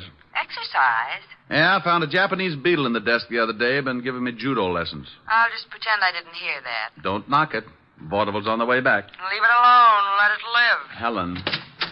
I'll see you about 8. Wait a minute, honey. I think I forgot to shut something off. People are running in. Clients? I'll find out. Oh, would one of you gentlemen mind dropping a few $100 bills on the floor? Well? I'll call you right back. I don't think they're spendthrifts. All right, Rick. Bye. Bye, honey. Well, now, lads, what can I do for you? Your name Diamond? Yeah? Would you mind closing the door? I've got a beetle that'll break my arm if he catches cold. Hey, this guy's screwy, boss. Shut the door like he says. You got a beetle, huh, funny man? Yeah, and I'll bet you 8 to 5 he can throw you. Well, if you have got a beetle, he must be running around your head, but I ain't got time to find out. You know something? I don't think we're going to get along. You may be right, funny man. It depends. On what? On whether or not you turn the bundle over to me. Look, Rockerhead, if you're looking for your laundry, you got the wrong Ben. I don't like the way this guy talks. No, but first we ask him nice. We want the bundle, funny man. You just said that. I say it again for you. Then if you don't get it, I make you understand. Like how? You couldn't point out Clyde Beatty in a lion cage. Here it is. Now try hard. I want the bundle. I know this'll throw you, but what bundle? He's going to be difficult, boss. Shut up. Look, Shamus, some of my friends think I'm kind of good-natured, but sometimes I fool them and get nasty. You should be ashamed of yourself. You want to know what bundle? I tell you. Maybe you snap out of it. The bundle the dame gave you, the 200,000. 200,000? 200,000 what? Girdles? That does it. Vern, see why the Shamus is lying. Now, wait a minute, Buster. You go on the muscle with me, and I'll tear off your biceps and stuff them in your fat face. Vern. Yeah? Oh, nuts. Why is it a 38 always changes my mind, and I wanted to be so virile? I'm going to use this gun unless you tell us where you got the 200,000. Now, this is getting silly. No, it ain't. It's getting bloody, see? Hey, now, what's going on? I told you, funny man. I want what you got. Well, what I got hurts, and you're welcome to it. You sure asked for it. Oh. Come on. You save your head from getting squashed, and me and Vern save a lot of time. Where you got the dough? Look, I didn't know what you were talking about when you started, and I'm just as stupid now. You are that, funny man. Vern? Hey, wait. Now, A gun barrel can cut you up pretty bad. You want to see how bad, or do you want to tell us? You think I like the massage? I tell you, I don't know what you're talking about. I don't like to be kept waiting, you. I don't like it none, see? Now you spill your guts, so my boy chops you up like hamburger. Open your yap and sing. Sing, you hear me? Okay, but you won't like it. I can't begin to tell you. Close his lousy mouth. Close it good. Oh, I knew you wouldn't like it. Now, funny man, you got a wisecrack? You gonna still make like a hero? Answer me, funny man, or I step on your face. Boss. Shut up. But, boss. Yeah. What do you want? He don't hear you. He's out. Huh? Oh. Well, what did you sap him so hard for, stupid? Maybe you turned him off for good. Nah. He'll be around in a couple of minutes.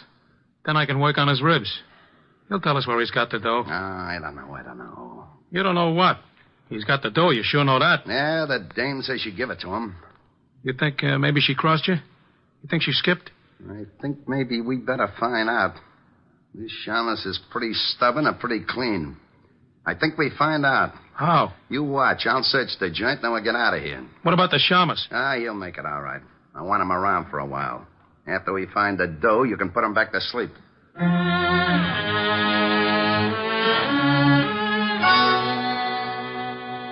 Mr. Diamond. Mr. Diamond. Hmm? Mr. Diamond, wake up. Oh, it's all right, honey. I'm not coming in. Mr. Diamond, wake up. Mm-hmm.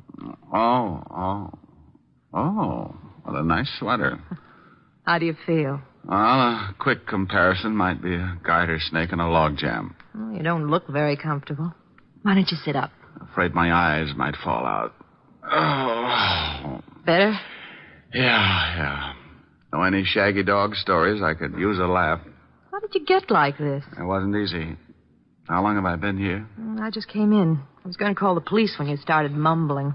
Mumbling? Yes, you said something like, "Oh, it's not so late, honey. And can I come in for a drink?" You must have been dreaming. I'm glad I woke up. She probably didn't have a drink in the house anyway. Pardon me, honey, but I gotta run some water over my bumps. You don't look so bad, considering. Oh, considering what? Do people get run over by trucks every day? When you start feeling better, I'd like to talk business. Well, with business, I straighten right up. What's on your mind? Oh, that sweater. I want you to guard something for me. Why? You're the type that goes bear hunting with a switch. Is that supposed to be nasty? Well, take a guess. I just get mauled up by two gorillas, and before they get nasty, they mention some dame and some money, and you know anything about it? Why should I? Well, I wake up, and there you are. I thought maybe you stopped by to see if the boys get a gold star for the work. I don't know anything about it. Now, do you mind if I sit down? No. I'm sorry, I haven't got anything more comfortable.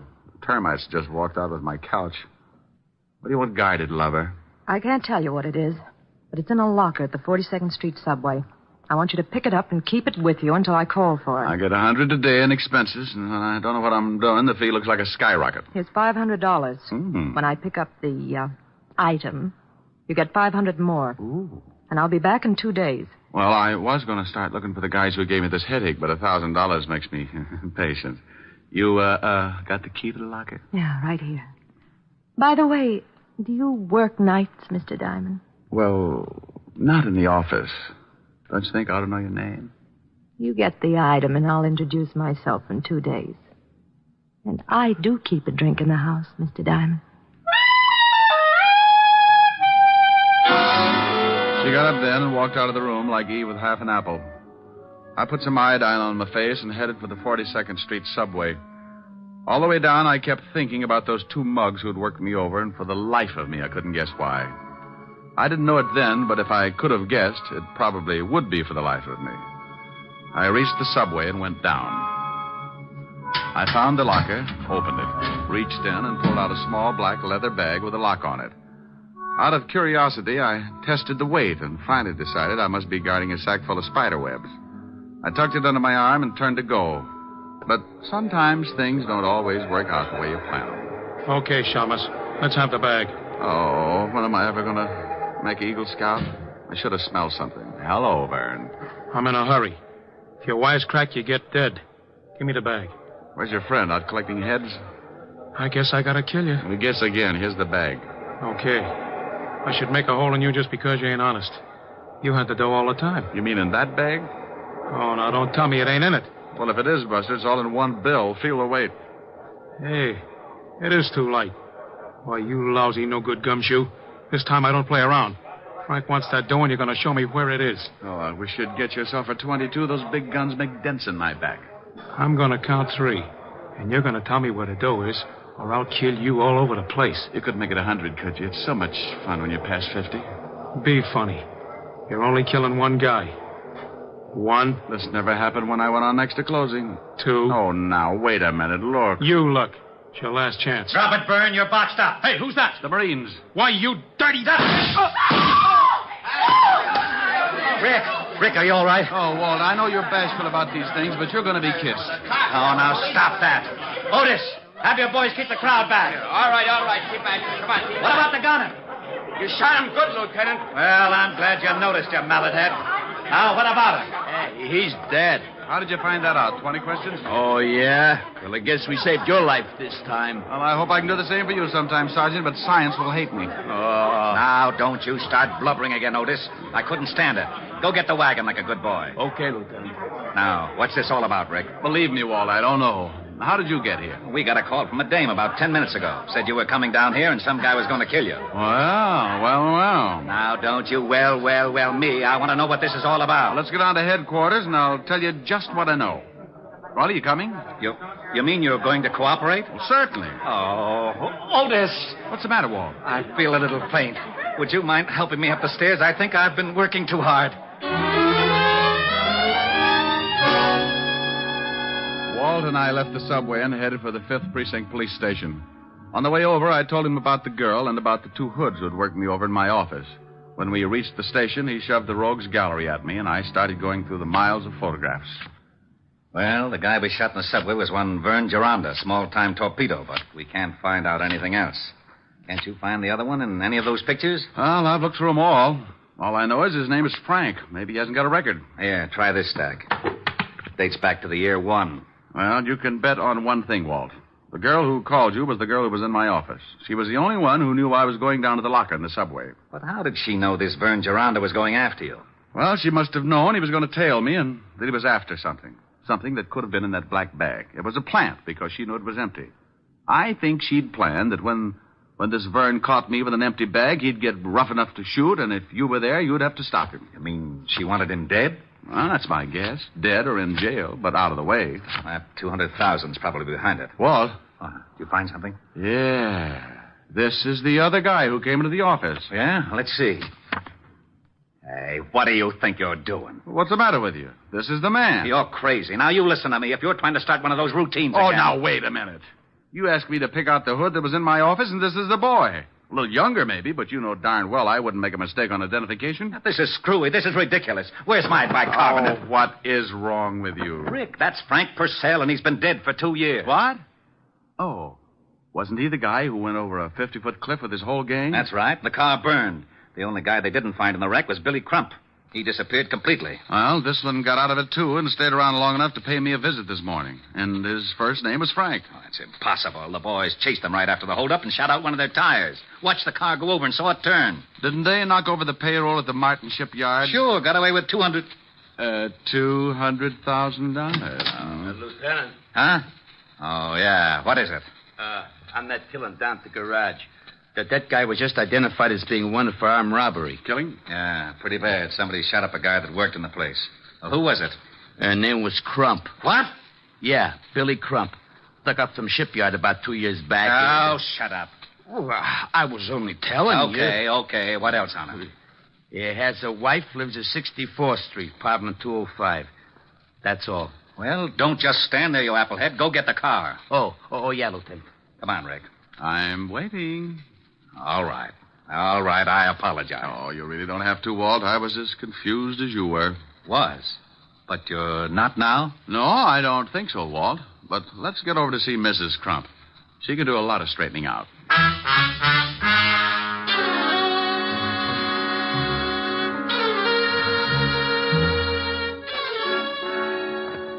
I hope Mrs. Crump is in.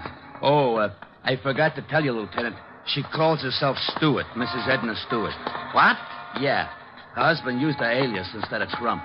Oh, well, that's all right, Sergeant. Maybe when you start pounding a beat again, you'll think of those little things. 205, wasn't it, Walt? How about it, Sergeant? It was 205, wasn't it? Oh, yeah, Lieutenant. 205, that was it. I remember. I might make a few mistakes. Shut up. Walt, hold it down. I'm sorry. Otis. Yeah, Lieutenant? Shut up. Here it is, Walt. I'll give it a knock. Go ahead.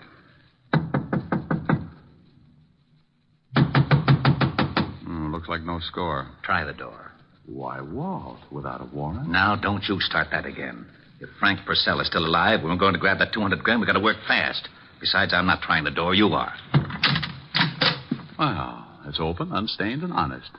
I suppose you'd like me to trip you just so you can say you fell in by mistake? Oh, come on. Pick up your big feet, Otis. That would be hard, even for Samson. Oh, yeah. Now, you listen to me, wise guy. I'm getting sick and tired of... Ooh, holy cow, Lieutenant. It's a body. Rick, how about it? Quite. Mrs. Crump. Mrs. Crump, Mrs. Stewart, the girl in my office this morning, no difference. I figured she might be the one in your office when I heard Crump had a wife. She must have had the $200,000 and Purcell killed her for it. Well, you can bet the cash wasn't in the apartment because she was too smart to keep it here. Well, there are no signs of a struggle. From the way she's lying, she was probably sitting at this desk. Writing pad on the desk, Lieutenant. Keep your paws off of it. She was writing something. Went through to the bottom sheet. Yeah, numbers. Otis, start casing the place and have a conscience when you pass the icebox. Okay, Lieutenant. Too many numbers for a phone. Walt, what are we looking for?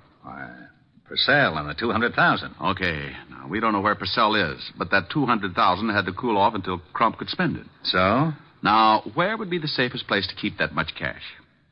The numbers.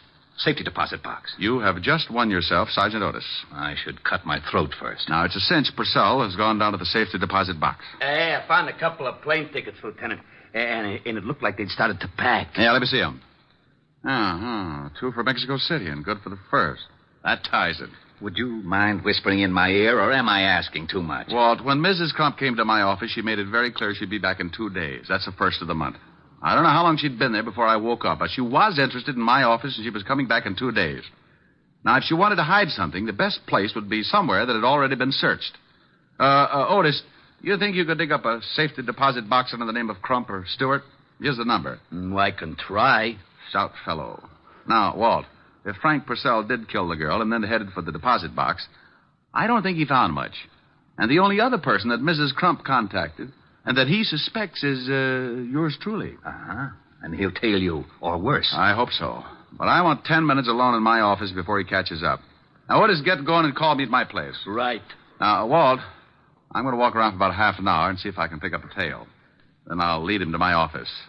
I'll get there at exactly 2:30. You get there 10 minutes later. I think I'm going to need help.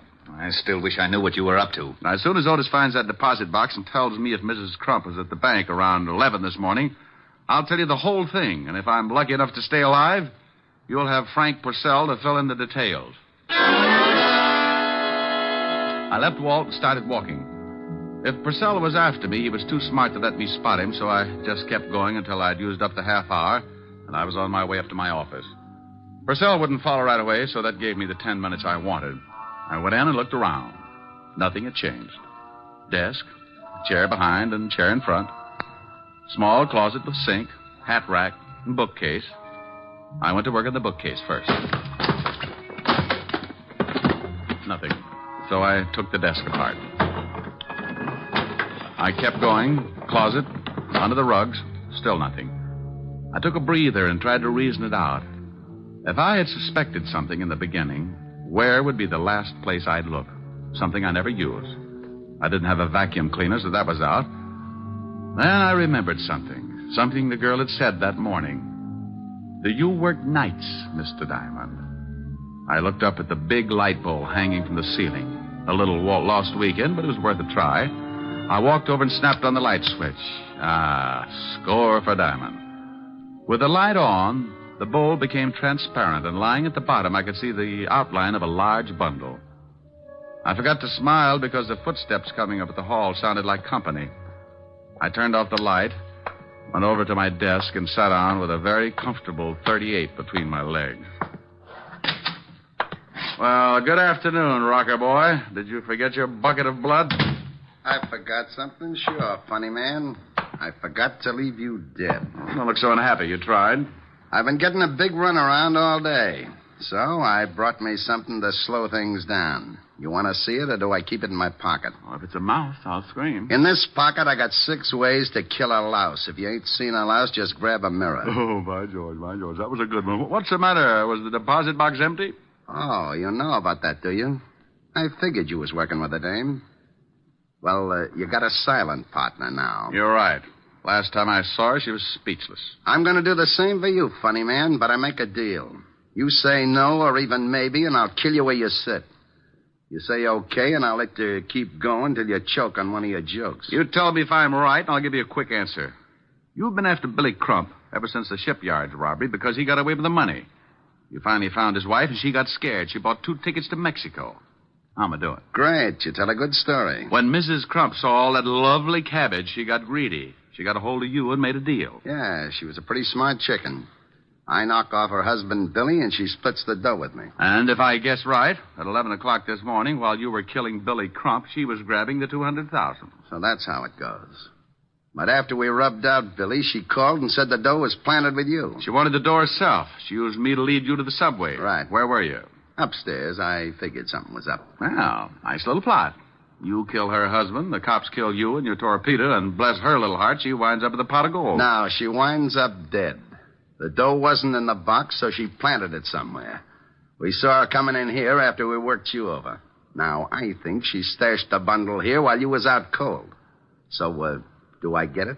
Or do you die? What are you going to do about that big, bad policeman outside the door? I'm going to laugh at him because he ain't there. Walt, stop snooping. Come on in.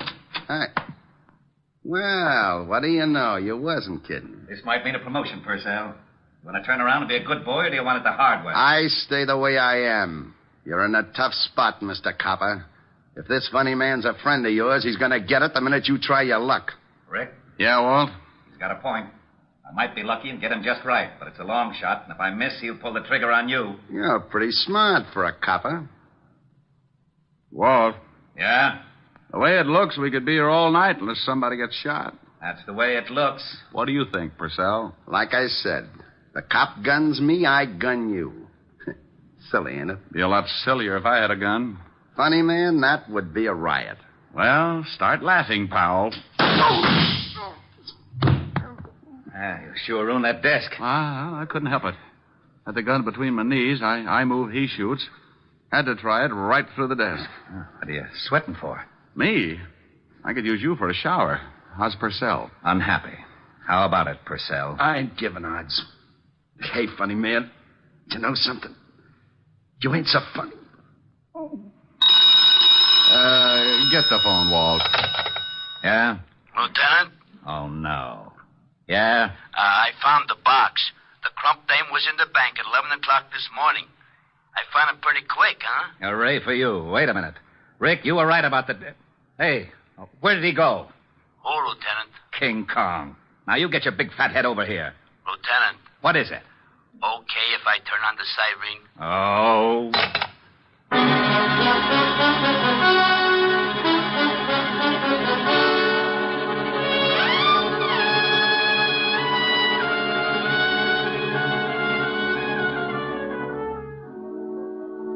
Here's the iodine and bandages, Miss Helen. Oh, thank you, Francis. Stop squirming, Rick. Oh, honey, I know what's coming when I leave here. I'm going to look like an advertisement for a snappy funeral. You baby. It's just a little iodine and bandages. Oh, get her. You use enough iodine to stain an elephant, and so much bandage you could roll up a herd of mummies. All right, then get infected. I am infected. Rick, stop Come that. Here now. Come here. I've had a tough day. I've been beat up, shot at, and been insulted by Sergeant Otis. I need some relaxation. I want to play. Should I leave, miss? You stay right where you are. I think there's a wolf loose. Francis. Yes, Mr. Diamond. Have you studied your lessons on how to be a private detective? Oh, yes, sir. I'm up to Chapter 8. But have you read Chapter 8 yet? Well, no, sir. Oh, that's too bad. I was going to give you some first-hand advice on that chapter tonight. Oh, I'll go read it right away, sir. May I, Miss Helen?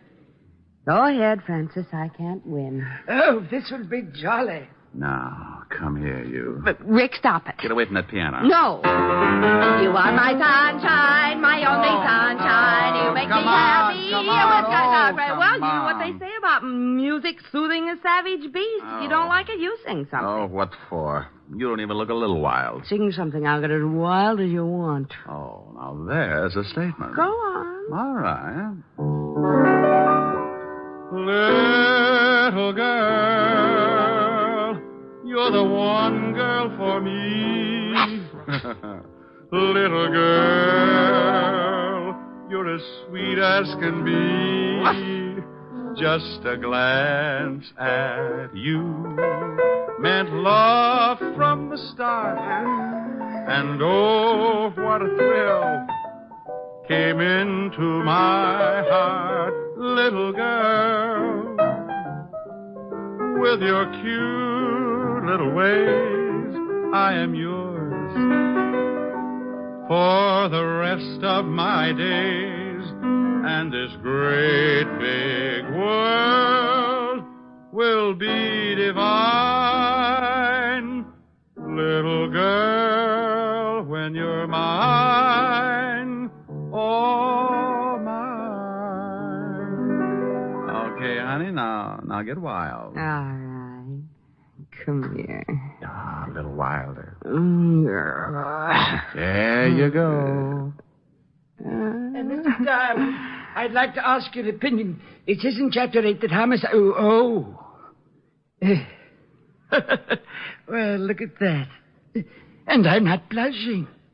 Oh, I must be getting used to it.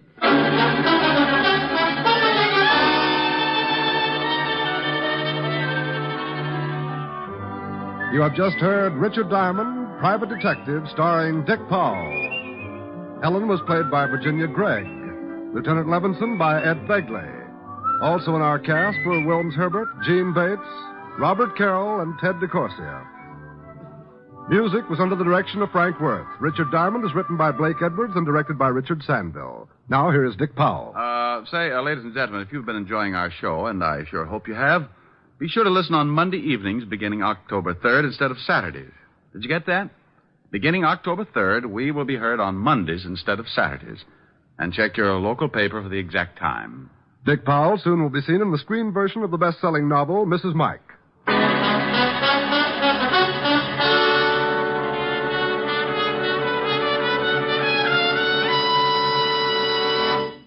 The Judy Canova Show returns to most of these NBC stations next Saturday in this time period. Richard Diamond, Private Detective, moves to Monday evenings beginning October 3rd. Next week, tune in at this same time for the Judy Canova Show and hear Richard Diamond, Private Detective, Monday nights beginning October 3rd. Your tune for the stars on NBC.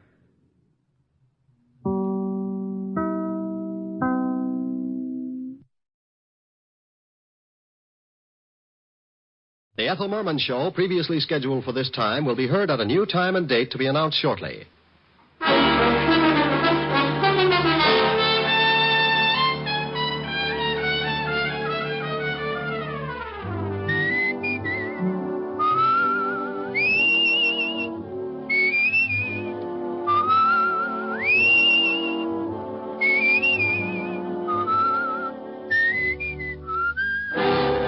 Transcribed is Dick Powell as Richard Diamond, Private Detective.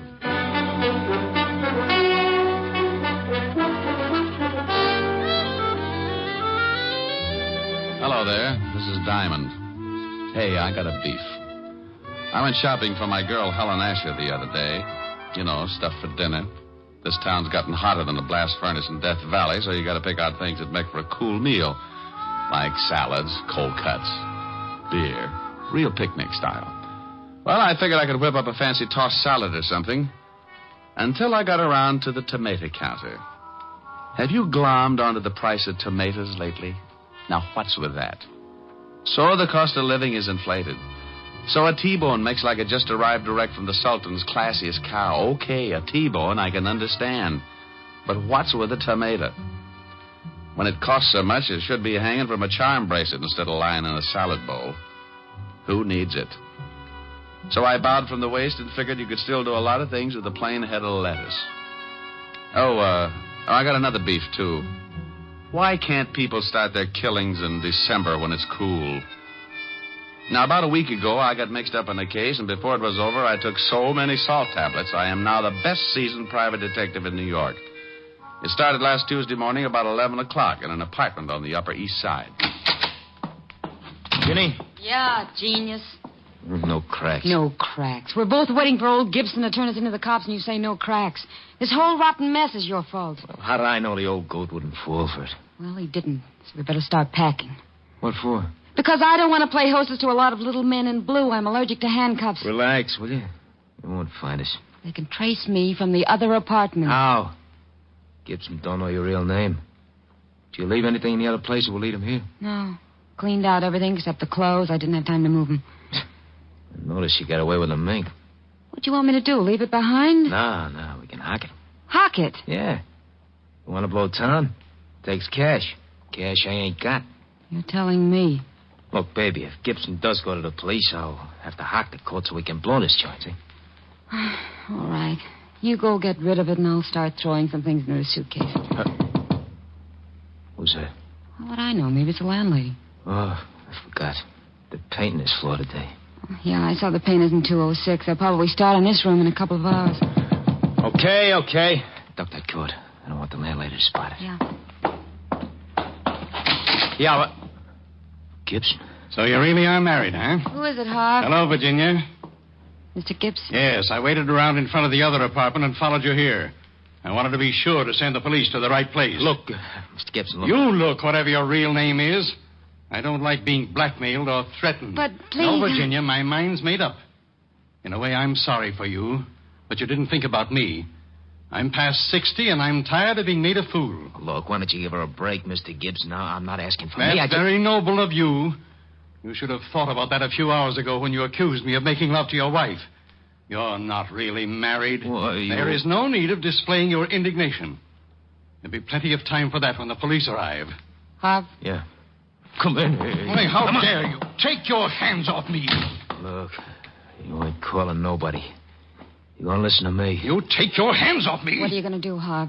I'm gonna change this old goat's mind about calling the cops. You can't threaten me. No. Oh, you struck me. How'd you guess? Harv, take it easy. He's an old man. Your concern is misplaced, my dear. I can take care of myself. What? Why, you... Give me that can. I'll be glad to give it to you across your shoulders. Give me that. Harv, be careful. Hit me with a can, will you? No, young. I'll shut you up for good. Harvey! Harvey! You idiot. Huh? You big, stupid idiot. Look what you've done. All right, so what? No better next time. Throw some water on him. Well, did you hear me? Throw some water on him. What's wrong? Come on, Gibson. Come on. Holy cow. Listen. Yeah. Oh, shut up. Gotta get him out of here. Why'd you hit him with a cane? Now you're in trouble. I'm in trouble. We're in trouble, baby. We.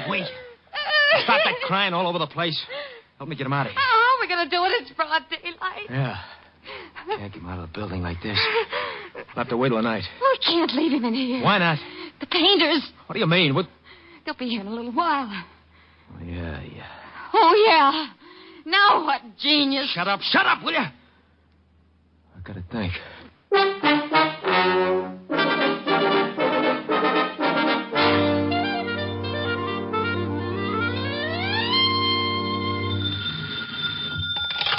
Diamond Detective Agency, murders financed while you wait. Oh, you idiot. Oh, is this Toodles Asher, the belle of Park Avenue? This is Helen Asher, the girl that goes steady with the Diamond Detective Agency. Sounds like a fine organization. Are they reliable? Very seldom. Oh. I'll tell you better as soon as I find out what I'm going to do tonight. You're going to give your butler the evening off, and the Diamond Detective Agency is going to march through your front door, single file, and show you a shortcut to spend the bottle. What time does all this begin? How long will it take you to pucker? About 2 seconds. Well, I won't get there until 8. Don't hold it, or you'll end up looking like a Ubangi. You're terrible. Yeah, but I'm pretty. So's a baboon. Oh, what you said. You won't be late, will you, Rick?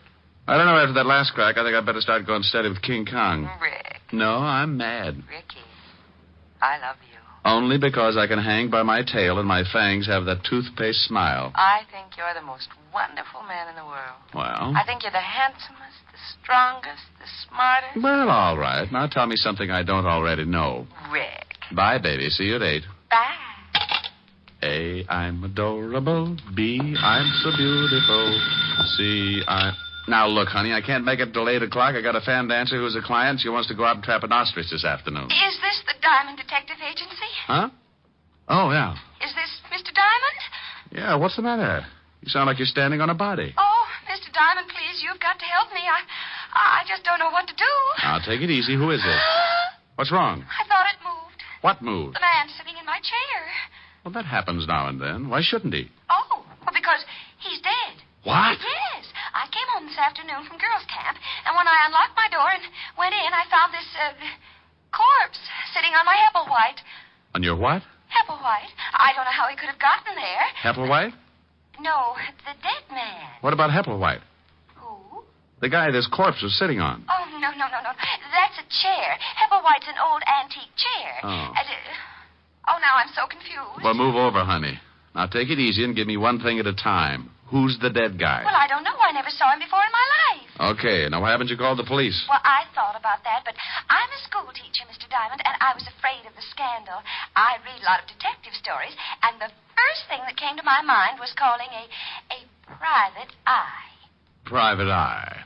Mm-hmm. You had the biggest ad in the phone book, so naturally... Naturally. Well, give me your name and address, and I'll be right over. Oh, Esther Blodgett, 419 East 79th Street, apartment 108. Okay, Esther. Now, don't let anyone in and don't touch anything. Oh, I know that, silly. After the initial shock wore off, I found myself in complete control. What's the matter? I'm so nervous. I just lit a cigarette. It tasted so good, I offered one to the dead man.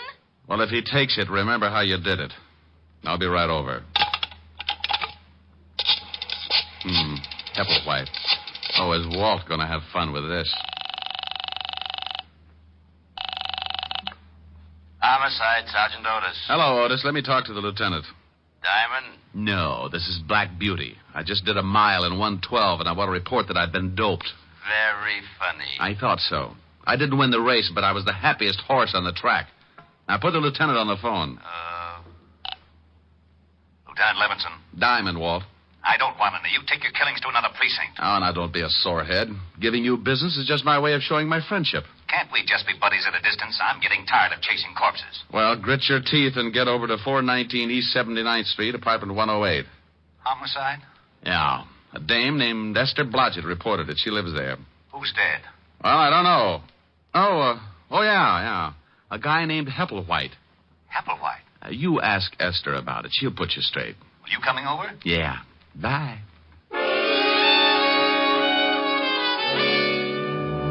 As I went out of my office, I thought about Esther Blodgett and wondered how mad she would be when the police turned up. I had to call them whether she wanted a scandal or not, because homicide comes first in my book. I'm an ex-cop, and I still follow the rules. It's not a conscience. I just like staying in business, so when someone turns up with a killing, I always let Lieutenant Walt Levinson know about it. I grabbed a cab, and 20 minutes later, I was standing in Esther's apartment along with Walt, the dead man, and Hepplewhite. Oh, you're a swell fella, you are. What's the matter, Walt? I've been going through that Hepplewhite routine for the last 10 minutes. I just found out it was a chair, that one right over there, the one that Stiff's in. Mr. Diamond, why did you call the police? I thought you'd ask that. Because that man's been murdered, Miss Blodgett. That's what good citizens do when they find a dead man in the apartment. But the scandal? I'm a school teacher. What will my students' mommies and daddies think? Honey, just confuse them with that Hepplewhite routine. What did you find out, Walt? Not much. The coroner will be here in a few minutes. Looks like someone gave him a pretty good beating. What's that all over his clothes? Isn't that blood, Mr. Diamond? Yeah, he's been bleeding all right. I mean that brown stuff, Walt. Looks like lint or something. I noticed that, too. I don't know what it is. We'll have the lab analyze it. Tell me, Esther, you said when you came in you unlocked the door. Yes, that's right. Are you sure it was locked? Why, yes, it has a catch lock. Besides, you have to turn the key and then use the other hand to turn the knob. Did you touch anything? Open any windows? I touched nothing. Oh. Well, there's a good one, Walt. Yeah, a corpse sitting in a room with the door and all the windows locked. Do you always lock the windows when you go out, Miss Blodgett? Well, I've been away for several weeks at a girls' camp. Aren't you a little old for that sort of thing? Oh, I've been counseling. One of the teachers who goes along to take care of the young girls. What do you think, Rick? Well, he wasn't killed in this apartment. No signs of a struggle. There's only blood around the chair and on the body. He must have been carried in. And there would be blood trails on the floor. Not if he was carried in something. You say you never saw this man before, Esther? Never in my life. Any identification in his wallet? Yeah, name's Gibson. Leland Gibson. No money taken either, so that eliminates the robbery angle. Any address? Yeah, he's got an old driver's license. 12 East 64th Street. Pretty classy district. Judging by his clothes, he was well fixed. Tailored. Good store. As soon as the coroner arrives, I'm going to check this apartment building. Maybe somebody heard something or saw something. Walt, let me check the 64th Street address for you. This is a police job. Where do you want to check it? Oh, because poor Miss Blodgett looks so unhappy. I am, Mr. Diamond. I am very unhappy. See, Walt? So she's unhappy. If you want to check the place on your own, go ahead, but I'm sending some men over anyway. Mr. Diamond, I like you. Well, thank you, Esther. No. I want to hire you to catch the killer and free me from this awful policeman. Awful policeman? Do you know how I got this way, Miss Blodgett? Oh, I'm sure it wasn't easy. Good for you, Esther. I got this way because of this private detective. Just call me Blue Eye. Ever since he stopped working with me and left the force, I've gotten mixed up in more screwy cases than an alcoholic in a whiskey truck. There isn't 1 week that he doesn't turn up with 1 or 2 killings. My, he gets excited, doesn't he, Mr. Diamond? And in his spare time, he intimidates my sergeant. Just call me Rick, dear. I've taken enough bicarbonate in the last year to stop Vesuvius erupting. And if he doesn't give me a little peace and quiet, I'm going to end up solving a killing of my own. Rick. My, that's a nice name. How did you ever get to be a school teacher? You don't look the type. Are you listening to me? Oh, what makes me so different? I've seen signs on highways that say it better than I can. What are you two babbling about? You mean the ones that say, danger, stop, look, and listen? Well, that fits, but I was thinking about curves and soft shoulders. Oh, no. Now, you listen to me, Diamond. This is serious business. A man's been killed in Miss Blodgett's apartment. If you want to take her on as a client, go ahead. But any questions from here on in will have to be gotten down at police headquarters. You are taking me in, Captain? Lieutenant. Yes, you'll have to come down for questioning. Rick? You go along with the big bad policeman, dear. I'll have you out in no time. Well, all right, if you say so, but this has never happened to me before. Oh, that's unfair. Walt, stop blubbering. Yes, what is it? Oh, you get out of here. Oh! Otis! Where the devil is Otis? I left Walt jumping up and down in front of Esther and the corpse and headed for 12 East 64th Street. It was an old brownstone in one of the wealthier districts. And when I rang the doorbell, I got another surprise. Yes? Yes. Don't tell me you're a school teacher. I beg your pardon. You forget it. It's the landmarks that threw me. What do you want? Oh, do you know a Mr. Leland Gibson? Yes, he's my father. Now, just who are you? Name's Diamond. I'm afraid I've got some bad news for you, Miss Gibson. It's Father. Something's happened to Father. May I come in? Oh, I'm terribly sorry, yes. Now, please, what is it? What's happened to Dad? Well, he's dead. Oh, no. No. Look, I know this is tough, but you've got to help me. The police will be here in a minute. The police? Yes, your father was murdered. Oh, I knew something like this would happen. You did? Well, tell me about it. Well, I don't mean that I expected Dad to be... Okay, now, just take your time. Cry it out. I'm sorry. Have you a handkerchief? Sure, here. Thank you. Now, think you can talk about it? Dad left the house about 3 weeks ago and moved into a hotel. Did you have a fight or something? Oh, no. Everything was fine, but... No, hang on. Things couldn't have been better, and he was in wonderful spirits when he left. No arguments, no hard feelings? He didn't leave mad? Oh, no, nothing like that. Then, have you got any idea why he suddenly packed and moved into a hotel? Well, I'm not sure, but I think it was a woman. A woman? Yes, he told me one day that he'd met someone he liked very much. The day after that, he moved to the hotel, but I never saw her, and he never said anything more about her. Weren't you a little worried? Naturally. Father isn't a young man, and wasn't. Just one more question. What hotel did he move to? It was the Adams on Madison Avenue. He used to go there 3 nights a week for dinner and a game of bridge before he decided to move in. Well, thank you. Are you all alone? Yes. Got any friends you can call? A few, I guess. Well, call them. It's better not to be alone. And bawl your head off. It'll do you some good. I'll send you your handkerchief, Mr. Diamond. Richard Diamond. It's in the book.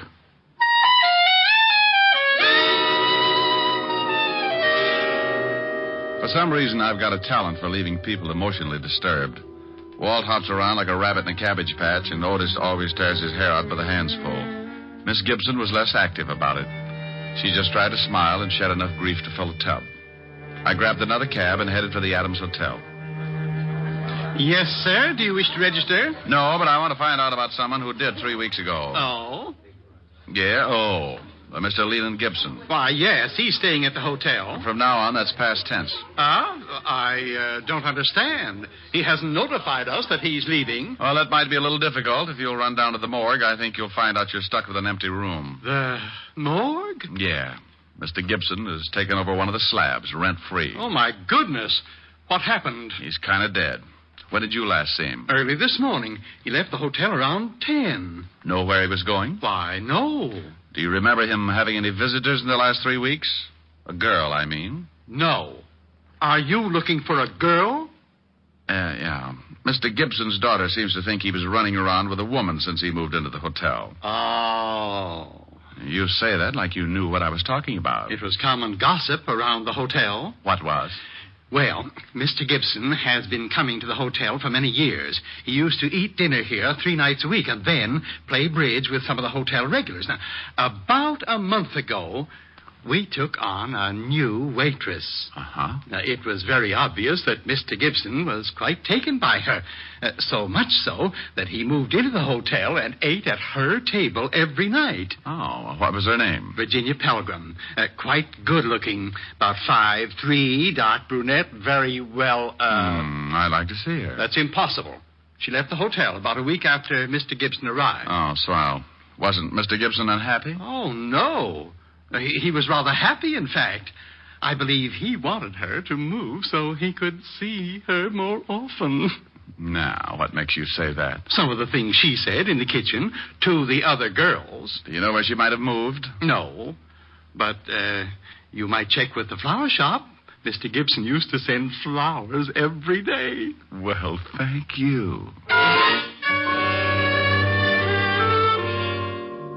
Well, I wasn't sure just where I was going, but Virginia Pelgrim was my best lead, and maybe she could tie the Gibson murder up with a silk ribbon. I talked to the flower clerk, and he gave me the address that the flowers had been sent to every day. It was a nice apartment in the village, and the landlady stuck her nose out like she was trying to smell me instead of see who was calling. Yes? I hope that door doesn't slam shut sometime. You'll have a bloody nose for weeks. What do you want? Roll out an eye with that nose, and I'll show you my badge. Aren't you cops ever polite to anyone? Well, there's a face that goes with it. I'm looking for a girl, about 5'3", dark brunette. You're in the wrong place. Her name's Pelgrim. Oh, she lives upstairs. She does, huh? Is she in now? No. Went out this morning. Hasn't come back. And she probably won't. She have many visitors? Only a couple. Men. That figures. Ever see an elderly man, gray hair, about 60? Sure, every day. Know his name? No. You said she had a couple of visitors. Who else? Another man. Younger, kind of greasy. Only came around a few times. Old man was there this morning, had an argument. Could you hear what they said? I don't snoop. Anyone else? No. Who paid her rent? She did. Cash. Mind if I take a look at her apartment? Got a search warrant? No. Then you can't. Okay, thanks. You've been charming.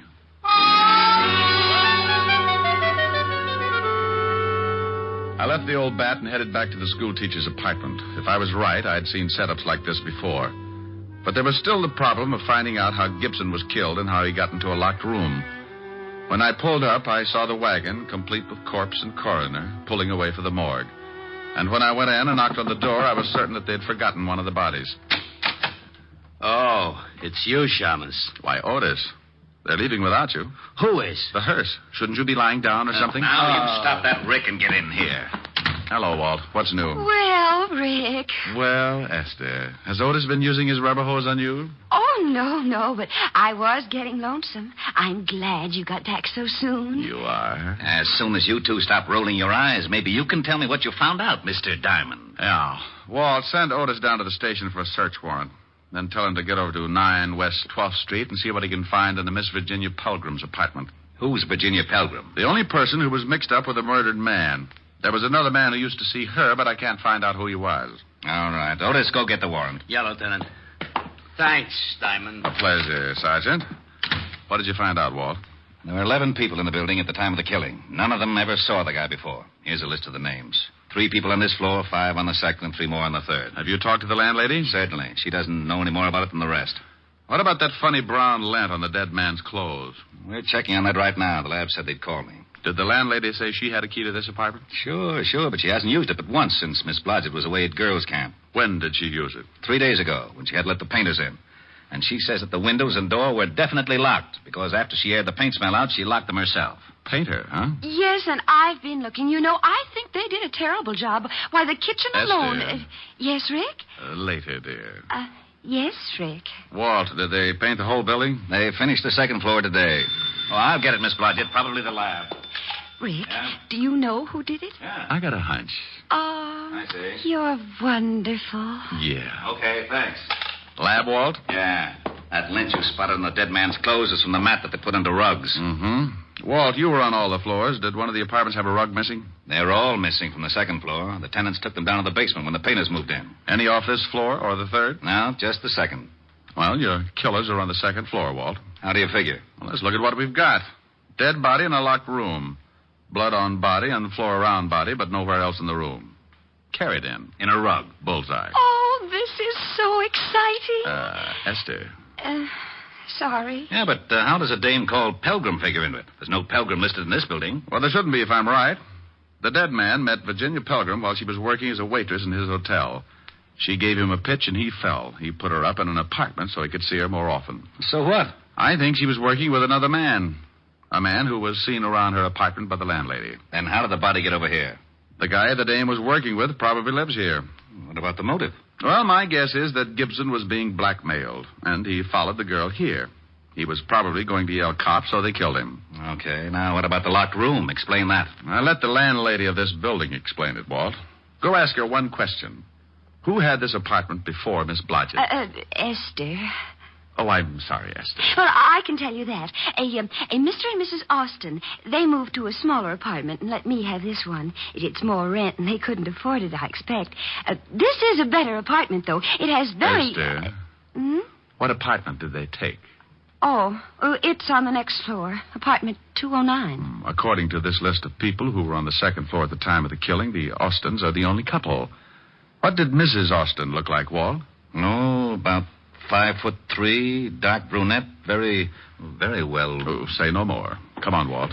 May I come? No, Esther. You stay here. I'll be back later and discuss the better features of your nice little apartment.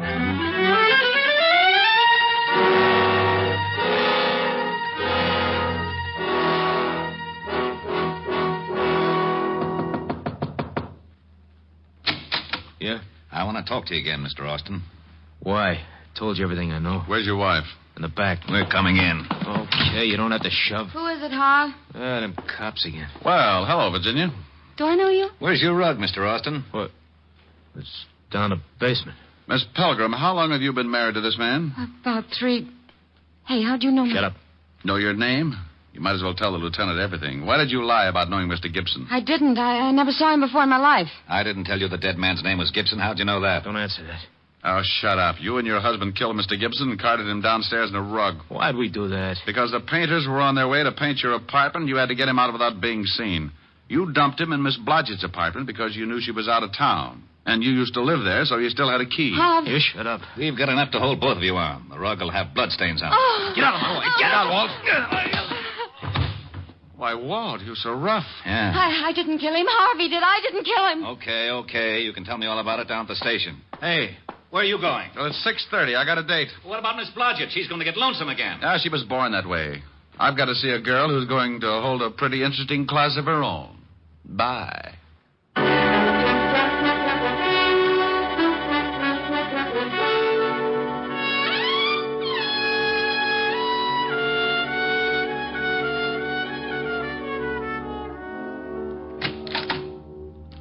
Hi. Hi. Oh, don't you look comfortable? Where's Francis? I gave him the night off, like you suggested. You're cute. I've got a cool dinner in the library. School day, school day. You sound happy. Well, I was just thinking about a school teacher I knew once. That looks mighty toothy. Sing for your supper. What? Got a new tune on the piano. Oh, honey, I'm hungry. You sing first, and then you can eat. Oh, all right. What is it? Right here. So in love. Oh, okay. Strange, dear, but true, dear. When I'm close to you, dear, the stars fill the sky.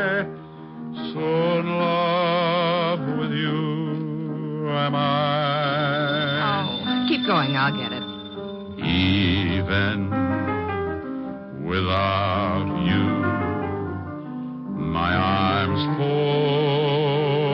about you. You know, darling, why so in love with you am I. Some girl asking for you. Oh, some girl. Wow. I told her there was no one here but the piano tuner. Oh? She leave her name? Uh-huh. Hepplewhite. Hepplewhite. Yes. Who's she?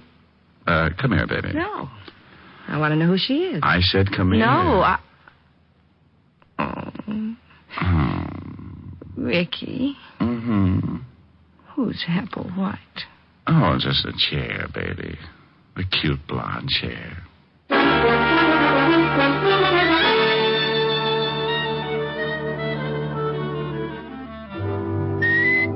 You have just heard Richard Diamond, Private Detective, starring Dick Powell, transcribed. Helen was played by Virginia Gregg, Lieutenant Levinson by Ed Begley. Also in our cast were Wilms Herbert, Georgia Ellis, Tony Barrett, Joan Banks, and Norman Field. Music was under the direction of Frank Worth. Richard Diamond is written by Blake Edwards. Now, this is Eddie King reminding you that Dick Powell soon will be seen in the screen version of the bestseller novel, Mrs. Mike, and inviting you to be with us again at the same time next week when we will again bring you Dick Powell as Richard Diamond, Private Detective.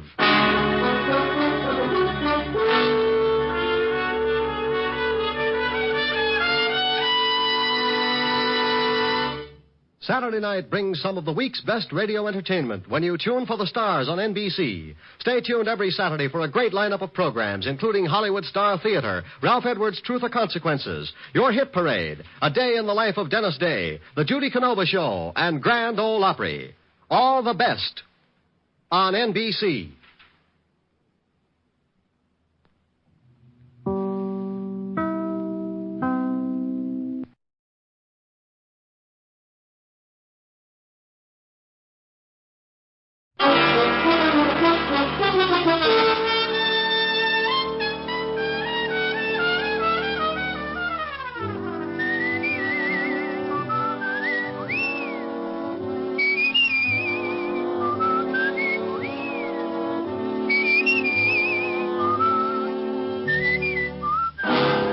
Dick Powell as Richard Diamond, Private Detective.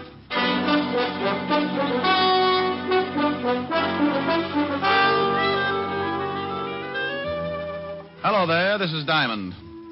I've got a little office near 53rd Street on Broadway, 8th floor. My business? Trouble. What kind of trouble? Well, take your pick. If you come up with something unusual, a new kind of trouble, drop around and see me. Because I'm known along the big street as a shamus, a gumshoe, or to the guy on Park Avenue as a private detective. If you happen to be stuck with your problem, for $100 a day in expenses, I'll chase it around until I can catch up and break its back. I average about 20 fast rounds a week with old man trouble, and so far the decision's been on my side. But don't misunderstand me. It's my business to beat him, but I respect him. Trouble goes to work with every trick in the book. So I play it the same way, and believe me, when I put him away for the count, I don't clap my little hands in glee. I know he's just taking a rest, and he'll be back again with some new stunts. Want to know how he works? Well, the other day, I was on the way to my office. I stopped at the corner newsstand, 53rd and Broadway, to buy a paper and to say hello to an old friend. Hi, Mr. Diamond. Well, hello, Jeff. How's the newspaper business? Oh, swell. How's the detective racket? Oh, swell. Hey, you don't sound too happy. Jeff, I couldn't be happier if my hair was on fire. Take my advice, son. When you grow up, be sure and get a job that pays off every week in that little white envelope. Don't ever become a private detective. It's like a penny getting lost in a gum machine. Well, I'm going to stick to the newspaper business. Good for you. Say, I was just about to go across the street to Mary Lou's and get some ice cream. How about it? Can I buy you a cone? Now, that is a beautiful idea. Let's go. Aren't you coming to work a little late, Mr. Diamond? Well, you see, Jeff, I was up kind of late. Research, you know. Yeah, I know. I see him going into your office all the time. That blonde last week stopped traffic all the way to 42nd Street. Yeah, she was lovely. Got tired of social standards and shot her husband right through his morning cup of coffee. Was that the one in the headlines? That's the one. Oh, hello, Hi, Mary Lou. Take a seat, Mr. Diamond. Well, what'll you and your friend have? Well, I'm going to have a double strawberry. How about it, Mr. Diamond? Sounds great. 2 double strawberries. This is Mr. Diamond, Mary Lou. His office is in that building across the street. Oh, how do you do? How are you, Mary? Well, all right, I guess. Business could get better, and I wouldn't mind at all. Here are your cones. This is on me, Mr. Diamond. Oh, no, now put it away. Oh, now, come on. I asked you over, and that makes it my treat. Here's a 5, Mary Lou. Mr. Diamond's money isn't any good today. Tell you what I'll do, Jeff. Give me a 5 a minute. Sure, here. Now, if you can tell me whose picture's on this bill, you can buy the cones. That a deal? That's a deal. Lincoln. Well, what's the matter? That's right, isn't it? Hmm? Oh, yeah. What's wrong? Where did you get this bill, Jeff? Well, I just made change for it a few minutes. Hey, what's the matter with that dough? You two act like you've never seen a $5 bill before. Well, this Finn's counterfeit. What? That's right. Good job, too. You sure? Yep. One of the best engraving jobs I've ever run across. Paper's not too good. Oh, that's swell. That's real great. I get just out of a whole $5. Who gave it to you? I remember the guy, all right. He came by just before you did. Made change for him, the heel. Yeah. $5 is a lot of papers. I'll say it is. Well, maybe you're wrong. You could be. Not Mr. Diamond. He's a private detective. Used to be a cop. Look, Jeff, mind if I take this bill along with me? Nah. What good's it gonna do me? Oh, it's not so bad. Here, I'll give you a good 5 for it. No, sir. You only learn by mistakes. I made a big one, so I'm out 5. I'll get along. Look, it's worth the 5. I'm just buying it from you. Sure, Jeff. Go ahead and take it. Thanks a lot, Mr. Diamond, but I just can't. Okay, Jeff. Maybe I can find the guy who slipped this to you. Maybe we can get your 5 back. What are you going to do? Take a run down to the 5th precinct. See how much of this stuff is floating around New York. Now, I want you to do something for me, Jeff. Sure, anything. I want you to keep an eye out for the guy who gave you this phone. I'm way ahead of you. Well, now, that's what I'm afraid of. I want you to promise me, if you do spot him, not to do anything until you get in touch with me. Promise? Yeah, okay. Well, I'll be at the station. Ask for Lieutenant Levinson's office. Right. Here's for the ice cream, Mary Lou. Good ice cream, too. Oh, thanks. I make it here. Right in back. Take a quart home some night. I always do, but it generally has a cork in it. I left Mary Lou's ice cream parlor and headed for the 5th Precinct Police Station. I don't usually start something like that, but when a kid gets fleeced out of a whole day's pay, I get a little hot under the collar. I walked into the squad room and spotted Sergeant Otis putting shine on his big shoes. Oh, it's you, Diamond. Now, what good is that going to do you, Otis? You can lose a whole can of polish in the cracks. What do you mean? My shoes ain't cracked so bad. Well, maybe not, but I've seen bacon that look better. If you want to see the lieutenant, go on in. Thank you, Sergeant. Until we meet again. Why don't you stop trying to be so funny? Sergeant, I'll do it if you'll do something for me. What? Cut off your head. That face could start a Harry Carey epidemic. Hello, Walt. Now, what the devil's the about? What do you mean? That bilious explosion you just popped up with. Sound like you just swallowed a whole pineapple. Why? What do you mean, why? Who's dead? Huh? The body you said you found. The body I said... No, Walt. You're not built for it. Who? No, Walt. It's my routine. It won't work for you. Oh, I don't know what you're talking about. Why, sure you do. You wanted to know who's dead. Well, I'm not going to tell you. Huh? Don't try to be cute with me. You know what it's all about. I'm not going to be the fall guy. You just hunt for the body. Wait a minute. I don't know anything about a body. You wanted to know who's dead, didn't you? Sure, but that was just a gag. Okay, have your fun, but I'm not going to tell you. Tell me what? Who's dead? You mean somebody really is? What are you talking about? Well, I'm talking about what you just said. Now, who's dead? That's a stupid question. Why is it? Well, if you don't know who's dead, what the devil are you doing in charge of homicide? Go on over to the robbery detail. Now, you wait a minute. You said... Yes, Walt? Oh, get out of here. I did not. I never said, oh, get out of here. When I came in, I said, hello, Walt, and you said, uh-huh. Then I said, what do you mean, uh-huh? You wanted to know where the body was. I did not. I said, who's dead? Why? Oh, no, please. I'm an old man. Oh, Walt, get away from that window and take a look at this. Oh, please. Do I have to? It'll probably explode. Now, be a good boy and open your little eyes. Oh, all right, but I just know I'll be sorry. Here. You don't owe me any money. Well, if I did, I'd make sure to pay you off in this stuff. Why, what's wrong with... Where'd you get this? Some guy slipped it to Jeff, the newsboy. He got change for it. Oh, that certainly is a nice stunt. Well, maybe the guy didn't know he was passing counterfeit. I doubt it. You don't give a newsboy $5 for a paper. Okay, tell me about it. The stuff has been flooding the city. We can't get a lead. Picked up a couple of passes, but they won't crack. How do they work? Look, Rick, this isn't my department. The Treasury boys are working on it right now. Why don't you go over and talk to them? Well, if you want to be snooty about it. Now, you wait a minute, Diamond. Yeah? Lieutenant Levinson, homicide. Is Mr. Diamond there? Now, wait a minute. Rick, it's for you. Yeah, wait just a minute. Here, Diamond, and if you're mixed up in something. Walt, be quiet. Hello? Mr. Diamond? Yeah, Jeff? Yeah. I just spotted the guy who slipped me the phony bill. He went into the bar next to the ice cream parlor. You stay where you are. I'll be right over. I'll be at the stand. Rick. Yeah? Please. Walt. Yeah? Bye.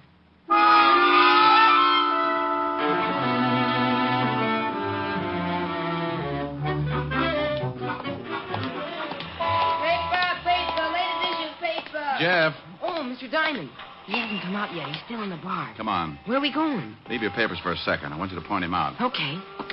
He's a big guy. You better be careful. Big guys always make me careful. You want me to go in with you? Just stick your head in the door and point him out, and then go on back to your papers.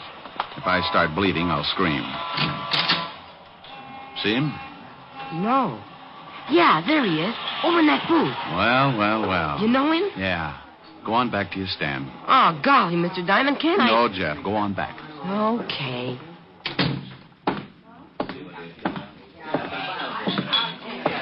Hello, Walker. Huh? Oh. What do you want, Shamus? Well, I'll have a talk. Mind if I sit down? Does it make any difference? Not much. Then sit. You passed a phony 5-spot this morning. I did? Well, shame on me. How many more you got on you? I don't know what you're talking about. You want me to turn you upside down and shake it out of you? Diamond. Yeah? Bo. Walker. Yeah? Oh, hey, you. Let go. Oh, busted my arm. You want it back? Yeah. Now, let's see your pockets. Okay. Get on your feet. I want to see what you're doing. All right. Okay, dump them. Hey, what's going on here? Just relax, bartender. I'm taking care of some business. Well, there ain't going to be any rough stuff in my joint, so you better relax, Sonny. Yeah, make this guy take his big paws off of me. He's trying to shake me down. Oh, yeah? You want me to call the cops, Sonny? Maybe that's not a bad idea. How about it, Walker? You want him to call the law? I don't care who he calls. Just get out of my way, Diamond. You're not going anywhere. Now, I told you to lay off, Sonny, and I meant it. Now, let him go, you hear me? Look out, he's making a break. Just let him be. Get out of my way, Pop. You're too old to lose another set of teeth. I ain't turning you loose until that guy makes the street. Sorry, Pop. You better take a chair.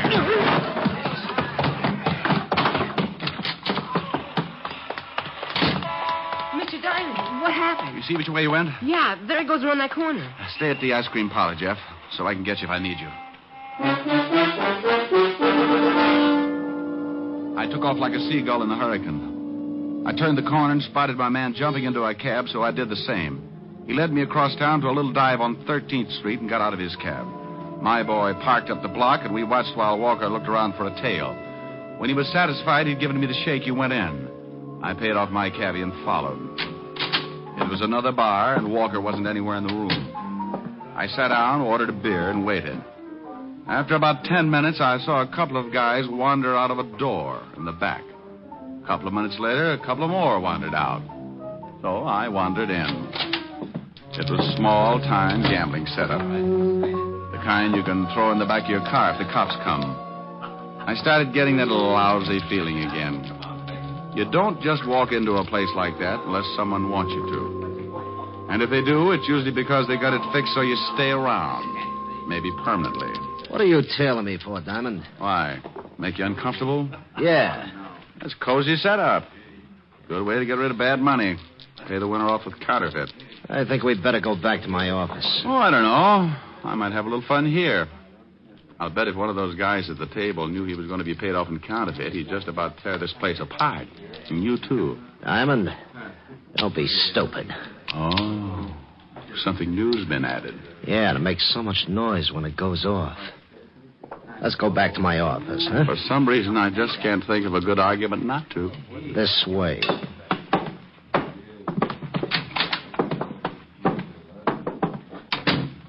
Have a seat. My ankles get lumpy when I sit down. Bad circulation. And stand on your head. It doesn't work. I keep talking to toes all day. How'd you get onto this setup?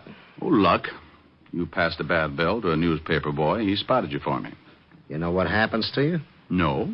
As a matter of fact, I was thinking what's going to happen to you. What do you mean? Treasury boys, homicide, 5th Precinct. And tomorrow we're taking a full-page ad in the Times. You should do a big business. You're lying. Okay. I think I'll sit down while you wrestle with it. You mean the team I know about this place and me? The only way they'll get to know you any better is when they give you a room number at Sing Sing. Oh, you mind if I put my feet up? Oh, go ahead.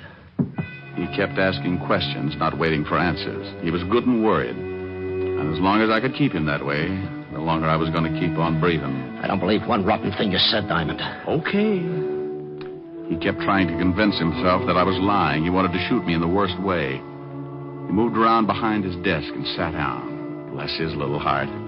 I had both feet on the front of his desk, so I shoved out as hard as I could. I pinned him against the wall with the desk and jumped up to get better leverage. I shoved so hard the front of the desk nearly cut him in two. He was stuck and he couldn't use his arms. I can't breathe. You want to tell me about it? I don't know a thing. Okay. You'll look pretty silly from the waist down. Come on, Walker. If I mash you anymore, they'll be able to use you for wallpaper. Yeah. Okay. Now, leave the gun in your pocket. When I pull the desk back, put your hands on top of it. You try a stunt and you end up in halves. Okay. What do you want to know? Who's the big wheel behind the counterfeit ring? You give me a chance if I tell you? No deals. I can't blame you for trying. All right, you tried. Now, you want back in the vice? No. I'll tell you. Walker! He died with his head rolled back and his eyes staring up like he wanted to starve for trying. Whoever shot him had been out in the alley and had nailed him through the window. I looked out, but the killer had disappeared. So I put in a call to homicide, and finally Walt and his boys arrived. Diamond, don't you ever get tired of corpses? Well, of course not. I just do my bit and then try to make you happy. Hey, you want me to call the wagon and get the coroner down here, Lieutenant? No, Otis. I thought we might all sit around and wait for the dead man to say something. Oh, I was only asking, Lieutenant. Well, start using that mallet head of yours, you mallet head, and make a report. Okay. Now, Diamond, I want to know how you got mixed up in this thing. Well, the dead man was the one who slipped the paper boy the .45. I tailed him, and he was just about to tell me who was behind the ring when he got a hole in his head. Oh, he was going to tell you, was he? Just like that. What did you do? Set his clothes on fire? No. We were playing truth and consequences, and he fibbed, so I... Now, you stop that. This guy was the only link we had on the counterfeit ring. And you have to fix it so he dies. Rick, there's enough phony money floating around New York right now to start another Black Friday. This is the best setup we've run into since Dad Foster operated in 1937. Dad Foster? Yeah, Dad Foster. You remember hearing about him? Yeah, is he still doing time? No, he served his sentence and he's gone straight ever since. How do you know? Where is he? He runs a little saloon on 53rd Street. 53rd? Thanks, Walt. Oh, now, you wait a minute. Who the devil are you calling? A quiz program. I want to win an electric chair. Oh. Mary Lou's Ice Cream Parlor. Is Jeff the newsboy there? Why, yes. It's for you, Jeff. Thanks. Hello? Jeff, this is Mr. Diamond. I want you to do me a favor. Sure, anything for you. Okay, now, you know the saloon next to the ice cream parlor? Yeah? You know the bartender? Yeah, old guy. Buys a paper from me every night. All right. Now, stay in the parlor and keep an eye on the front of the saloon. If the bartender comes out, find out where he goes. But for Pete's sake, be careful. Sure, Mr. Diamond. I'll do what you say. Is something up? Well, could be. Now, if anything happens before I get there, call Lieutenant Levinson. I'll tell you all about it when I see you.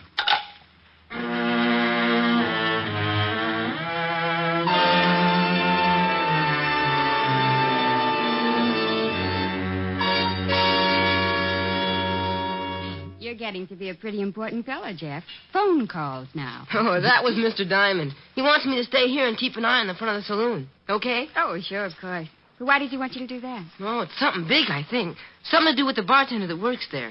The bartender? Yeah. I'll just sit up in front here and keep an eye out. Look, Jeff, watch the store for me, will you? I've got to go in back and pack some ice cream to be sent out. Sure.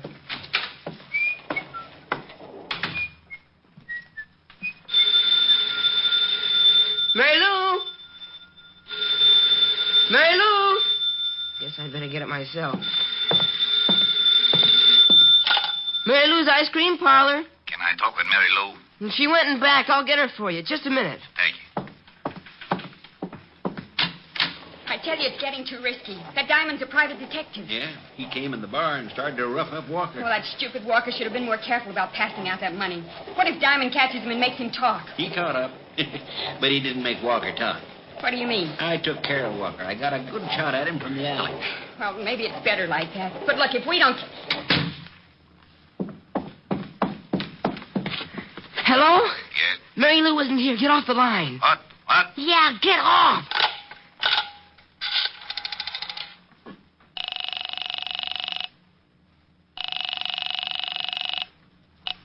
Operator, Get me the 5th Precinct Police Station. It's a matter of life and death. I'll connect you. Oh, golly, please hurry. I'm ringing. 5th Precinct. Is Mr. Richard Diamond around there? He said to call Lieutenant Levinson. Oh, Diamond isn't here. That is the lieutenant. You know where I can reach them? Yeah, but that's about it all. Who's this? I'm a friend of Mr. Diamond's. I'm in an ice cream parlor. Ice cream parlor. Look, son. No. I just heard someone say that they'd killed a man named Walker, and I think I know who's behind the counterfeit ring. What's the address? It's... Hello. Hello, kid. What's wrong? Hello. Good lucky we came out this way. I wonder how he hurt us. We walked back and opened the door. What are we going to do with him? Well, tie him up and gag him. There's a closet in the back, and we can put him in there until it's safe to take him out. Oh, but he's making too much trouble the way he is. Okay. I can get him back there. You better go on over to the bar in case someone shows up. All right. Later tonight, I'll take the kid down to the river and teach him how hard it is to swim when he's dead.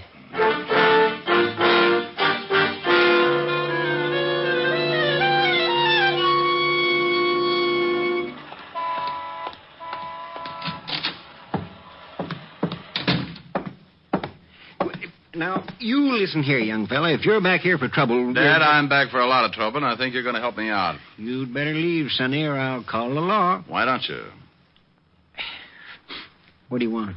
I want to know how long you've been back in the counterfeit racket. Now, look, Sonny, I've been going straight for a long time. You know something, Dad? I don't think so. Let's get down to the station and talk about it. You got a warrant, Shamus? I got a nasty disposition. You want me to show you? No. You want a gun, Dad? Why? What difference does it make? I want to look at it. A guy named Walker got dead from a gun. Now, let's see it. Sonny. What is it? I can't show it to you. Yeah, why not? Because I got it under the bar, pointed right at your belly. If I drag it out, it might scare the customers. Oh, it's like that, huh? It sure is. You see that door there in the back? I know. That's a good boy. You just keep walking along your side of the bar and don't try anything. I just had my floor scrubbed. It'd be a shame to spill you all over it. Okay. Open the door. Go on now. Up the alley. You shoot Walker? I might have. Oh, where you got your printing presses? You're just full of questions, aren't you, Sonny? Okay. Stop here. Behind the ice cream parlor, huh? Well. Mary? Make mine hot fudge with the nuts. Mary? For just a minute. Say, what's the idea? I thought you... Oh. Good afternoon. I'm selling a new brand of Indian nuts, great for banana splits. What's the shamus doing here? He's too smart. I gotta cut off his education. Are you crazy? This guy's got friends. That kid was calling the 5th Precinct, remember? Kid? Yeah, your little news hound. What did you do with him? He's all right until tonight. We got him locked up. Dad, I think I'll make you eat that 38. I don't think so. No difference if I kill you right here. Oh, hold it, Dad. We can't have a gun going off back here. Even if we could hide the shamus, they'd find the presses. Oh, so that's it. Those ice cream machines, the cover-up. Ain't he smart? What do? Ship the stuff out in ice cream cartons? What's with you? You want a tour of inspection? Come on, now, take it easy. He won't be smart for long. Well, how are you going to do it? We're going to take a walk, aren't we, Shamus? Oh, I have the most horrible instep. I'll never make it without skates or something. You'll make it. Come on, the car's around front. Hi. Hey, what's happening in the street? Oh, Dad. Yeah, it's only some drunk come out of the bar the wrong way. Funny, I didn't see him in Oh, this is very confusing. If this is 53rd Street, somebody's stolen some buildings. Oh, hi. Hello. No, take it easy, Shamus. I'm putting the gun in my pocket, but it's still right in line with your belt. I'm going back inside. No. Play it straight. Just like we were talking. Well, you're pretty unsociable, to say the least. What's the matter? Can't you even say hello? I'm lost. Sure. You're in an alley. The entrance is right out there. Oh, yeah? Oh, would you mind showing me? I seem to be a little confused. Now, look, it's right up there. Just keep going. Hey, where'd you go? Oh, no. Oh, there you are, Lieutenant. Lieutenant. The cop. Look out, Walt. Get the girl, Walt. Come on, Dad. Give me that gun. Let go of me. Let me go, you loving copper. You got him, Rick? He won't play. There. Now he will. Just take it easy, lady. Hey, what's going on? Otis, Yeah? go out and start walking around the block. Huh? You hear me? Go on. Okay, but I don't get it. What do you want me to walk around the block for? I want you to get used to it, because that's what you're going to be doing for the rest of your time on the force. In Flatbush. Flatbush? Yes. No.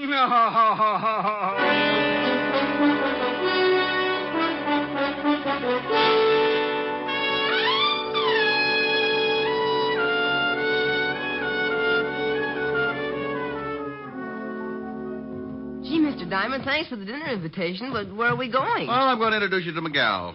She's a redhead, Jeff, so no cracks about my office research. Oh, sure. But don't you think you should have called her first? How do you know she's got enough dinner? Jeff, this girl's got more steaks in her deep freezer than a bullfight arena sees in a year. Here we are. Yes? Oh, good evening, Mr. Diamond. Good evening, Francis. This is Jeff, Francis. He's going to have dinner with us. Hi. Oh, hi. Come right in. Miss Asher's in the study, Mr. Diamond. Thank you, Francis. Mr. Diamond. Yes? You know the various items that you've left with me for safekeeping? Look, Francis, I promise I'll get them out of hock as soon as I get a paying client. Oh, no, it's not that, sir. I didn't really want to hold them as security in the first place. But as long as you insisted in such a fine collection, I'd like to show them to my girls, sir. Why, sure, Francis. I didn't know you had a girl. Oh, yes, sir. She's the upstairs maid in the apartment below us. Oh. I'm afraid I told her a wee fib to get acquainted, as it were. She thinks I'm an undercover agent, and I'm afraid I'm going to have to prove it. Well, my gun and the badge should do the trick. And if it doesn't work, just get under a cover. Oh, by George, that was the real... Yes, sir. Good evening, sir. Come on, Jeff. We're not appreciated. Rick. Oh, hello. Hello. Helen, this is Jeff, the boy who's helping me send Dad Foster and Company back to prison. Jeff, this is Helen Asher. Yes, sir. Well, thank you, Jeff. They had him locked up in the closet for a couple of hours, and he looked kind of hungry when he got him out. How about it, honey? You think you can grind up another cow? Oh, well, there's plenty for Jeff and me, but you've got to make up for 3 things. 3 things? Yes. First of all, you haven't called me in 2 days. Second, you're half hour late for dinner. And third, well, I'll tell you later. I'll leave the room if you want me to. No, Jeff. You stay right here. You're going to literally see a man sing for his supper. Helen. All right. Come on, Jeff. We'll go dig into those nice, fat, juicy steaks. Oh, boy. Steaks? Hey, wait a minute. My taste buds just started whipping each other. My vibrato may sound like a machine gun, but I'll do it. I thought you were kidding. Is he really going to sing, Miss Asher? No, I'm not going to sing Miss Asher. I'm going to do a little song I used to sing with hip boots and a gondola. You're breaking my heart 'cause you're leaving. You've fallen for somebody new. It isn't too easy believing you'd leave after all we've been through. It's breaking my heart to remember the dreams we depended upon. You're leaving a slow dying ember. I'll miss you, my love, when you're gone. I wish you joy, though teardrops burn. But if someday you should want to return, please hurry back, and we'll make a new start. then you're breaking my heart. Mr. Diamond, did you really sing in a gondola with hip boots on? Yeah, that's right, Jeff. Well, I know you don't need the hip boots anymore. Will you loan them to me? What for? I want to wade out of here. Well, get him. For that, you get 2 desserts.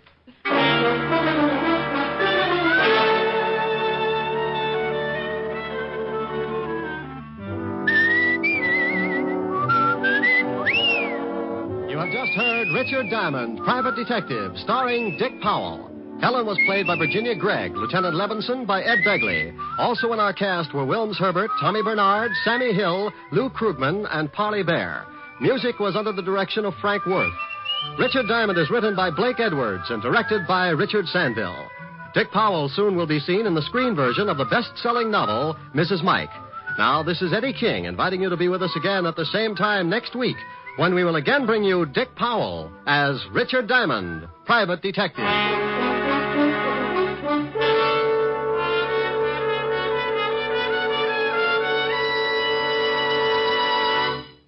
Saturday night brings you some of the week's best radio entertainment when you tune for the stars on NBC. Stay tuned to NBC every Saturday evening for a great lineup of programs, including Hollywood Star Theater, Ralph Edwards' Truth or Consequences, Your Hit Parade, A Day in the Life of Dennis Day, The Judy Canova Show, and Grand Ole Opry. All the best on NBC. Stay tuned now for Victor Mature and Hollywood Star Theater on NBC.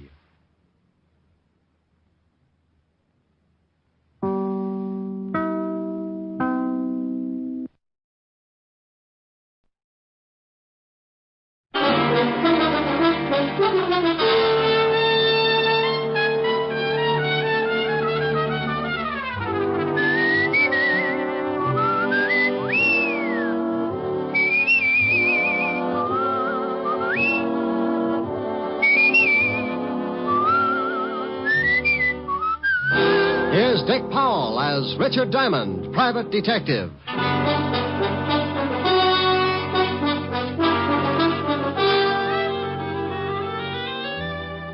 Hello there, this is Diamond. You know, I like to say that. Hello there, this is Diamond. I don't know why. Maybe it's just because I say it all the time. Hello there, this is Diamond. You know, I think it sounds kind of, well, pretty bad. Of course, I'd rather say, hello there, this is I've got a sponsor, Diamond, but that's silly, too, because if I had a sponsor, I wouldn't have time to say, hello there, this is Diamond. I'd be overshining his shoes. Confused? Well, so am I. Want to get really mixed up? Let me tell you what happened last week. This is real silly. So silly, it wound up with murder. I was sitting in my office thinking about June Allison when the phone rang. Diamond Detective Agency. No other corpse can make that statement. Oh, Rick. Don't believe it? Just listen to what one of our satisfied customers has to say about Diamond. I've been buried now on 30 years. Rick. Hello, Helen. You idiot. What are you doing? I know this will throw you. Nothing. No washing today? Finished an hour ago. Oh, by the way, I got a beef. A beef? Yeah, those socks you knitted for me shrunk so much I need 4 more pair. Well, if they shrunk, what do you want with 4 more pair? Going to start a new fad. Going to wear them on my toes, you know, toe socks. Well, if I knit you 4 pair, that'll only give you 10 altogether. Oh, by George, you really pulled off a speedy, didn't you? Well, howdy. Wasn't half as bad as some of those ghastlies you come up with. All right, Smarty. Now, what's on your rural mind? Want you to do me a favor? Like, for instance? No, for instance. I told you a friend of mine would come up and see you, and I want you to do what you can for him. Mr. Diamond? Hold it a minute, honey. Yeah? Mr. Diamond, I was told to look you up. I am Renee. Rick, what is it? Helen, Yeah, what's the matter? something just tiptoed into my office. I got a hunch you know about it. Oh, maybe that's Renee. That's what it says. If you are Mr. Diamond, I wish you'd please pay a little attention to me, or aren't you interested in a potential client? Hold it a second, honey. Sure, I'm always interested in a potential client. What did you do, lose your wedges? I beg your pardon? Forget it. I've got Miss Asher on the phone now. She just told me you were coming up. Oh, well, please say hello to Miss Asher. She's such a darling. Yeah. Honey, Renee says to say hello. Says you're a darling. Oh, well, say hello to Renee. He makes my hats for me. I'll get the story from him. Call you later. Now, Mr. Benet. Your full name is Benet. Rene Benet. How do you do? How are you, Mr. Benet? Mr. Diamond, I have a problem, and Miss Asher seemed to think that you could help me with it. Well, depends. Cigarette? No, thanks. I never use them. Depends on what. You don't even know my problem yet. Look, I don't care if you swipe John Frederick's toupee. For $100 a day in expenses, I'll grow a mattress on his skull. Mr. Diamond, I can see that you don't know much about hats. You are so wrong. Oh, am I? Well, it may interest you to know that John Fredericks are two people. Mr. John and Mr. Fredericks. Look, Mr. Benet, I don't care if they're patrol number 3 of the Brownies. Can you afford $100 a day in expenses? Mr. Diamond, I am the new sensation in hats. You must look lovely. Okay, Mr. Benet, I take it you can afford me. Now, what's your problem? I want you to prevent the theft of my 3 latest creations. Hats? Creations, Mr. Diamond. Okay, creations. Why do you want them protected? Why, because someone is going to steal them before my fall showing. How do you know that? Because on similar occasions, the same thing has happened. Twice, to be exact. The designs were stolen, and 2 weeks later, that lowlife Georges Marchand had his showing, and my hats were the high point of his show. What did you do? What could I do? I couldn't prove it. If I attempted to expose him, he would have said that I was lying. Everybody knows how much we hate each other. I'd have been a laughingstock. Do you think he had the hats stolen? I'm sure of it. And I'm also sure that someone in my salon is responsible for the actual theft. You know definitely? No, but I suspect my partner, Gerald Winters. He's always been jealous of my ability. Oh, Mr. Diamond, couldn't you open a window or something? It's frightfully hot. Oh, it's the air conditioning. I keep a bag of red lip jumbos up in the vent. Sometimes they get stuck. Red lip jumbos? Pistachio nuts. You like hats? I get hung up on pistachio nuts. Perhaps you should see a psychiatrist. I did. What happened? I sent him 5 pounds of pistachios just yesterday. Oh, well, here's my card. I'll see you at my salon, Mr. Diamond, in about an hour. Oh, and something else. I don't want my partner or the help to know that you're a private detective. What am I supposed to do, buy a hat? Well, I'll tell them that you're a designer from Hollywood. That way, whatever you say will be all right. See you in an hour.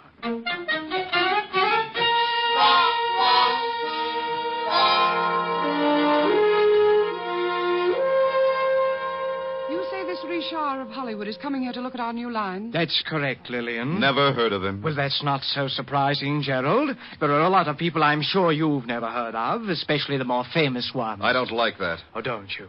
Well, I'm overjoyed that you're sure of one thing, at least. Now, don't you two start fighting again. I've never heard of this Richard of Hollywood either. Well, he's a new man, works for the studios. Has made quite a sensation the last year or so. Well, I'm sick and tired of temperamental artists. I'm going back to my office. Well, why don't you do that, Gerald? Keep the books in the black, dear Potter, while I work to pay for your salary. You know, Rennie, someday I'm going to strangle you with one of your own hats. Why don't you buy yourself a barbell instead? Then the next time you get into a bathing suit, there'll be no doubt that you have muscles.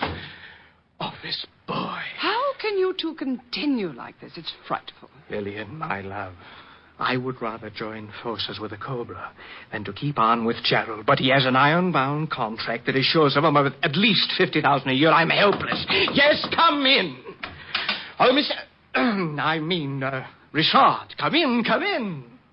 Thanks. You better go out and pour some water on your partner. I just ran into him. Gerald, what do you mean? Well, I was looking for you, and he came up and introduced himself. You told him your name? Told him I was a hat designer from Hollywood, so he pointed out your office and said something about my lily white hands. And what happened? I didn't like the remark, so I shoved one of them down his throat. Oh, wonderful. This I'll have to see. I put a feather in his mouth. You can't miss him. Renee, don't you think... Oh, I'm sorry. Stupid of me. Lillian, this is Richard of Hollywood. What? Oh, yeah. Is something wrong? Oh, no. How do you do? This is Lillian Richmond, my junior designer and chief model. Now, you two think of something clever to talk about. I want to see Gerald, bloody nose, feather, and all. Cigarette? You look nervous. Oh, thanks. So, Gerald was the victim of a collision? Yes. Do your friends call you Richard? Well, it depends on how friendly they get. Then sometimes they come up with some real hair curlers. What do your friends call you? I prefer Lillian, but sometimes they call me Lil. Well, Lil sounds more interesting. That's when they call me Lil, when things get interesting. You don't act much like a hat designer, Richard. More like you should be playing football. Oh, well, I started by designing helmets for Notre Dame. I understand you work for the movies. You with any particular studio? No. I'm with an independent company, Real Square Productions. We make training films. Training films? Oh, that was simply wonderful. I had to pour a vase of water on him. Several customers were so frightened they left, but it was worth it. And how are you two getting along? Richard was just talking about football. He was explaining the merits of a short pass. Oh. Well, if you don't mind, Lillian, Mr. Richard and I have some business to talk over. Not at all. Get him to tell you how he started by making helmets. Maybe you'll get some new ideas, Renee. Helmets? See you later, Richard. I'll wear my muzzle. Isn't she lovely? She has about as much conscience as a tiger in a chicken coop. Okay, now, what about our business? Oh, of course. Now, here's a retainer. I trust that 500 is enough to start on. My landlord will think so. What do I do? Well, I've told everyone that you're going to be with us until the fall showing. You want to see how I work. Perhaps take some designs back to Hollywood with you. Now, all you really have to do is to get to know the people that work for me. Now, be here from 9 in the morning to 6 at night and keep those designs from being stolen. Oh, by the way, where are the designs? In my safe here. Tomorrow they go to the designing rooms, and that's when the situation becomes acute. We'll have nothing to worry about until tomorrow, so I'll see you tomorrow in the morning at 9, Mr. Diamond. Okay. Oh, in case you need me, here's my card. I'll write my home number on it. For some reason, when I get a client, they always run into silly little things like murder or something. You just might need me. See you in the morning. I left Renee and headed for my apartment. I had suddenly found myself in the horrible position of a man with a steady job. 9 in the morning until 6 in the evening. Now, I'm a guy who can get along without too much sleep, especially when the situation calls for it. Like the little blonde dancer that works over on 52nd Street. There was a situation. But this time, I figured a good night's rest wouldn't do me any harm, so when I got home, I fixed a bite to eat, took a hot shower, and climbed into my little old shack.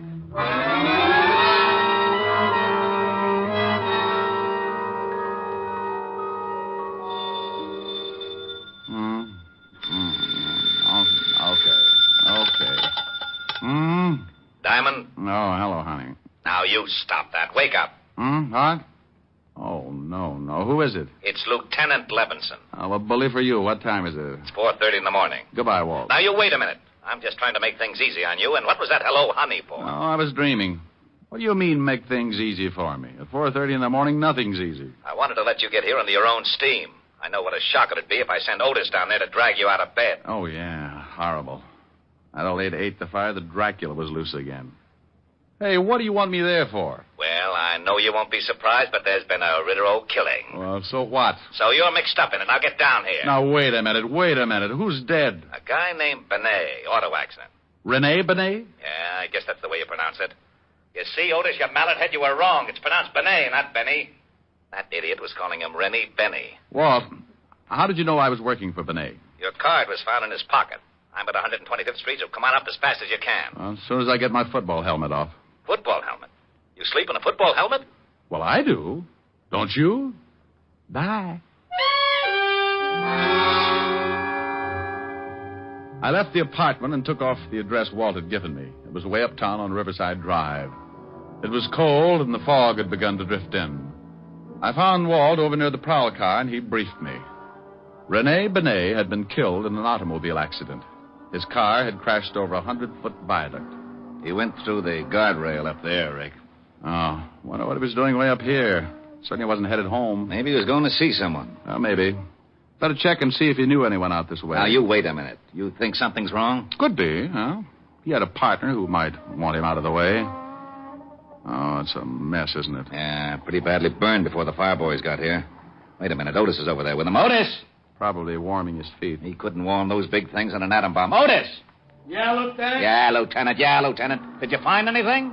Yeah, there's been a fire. Oh. Get over here. Walt, what about that card you found in his pocket? Why didn't it get burned? It was in one of his suits over at his apartment. I put in a call, checked his license plate, found out who he was, where he lived, and sent a couple of boys over. They came up with your card. You know how they all love you. Anything else in the apartment? Nothing yet. We'll get a report. Here I am, Lieutenant. He's getting smart. Oh, hello, Shamus. Otis, get the car started. We'll go back to the station and wait for a report about this accident. Yeah. Lieutenant. No. No? That's right. You touch that siren and I'll throw you out of the car. Oh, guy can't have any fun anymore.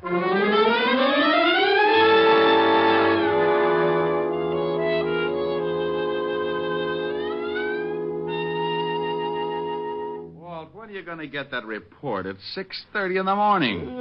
I know it's 6:30. I always yawn like this when it's 6:30. Oh, maybe this is it. Yeah? I got that report, Lieutenant. Take the marbles out of your mouth. What did you say? Oh, yeah, I'm sorry. I'm a little sleepy. Maybe you'd like me to sing you a lullaby. Oh, that'd be silly. Well, then make sense. I got that report. Benny... Benny. Okay. He died from the fire. Autopsy showed he had a slight concussion, but not serious enough to kill him. What about the car? It wasn't tampered with. There was something funny, though. A steering wheel was smeared like someone had been wearing gloves. No prints. Benny didn't have on any gloves. How'd the fire start? Cigarette in the upholstery. A cigarette in the upholstery. Okay, Otis, I'll call you if I need you. Go on back to sleep. Did you hear? Yeah. Benet was murdered. What makes you so sure? Walt, Otis said he had a slight concussion, but not enough to kill him, right? Okay. You're going to tell me that he was unconscious the whole time it took that fire to start? Ordinarily, a cigarette smolders a long time. Then why didn't he get out of the car? Because he didn't have time to wake up. Someone helped that fire along, got it burning in a few minutes, and then pushed the car over the viaduct. That isn't enough. Okay. How's this, then? Benet didn't smoke. Now, that I'll buy. But how do you know? He told me. I offered him a cigarette in my office this morning. Well, who do you think did it? Well, I know he had two enemies. His partner, Gerald Winters, and another hat designer, George Marchand. I'll have them picked up. No. Let him alone for a while. Huh? Let's have some breakfast first, and then go down to Renee's salon when it opens.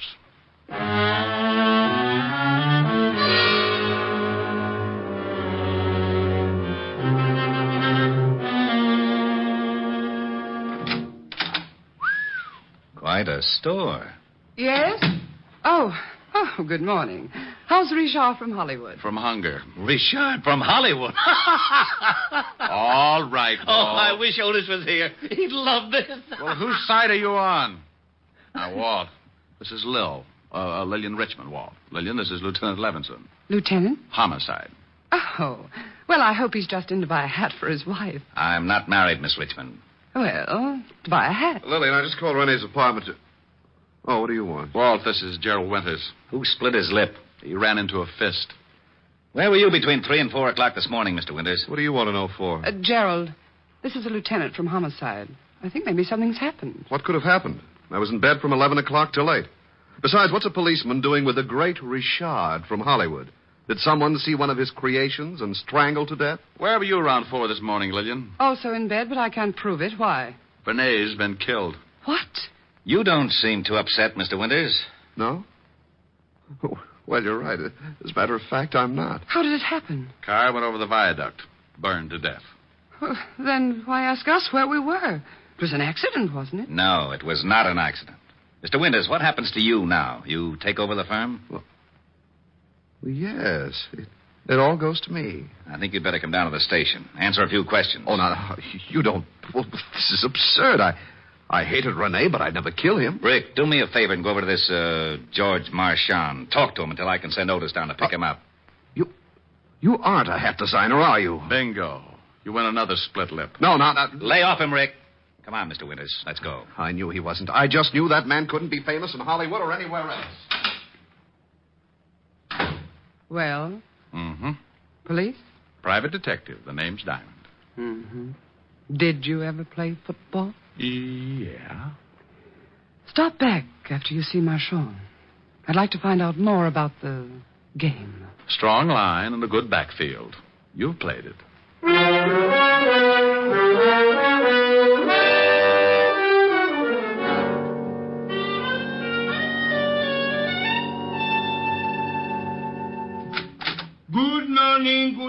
Good morning. What can I do for you? George Marchand? Yes. I'm from the police, Mr. Marchand. The police? Your competitor, Rene Benet, was killed last night. What? He was burned to death in his car. Oh, but this is horrible, horrible.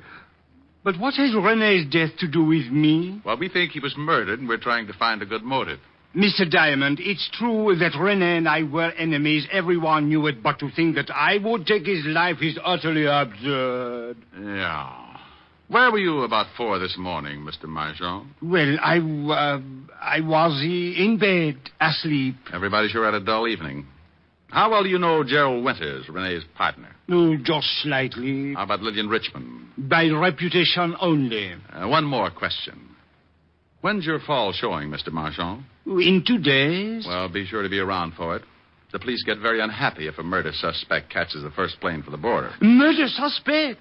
See you later, Mr. Marshall.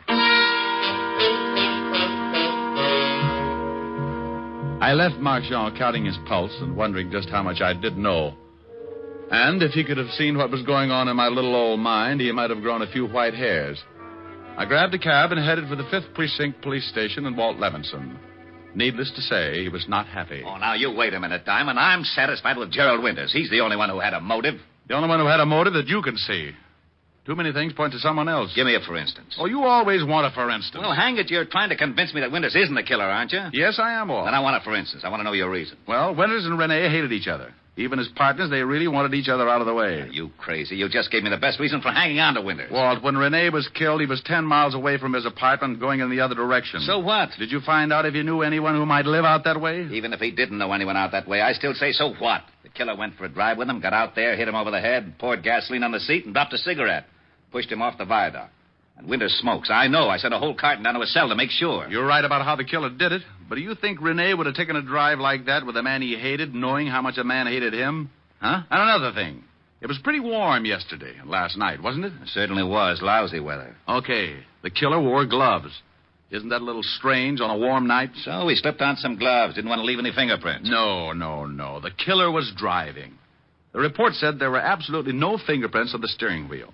If Rene was in the driver's seat, there would have been a few of his anyway. We couldn't tell whether he was in the driver's seat. He could have been thrown aside when the car crashed. But I don't get this glove angle. You want to catch a killer?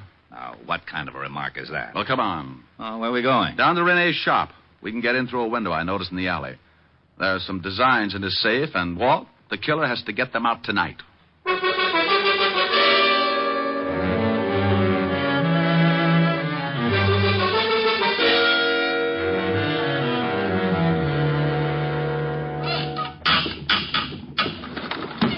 There you are, Lieutenant. It's Jimmy. Rick, I don't like this. Busting into a place without a warrant. Oh, go on. Climb in and watch out for the burglar alarm.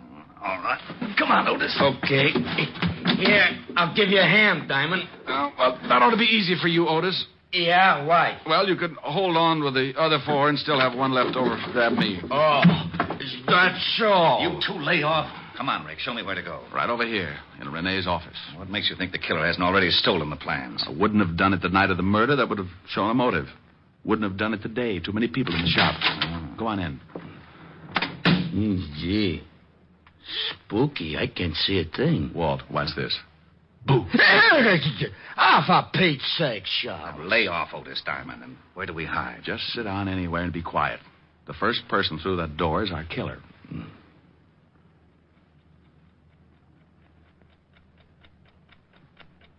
Clock is going to drive me crazy. You want me to shut it off? How do you shut off a clock, stupid? Busted. Oh. Rick. Yeah? I still don't understand why that glove angle is so important. Well, as a single item, it's not so important. But along with the rest, it was the first thing that gave me an idea of the killer. Hey, Lieutenant. Yeah? I think I got it. I did. Oh.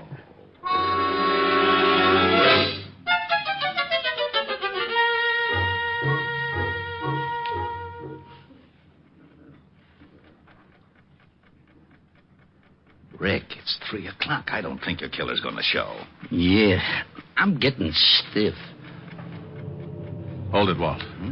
I think we have a customer. Otis, get up and stand next to that light switch. Flip it on when I tell you. Yeah, right.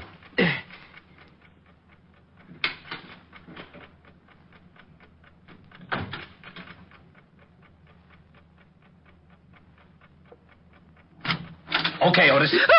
Oh, hello, Lillian. Oh, you startled me. What's this all about? What are you doing here? Waiting for you. For me? I don't understand. I was just coming over to pick up some of my sketches. I forgot them this afternoon. So you waited until 3 a.m? I had a date. Yeah. Otis, go out and drag in her date. Now, you wait just a minute. I don't know what this is all about, but Go you've ahead, no Otis. right to... All right. Mr. Diamond, would you mind telling me what this is all about? Sure, Lever. Point by point, it goes something like this. Rene Benet was killed by somebody he knew and trusted. He never would have gone for that riot otherwise. Benet didn't smoke, so the killer was an amateur and started the fire with a cigarette.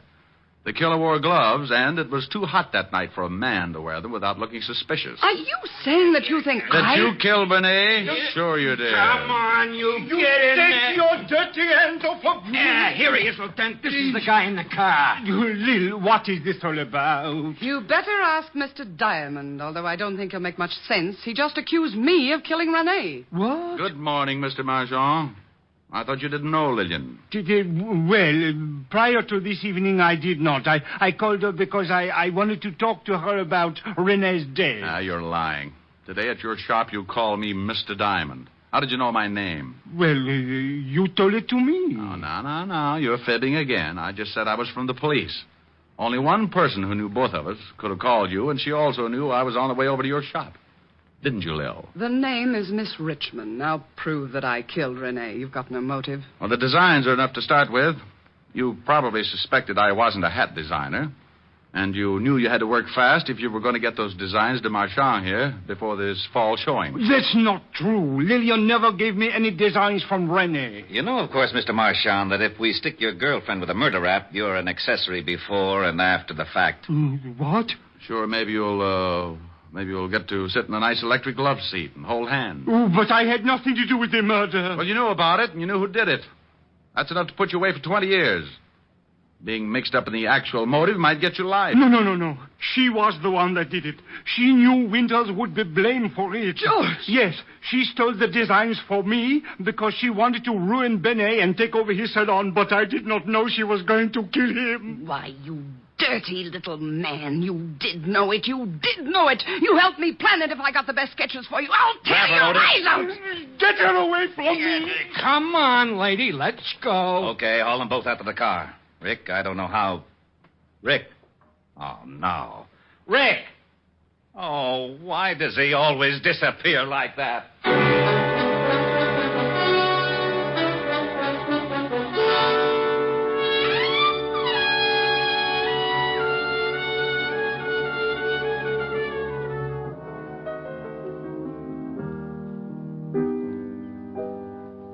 Rick, what's that you're playing? That's a new thing. Kind of pretty. Don't Cry, Joe. Well, sing it. All right, but you know that gripey neighbor in the other apartment building. Oh, don't pay any attention to him. You don't hear any of the other tenants yelling for you to shut up. Well, maybe they're not as forceful as the Grouch. You see, honey, I got a couple of letters. Letters? Mm-hmm, from the people in that building. Most of them like the singing, but a couple feel the same way the Grouch does. Well, there's only one way to find out what all the people in the building think. How's that? Open the window and sing so they can all hear you. Okay, I'll buy it. You open the window. Don't you think maybe this is silly? Rick, I like you to sing when you come over here, but I don't want you to do it if no one else does. Now, go ahead. Okay. Don't cry, Joe. Let her go, let her go, let her go. Don't cry, Joe. Let her go, let her go, let her go. You've got to realize this is the wind-up. You'll feel much better once you make your mind up. Don't cry, Joe. Let her go. Let her go. Let her go.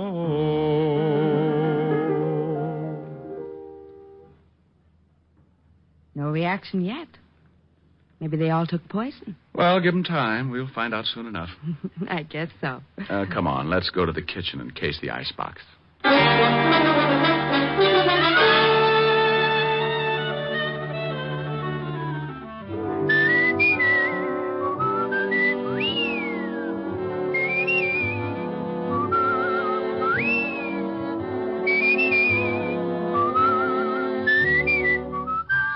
You have just heard Richard Diamond, Private Detective, starring Dick Powell. Helen was played by Virginia Gregg, Lieutenant Levinson by Ed Begley.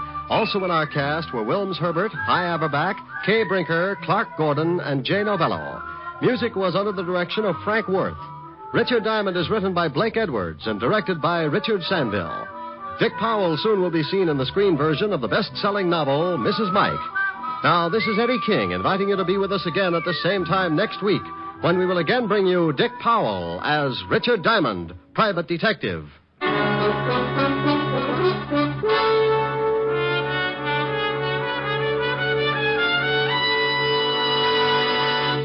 Saturday night brings you some of the week's best radio entertainment when you tune for the stars on NBC. Stay tuned to NBC every Saturday evening for a great lineup of programs, including Hollywood Star Theater, Ralph Edwards' Truth or Consequences, Your Hit Parade, A Day in the Life of Dennis Day, The Judy Canova Show, and Grand Ole Opry. All the best on NBC. Stay tuned for Irene Dunn and Hollywood Star Theater on NBC.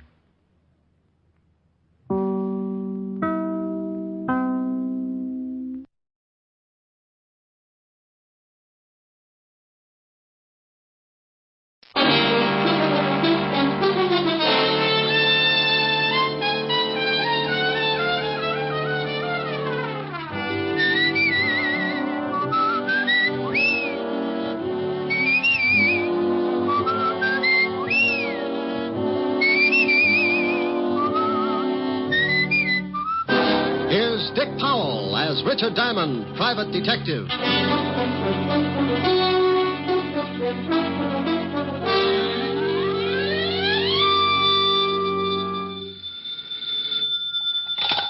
Diamond Detective Agency, surplus homicide, surplus hand grenades, black market embalming. Oh, Rick. Oh, Helen, what's with you? It's what's with you I'm worried about. What do you mean, what's with me? You know what's with you. Now, you stop that. That's my routine. I want that which you pilfered from the living room the other night, and I want it back, and I want it right away. Oh, but Helen, baby. Don't you baby me. Now, you get it down here. But I can't leave the office. I just got in. I haven't even washed out one sock. Rick, it wasn't fair when you stole that picture, and I've been embarrassed about it ever since. Now, I want it back. Oh, but, honey, don't be that way. It looks lovely. Can you see it? Well, sure. Got it right on my desk. Now, Rick, I won't have it. Now, look, if anybody asks about it, I'll say it's me. You never were a baby. You started with a beard and a low whistle. Honey, I had a baby picture just like it once, and believe me, from the way you're facing in the picture, you couldn't tell the difference between us. I'm lying on a rug. You probably had yours taken on spikes. Now, you bring that right over, or I'll tell everybody your middle name. Helen. I'll see you in 20 minutes, or I'll take a full-page ad in the Times. You wouldn't. 20 minutes. With the picture. Bye. Helen. Oh, dandy. Mr. Diamond? Yes, but I'm afraid you'll have to come back. I've got to take care of something that might mean my whole future as a private detective. I'm sorry. I won't keep you, but... Well, could you tell me the name of another good detective? There aren't any. Goodbye. Oh, please.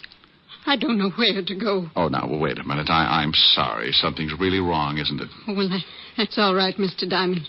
You go on. I'll find someone. Look, I really didn't know you were in a tough spot. I've got enough time to listen. Oh, thank you. Who recommended me? My son. Oh, I've heard about you for several years. My name's Kirby. Mrs. Lenore Kirby. How do you do, Mrs. Kirby? Just how did your son know me? Well, he didn't know you well, only by reputation. He was a private detective also. Kirby? Bill Kirby? Yes. Well, now, tell me what's worrying you, Mrs. Kirby. Well, I don't know quite where to start.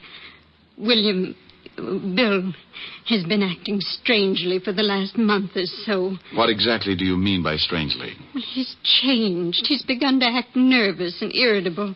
When his sister or I would try to find out what was wrong, he'd get angry. He got steadily worse. And then one morning, Gloria... Gloria? My daughter, Bill's sister. Oh, go ahead. Well, she went into his room. He was asleep, so she started to hang up his trousers. When she turned them upside down, a lot of money dropped on the floor. Oh? Well, what do you mean, a lot of money? Gloria said there must have been several $1,000s. Mostly $100 bills. Did he have another source of income? I mean, besides the private detective business? Oh, no.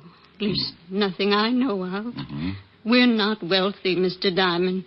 Bill supports us with what he makes, and Gloria works as a secretary in a law firm, and I try to keep my house in order. Of course, I haven't been terribly well since the children's father died 10 years ago. I see. Then what happened?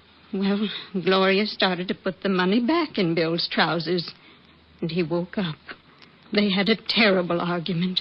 Bill accused her of snooping, and she accused him of doing something illegal. The next day, Bill packed his clothes and left the house. He took a small apartment on 110th Street. Uh-huh. Now, what is it you want me to do? Oh, well, there's more to the story. Bill continued to send me money to keep the house going, much more than he'd ever contributed before. I went over to his apartment several times and asked him about the money, and every time there'd be an argument. Did he give you any kind of an excuse? No, he just said he'd run into a good thing, and that as long as it was helping out with the house, I shouldn't ask any questions. Mm-hmm. All right. Then what happened? Well, 3 days ago, Bill came over to the house.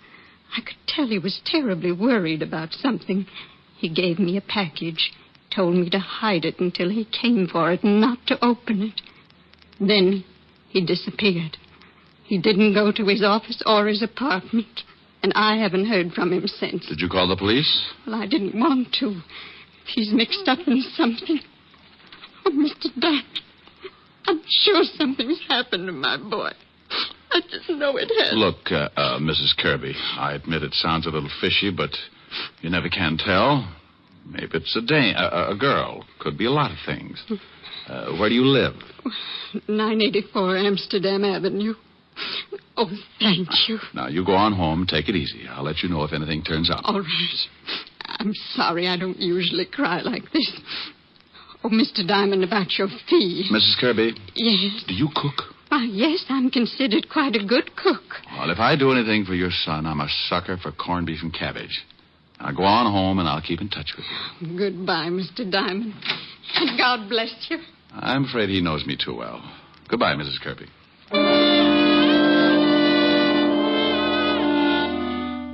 Funny how you can run into a situation like that. Any other time, it's got to be $100 a day in expenses. But that's because trouble doesn't usually bother me. There's too much of it around, and everybody's a stockholder. Then the little old lady walks in with a bucket full of heartache, and you realize the $100 a day in expenses is only the difference you carry around to make up for that big, cold world outside. I put my merit badge away, grabbed Helen's picture off the desk, and headed for 975 Park Avenue. Well, you're late. I was just going to call the papers, but I wasn't quite sure how you spell your middle name. It's, C-H-O... Here's the picture. Thank you. I didn't know you had a mole in your... Rick. Aren't you coming in? No, I'm not. I'm mad. Won't even let me keep your little baby picture. Now, about that mole... Now, you stop that. Why can't you come in? Well, I got a client right after I talk to you. I got to go down to the 5th Precinct and do some checking. Will I see you tonight? If you'll tell me about the mole. Now, Rick. See you at 8. Bye, mole. A Sam. A baby.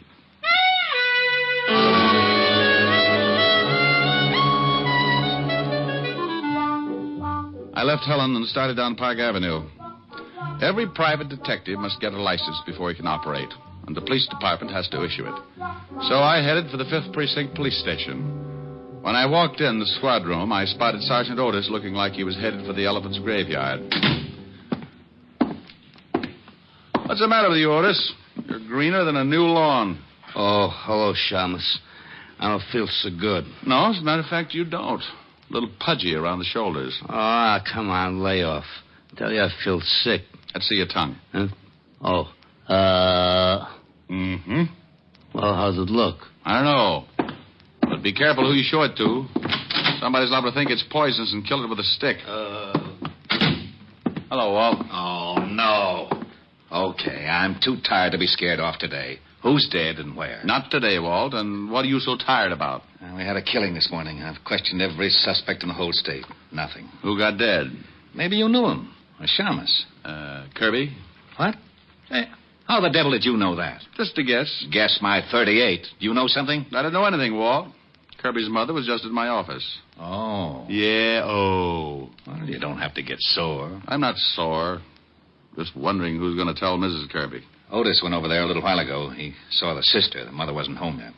Oh, that's why he looks so bad. Yeah, I guess so. Wouldn't you? Okay, where's the body? Downstairs. You want to take a look? Not especially.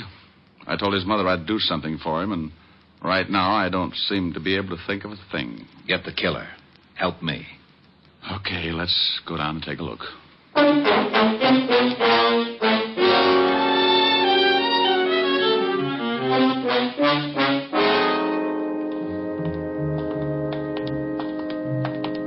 Right over here.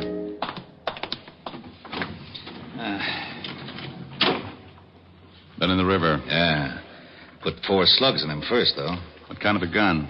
12-gauge shotgun. Used a deer load. Anything on him? Just the usual identification. Okay, let's put him back. I don't know why he got knocked off. No motive, no nothing. The mother has quite a story. Yeah? She told me your son... Hey, Lieutenant! Lieutenant! Oh, no. Yeah? And here comes Malicious. Hey, we just got a call.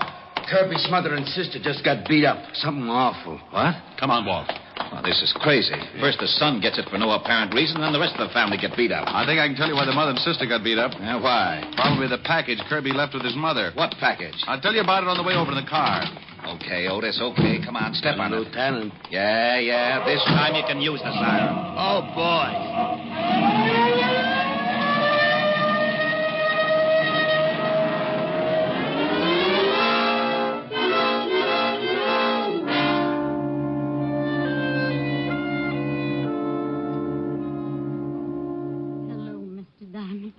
Come in. Hello, Mrs. Kirby.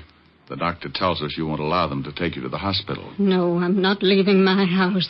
It'll take more than 2 cheap hoodlums to drive me out of my house. Well, the doctor says you'll be all right, but I think the hospital might be safer for a few days. This is Lieutenant Levinson, Mrs. Kirby. How'd you do, How do you Lieutenant? do? I know you don't feel much like talking. Oh, no, that's quite all right. I'll be glad to help in any way that I can. Were they after the package your son left with you? Yes, but I didn't give it to them. I almost did when they started to hit Gloria, but I knew they had something to do with Bill's death. And you knew the package was important, too? Yes, Oh, where is the package, Mrs. Kirby? in the bread box, in a bread wrapper. Pretty cute. Otis, Yeah, Lieutenant? go in the kitchen and bring me the loaf of bread in the bread box. You want some sardines, too? Otis, just the bread. Please? Oh, okay. Mrs. Kirby, the 2 men who came here, do you think you could identify them? Oh, yes, it would be hard to forget them. You're sure you don't have any idea what kind of trouble your son was in? No. Here's the bread, Lieutenant. Yeah. Well, I'll be... Hey, it's a shoe. Is this one of your son's shoes, Mrs. Kirby? No, he wears a much smaller size. No, that isn't his shoe. I don't get this. Nothing in it, just a shoe. A big one. What size is it? Hey. What's the matter? Well, the shoe size on the inside, it says 6B and then 5 numbers after it. Well, if that's a 6B, Otis wears matchboxes. Oh, yeah? Otis.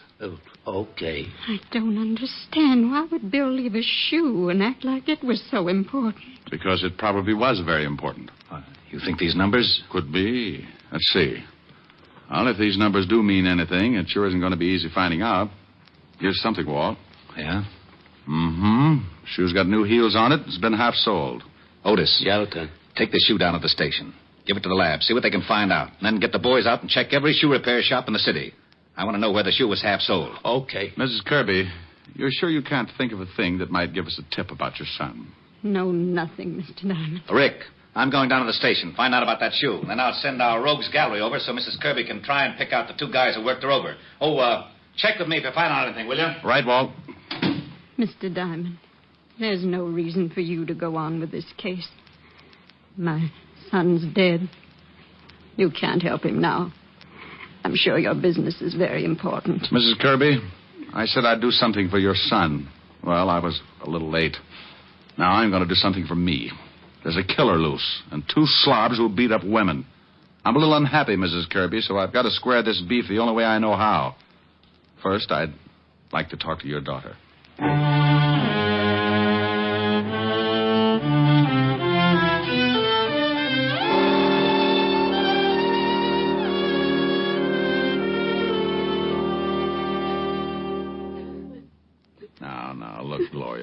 It's tough, and I don't like to stick my big nose in when it is. But you want something done about it, don't you? Yes. Then think real hard. Can you tell me anything about your brother that might be connected with his death? No. No, Mr. Diamond. I've thought and thought and thought. I just can't understand it. Well, you may have been looking for the wrong thing, a reason or a motive. That's not what I want. What do you want? Something you might not even realize, something that might not seem important, but is very important. Now try to think. When you first began to suspect that your brother was in trouble, did he mention any names, talk about any places? No. Not that I can remember. What did he do when he wasn't at his office? Oh, please. Please, I don't know. I just don't know. Okay, I'm sorry. Oh, I'm sorry. Mom and I appreciate what you're doing, Mr. Diamond. Right now it's hard for me, but I'll try. Okay. No places? No names? Did he have a girl? No, he didn't have a girl. He led a fairly simple life. Had a regular routine. Routine? Mm-hmm. Mom used to worry about it sometimes.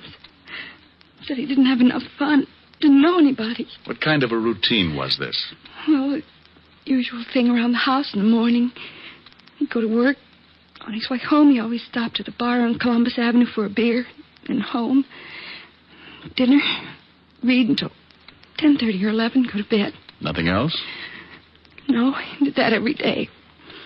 At least up until the time when he started acting funny and I found all that money. I see. Well, thanks. I'll let you know if anything turns up, Gloria. Thank you, Mr. Diamond. I hope you... Yeah.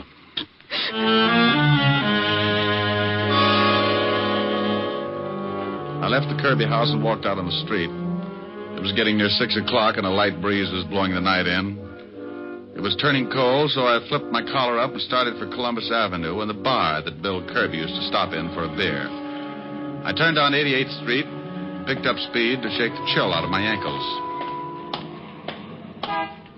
Hey, you. Yeah? You Diamond? So what? So where's this shoe? Oh, you're going to find it harder working me over than a couple of women. Working you over, maybe, yeah. Killing you? Everybody dies easy. Give me the shoe. Where's your friend? Move in this alley. I'll give you an introduction. I'm busy. You're going to be busy getting dead if you don't get in the alley. I got my gun in my pocket. I bet you shrink 4 feet when you aren't carrying it. What? Okay. Did you get him? Yeah.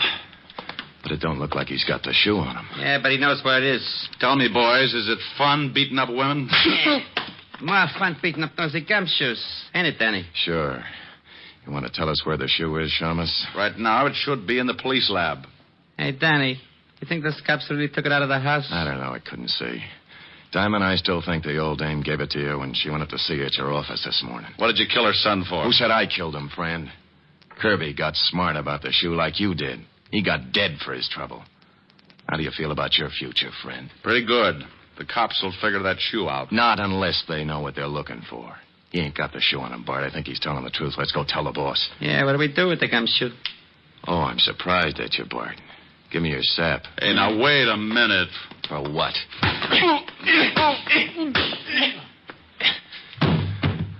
Okay.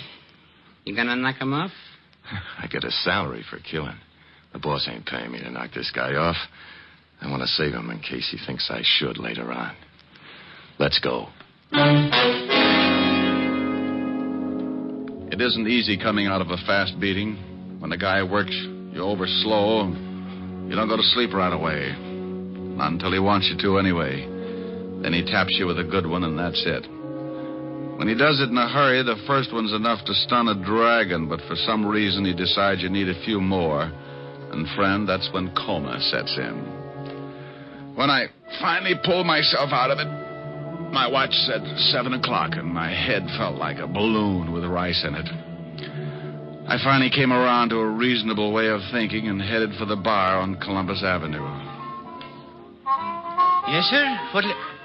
Holy Ike. Give me anything with nerves in it and tell me where your phone is. Sure. You're a mess. Yeah, I know. Been advertising a popular cigarette. Been stepping out of thousands of store windows all over the country. Now, where's your phone? Right over there, the end of the bar. Hey, you want I should put some plasma in this drink? Oh, that was a Jim dandy.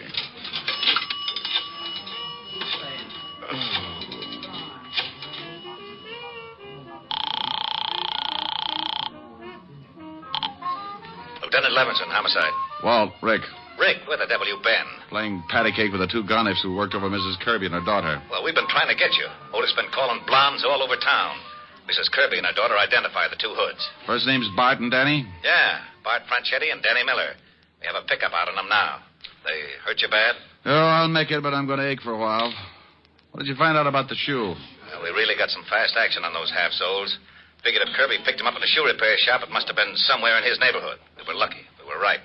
Little shoe shop on Columbus Avenue. Columbus Avenue? What address? 695. Why? Because I'm in a bar right across the way. Huh? Can't see the shoe store now because it's too dark, but Kirby's sister told me he used to come in here for dinner. He could have watched it then. Oh, stay there. I'll be right over. Here you are, mister. Thanks. Say, did you know Bill Kirby? The shamus?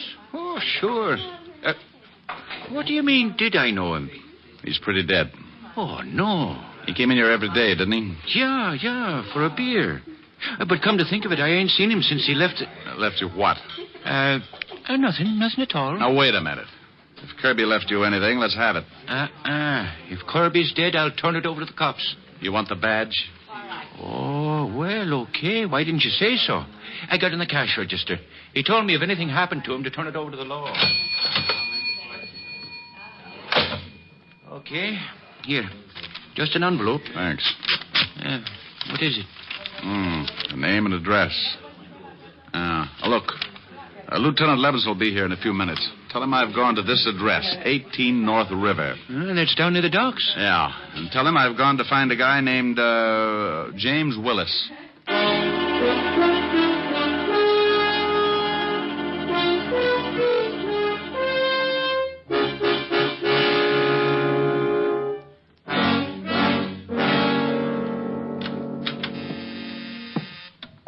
Continental Shipping. Mr. Lund, one moment, please. Continental Shipping. Mr. Willis, who's calling? One moment, please. Honey, is Mr. Willis in? Yes. The emergency hospital's on the second floor. I always go around this way. It makes people notice me. Which is Mr. Willis's office, dear? Right over there, but I'm afraid you can't... Here's the badge, baby. Oh. And don't ring him. Yes, sir.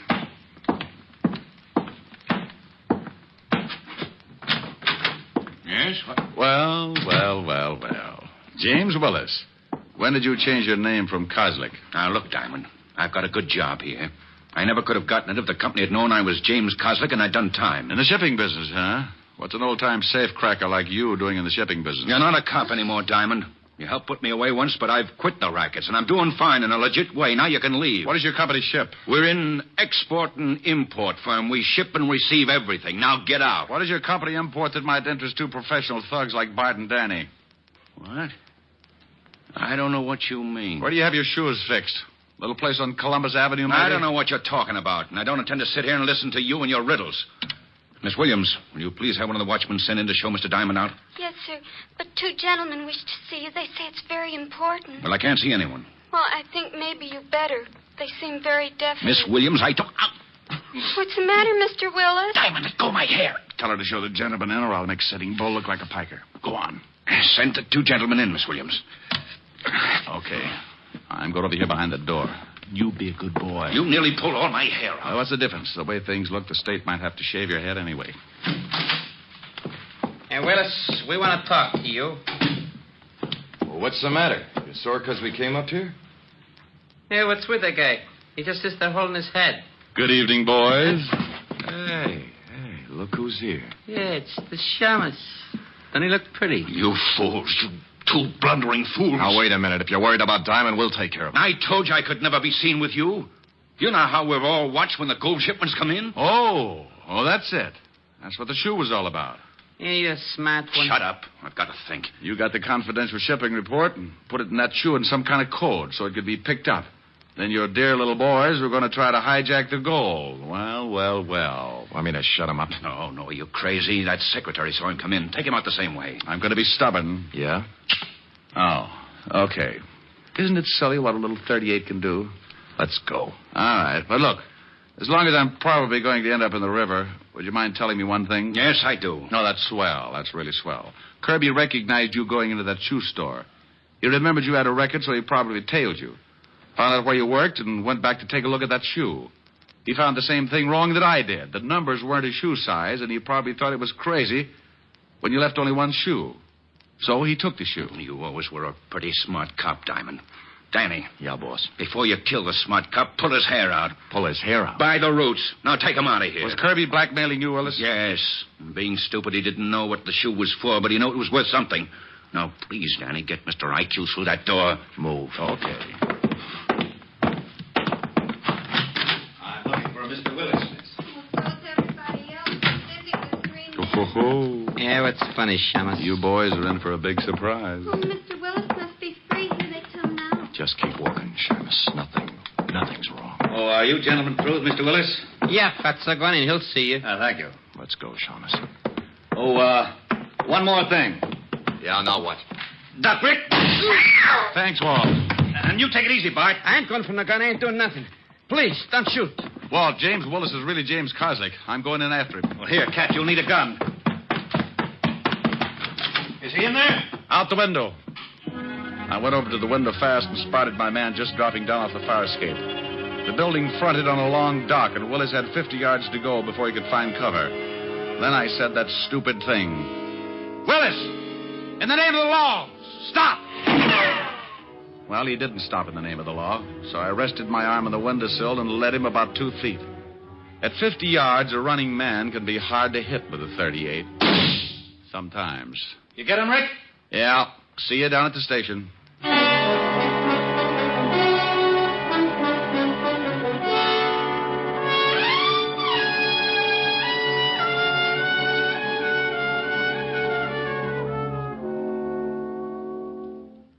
How do you like it, Rick? No cream. 12 lumps. All right. Say, I had a phone call from the president of Continental Shipping where that Willis guy worked. Oh, what do you make this coffee out of? Gunpowder? He says there's always been a standing reward of $1,000 for the apprehension of any person attempting to rob their shipment. Uh-huh. Hey, Diamond, Miss Asher phoned. She wants you should call. Thanks, Otis. Thanks. What's wrong with you? You heard him, Otis. He said thanks. Okay. He must be sick. More coffee, Rick? Yeah, I'll have another cup. Hello? Hi, honey. Rick, where are you? I thought you were coming over. Well, baby, I've got to stop by and see a nice old lady named Kirby. Her son got killed. Oh, I'm sorry. Will I see you later? No, I don't think so, honey. I'm a little tired. All right, Rick. Well, don't sound too unhappy. I'll see you tomorrow night. Well, all right. But you always sing to me, and I wanted you to sing tonight. Well, I haven't gotten any letters from the apartment building next door yet, so I'm going to lay off 1 week and see if the tenants miss the singing. All right, Rick. I'll see you tomorrow night. Goodbye, baby. Bye, Rick. Well, I think I'd better get over to Mrs. Kirby's, Walt. Oh, don't you want your coffee? Yeah, give it to Otis. What are you going to tell Mrs. Kirby? I mean about her son and the blackmail. Well, what are you going to tell Continental Shipping? Well, you caught him. You get the 1,000. Oh, Mrs. Kirby's pretty broke. Uh-huh. Kirby was the one who really spotted the play. Yeah, but if I say anything about the blackmail... What blackmail? Huh? Oh, yeah. Yeah, come to think of it, that was another case, wasn't it? See you later, Walt. Rick. Yeah? Oh, nothing. Be a good boy.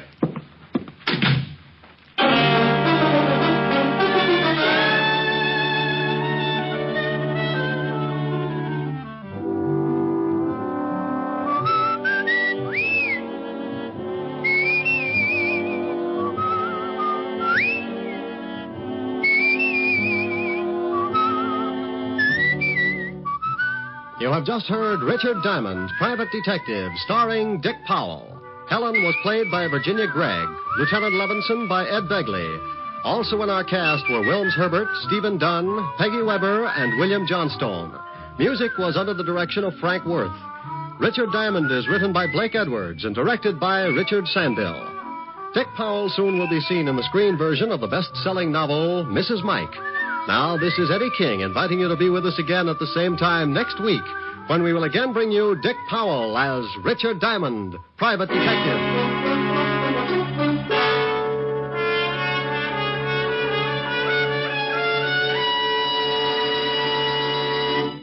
Saturday night brings some of the week's best radio entertainment when you tune for the stars on NBC. Stay tuned every Saturday for a great lineup of programs, including Hollywood Star Theater, Ralph Edwards' Truth or Consequences, Your Hit Parade, A Day in the Life of Dennis Day, The Judy Canova Show, and Grand Ole Opry. All the best on NBC.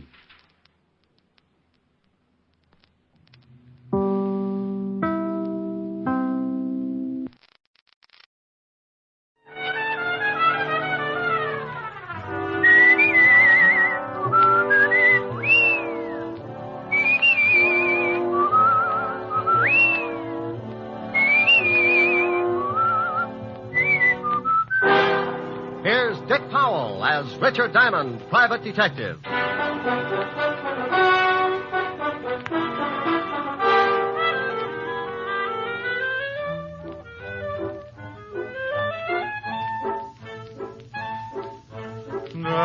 da, da, da, da, da. Da, da, da, da, da, da, da, da, da. Oh, hi, baby. Why, what in the world are you so happy about? Why aren't you at the office? Now, don't confuse me, dear. One question at a time. Come on in the study, and I'll tell you all about it. Oh, now stop being so mysterious. You never come over here at this time of the day. Read some of these. What are they? Letters. Read them. All of them? Well, there must be at least a half 100. Well, close. 53, and those are only about 1/10 of the pile that's in my office. Oh, Rick, are these... Yeah, the lovely, dear, sweet tenants in that gorgeous building right next to this one. They like your singing. Read a couple. Me, me, me, ho, ho, ho, dee, dee, dee, dee, dee. Dear Mr. Diamond. La, la, la, la. Rick. Go on. Well, stop sounding like a whole quartet. All right. Dear Mr. Diamond, I live in the building across the way from Miss Asher's apartment. Right over there. At least once a week, I sit in my living room and listen to the sounds of your melodious voice. Last week, however, I waited for 7 straight days, but without result. You did not sing. Please, Mr. Diamond, for the sake of my family, continue to sing at least once a week. I am beginning to nag my husband, and yesterday I took the rubber bone away from my French poodle. Everybody shall be exalted. You see, it's getting to be a real problem with me, and if you want to save me the $25 a day, I would have to pay my psychiatrist sing. Yours expectantly, Mrs. Louise Cartwright. Rick, are they all like this? Well, certainly not. Some of them are really desperate. Now, here's the one I saved out. Read this one if you really want to get a charge. Oh, me. My dearest Mr. Diamond. Go on. I have been listening to your beautiful singing. What? What do you mean, what? What you just read. I've been listening. No, the last part. Your beautiful singing? Yes, I'm in a chatted evening. Oh, you show off. Go on, finish it now. Finish it. Well, she's been listening to your beautiful singing. Oh, yes. And many times I've seen you going into Miss Asher's apartment, and I think you are as beautiful as your voice. Oh. What? Now, you said that. Turn off the steam and read the last part. I wouldn't miss it. Last week, I waited and waited, but you didn't sing. Everybody shall be exalted. I know you were in Miss Asher's apartment, and you certainly had the chance. If Miss Asher is the one that won't let you sing, come over to my apartment. I have a piano, and I just love it. 977 Park, apartment 303. Signed, your most ardent fan, Ellen. Mademoiselle, Rick, what are you doing? Open your window. Don't you think it's a little stuffy in here? The air conditioning's on. Rick, now stay away from that piano. No, I knew it. Ellen's right. You really don't want me to sing. At 11 o'clock in the morning? No. I want you to sing tonight when it's more romantic. Oh, shame on you. Me? Yes, you. You want to deprive those poor, discouraged people of a little honest, simple pleasure? You want that woman to take her dog's bone away again? You idiot. Oh, no telling what'll happen. Those people might not leave their apartments for days.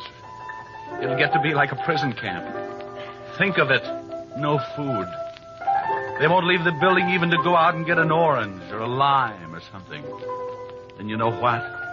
What? Scurvy. Oh. They'll be dying like flies. Well, go on. What's the matter? Dying like flies. I wonder who thought up that bright little simile.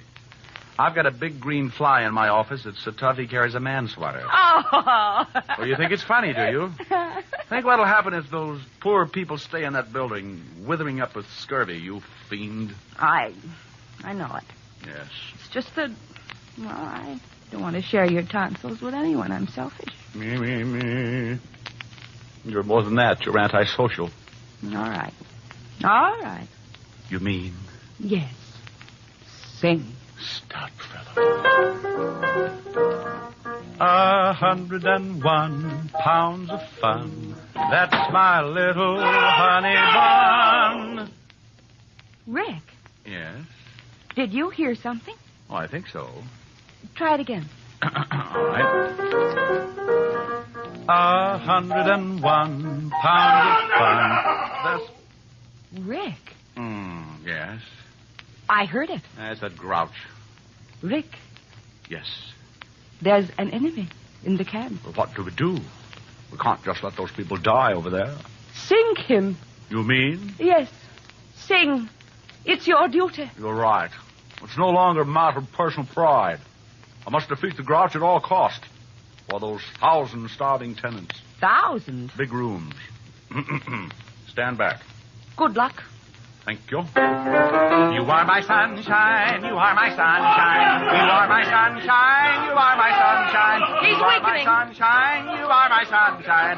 You are my sunshine. Sunshine. He's nearly down. You are my sunshine. You are my sunshine. You are my sunshine. You are my There he goes. You are my sun. Rick, Victory? decidedly. Bull Run was never like this. All right. Now sing Honey Bun and save those poor people. 101 pounds of fun. That's my little honey bun. Honey bun. Bun. Rick! Good grief. Bun. Rick, what happened? I don't know. I can talk all right, but the minute I go up, something happens. I hope you didn't hurt it. La, la, la, la, la, la, la, la. Oh, Rick! Oh, now isn't that ridiculous? I can't help laughing, but it isn't really funny. Come on, let's go get you some warm milk or something. Mimi. Lord, I'm off. Oh. Now stop that. Give it a rest. Oh, if that grouch only knew, I may never bother him again. Well, he's the only one that doesn't like it. Poor guy. Poor guy, now, that's a silly thing to say. Well, honey, he doesn't like it. Let's face it. He'll probably get so desperate he'll have to move. Okay, let him. I wonder what he's doing right now. I'll bet he's planning something fiendish. You think he's going to start shooting burning arrows? I wouldn't put it past him. Now, let's take care of that throat.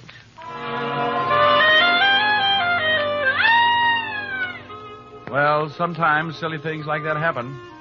I come on like a big baritone and lose my voice. Helen has to feed me hot lemon juice and honey for about 3 hours, and the grouch across the way in the next apartment starts thinking up the 10 best ways to eliminate Diamond. Think I'm kidding? Well, let me tell you. I didn't know it then, but that fast course of You Are My Sunshine with my own lyrics started more trouble than a hopped-up mouse in a herd of elephants. While Helen fed me the tonsil cure, old Grouchhead was dreaming up a cure of his own. What am I going to do? I work in the daytime, try to sleep at night. He sings at night. I switch to the night shift. He sings in the daytime.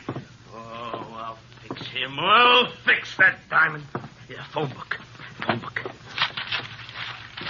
Detectives. Private detail.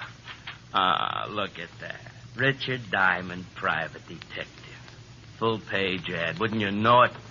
Yeah, look at that slogan. Whoever you are, whatever you do, if you're too dead to walk, we'll come to you. Ugh.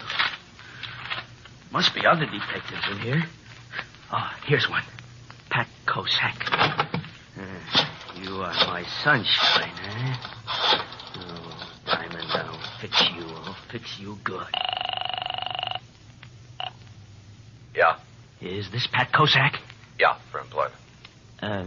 Haven't I heard of you before? I doubt it. Probably that Shamus in Frisco. He's always stealing my stuff. Well, my name is Ernest Lumpkin. Happy Halloween, Mr. Pumpkin. No. Lumpkin. Okay. What can I do for you? Well, I've got a problem. It concerns another person in your line of work. You mean another Shamus? Yes, he sings. You mean Diamond? Oh, is he a friend of yours? A competitor isn't a friend. Diamond gets more clients than anyone in the business, so he isn't even a competitor. He's a capitalist. He can advertise. People go to him instead of me. I hate him. Oh, Mr. Kozlak, hey, you're not alone. The name's Cossack, Mr. Dumpkin. Lumpkin. Lumpkin Dumpkin. You want to hire me? But you don't even know what I want you to do. Can you pay me $50 a day? If you can do the job in one day. For $50, I'll steal a Chrysler building and bring it over to you on a motor scooter. What's your address? 977 Park Avenue. And hurry.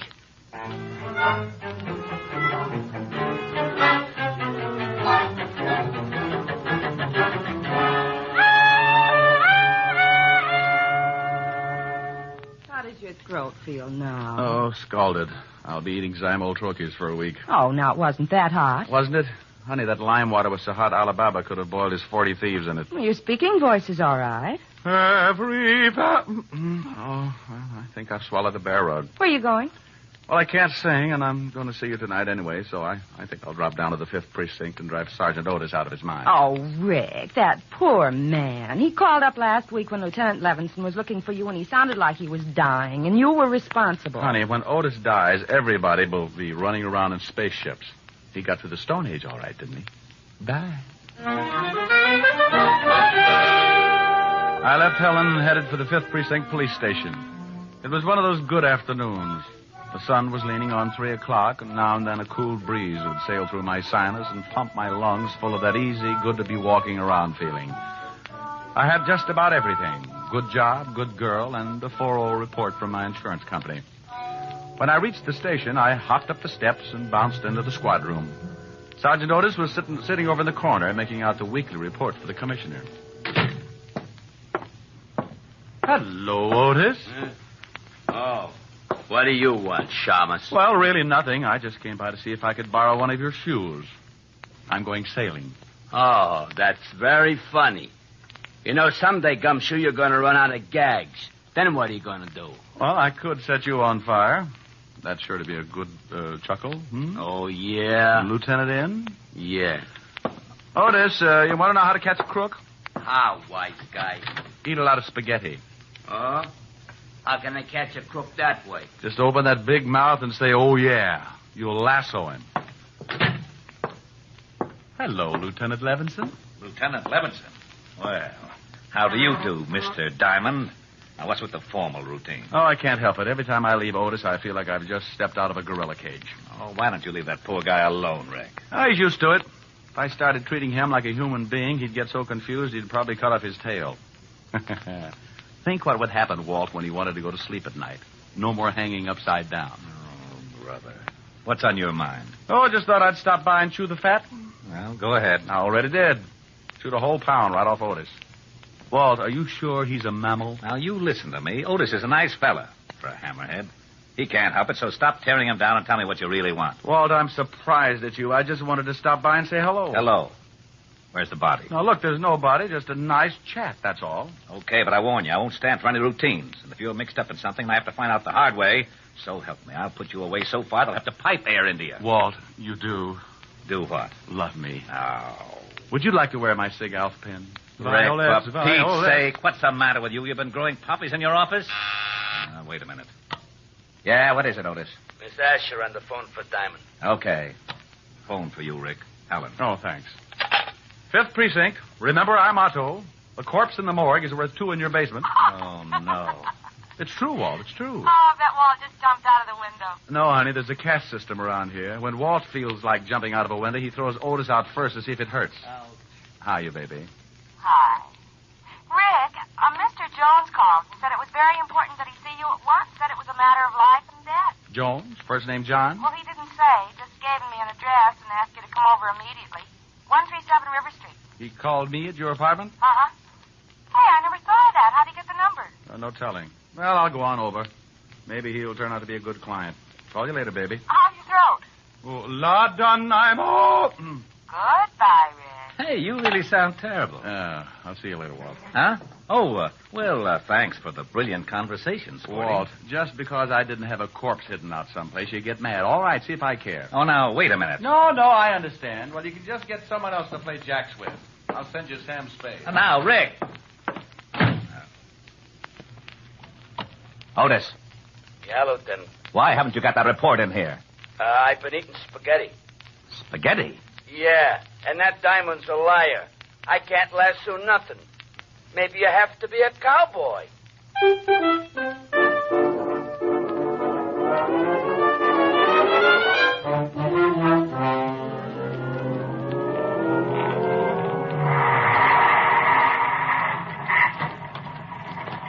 Thanks, Cabby. Keep the change.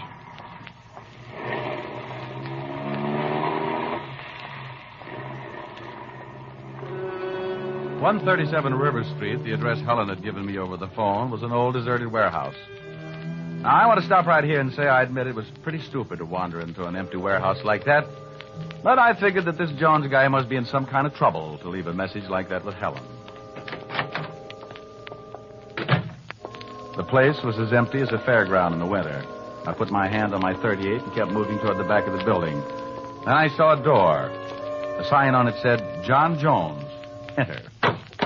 And wouldn't you know it, I did. Hey, what's going on? Where am I? Let me out of here! Come on, Mr. Lumpkin, let's get out of here. Let me out of here! But I don't understand. He's liable to stay in there forever. I don't want him to stop singing like that. Somebody will come along, I promise you that. I just want him to stay in there for half an hour, that's all. And now, wait a minute. I want to know just what this is all about. You want him to lose his voice, don't you? Oh, I love it. Well, when he went through that door, he started losing it. How? Well, what's behind that door? An ice box. Come on, Mr. Grumpkin.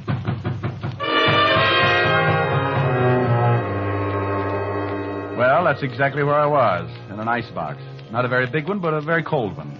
The kind a company might have to store fresh meat and drinks. I tried breaking down the door, but it was a foot thick. I struck a match and looked around. Lots of ice, no way out. So I turned up my collar and sat down to wait. I don't know how long I sat there, but I guessed it to be about 20 minutes. I could tell because my feet had frozen up about 20 minutes worth. Then I heard that lovely sound. Rick, you in there? Yeah. Hand me an ice pick. I want to get my feet uncrossed. How in the devil did this happen? Well, I think one of the frozen food companies got a new idea. What's the matter, Diamond? Forget your sleigh. Shut up, Otis. You think you can walk, Rick? Yeah, sure, but I might squeak a little. Ooh, got a Bunsen burner handy? Otis. Okay. How did you find me? We got a call. From a guy named Jones? Yeah. Said he was in danger and that you were coming down to meet him at the warehouse. Said he saw two guys lock you in this icebox. Oh, dandy. Did he say where he was? Yeah. Here's the address. Thanks. Hey, where do you think you're going? Well, I feel better now. I'm going over to find Jones. Well, you might get in trouble. Well, if I can find the two guys who locked me up, you can bet on it. Well, I'm going to send Otis along with you. Otis? I thought you wanted me to keep out of trouble. Oh, now, wait a minute. I can keep you out of trouble, Diamond. Oh, Otis, you couldn't find an elephant in an elevator. But come on and bring your head with you.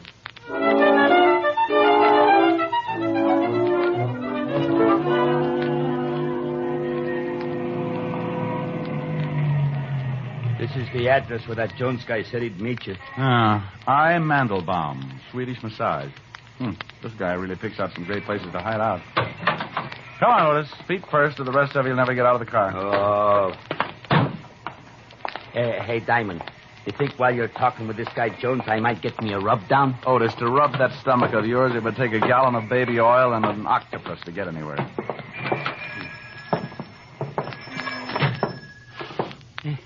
Hey, it smells kind of good, don't it? Like a pine tree, maybe. Otis, how would you remember? The last time you smelled a pine tree was when you used to run with a pack. Now listen here, Diamond. You gotta lay off. I don't go around... Yeah, what can I do for you? Holy cow. Get the biceps. Oh, I'm looking for a guy named Jones. Oh, yeah? Who wants him? The name's Diamond. Oh. Well, Mr. Jones is expecting you. I think he's back in the steam. Which way is it? Straight back. I'd show you when I gotta give a guy a rub. Come on, Otis. You must be at the end of the hall. That's a pretty bright observation, seeing as how there's only one door and it's at the end of a hall. Yeah, that's the steam room. How do you know? By this little window in the door. What do you see? Steam. Then, by golly, it must be the steam room. Hey, I can't see nothing. Mr. Jones? Hey, ain't that some guy lying over there on the bench? Looks like it. Mr. Jones? He don't answer. No. Otis, look, I'm going over there. Keep the door open. I don't want anyone to lock me in this place. Oh, okay. Mr. Jones, Well, hey, Otis. It's just a bunch of towels rolled up to look like somebody. Hey! Otis, what's the matter? Diamond. Yeah. Where are you? Right over here. Well, what are you doing there? I told you to stay by the door and keep it open. Well, I did stay by the door until I got pushed. Pushed? Oh, no. You know something? What? I think we're locked in.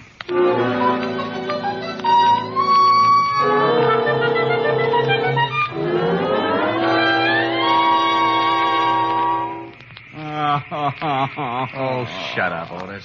But I don't feel so good. What are we going to do? Oh, why don't you be happy? It's the only chance you'll ever get to sweat off some of that blubber. Yeah, you want I should look like one of them atrocity pictures? Otis, you could lose 300 pounds and still weigh in with King Kong. Yeah, there's no time to get nasty. Well, relax. Read a magazine or something. What do you mean? Just what I said. Read a magazine. Isn't that one right over there? Yeah. Oh, for Pete's sake. How can I read this thing, Shamus? The pages is all stuck together. You couldn't read the first line of an eye chart anyway. Just look at the pictures and shut up. Okay. Hey! What's the matter? This magazine. Take a look at this. What is it? It's one of them movie magazines of Movie Stars Parade. So what?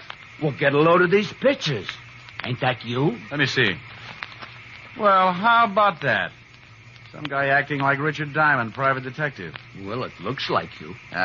No, it's that Powell guy, that actor. Tear it up. Oh, no, it's a good magazine. Give me that. Oh, hey, what'd you do that for? If it hadn't been for that juvenile, I could have been in pictures myself. Now try kicking in that little window again. It's no use. That glass must be bulletproof. Oh, swell. First an icebox and now a steam bath. I'm going to start thinking I'm in California. Well, don't just sit there sweating. Do something. My uniform's shrinking. Well, maybe now it'll match your head. I just can't figure this. If someone wants to get rid of me, why did they do it the old-fashioned way? Oh, don't say that. How long do you think we've been in here? I don't know. Hey, Diamond. Yeah? My socks just disappeared. Well, go kick on the door again. It's your turn. I don't think I can make it. We've been in here for days. Hey, look at your watch. It's all steamed up. I can't tell. You think there'll be anything left? Just your shoes, Otis. It'll take a blast furnace to get rid of those. Oh, wait a minute. What's the matter? I thought I heard somebody outside. Yeah? Hey, help! Help! Shut up.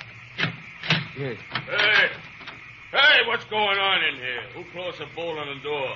We're saved? Would you mind helping us out, old man? We seem to be a little limp. Hey, where's Mr. Jones? Hey, what are you doing in here with your clothes on? Trying to get them steam cleaned. Oh, fresh air. Now, would you two guys mind telling me what this is all about? Maybe you better tell us, Buster. I don't know what you mean. Who locked the door on us? How do I know? I give a guy a rub. When I come back, I find the door bolted. Hey, where's Mr. Jones? You sure he was in the steam room? Sure. He comes in and says he wants a steam.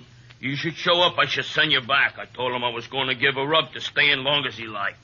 Did he ask you how long the rub would be? Yeah. Matter of fact, he did. I said it'd be about half hour. I don't get it. He wanted me in that steam room for just a half an hour. He wanted me in that icebox for about the same time. What's with this? Diamond, look at this uniform. Oh, I think it's lovely, Otis. You should always wear knickers.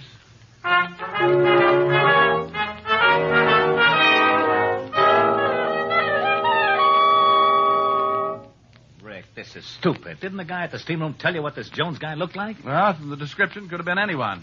Look, I'm just as mixed up as you are. Well, we'll keep after it. Just don't worry, that's all. Hey, Diamond. Miss Asher just called and I told her what's been happening. You mean you know? No, but I told her anyway.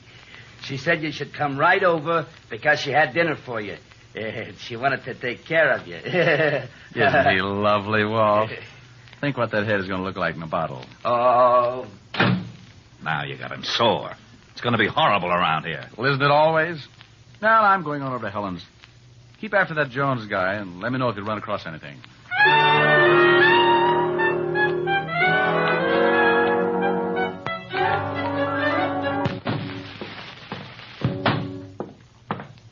How are you, Mr. Klumpkin? Lumpkin. Okay, how are you? Come in. Well? I'm and a friend, Boyle. You think it did the trick? Look, when Pat, Cossack. Yeah, Cossack. Well, when I do anything, the results are guaranteed. I just tailed Diamond from the station. He went into his girlfriend's apartment across the way. Oh, goody. Let's see what happens tonight. I'm staying home from work just to hear him not sing. Yeah. About my $50. Oh, look, he's never in that apartment more than 10 minutes before he starts singing. If he goes over 15, you get your 50. Come on. What are we going to do? Raise the window. I don't want to miss the lovely silence when he opens that big bazoo. Okay, that looks funny. I'm sorry, Rick, but your clothes have shrunk so much. You should see Otis. I'm sorry. Well, you should be. Don't know what I've been through. Oh, yes, I do, and Mommy's going to make it better. Here's a nice drink. I don't want a nice drink. Oh, it's strong enough. We'll put it in a dirty glass. You just drink it. Okay.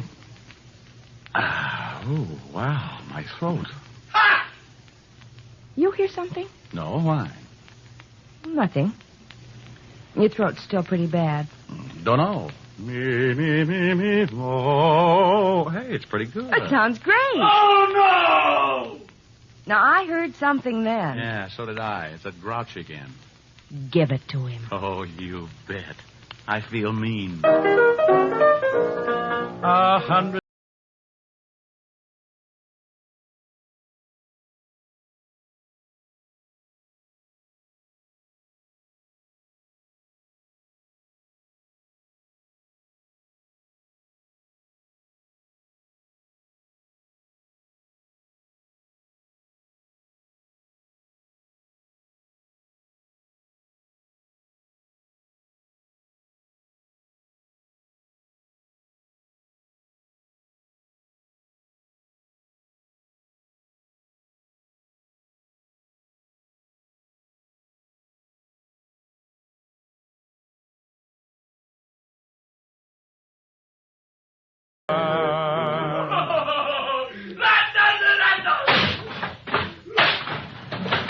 Hey, what's going on over there? You're Cossack. Okay, but don't hit me again. You can keep the $50. Said he wouldn't sing again, huh? Said you fixed it. Well, I'll fix you. No, not that. Put down that chair. Go on, get out of here. That vulture's singing better than ever. Okay, only don't hit me again. Yes, Rick? You know, that ice box and that steam bath were the best things in the world for my throat. Yes. After you lost your voice this morning, I didn't think anything was going to help. But that ice box and that steam bath really did. Diamond! Oh, hello, Mr. Lumpkin. Did I hear you say you lost your voice this morning? That's right, Mr. Lumpkin. Then didn't think I was going to get it back either. Good night, Mr. Diamond!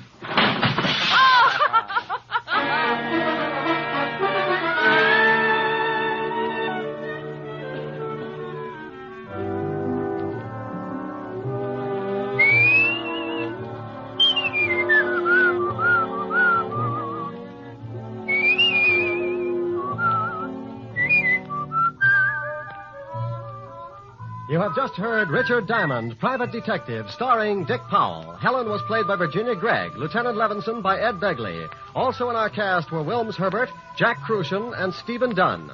Music was under the direction of Frank Worth. Richard Diamond is written and directed by Blake Edwards. Richard Diamond, starring Dick Powell, was previously released over the National Broadcasting Company for listeners in the United States and has been re-released to you men and women overseas by the United States Armed Forces Radio Service, the voice of information and education.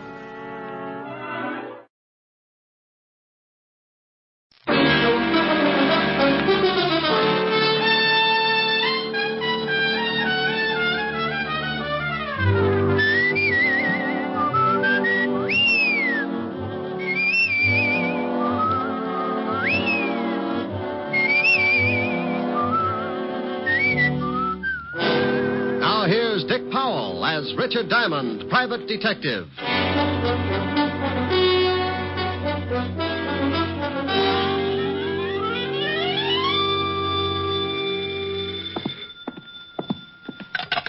Diamond Detective Agency, a corpse to fit every pocketbook. Rick? Oh, hello, Helen, baby.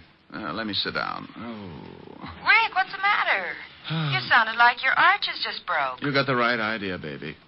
Oh, but your geography is cockeyed. Are you really hurt, Rick? Believe it or not, I was trampled by a herd of horses. Oh, Rick, you idiot. Now tell me what did happen. Okay, one horse. He ruined me for life. You went horseback riding? Oh, I don't believe it. Yeah, want to see my bull eggs? You actually did. Uh-oh. Took a girl to get you to ride a horse. But it was some slinky blonde. No, baby, it was a Palomino. And look, let's get off horses. I've had enough to last me. What's with the early call? Early? Rick, did you just get in? It's after 11. I was dreaming of you, baby. You wouldn't have wanted me to stop just to get into the office. It's probably a whole harem. Helen, you got to stop that peeking. You read the morning papers? They come out in the morning? Now, you stop that. Did you read them? Well, didn't have a bet down. Why? You on the society page again? Oh, much more exciting than that. The police commissioner's house was robbed of $50,000 worth of diamonds last night, and his gardener was murdered. What? I thought that would fetch you. Better get a paper. The commissioner's statement's written in blood. Yeah. And if things don't wind up fast, tomorrow's statement will be in Walt Levinson's blood. It'll be his case. Now, you stay out of it, Rick. This thief cuts throats. Yeah, I'm scared. Are you, Rick? Well, come over tonight, and I'll frighten you at close range. Say 8. I'll practice my knee knocking so I'll be in good form. And stay in. No nightclubs. At the sound of the castanets, Francis can open the door. It'll be me and my knees. See you tonight, baby. Bye. Is this the Diamond Detective Agency? Just like it says on the door. Come in and close it gently. My Japanese beetle's still asleep. Asleep? He's got a better union. Sit down, Mr. Burton, Phineas Burton. What can I do for you, Mr. Burton? Well, I want to hire you if it's agreeable. Well, for $100 a day in expenses, I'm pretty agreeable. Well, that's fine. I have a package I want you to deliver to a party in Philadelphia. You can get a messenger for $5, or if you're hard up, a carrier pigeon for a handful of popcorn. Why a detective? Well, I'm perfectly capable of judging for myself what I need, Mr. Diamond. Now, here's $300. There will be $200 more for you after you make safe delivery of the package. Why? Well, why? 3-letter word meaning why you want to pay me for 5 days when the trip to Philly and back can be done in a few hours. Oh, Mr. Diamond, I simply want you to drop everything else and take this job immediately. And that is my reason for the added payment. Oh, all right. I'll take your money. Just as soon as you tell me what's in the package, who it goes to, and why it's so important that I take it personally. I can't tell you that. Okay, it's your problem. Now, where did I leave my soap chips? Do you have to know? Of course. How can I do any washing without soap? I mean about this package. Oh, no. I can recommend another agency who will do it for $25 and no questions. Oh, very well. Mr. Elliott will meet you at the Philadelphia Station Information Desk at 2 o'clock today. I will wire him your description, and he will make the contact. As for the package, it contains some very valuable papers, which Mr. Elliott is afraid his wife will try to intercept. I see. He commissioned me to find the best man I could to bring the package to him. Oh, you must have read my ad. You'll have to leave immediately. Mr. Elliott is very anxious to get the package. You call me at the Astor when you return, and I'll send over the rest of the money. Good day. It may be at that. What? Forget it. Burton left the package on my desk with the money. He was a thin guy, had a funny pot that made him look as if he'd swallowed a basketball. He pushed it out the door and waddled after it. When a guy insists on throwing money in my lap, I get suspicious. And when I remembered the robbery of the night before, I got that lousy feeling again. Now, paragraph 4, section B, rule A of the Detective's Code of Ethics says, quote, upon receiving money to deliver package, detective must never open same. It is unethical. Yeah, who's ethical? Well, surprise. No wonder basketball had been nervous. At the bottom of the box were 5 pretty little diamonds. About 10 grand worth at a guess. Of course, it may have been that Burton thought diamonds should belong to Diamond, but my bet was on a frame-up. A frame that cost the real heisters 10 grand out of 50. It was aimed to get him a nice picture to fit the frame. Me. Yeah? Is this Mr. Diamond? Oh, hello, Burton. Something on your mind? Oh, I happened to be in the store across the street, and I noticed you hadn't left yet. You will leave right away, won't you? Just as soon as I arrange things, Phineas. Well, remember, it takes an hour and a half to get to Philadelphia. I don't want you to be late. I'll bet you don't. It was just to make sure. You understand? Oh, yes.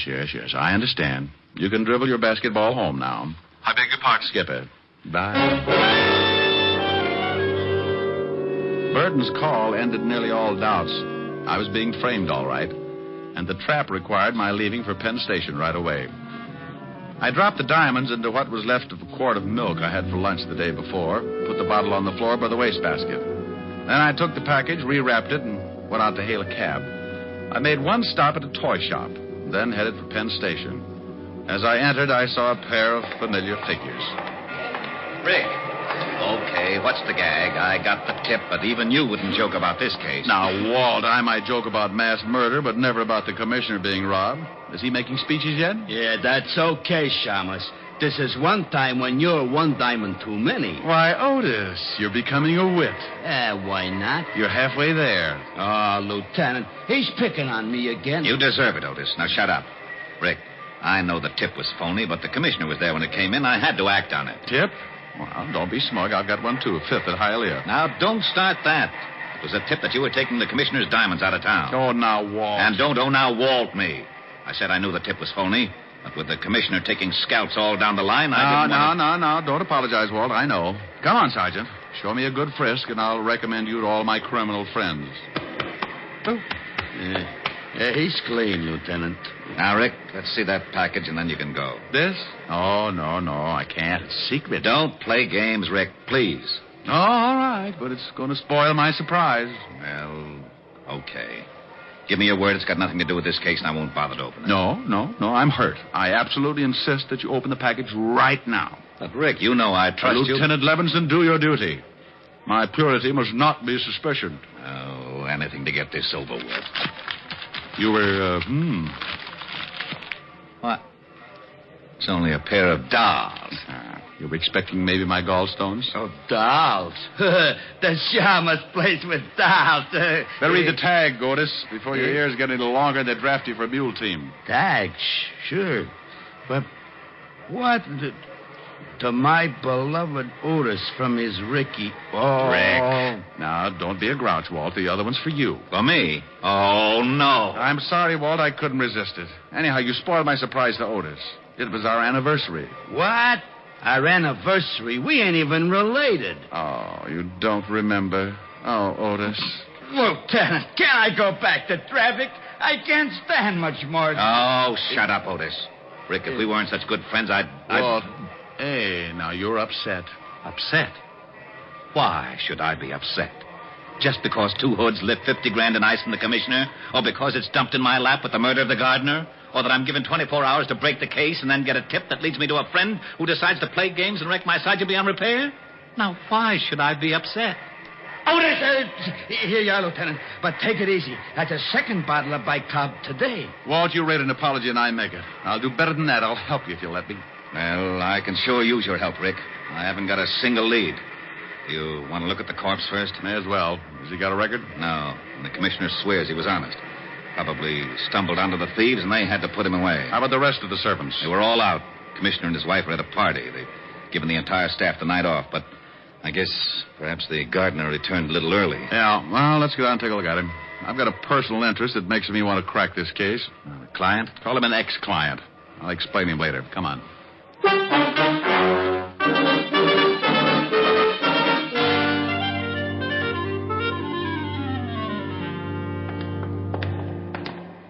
Here he is, Rick. Nasty cut. How was it made? Well, it could have been a sharp knife, but it's a safer bet that it was a razor. Remind me not to go to his barber. What safecracker's got enough nerve to pull his job, Walt? Well, I got 3 guys that could fit the job, but not one of them has ever been known to carry a weapon of any sort, much less a razor. Correction. One dealer, that gardener's playing a lousy joke on us. I suppose this could have been the first time one of them carried a razor. I don't buy that, neither do you. Give me the names. I want to talk to them. Maybe I can get a lead of some sort. Sure. Here they are. And please, Rick, call me if you get anything. If I can find a nickel. Bye.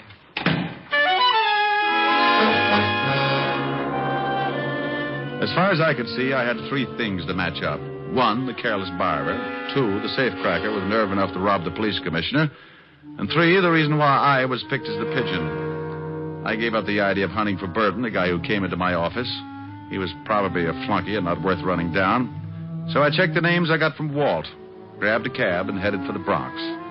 The first turned out to be an ex-con trying to go straight by working in a Bronx hash house. The second was likely, but he'd kissed his wife with a beer bottle and spent last night in jail.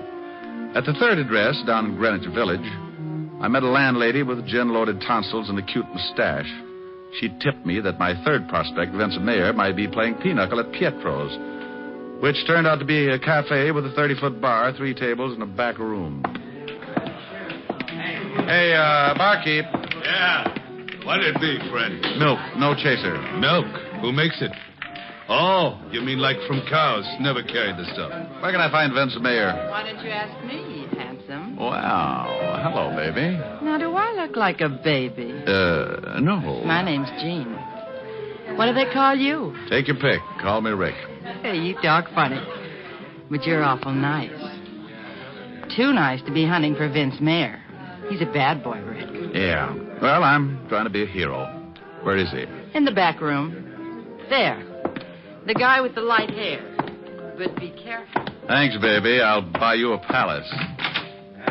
Figure me for 80 mil, Joe, 20 clubs, 20 spades, and 40 pinochle. What? No diamonds? Hey. Well, look who's here. What do you want, Shamus? Vince the Iceman, isn't it? Well, now, let's see. Sing Sing, class of 38. Where's your school tie, Vince? The name is Mr. Mayer to you, Diamond, and privates are not welcome here. It's a closed game. Yeah. Move on. Give me a reason. You want to play dead? Oh, come on, Vince. You're not going to get upset just because I think you robbed the commissioner? You did, didn't you? I told my story to the cops. I'll bet. But you didn't answer my question. And here's another. Who's your barber? You're asking for it, Diamond. I was brought up right.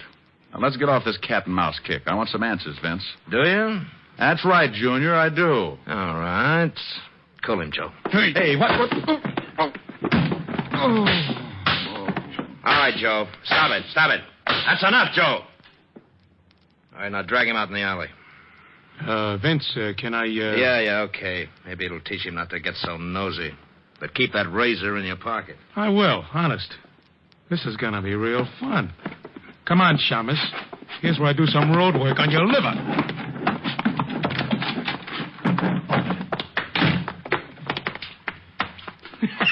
Here, Mr. Diamond. I only wish my brother could see you. When I came to, I was curled up around a round metal object I couldn't see, and I felt as if I was smothered in a mountain of cotton. And getting out of it was like trying to shovel sand with a pitchfork. I finally managed to move and wished I hadn't, for a company of Bengal Lancers began target practice on my side. So I quit trying and lay still for a long moment. Then a voice came fizzing through the cotton at me. Hey, mister, are you alive? Now, if I'm not, you're an angel, and this is a harp. Well, I'm sure no angel. And that's the garbage can. So I guess you're not dead. Matter for debate, Jeannie. Oh, help me up, will you? Sure. Here. There. Can you stand? Practically anything after this. Ooh. Hey, you're hurt pretty bad. Come on, lean on me. My place isn't far. I'll take you there so you can lie down. Best offer I've had today. Lead on, Angel.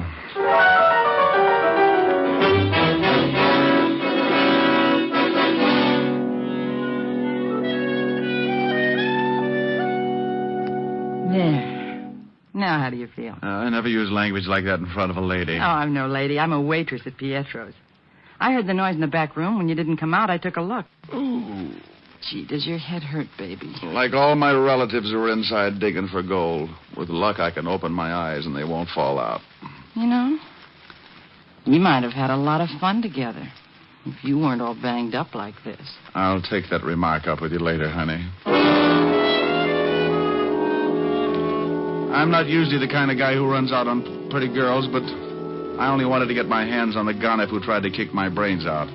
So I took Jean's number, filed it under, for later investigation, and stumbled out into the street. My head was clearing, but it was as slow about it as a dummy doing a striptease. Maybe that's why I didn't notice when I came out of the house that I had 2 guys for company.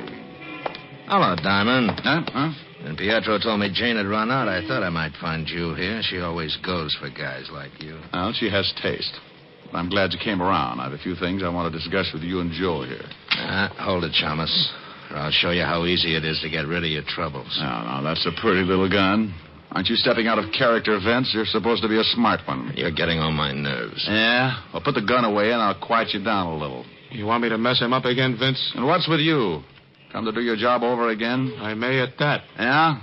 Well, you got 32 teeth, Sonny. Want to try for none? Why, you... I got some questions I'd still like to have answered. Why was I picked as pigeon? Why me? You're getting a little too smart, Diamond. Now, listen. I know you got wise to Burton, so it figures that you still got the package. Now, I got no reasons to give you $10,000 worth of diamonds. I want them back. Oh, dandy. I've got big news for you, Buster. You're not going to get them. Don't make any mistakes, Diamond. I'll use this gun if I have to. Go eat a tombstone. Joe. Yeah, how's your stomach ache? Wait a minute, Joe. Now, Diamond, look, you can have a choice. You bring the rocks to me at Pietro's in an hour and we'll forget the whole thing. Or don't. And I'll send Joe with a few friends to call on you. And for the last time. For a few sick minutes, I leaned against the wall, wondering if I wanted to live. One thing I was certain of was that Vince Mayer was never going to get those diamonds back. Or was he? An idea began to percolate in my head to the tune of an old rhyme about a goose and a gander. And I got inspired enough to sit up and forget my aching ribs. When it simmered into a full-scale boil, I grabbed a cab, went back to my office, and got the diamonds out of the milk bottle where I'd hidden them. Then I headed for the village fast. I was soon banging on a door there like a drummer playing Bob.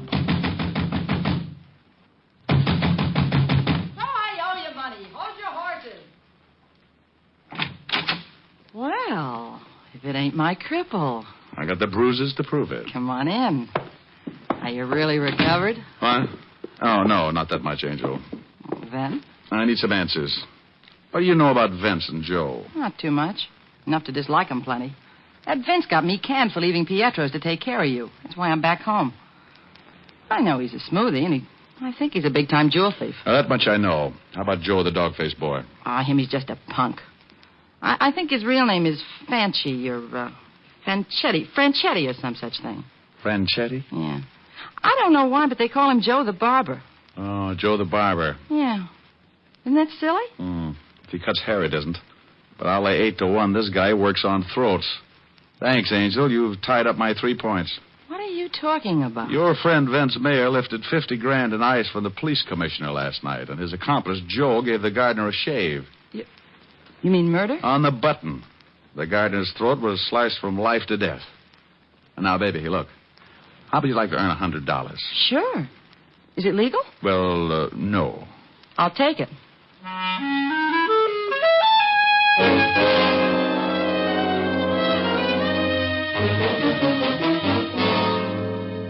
Now, where is he? Will you tell me? Where's Rick? I know where I'd like him to be. I'm worried, Otis. Seriously. Rick is in this thing up to his ears. You mean he was in on that job? Don't be stupid, Otis. Of course not. Rick's no crook.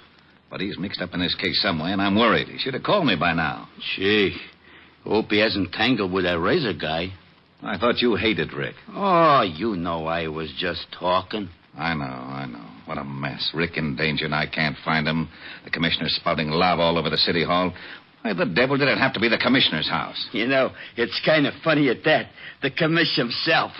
You knucklehead. For 2 cents, I'd... Maybe that's him. Lieutenant Levinson, homicide. Walt, Rick. Rick, where the devil you been? Taking care of some arrangements. Arrangements? Never mind, just listen. I was picked as a pigeon, and some of those diamonds were planted on me this morning. What? I've traced your hoods. They're Vince Mayer and Joe the Barber Franchetti. Now, you come to Pietro's in half an hour, and you'll catch him with part of the diamonds on him. Rick, what is this? Well, Vince had it figured as a double-barrel gag, Walt. First on the cops by raiding the commissioner's house. Second, by dumping a few of the rocks in my lap and tipping the police so I'd take the rap. But why you, Rick? Well, Joe's name, Franchetti. You remember, I sent his brother Tony to Sing Sing a few years back. Oh. I knew he had a brother, but until now, Joe stayed out of Manhattan. I get it. Okay, what's the play? Well, I'm going to take the package back to Vince. Give it to him in Pietro's. The girlfriend will be raising so much fuss, no one will notice me. Then as Vince and Joe leave, you nail him with the diamonds. And no alibi for having him. Right. You said half an hour? In front of Pietro's.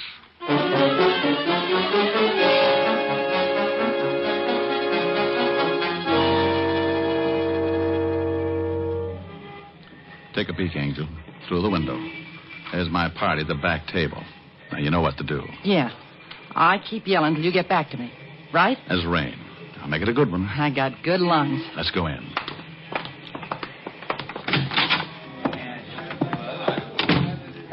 Okay, over to the bar. Luck, Rick. There he is now, Joe. I told you he'd show up. Hello, Diamond. You got something for me? That's right, Vince. Okay, let's have it. Hey, what's going on over there? Stop, stupid dame. Yeah, do you want the package or not? Oh, yeah, give it to me. Come on, Joe. Let's scram out of here before that dame brings the cops. Yeah.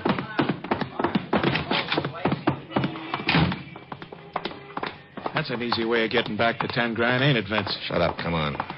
Take it easy now. Okay. We're okay now. Let's split up. Hold it, Vince. What? Let's have a look at the package. The cops! Levinson, what are you doing The here? package, Vince. Hey, what are we going to do? Shut up. You, got a warrant, of course. Of course. Otis, take the package. Yellowton. You can't arrest me. I don't even know what's in that package. It was given to me by a friend. Now, don't use the term so loosely, Vince. Why, Walt, what are you doing here? Hello, Rick. I've captured a criminal. No. Yes, and he was carrying a package of his loot. Why, I bet it's part of that diamond robbery. Hey, what is all this? Diamond, you just planted that package on me. Me? Why, stranger, you're telling a fib. You just know that's downright immoral or something. This is ridiculous. Lieutenant, he gave me those diamonds in Pietro's not 5 minutes ago. I didn't lift them from the commissioner. Didn't you, Vince? Why, then I must have made a mistake. You can prove your story, of course. Sure I can. Bartender saw Diamond slipping the package. Oh, now, Vince, you think that bartender was going to be watching you when a lovely girl is practically tearing up the joint? Boss, the dame yelling. She was a plant. Yeah, but this is a frame-up. Diamond, you can't get away with this. Please, don't talk to me. I never associate with common criminals. A frame. You dirty double-crossing copper. Look out, Rick. He's got a razor. Oh, my arm. Now, don't cry, Joe. This is for you. Wow. What a punch you got, Shamus. Well, that does it. Come on, Vince. Otis, load that killer into the car and pick up that razor. Yellowton. Want a lift, Rick? No thanks, Walt. I'm going to go home freshen up. Yeah, you look like you could use it.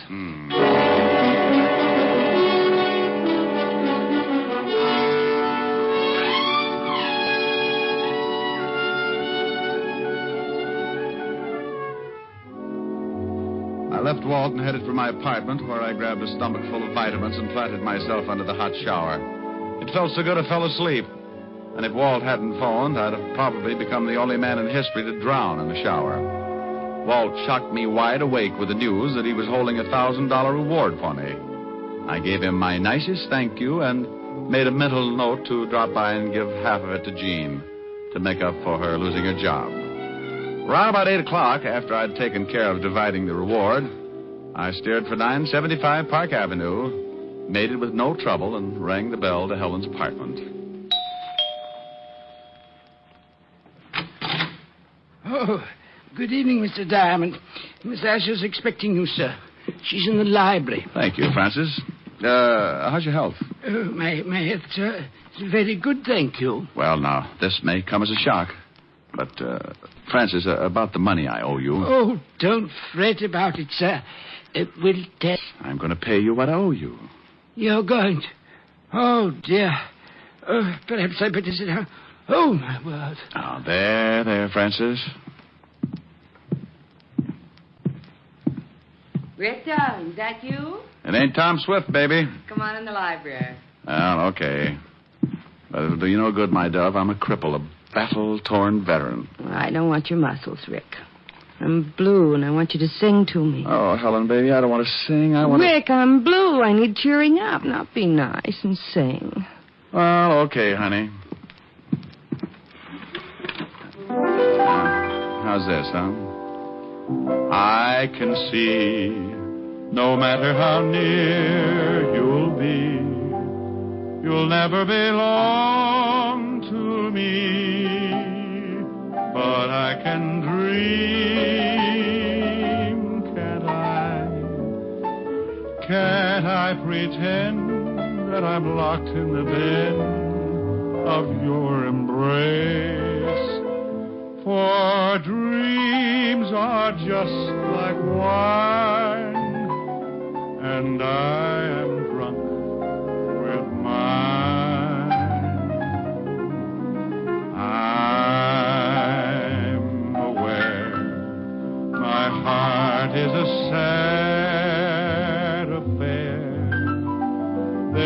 much disillusion there, but I can dream, can't I? Can't I adore you? Although we are oceans apart, I can't make you open your heart, but I can dream, can't I? Well, there. Still feeling blue, baby? Oh, Ricky, come here. Here I am. Oh, now I'm contented. You in my arms, my bills paid off, and my bills... Oh, for Pete's sake, I forgot Francis. Francis? What are you talking about? Come with me, I'll show you. Now, there he is. Francis, you all right? Oh, yes, sir.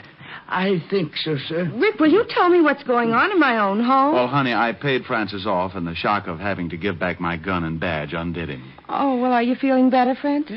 Not very much, Miss Asher. It's that badge and license. Will you miss him that much, Francis? Well, sir, to be very honest, there's a waitress in a tea shop down the street with whom I've been, if you'll pardon the expression, having a fling. Francis, you? Oh, that's not the worst, Miss Asher. I'm afraid I've been a bit of a fraud with her as well. In fact, with several of the waitresses there. Now, wait. Where does my badge and license enter into it? Did you hock them for crumpets? Oh, much worse, Mr. Diamond. You see, to all the waitresses of Miss Tuppingham's tea shop, I am Richard Diamond, private detective. Oh, no.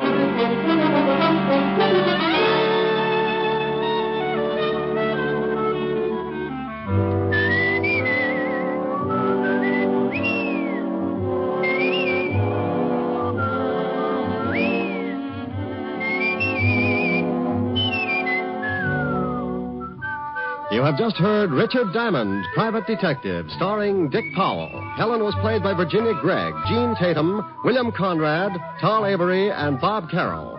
Music was under the direction of Frank Worth. Tonight's story was written by Herb Purdom and edited and directed by Blake Edwards. See the Richard Diamond picture story in the December issue of Movie Stars Parade. Dick Powell soon will be seen in the screen version of the best-selling novel, Mrs. Mike. Now, this is Eddie King inviting you to be with us again at the same time next week when we will again bring you Dick Powell as Richard Diamond, Private Detective.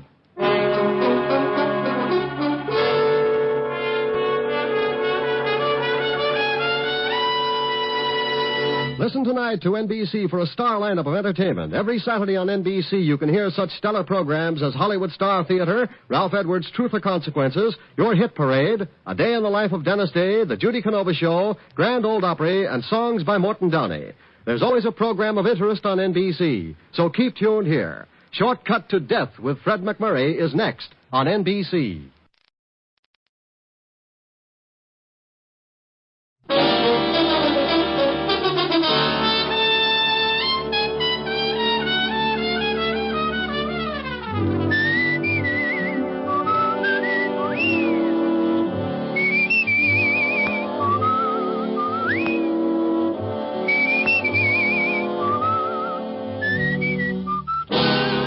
Dick Powell as Richard Diamond, Private Detective.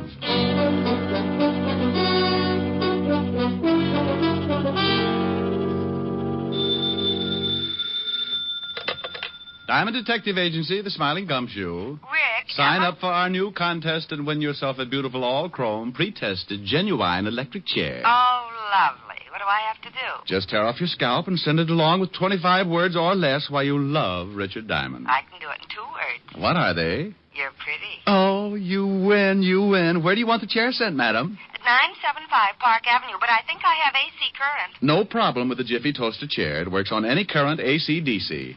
And we have it in 3 speeds, 45, 78, and long playing. Oh, no. Oh, Rick, that's awful. Hello, baby. Hi. What are you doing? Oh, nothing. What's with you? Oh, I just thought I'd call and find out if I'm still going to see you tonight. Yes, ma'am. We going to stay in? Well, I thought I'd have Francis fix dinner and we could sit around and listen to records or something, but if you'd rather go out, No, baby. I think that would be lovely. And so does my bank account. Oh, broke again? Not quite. A little bent. I hope the next client I get has a big fat trust fund. Well, don't you worry about it. I'll see you around 8. Okay. Bye, baby. Bye.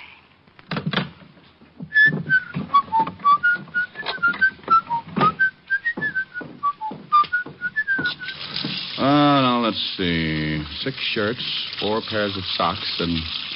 Hey, how did that get in there? Well...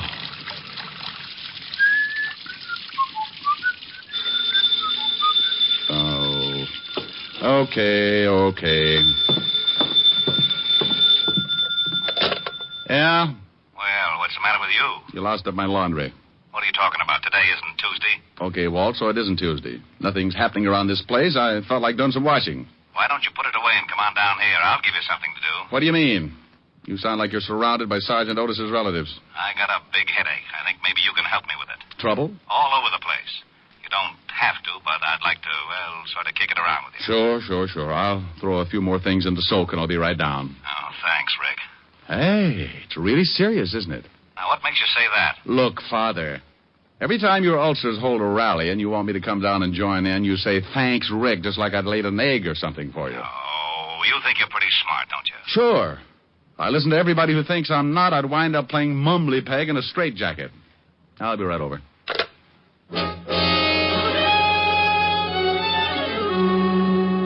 Well, that's the way trouble can get in the way of an otherwise quiet afternoon. Walt doesn't usually call me like that, but when he does, I know things are bound to get pretty rough.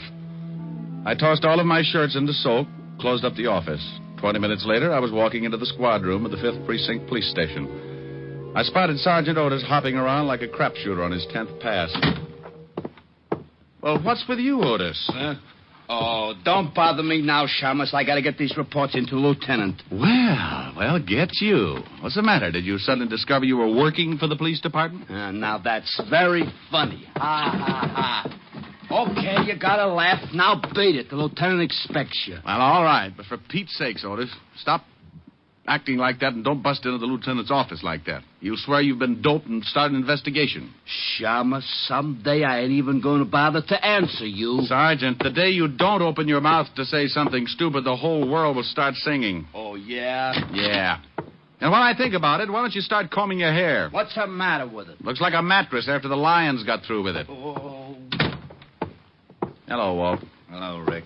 Sit down. Oh, maybe I should have worn black. That or a propeller on my hat. First I run into Otis, acting like he was shot out of a cannon. Then I waltz in here and you give me that big hello like you just discovered a body in your desk. Lan Jacoby is back in town. What? Yes. Oh, but we got an indictment on him. Got him deported 6 years ago. Look, Rick, there's no mistake. One of our stoolies brought us word. Oh, but that's crazy. Jacoby knows the feds will pick him up in a second. How'd he get back in? Who knows? Florida, maybe. Last we heard, he disappeared in Italy. And about 6 months later, we got a report he was seen in Cuba. Oh, are you just going to take the stoolie's word for it? What else have you got? I got 3 bodies to date, and they're all very dead. Jacoby? It's got to be. Why? Well, the first 2 are the guys that turned state's evidence and helped to put Jacoby away. You remember them, Ross and Kreisel. Jacoby swore he'd get him someday. Who's the third? The stoolie who gave us the tip. Walked out of the station, and somebody with a Thompson scattered them all over the front steps. Right in front of the station? Yeah, it'll be in the evening papers. The commissioner is very unhappy. How about the feds? Are they working on it? Up to their necks, but nobody can find out how he got in or where he might be hiding out. Oh, here's something else that makes us sure it's Jacoby. In this town, there are at least 5 of Jacoby's old mob. The minute this thing broke, we started to check. They've all disappeared. You think they're organizing again? Oh, Walt, come on. Rick, now. I don't know what to think. That's why I wanted you to come down. You're one of the guys who worked on the Jacoby case. You remember a lot about it. Well, sure, but... Oh, now you can't tell me Jacoby is going to try to start operating again. It's a one-way pass to that little green room up at Sing Sing. I know it, but you tell me. I don't know how to figure it. You can't find anybody else who's seen Jacoby. No, just the stoolie. He's going to make a swell witness. Yeah. Lieutenant. Yeah? We just got a report on the teletype. Jacoby? Yeah. Florida reports the body of a man found out in the Biscayne Keys. They checked and found out he was a Cuban, a charter boats for fishing trips. And the immigration boys checked with the authorities in Cuba, and it turns out that this dead guy took a party of 2 out for a trip and never showed up again. Wait a minute. You said a party of 2? Yeah, a dame and a guy. Well, what makes you think the guy with the dame was Jacoby? Because the description fitted Jacoby exactly. And the feds say that Jacoby married a dame in Italy. And the dame that got on the boat fits the wife's description. Mm-hmm. Well, Rick? That's ridiculous. Okay. We now agree on 2 things. Leon Jacoby is back in the States, and it's ridiculous. Will you give me a hand? I need somebody who really knew Jacoby. Hey, Diamond, did you really know Jacoby? Sure, Otis. We used to go out and shoot dumb police sergeants together. Oh, hey, Lieutenant, why don't he ever give me a straight answer? Because it wouldn't fit your crooked head. Now go out and dig up some more reports. Okay. All right, Walt. Now let's say Jacoby's going to start operating again. He's made sure of one thing. Nobody who's seen him is alive enough to testify. So this. I'll 8 to 5. Jacoby's going to make a quick haul someplace and do one more killing. You expect the killing? I expect an attempt. He's gotten 2 of the guys who'll put him away. He's just got one more guy to tag. He said he'd do it himself and with a knife. That means he's got to find you. Yeah. The haul must be really important for him to risk coming into the States. He probably needs money to keep going, so he'll pull off the job and then try to get me. And he'll leave the country the same way he came in. Nobody can ever swear they saw him. Except the 5 guys in his mob. I think he'll kill every one of them, too. That's a lot of doing. Jacoby's a lot of killer. Now, we've got to find out where at least one of those guys is. We'll find Jacoby and try and stop the slaughter. Yeah, but you've got to watch your step, Rick. There's no telling when he's going to pull off the job and try to go to work on you. Look, I'm not happy about it. I'm really the guy who's responsible for putting Jacoby away, and I know him pretty well. He's got a vendetta, Walt, and guys like Jacoby don't figure they're their brother's keeper. The score is 2 out of 3 with 1 to go. He'll try his best to kill me and even it up. Well, where do you say we start? I know. Oh, give me a list of the 5 guys you think are with Jacoby and all the information on them you got. It is right here. All right. Put 2 of your best men on these 3 guys at the bottom of the list, and you and I will start with these 2 on top. Okay, but I hope we find Jacoby in time. Walt, so do I. The way he uses that knife, I'll have to have all my clothes made out of bandage. Walt assigned 2 of his best men to start checking on the 3 names at the bottom of the list, and we took off for Flatbush. Our first man was a hoodlum named George Vale, and one of his favorite hangouts was a pool hall on Church Avenue. Snooker or straight pool? We want to talk. You want to talk? Go over to the park. Get yourself a box. Oh, look, your wisecracks can only give you a hollow mouth. Show him the badge, Walt. Oh, cops. Well, what do you want? You know a man named George Vale? Nope. Let's go. Hey, wait a minute. Look, I'm not going to fool around. The answers here will be a lot easier. We know Vale comes here a lot. If you don't want to tell us about him, the boys at the station have got time to help your memory along. You can't haul me in. What's the charge? Withholding police evidence. It can get you a couple of years. Let's go. Hey, wait a minute. Okay. Okay, what? Oh, wait a minute. I just want to be sure no one sees me talking to you. Okay. I don't know much. Vale ain't been in here for a couple of days. Where does he live? I don't know. I swear I don't, but I do know it's in the neighborhood. Sometimes I see him coming out of a little delicatessen across the street with a bundle of groceries. Let's go, Walt. Yeah. Oh, thanks, Sporty. It's guys like you who make the police department such a happy little group.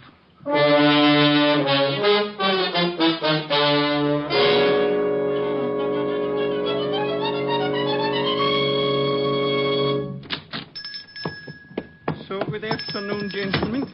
You own this place? Yes, there's something wrong. Does a man named George Vale come in here much? Oh, something is wrong. I told Mama that George was on no good. Then he does come in here. You're a policeman, maybe. Yes, we're policemen. Now, would you mind telling us, please, if whether... Mama! Mama! Oh, she must be out and back. I want to show her. She liked this George fellow. He was always with the factory. Now I want to show her what happens to that no good. Mama! Please. We haven't got much time. Oh, I'm sorry, gentlemen. You must excuse an old man. There's so little excitement. So, now what can I do for you? Do you know where George Vale lives? Sure. I'm sending him over stuff lots of times. It's up 2 blocks, but he ain't there. How do you know that? Because his wife, she's coming in for the last couple of days. She said he was out of town on business. He's got a wife? Sure. A blonde. She's not bad looking. Well, you know. Yeah. What is Vale's exact address? Here, I'll write for you on a piece of paper. What time you got, Rick? 2:30. There are, gentlemen. I hope you catch him for whatever he's done that's no good. We'll have to ask you not to mention this to anybody. Not even to Mama. Well, okay, to Mama, but you tell Mama to keep it a secret. Oh, a secret. Well, maybe I'm not telling her for a couple of days yet. Come on, Walt.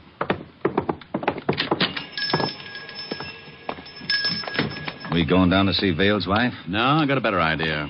Don't you think she'd know where Vale is? Maybe, but she's not going to tell us. But if we throw a scare into her, she might tell her husband something. If she knows where he is. Get Otis down here with a recording outfit.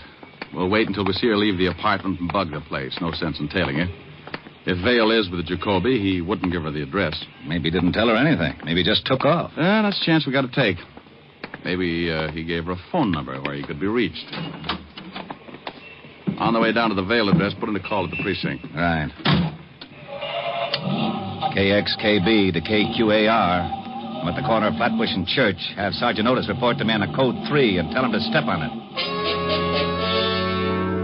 Walt finished his report, and we both went over and talked with the landlady in Vale's building. She told us that Mrs. Vale was still in her room and gave us an accurate description. Also, she agreed to pull down her window shade when Mrs. Vale left the building so that there wouldn't be a chance of missing her. Then we went back to the car to wait. In about 15 minutes, Otis showed up carrying a small, portable recorder. Here you are, Lieutenant. All right. Get in the back seat. We're going to wire somebody's apartment? No. I just thought it might be fun to play cops and robbers. Now, relax. We might be here for quite a while. Not so long, Walt. Look, there goes the landlady's signal. Yeah. Mrs. Vale should be... There she comes. Yeah. Otis, get set. We got to go up there and plant a bug before she comes back. I'm set. I got 4 cars at the intersections just in case she's got a car. If she walks, I got 4 men to tail her, depending on her direction. She's crossing the street. KXKB to KQAR. Cars 7, 9, 3, 14. Stand by. Rick, you Otis, get up there with a bug. Right. Come on, Otis. Yeah. Right with you. Attention. The suspect is turning into Church Avenue, heading for New Lot. Blonde, 5 feet 4, wearing checkered coat and carrying a black bag. In here, Otis. Yeah.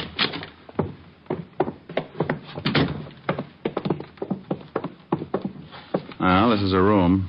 The landlady said she'd unlock it for us as soon as Mrs. Vale left the building. Bingo. Go on in. Okay. Now, plant it just like you knew what you were doing, Sergeant. I'll take the box down in the basement where we can listen. Give me 5 minutes and then give me a quick test. Well, how long have I got to set it up? Who knows? Don't worry about it too much. If Mrs. Vale comes in, just tell her you're selling tape recorders. Oh, she won't believe that. Otis, with your face, you'll have to believe something as stupid as that.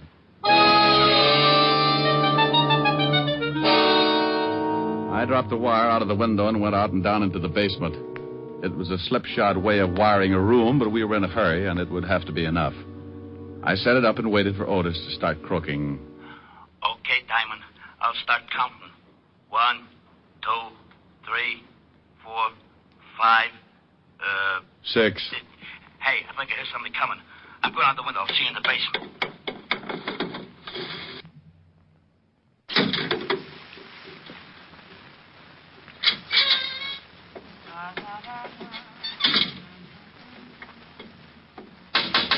Oh, for Pete's sake.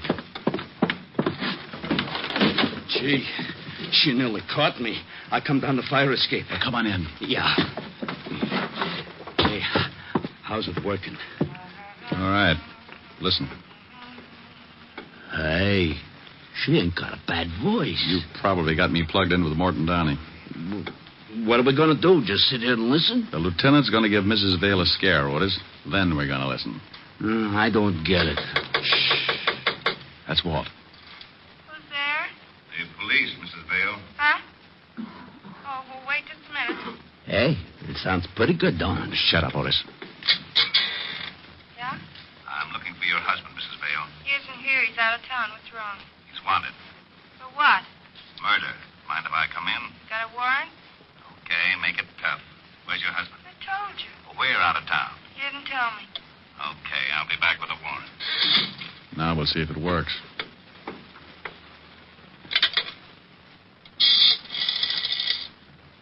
Oh, operator. Evergreen 33349, please. Yeah. Oh, George there? Oh, tell Mary. Hello, honey.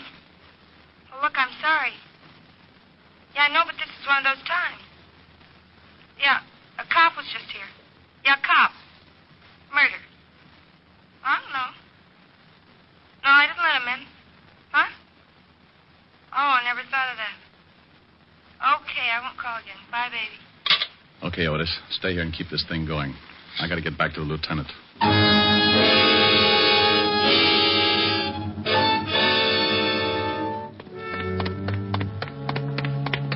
Did it work? Yeah, like a dream. She called Evergreen 33349 and talked to George. I'll check the number. You start driving north, so we'll be in the General Exchange area.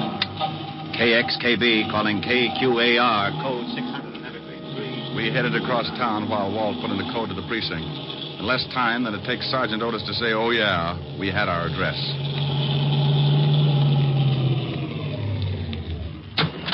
Well, wouldn't you know it? Another pool hall. Yeah, guy must like the game. Hope he's in.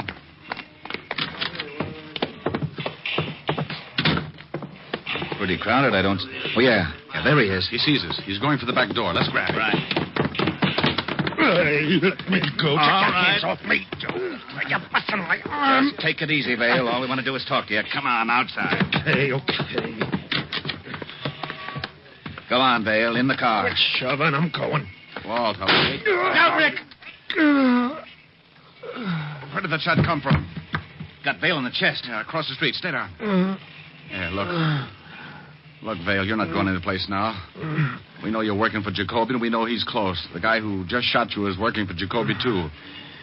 You're not going to cover up for a louse who just fingered you, are you? Jacoby's looking for you, too, Diamond.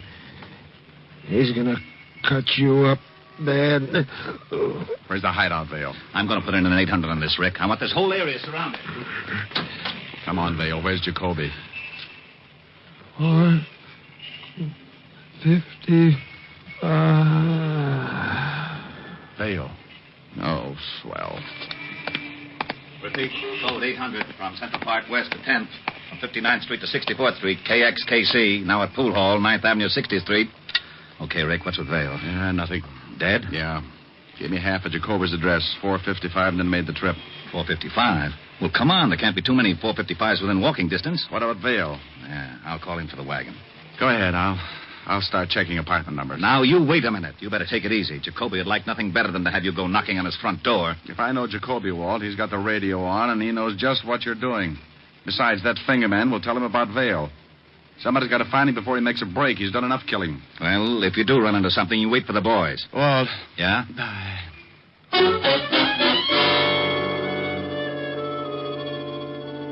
I took off and started checking addresses that began with 455. The first was Cold Turkey, nothing but a married couple who looked like they were in training for Madison Square Garden. I moved on. Somewhere in that neighborhood, Leon Jacoby was listening to his radio. Car 3, code 800, 455 to 61st Street. Car 16, 17, and 18. Shut it off, Jane. 61st But, and 5th Leon, Avenue, same we're surrounding code. this whole area. Shut it off. All right. All right. I wish the boys would get back. All right, take it easy. Take it easy. Yeah, who is it? Eddie, boss. Okay. Boss, the cops... Come in. 2 cops picked up Vale in the pool hall. Oh, so that's what it's all about. That Vale will talk. No, he won't. What do you mean? Well, I waited across the street. Got Vale when he came out with the 2 pigs. Oh, you did, huh? Well, you did me a favor, Ed. When I figured he didn't want anybody around that might squeal, you know, Vale, wife and everything. Yeah. Yeah, you know what else you did, Ed? What? No, what? When you plugged Vale, you brought the whole New York police force right down to my neck. Huh? Yeah. So, I gotta return the favor. Well, what do you mean? I just didn't think. No, you didn't. Leon, come on. We got to get out of here. Will you shut up? Hey, now, wait a minute. What's with you? I got a present for you, Ed. Huh? Leon! Huh. No, boss. Put that knife away. Sure. Oh, hey, you. Oh, Leon. Oh, no. No. What's the matter with you? What did you do that for? I'm in a tough spot. I go faster alone, baby. Alone? Yeah, baby. You mean... Yeah, that's right. You'd leave me. Look, I got no choice. You know how it is, kid. 1 might get through, but 2, No chance. Nothing to say, baby? Yeah. Go on, get out. Just like that, huh? Then what would happen to you? You might help the cops find me, huh? Tell me, aren't you a little scared? No. Just sick. I've been sick since we got here. I wish I'd known what you were really like. I'd have laughed at you when you asked me to marry you. Oh? Well, go on, baby. Laugh now. Maybe it'll help. Well, go on. Laugh your head off. Trying nothing funny? You're trying not to act scared. Jacoby don't scare you none, huh? Now I laugh. You're scared plenty because you think I might kill you. Well, say something. Don't just stand there. You're scared. You gotta be scared. Everybody's scared of Jacoby. You slapped Jacoby. Okay, baby. Nobody slapped Jacoby. Not you, not the cops, not anybody. Maybe you like to beg me not to kill you, huh? Go ahead, go on, beg. Oh?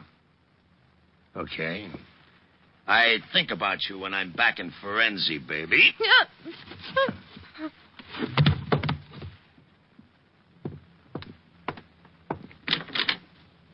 Arrivederci.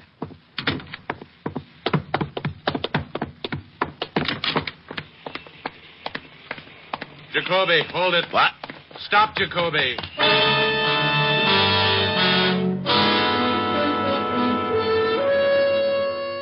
Well, Jacoby had waited 6 years to get a crack at me, and it looked like he was going to finally get his chance. The alley was a dead end. I stopped and listened. The back of the alley was stacked with boxes, and along the sides, garbage cans. He could have been hiding anywhere along the line. I'm coming in, Jacoby. You want to give it up or do you want to play? The block's surrounded. Okay. I ain't got a gun. Come on out. All right. Only don't shoot, Diamond. Walk over here. Hey, you see, I ain't got a gun. I don't shoot, please.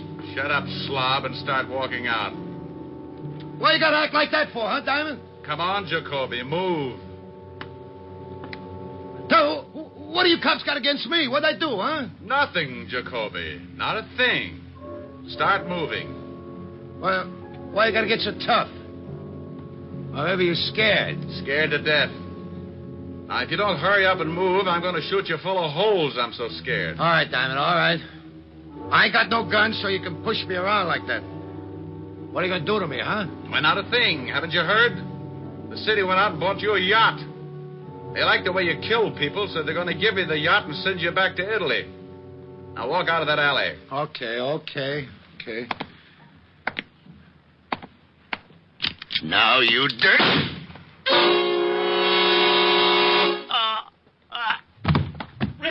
Rick! Over here, Walt. Over here. He pulled his knife on you, huh? Yeah, I didn't think I'd see it. Well, you're lucky you're dead. Yeah, well, I expected it. There used to be an old saying 6 years ago.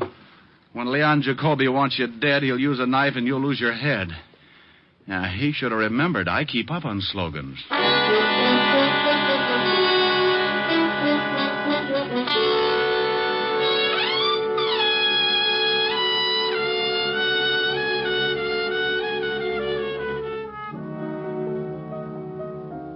Oh, Rick, that's an awful story. Well, you wanted me to tell you about it. But it's so terrible, and you're so lucky. Yeah, I guess so. You'll certainly know better next time. Oh, I'll never make the same mistake again. Oh, I should hope not.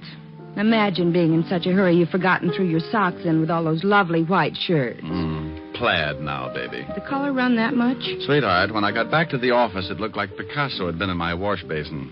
My shirts are ruined. Well, don't you fret. Mommy's going to buy little old Rick a whole new batch tomorrow. Oh, no. Really, I couldn't. It's just against my principles to take anything from a woman. It is, huh? Definitely. What's that song you're playing? 16 neck, 33 sleeve. What? Oh, you idiot. Oh, I was bad. I dropped a real old hint. Well, I'll drop a little old hint, too. Very subtly, of course. Sing. Oh, baby, you're the subtlest.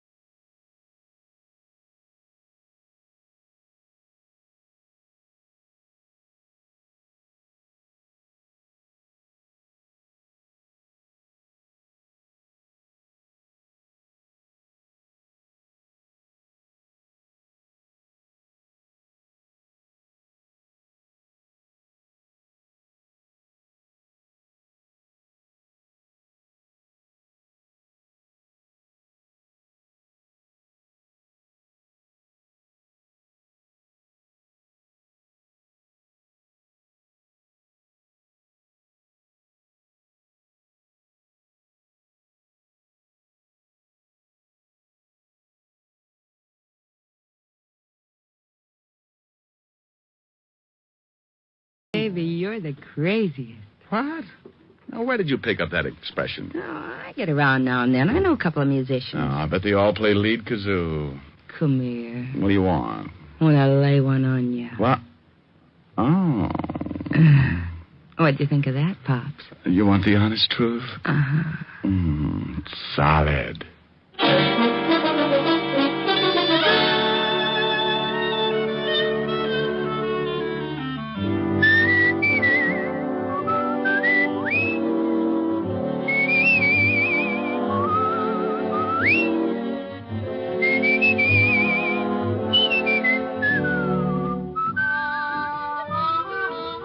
You have just heard Richard Diamond, Private Detective, starring Dick Powell. Helen was played by Virginia Gregg, Lieutenant Levinson by Ed Begley. Also in our cast were Wilms Herbert, David Ellis, Gene Bates, Edmund McDonald, and Charles McGraw. Music was under the direction of Frank Worth. Richard Diamond is written and directed by Blake Edwards. Dick Powell soon will be seen in the screen version of the best-selling novel, Mrs. Mike. Now, this is Eddie King inviting you to be with us again at the same time next week when we will again bring you Dick Powell as Richard Diamond, Private Detective.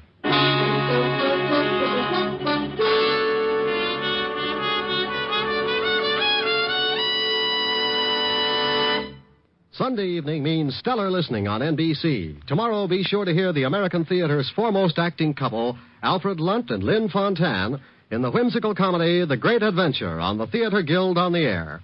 And for another great adventure in comedy tomorrow, remember to hear the Phil Harris Alice Faye Show. Great entertainment Sundays on NBC. Next, it's Death in the Rain with Maureen O'Hara on NBC.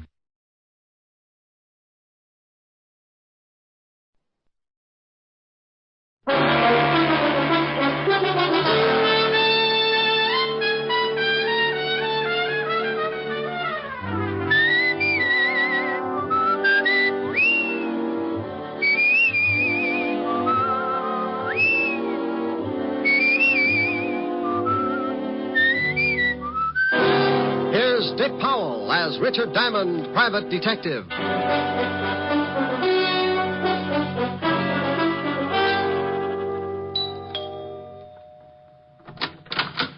Oh, good evening, Mr. Diamond. Evening, Francis. You look like you're going out. Yes, sir. Miss Asher wants me to go down to the delicatessen for some cold cuts. Oh, where is Miss Asher? In the study, sir. Well, I'll see you later, Francis. Why don't you bring back some roll mop? Roll mop, sir? Herring with the bends. Very toothy. Yes, sir. Ollie Ollie oxen free. Rick. Hi. Hi. Well, get the silk thing there. Lounging pajamas. Yeah. I guess we're going to stay in, huh? Uh-huh. I just sent Francis out for some food. I met him at the door. Look, I've got to do a few things in the kitchen. Why don't you stretch out on the couch and take it easy until dinner's ready? Okay, I'm pretty tired. Might rock out. No, a little sleep might do you some good. Here, read a magazine if you want to stay awake. Oh, swell. Gory detective. Who sends you these things? The Corpse of the Month? Pretty bad. I won't be long. Okay. Oh, no. The case of the bloody... Oh. It was going on 11 o'clock, and the fog encircled the old house like a thin, wet blanket. Oh, swell. The figure of a man crept stealthily across the gravel of the garden path. These riders really dream it up. Mr. Diamond? What? How did you get in here? I followed you from your office. Shh. You left the door unlocked when you came in. Well, now, look. I know I shouldn't have come into someone else's house, but this is a matter of life and death. Hey, stop pulling down the blinds. I don't want anyone to see us talking. Well, you're on the 8th floor. Who's chasing you? A herd of monkeys? Please, you must listen. Now, look, if you got troubles, come to my office in the morning. Tomorrow morning may be too late. I'm supposed to die tonight. Try breathing. You expand your chest, take a lung full of air. No, Yeah, it does wonders. Keeps you around for days. You better get out of here. Please, Mr. Diamond, don't give me away. Please. Yeah, baby. Wait a minute. Duck under that desk. Oh, bless you, Mr. Diamond. Rick, I thought I heard you talking to someone. Talking? Oh, no. Must have been reading out loud. This is swell literature. The case of the Grizzly Ghost. Oh, I like to keep up on the exploits of a private detective. You don't tell me anything about your cases. I'm modest. Hey, you got your coat on. Where are you going? Oh, Francis just called. He's had a flat tire. I'm going to pick him up in the other car. Don't you want me to do it? Oh, I'm not going to let you out of this house. I'll be right back. Okay. Read The Grizzly Ghost. It's not bad. Bye, baby. Bye. Okay, Spider-Man, you can come out now. Oh, thank you. Now, what the devil's going on? I told you my life's in danger. I need help. Tell me about it. I haven't time now. Come to this address in about an hour. My name's Leeds. Leland L. Leeds. Oh, for Pete's sake. I must get back before they miss me. I don't want them to know I got out. Say I called you and told you to come over. Here's the address on this card. Please don't fail me, Mr. Diamond. Now, wait a minute. My fee's $100 a day and expenses. Of course. I'll have a check for you. Goodbye.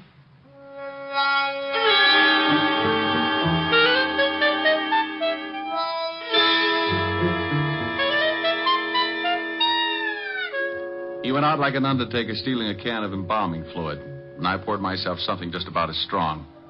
Helen would scalp me for leaving, but for some reason, nutty little guys like that interest me. I left Helen a note saying I'd be back later and took off to the address Leland L. Leeds had given me. It was out of town about 10 miles, but after hunting around for a while and running up a good-sized taxi fare, I finally found the house.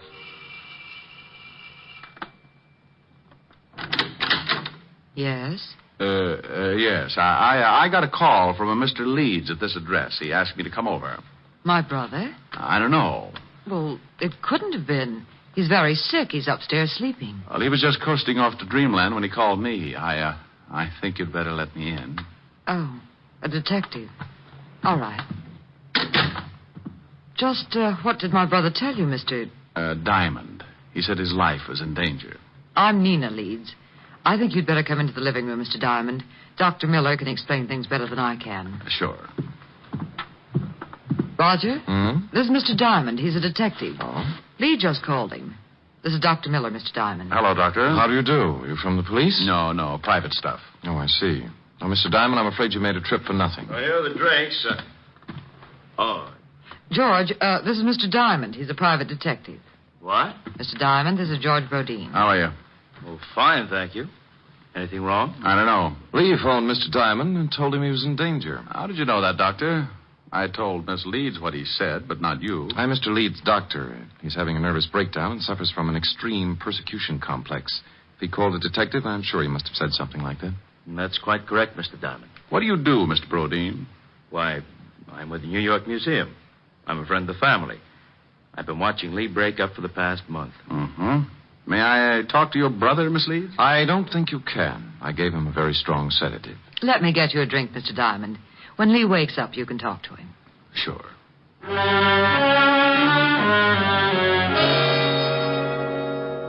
We went into the bar, and she got out a big bottle and 2 glasses. I forgot all about Leland L. Leeds for a while and started concentrating on his lovely sister. It was easy. Champagne? Sure, but I've run out of slippers. I've got a small foot. Might take you a long time to get enough. I drink fast. It's the open toes that bother me. I like the patter. Where'd you come from? Same place you did, lover. Experience Alley. What do people call you after they get to know you better? Oh, different things at different times. For now, you can call me Rick. And later? Oh, you'll think of something easier. It's like that when you haven't got much time to talk. Here's to later, Rick. Yeah. What does a doctor specialize in? Roger's a brain specialist. Mental disorders, mostly. It's Lee. He's off again. Maybe he's been listening to Sam Spade. Come on. You'd better stay down here, Nina. I'll take care of it. I'm going up. Lee needs me. George, get my bag. It's in the hall. Right. You'd better not come in, Mr. Diamond. I think I'd better. Nina. Lee, what is it? I saw the blood again. Oh, Mr. Diamond, I'm glad you came. Now, calm down, Lee. Everything's going to be all right. Get away from me.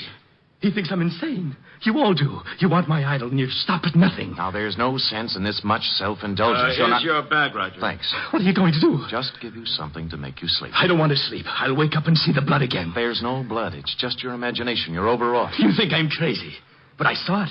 I tell you, I saw it. Now, this won't hurt. No, I don't want to sleep. Please, Mr. Diamond, help me. Lee, do what Roger tells you for my sake. Come on. The injection should take hold. I'll get Just up. a minute. I won't go to sleep. Lee, please. Then leave Mr. Diamond with me. I want to talk to him. Well, I guess it'll be all right. Don't stay too long, Mr. Diamond. I want him to rest. Okay, Doctor. Remember, he's not at all rational. Come on, Nina. I'll see you downstairs, Mr. Diamond. Hey, what's the idea, Leeds? I'm locking the door. I don't want anyone coming in. Pardon me for walking around in circles. I've got to stay awake. Uh-huh. Those people downstairs are trying to drive me crazy. They must have been working overtime. They're after my idol. Your what? My idol. That carved image standing on the night table. Oh, yeah. Here, look at it. Look at it. Well, that's dandy. How many box tops did you have to save? Mr. Diamond, at this moment, you are holding $100,000 in your hand. I am? Last month, my grandfather passed on and left his entire estate to my sister and me. Among the effects was that idol. It was left to me. What is it, platinum? Oh, no. No, Mr. Diamond. That is the lost idol of King Tut. I always wondered what happened to it. Oh, then you know the legend. Well, I'm a little hazy on it. Maybe you'd better bring me up to date. Oh, of course. It was supposed to have been buried with King Tut. However, the story goes that a slave absconded with it before they sealed the tomb. And that makes it worth $100,000? I guess so. You guess. You don't know? I only know what my grandfather told me before he passed on. He told me its value and said there was a curse on it. What does it say? Crime doesn't pay? Well, Mr. Diamond, it seems that on the first night of the new moon, after one has gained possession of the idol, he will die. Next week, Tom Swift and his electric grandmother. You don't believe me? Oh, sure. No, you don't. You're just like the rest. But it may interest you, Mr. Diamond, to know that 1 month after the idol was uncovered and my grandfather gained possession, he died. It was a new moon. How old was he? 74. Oh, well, that couldn't be it. Now, relax and tell me why you came to me. What about your fee? Oh, forget it. You can just buy me a broom to ride around on. Good night, Mr. Leeds. Remember, Mr. Diamond, it's a new moon. You don't have much time. Oh, brother. Did you talk to her, Mr. Diamond? You might call it that. Now do you understand? Your point's well taken, Doctor. What about that hunk of stone? Maybe if you gave him a teddy bear? Oh, the idol he's got is absolutely worthless. His grandfather had the same unusual ideas about it. Is there such an idol? Well, there's a legend, but no one has ever found even the slightest clue that it's a fact. Now, I've examined Lee's idol, and it's certainly not worth any more than the granite it's carved from. Well, I'll be saying good night. I hope he gets better. Can't I get you another drink, Mr. Diamond? You certainly deserve something for your trouble. No, thanks. Goodbye, Doctor. Mr. Rodin. Thanks, Miss Leeds. I wish I could make this up to you. I'll take a rain check. It'll be raining a lot this month. Yeah. Well, good night, Miss Leeds. Good night.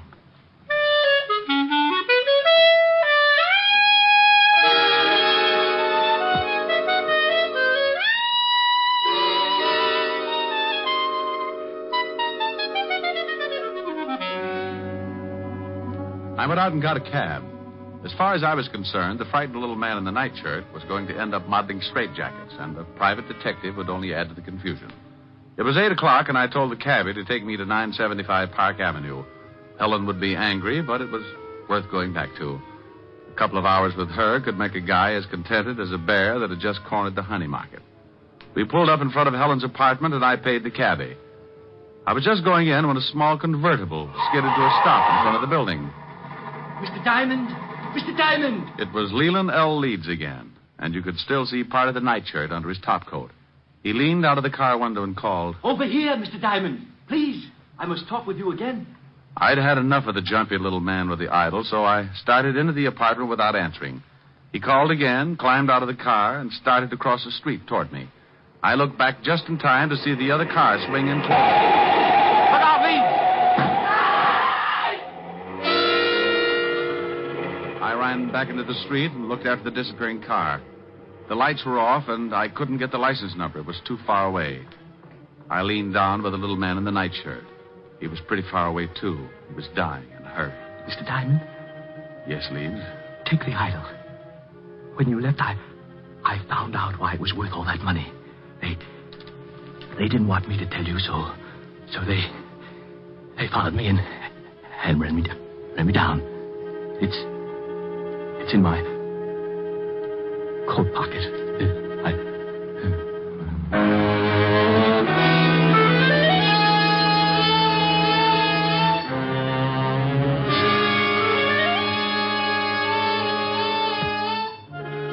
He died lying on his back in the street. Several people were coming out of the building, so I reached into his pocket and pulled out a chamois bag. I guess the idol was inside, so I put it in my coat and went in to call the police. Oh, Mr. Diamond. Miss Asher's been worried. Hello, Francis. Tell her I'm back and let me use the phone. Certainly, sir. She's upstairs. Is something wrong, sir? You look worried. Man got hit by a car. I've got to call the police. Oh, my goodness. Is he hurt badly? Bad enough to get buried. Oh, my goodness. Homicide, Sergeant Otis. Otis, let me talk to the lieutenant. Is this Diamond? No, it's the Beaver boys. Now put the lieutenant on the phone. And what do you do with all those tired jokes? You can't keep using them. I give them away to idiots. Want to start a collection? Oh. Lieutenant Levinson, Walt, this is Diamond. I got a body for you. I go off duty in 20 minutes. Call back then. Lying out in front of Helen's apartment, 975 Park. Rick, my stomach is bothering me. Why can't you be a good boy and stay out of trouble? Take some soda and get over here. Take some soda. Every time you call, I end up taking enough to give an elephant the hiccups. Well, you're a fine one. Oh, I'm sorry, Rick. I didn't know you were on the phone. Wait a minute, Walt. Hello, baby. I'm talking to the lieutenant. Aren't you afraid you'll catch cold in that thing? I'm mad at you. Oh, you're cute. Hey, what's going on? Just Helen. If you could see her, your ulcers would start popping like chestnuts. Say hello. No, the law sends you his greetings. Hello to the law. She says... I know, I heard it. Now, what about the stiff? His name's Leland L. Leeds. He got belted by a car. It was too far away to get the number. What makes you think it's a job for homicide? Get over here and Helen will give you the story. I've got some work to do. But wait a minute, Rick. Oh, you're getting lazy. What's the matter? Don't you want to find out things for yourself? Rick, what happened? Francis told me some man got hit by a car. Right on your doorstep. Oh. Let's go into the other room, baby. I'll tell you all about it.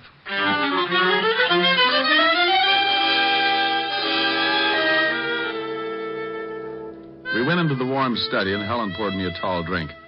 I briefed her on what had happened earlier in the evening, and she sat down next to me.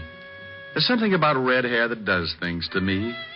It smelled fresh and clean, and with her that close, I could have been sitting in the middle of the Arctic and still kept my temperature above 102. Rick, do you have to go back out there? Well, somebody's got to tell his sister, and in a way, I feel a little responsible. Are you going to give her the idol? The idol. The thing you took from poor Mr. Leeds' coat. You could at least show me what I'm playing second fiddle to. Oh, that's right. Yeah, I nearly forgot about it. Oh, here it is in this chamois bag. Oh, what an ugly little thing. And that's supposed to be worth all that money? Well, that was what Leeds, Hey, something's missing. Yeah, one of the eyes. Must have come loose when the car hit him. Probably in the bag. Yeah, there it is. Rick! Yeah. It was painted over.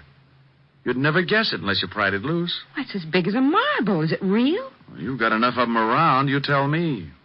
It is. Rick, I think it's the pigeon blood. Why, it's worth a fortune. What are you doing? I'm scratching the other one. Well, Mr. Leeds wasn't so squirrely after all. This is ridiculous. You only read about things like this. 2 pigeon blood rubies. No wonder he thought it was worth $100,000. He said he found out tonight. He must have been scratching at them. Oh, then it wasn't just a hit and run. I don't know. Baby, I don't want to get hung up with a lot of explanation to Walt. Rick, what are you doing? Taking the other eye out. There. Now here. Hang on to these and don't let them get out of your little hot hand. When Walt gets up here, tell him what I've told you. Well, will you be back? An hour ago, I laughed at a little guy when he told me he was going to die. He said it was a full moon and he had a curse on him. I'm still a skeptic, but I'm a new boy when it comes to voodoo. I've got to hurry over there before the whole bunch of them turn into bats.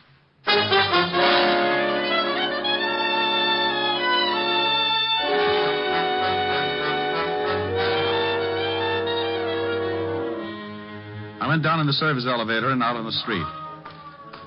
The wagon was driving off with Leeds, and Walt and Otis were going into the building when I stepped up to the convertible and got in. Leeds had left the keys in the ignition like I figured, so I took off and headed across town.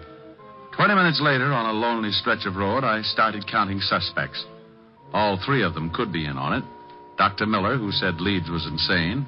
George Brodeen, the man from the museum who said the idol was worthless. And that lovely sister. I didn't notice the car pulling up behind me until it was too late. It was doing a good 70, and as it swung around to pass me, the guy at the wheel cut in sharp and hit me broadside. Hey, look out!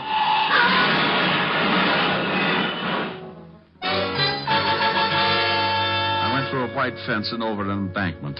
The car rolled, and somebody dropped the night on my head. I went to sleep.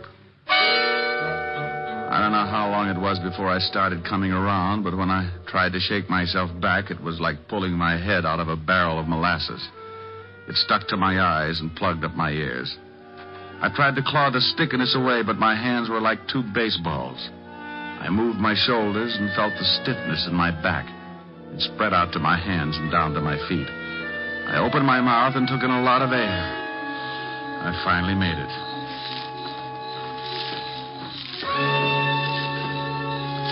Someone was trying to get me from the highway, so I pulled myself clear of the wreck and started moving in a circle, keeping whoever it was at a good distance. I was too pushed around to put up a fight, so I made it back to the highway and walked along until I found a little gas station on the road. The joint ain't open. And then your lock's busted. No, it ain't. Then I floated through the wall. Where's your phone? It ain't for public use. Try isn't. Okay, wise guy. The joint isn't open. The phone isn't for public use, and you isn't so big you can't get tossed out on your face. And you isn't so wealthy, $5 won't make a difference. Oh, why didn't you say so? Phone's on the wall. Thanks. You know the Leeds family? Yeah, they get gas here sometimes. Hello. Evergreen 34369, operator. How far is the house from here? I'm a little turned around. About a half a mile. Hello, Francis? Is Lieutenant Levinson still there? No? Well, just tell him to get out to 19319 Jackson Heights Boulevard. I've got a killer for him. Yeah, oh, my goodness. Now, hurry it up. You a cop? Shamus. What do you take for the use of your car for an hour? My wife would kill me. I'll drive you wherever you want to go.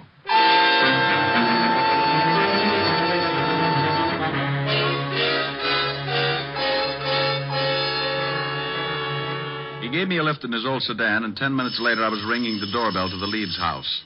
I was glad the girl answered. She made me feel better right away. Oh, Mr. Diamond, come in. Thank you. Where are your friends? Raj and George? They went out to look for my brother. He disappeared right after you left. I'm terribly worried. Oh, have you got that drink? I could use it now. Certainly. I don't know why Lee ran off like that. He shouldn't have been driving in his condition. Were Roger and George together when they left to look for Lee? No, they took separate cars. Why? Has something happened, Mr. Diamond? Have you heard from my brother? I guess I'd better give it to you straight. Your brother's dead, Miss Leeds. I'm sorry. Dead? Oh, no. He was hit by a car. It's all because of that horrible idol. That stupid, horrible idol.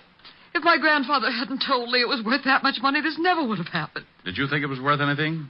No, of course not. But we couldn't convince Lee. Now he's dead. Would you please answer that, Mr. Diamond? Sure. You take it easy. Nina, Oh, what are you doing here, Diamond? Did you find Lee? Why, no, I didn't. I've gone to every place I thought he could possibly be. I even looked up your address, went over there, but the building was closed. You better go in and see Miss Leeds, Doc. She's pretty upset. Upset? Nina, what's wrong? Oh, Raj, it's Lee. He's been killed. What? That's right. But how did it happen? Bingo. I'll tell you as soon as I let Mr. Brodeen in. There, Nina. Just let yourself on. Come in, Mr. Brodeen. Well, Mr. Diamond, what are you doing here? I think I'd better have a sign made. The doctor and Miss Leeds are in the living room. Well, something happened? Mr. Leeds is dead. What?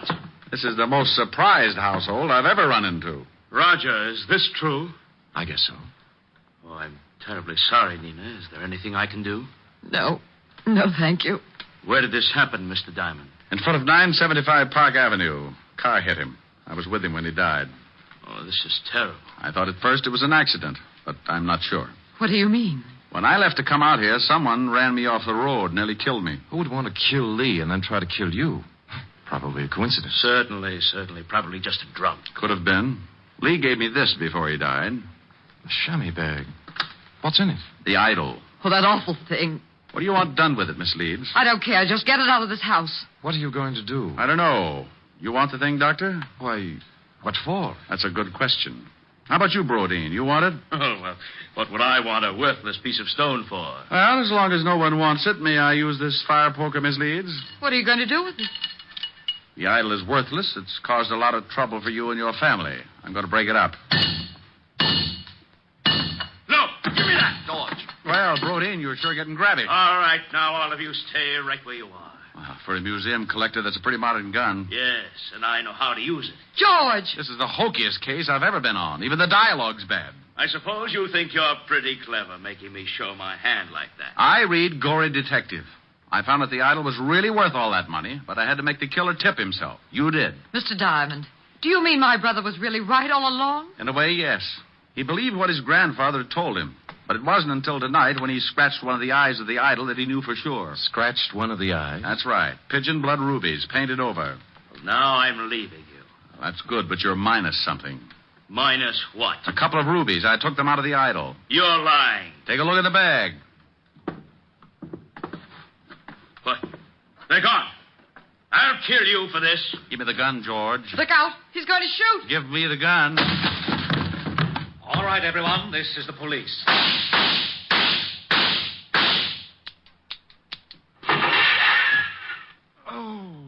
You killed Mr. Diamond.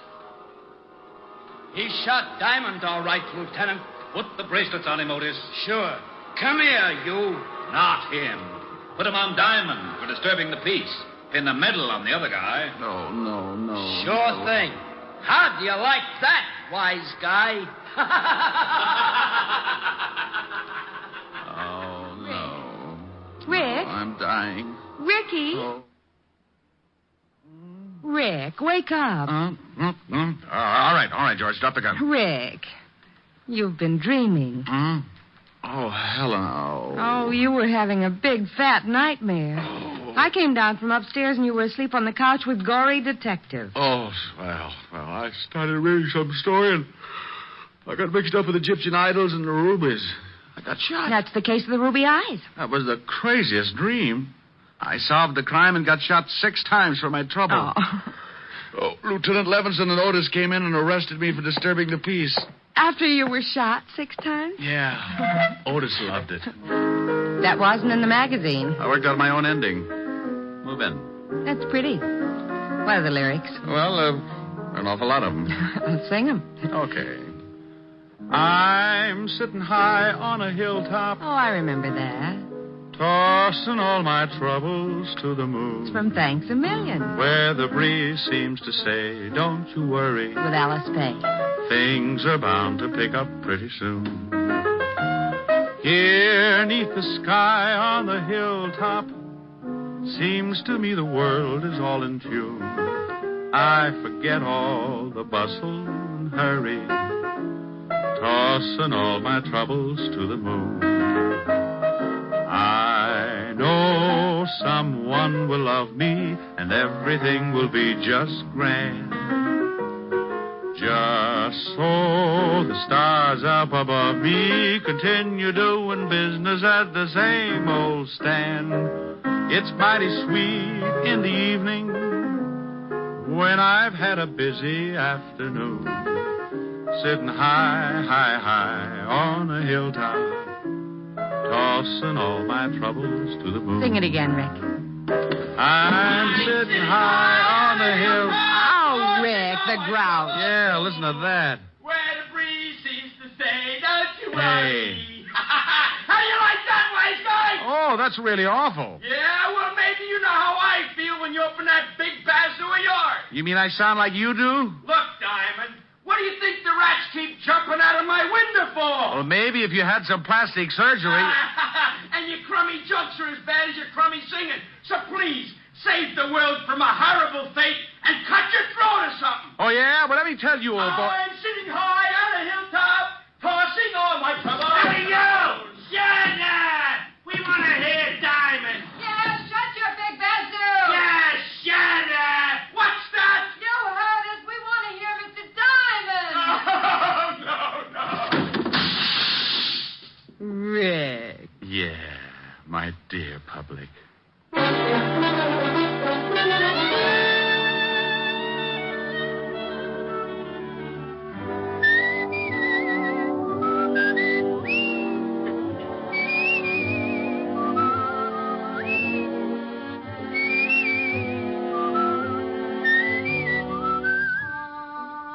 You have just heard Richard Diamond, Private Detective, starring Dick Powell.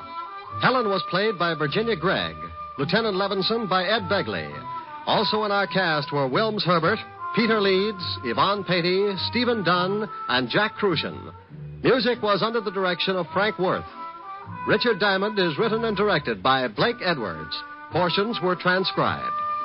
Dick Powell soon will be seen in the screen version of the best-selling novel, Mrs. Mike. Now, this is Eddie King inviting you to be with us again at the same time next week when we will again bring you Dick Powell as Richard Diamond, Private Detective.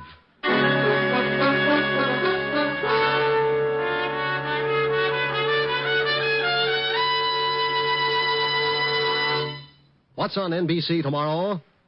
Detective story fans will want to hear Madeline Carroll and Basil Rathbone in the detective melodrama The Amazing Dr. Clitterhouse, tomorrow on Theater Guild on the Air. And for more detecting, listen tomorrow for The Adventures of Sam Spade. He'll present his most humorous caper of the season. Yes, you'll enjoy both Theater Guild and Sam Spade tomorrow on NBC.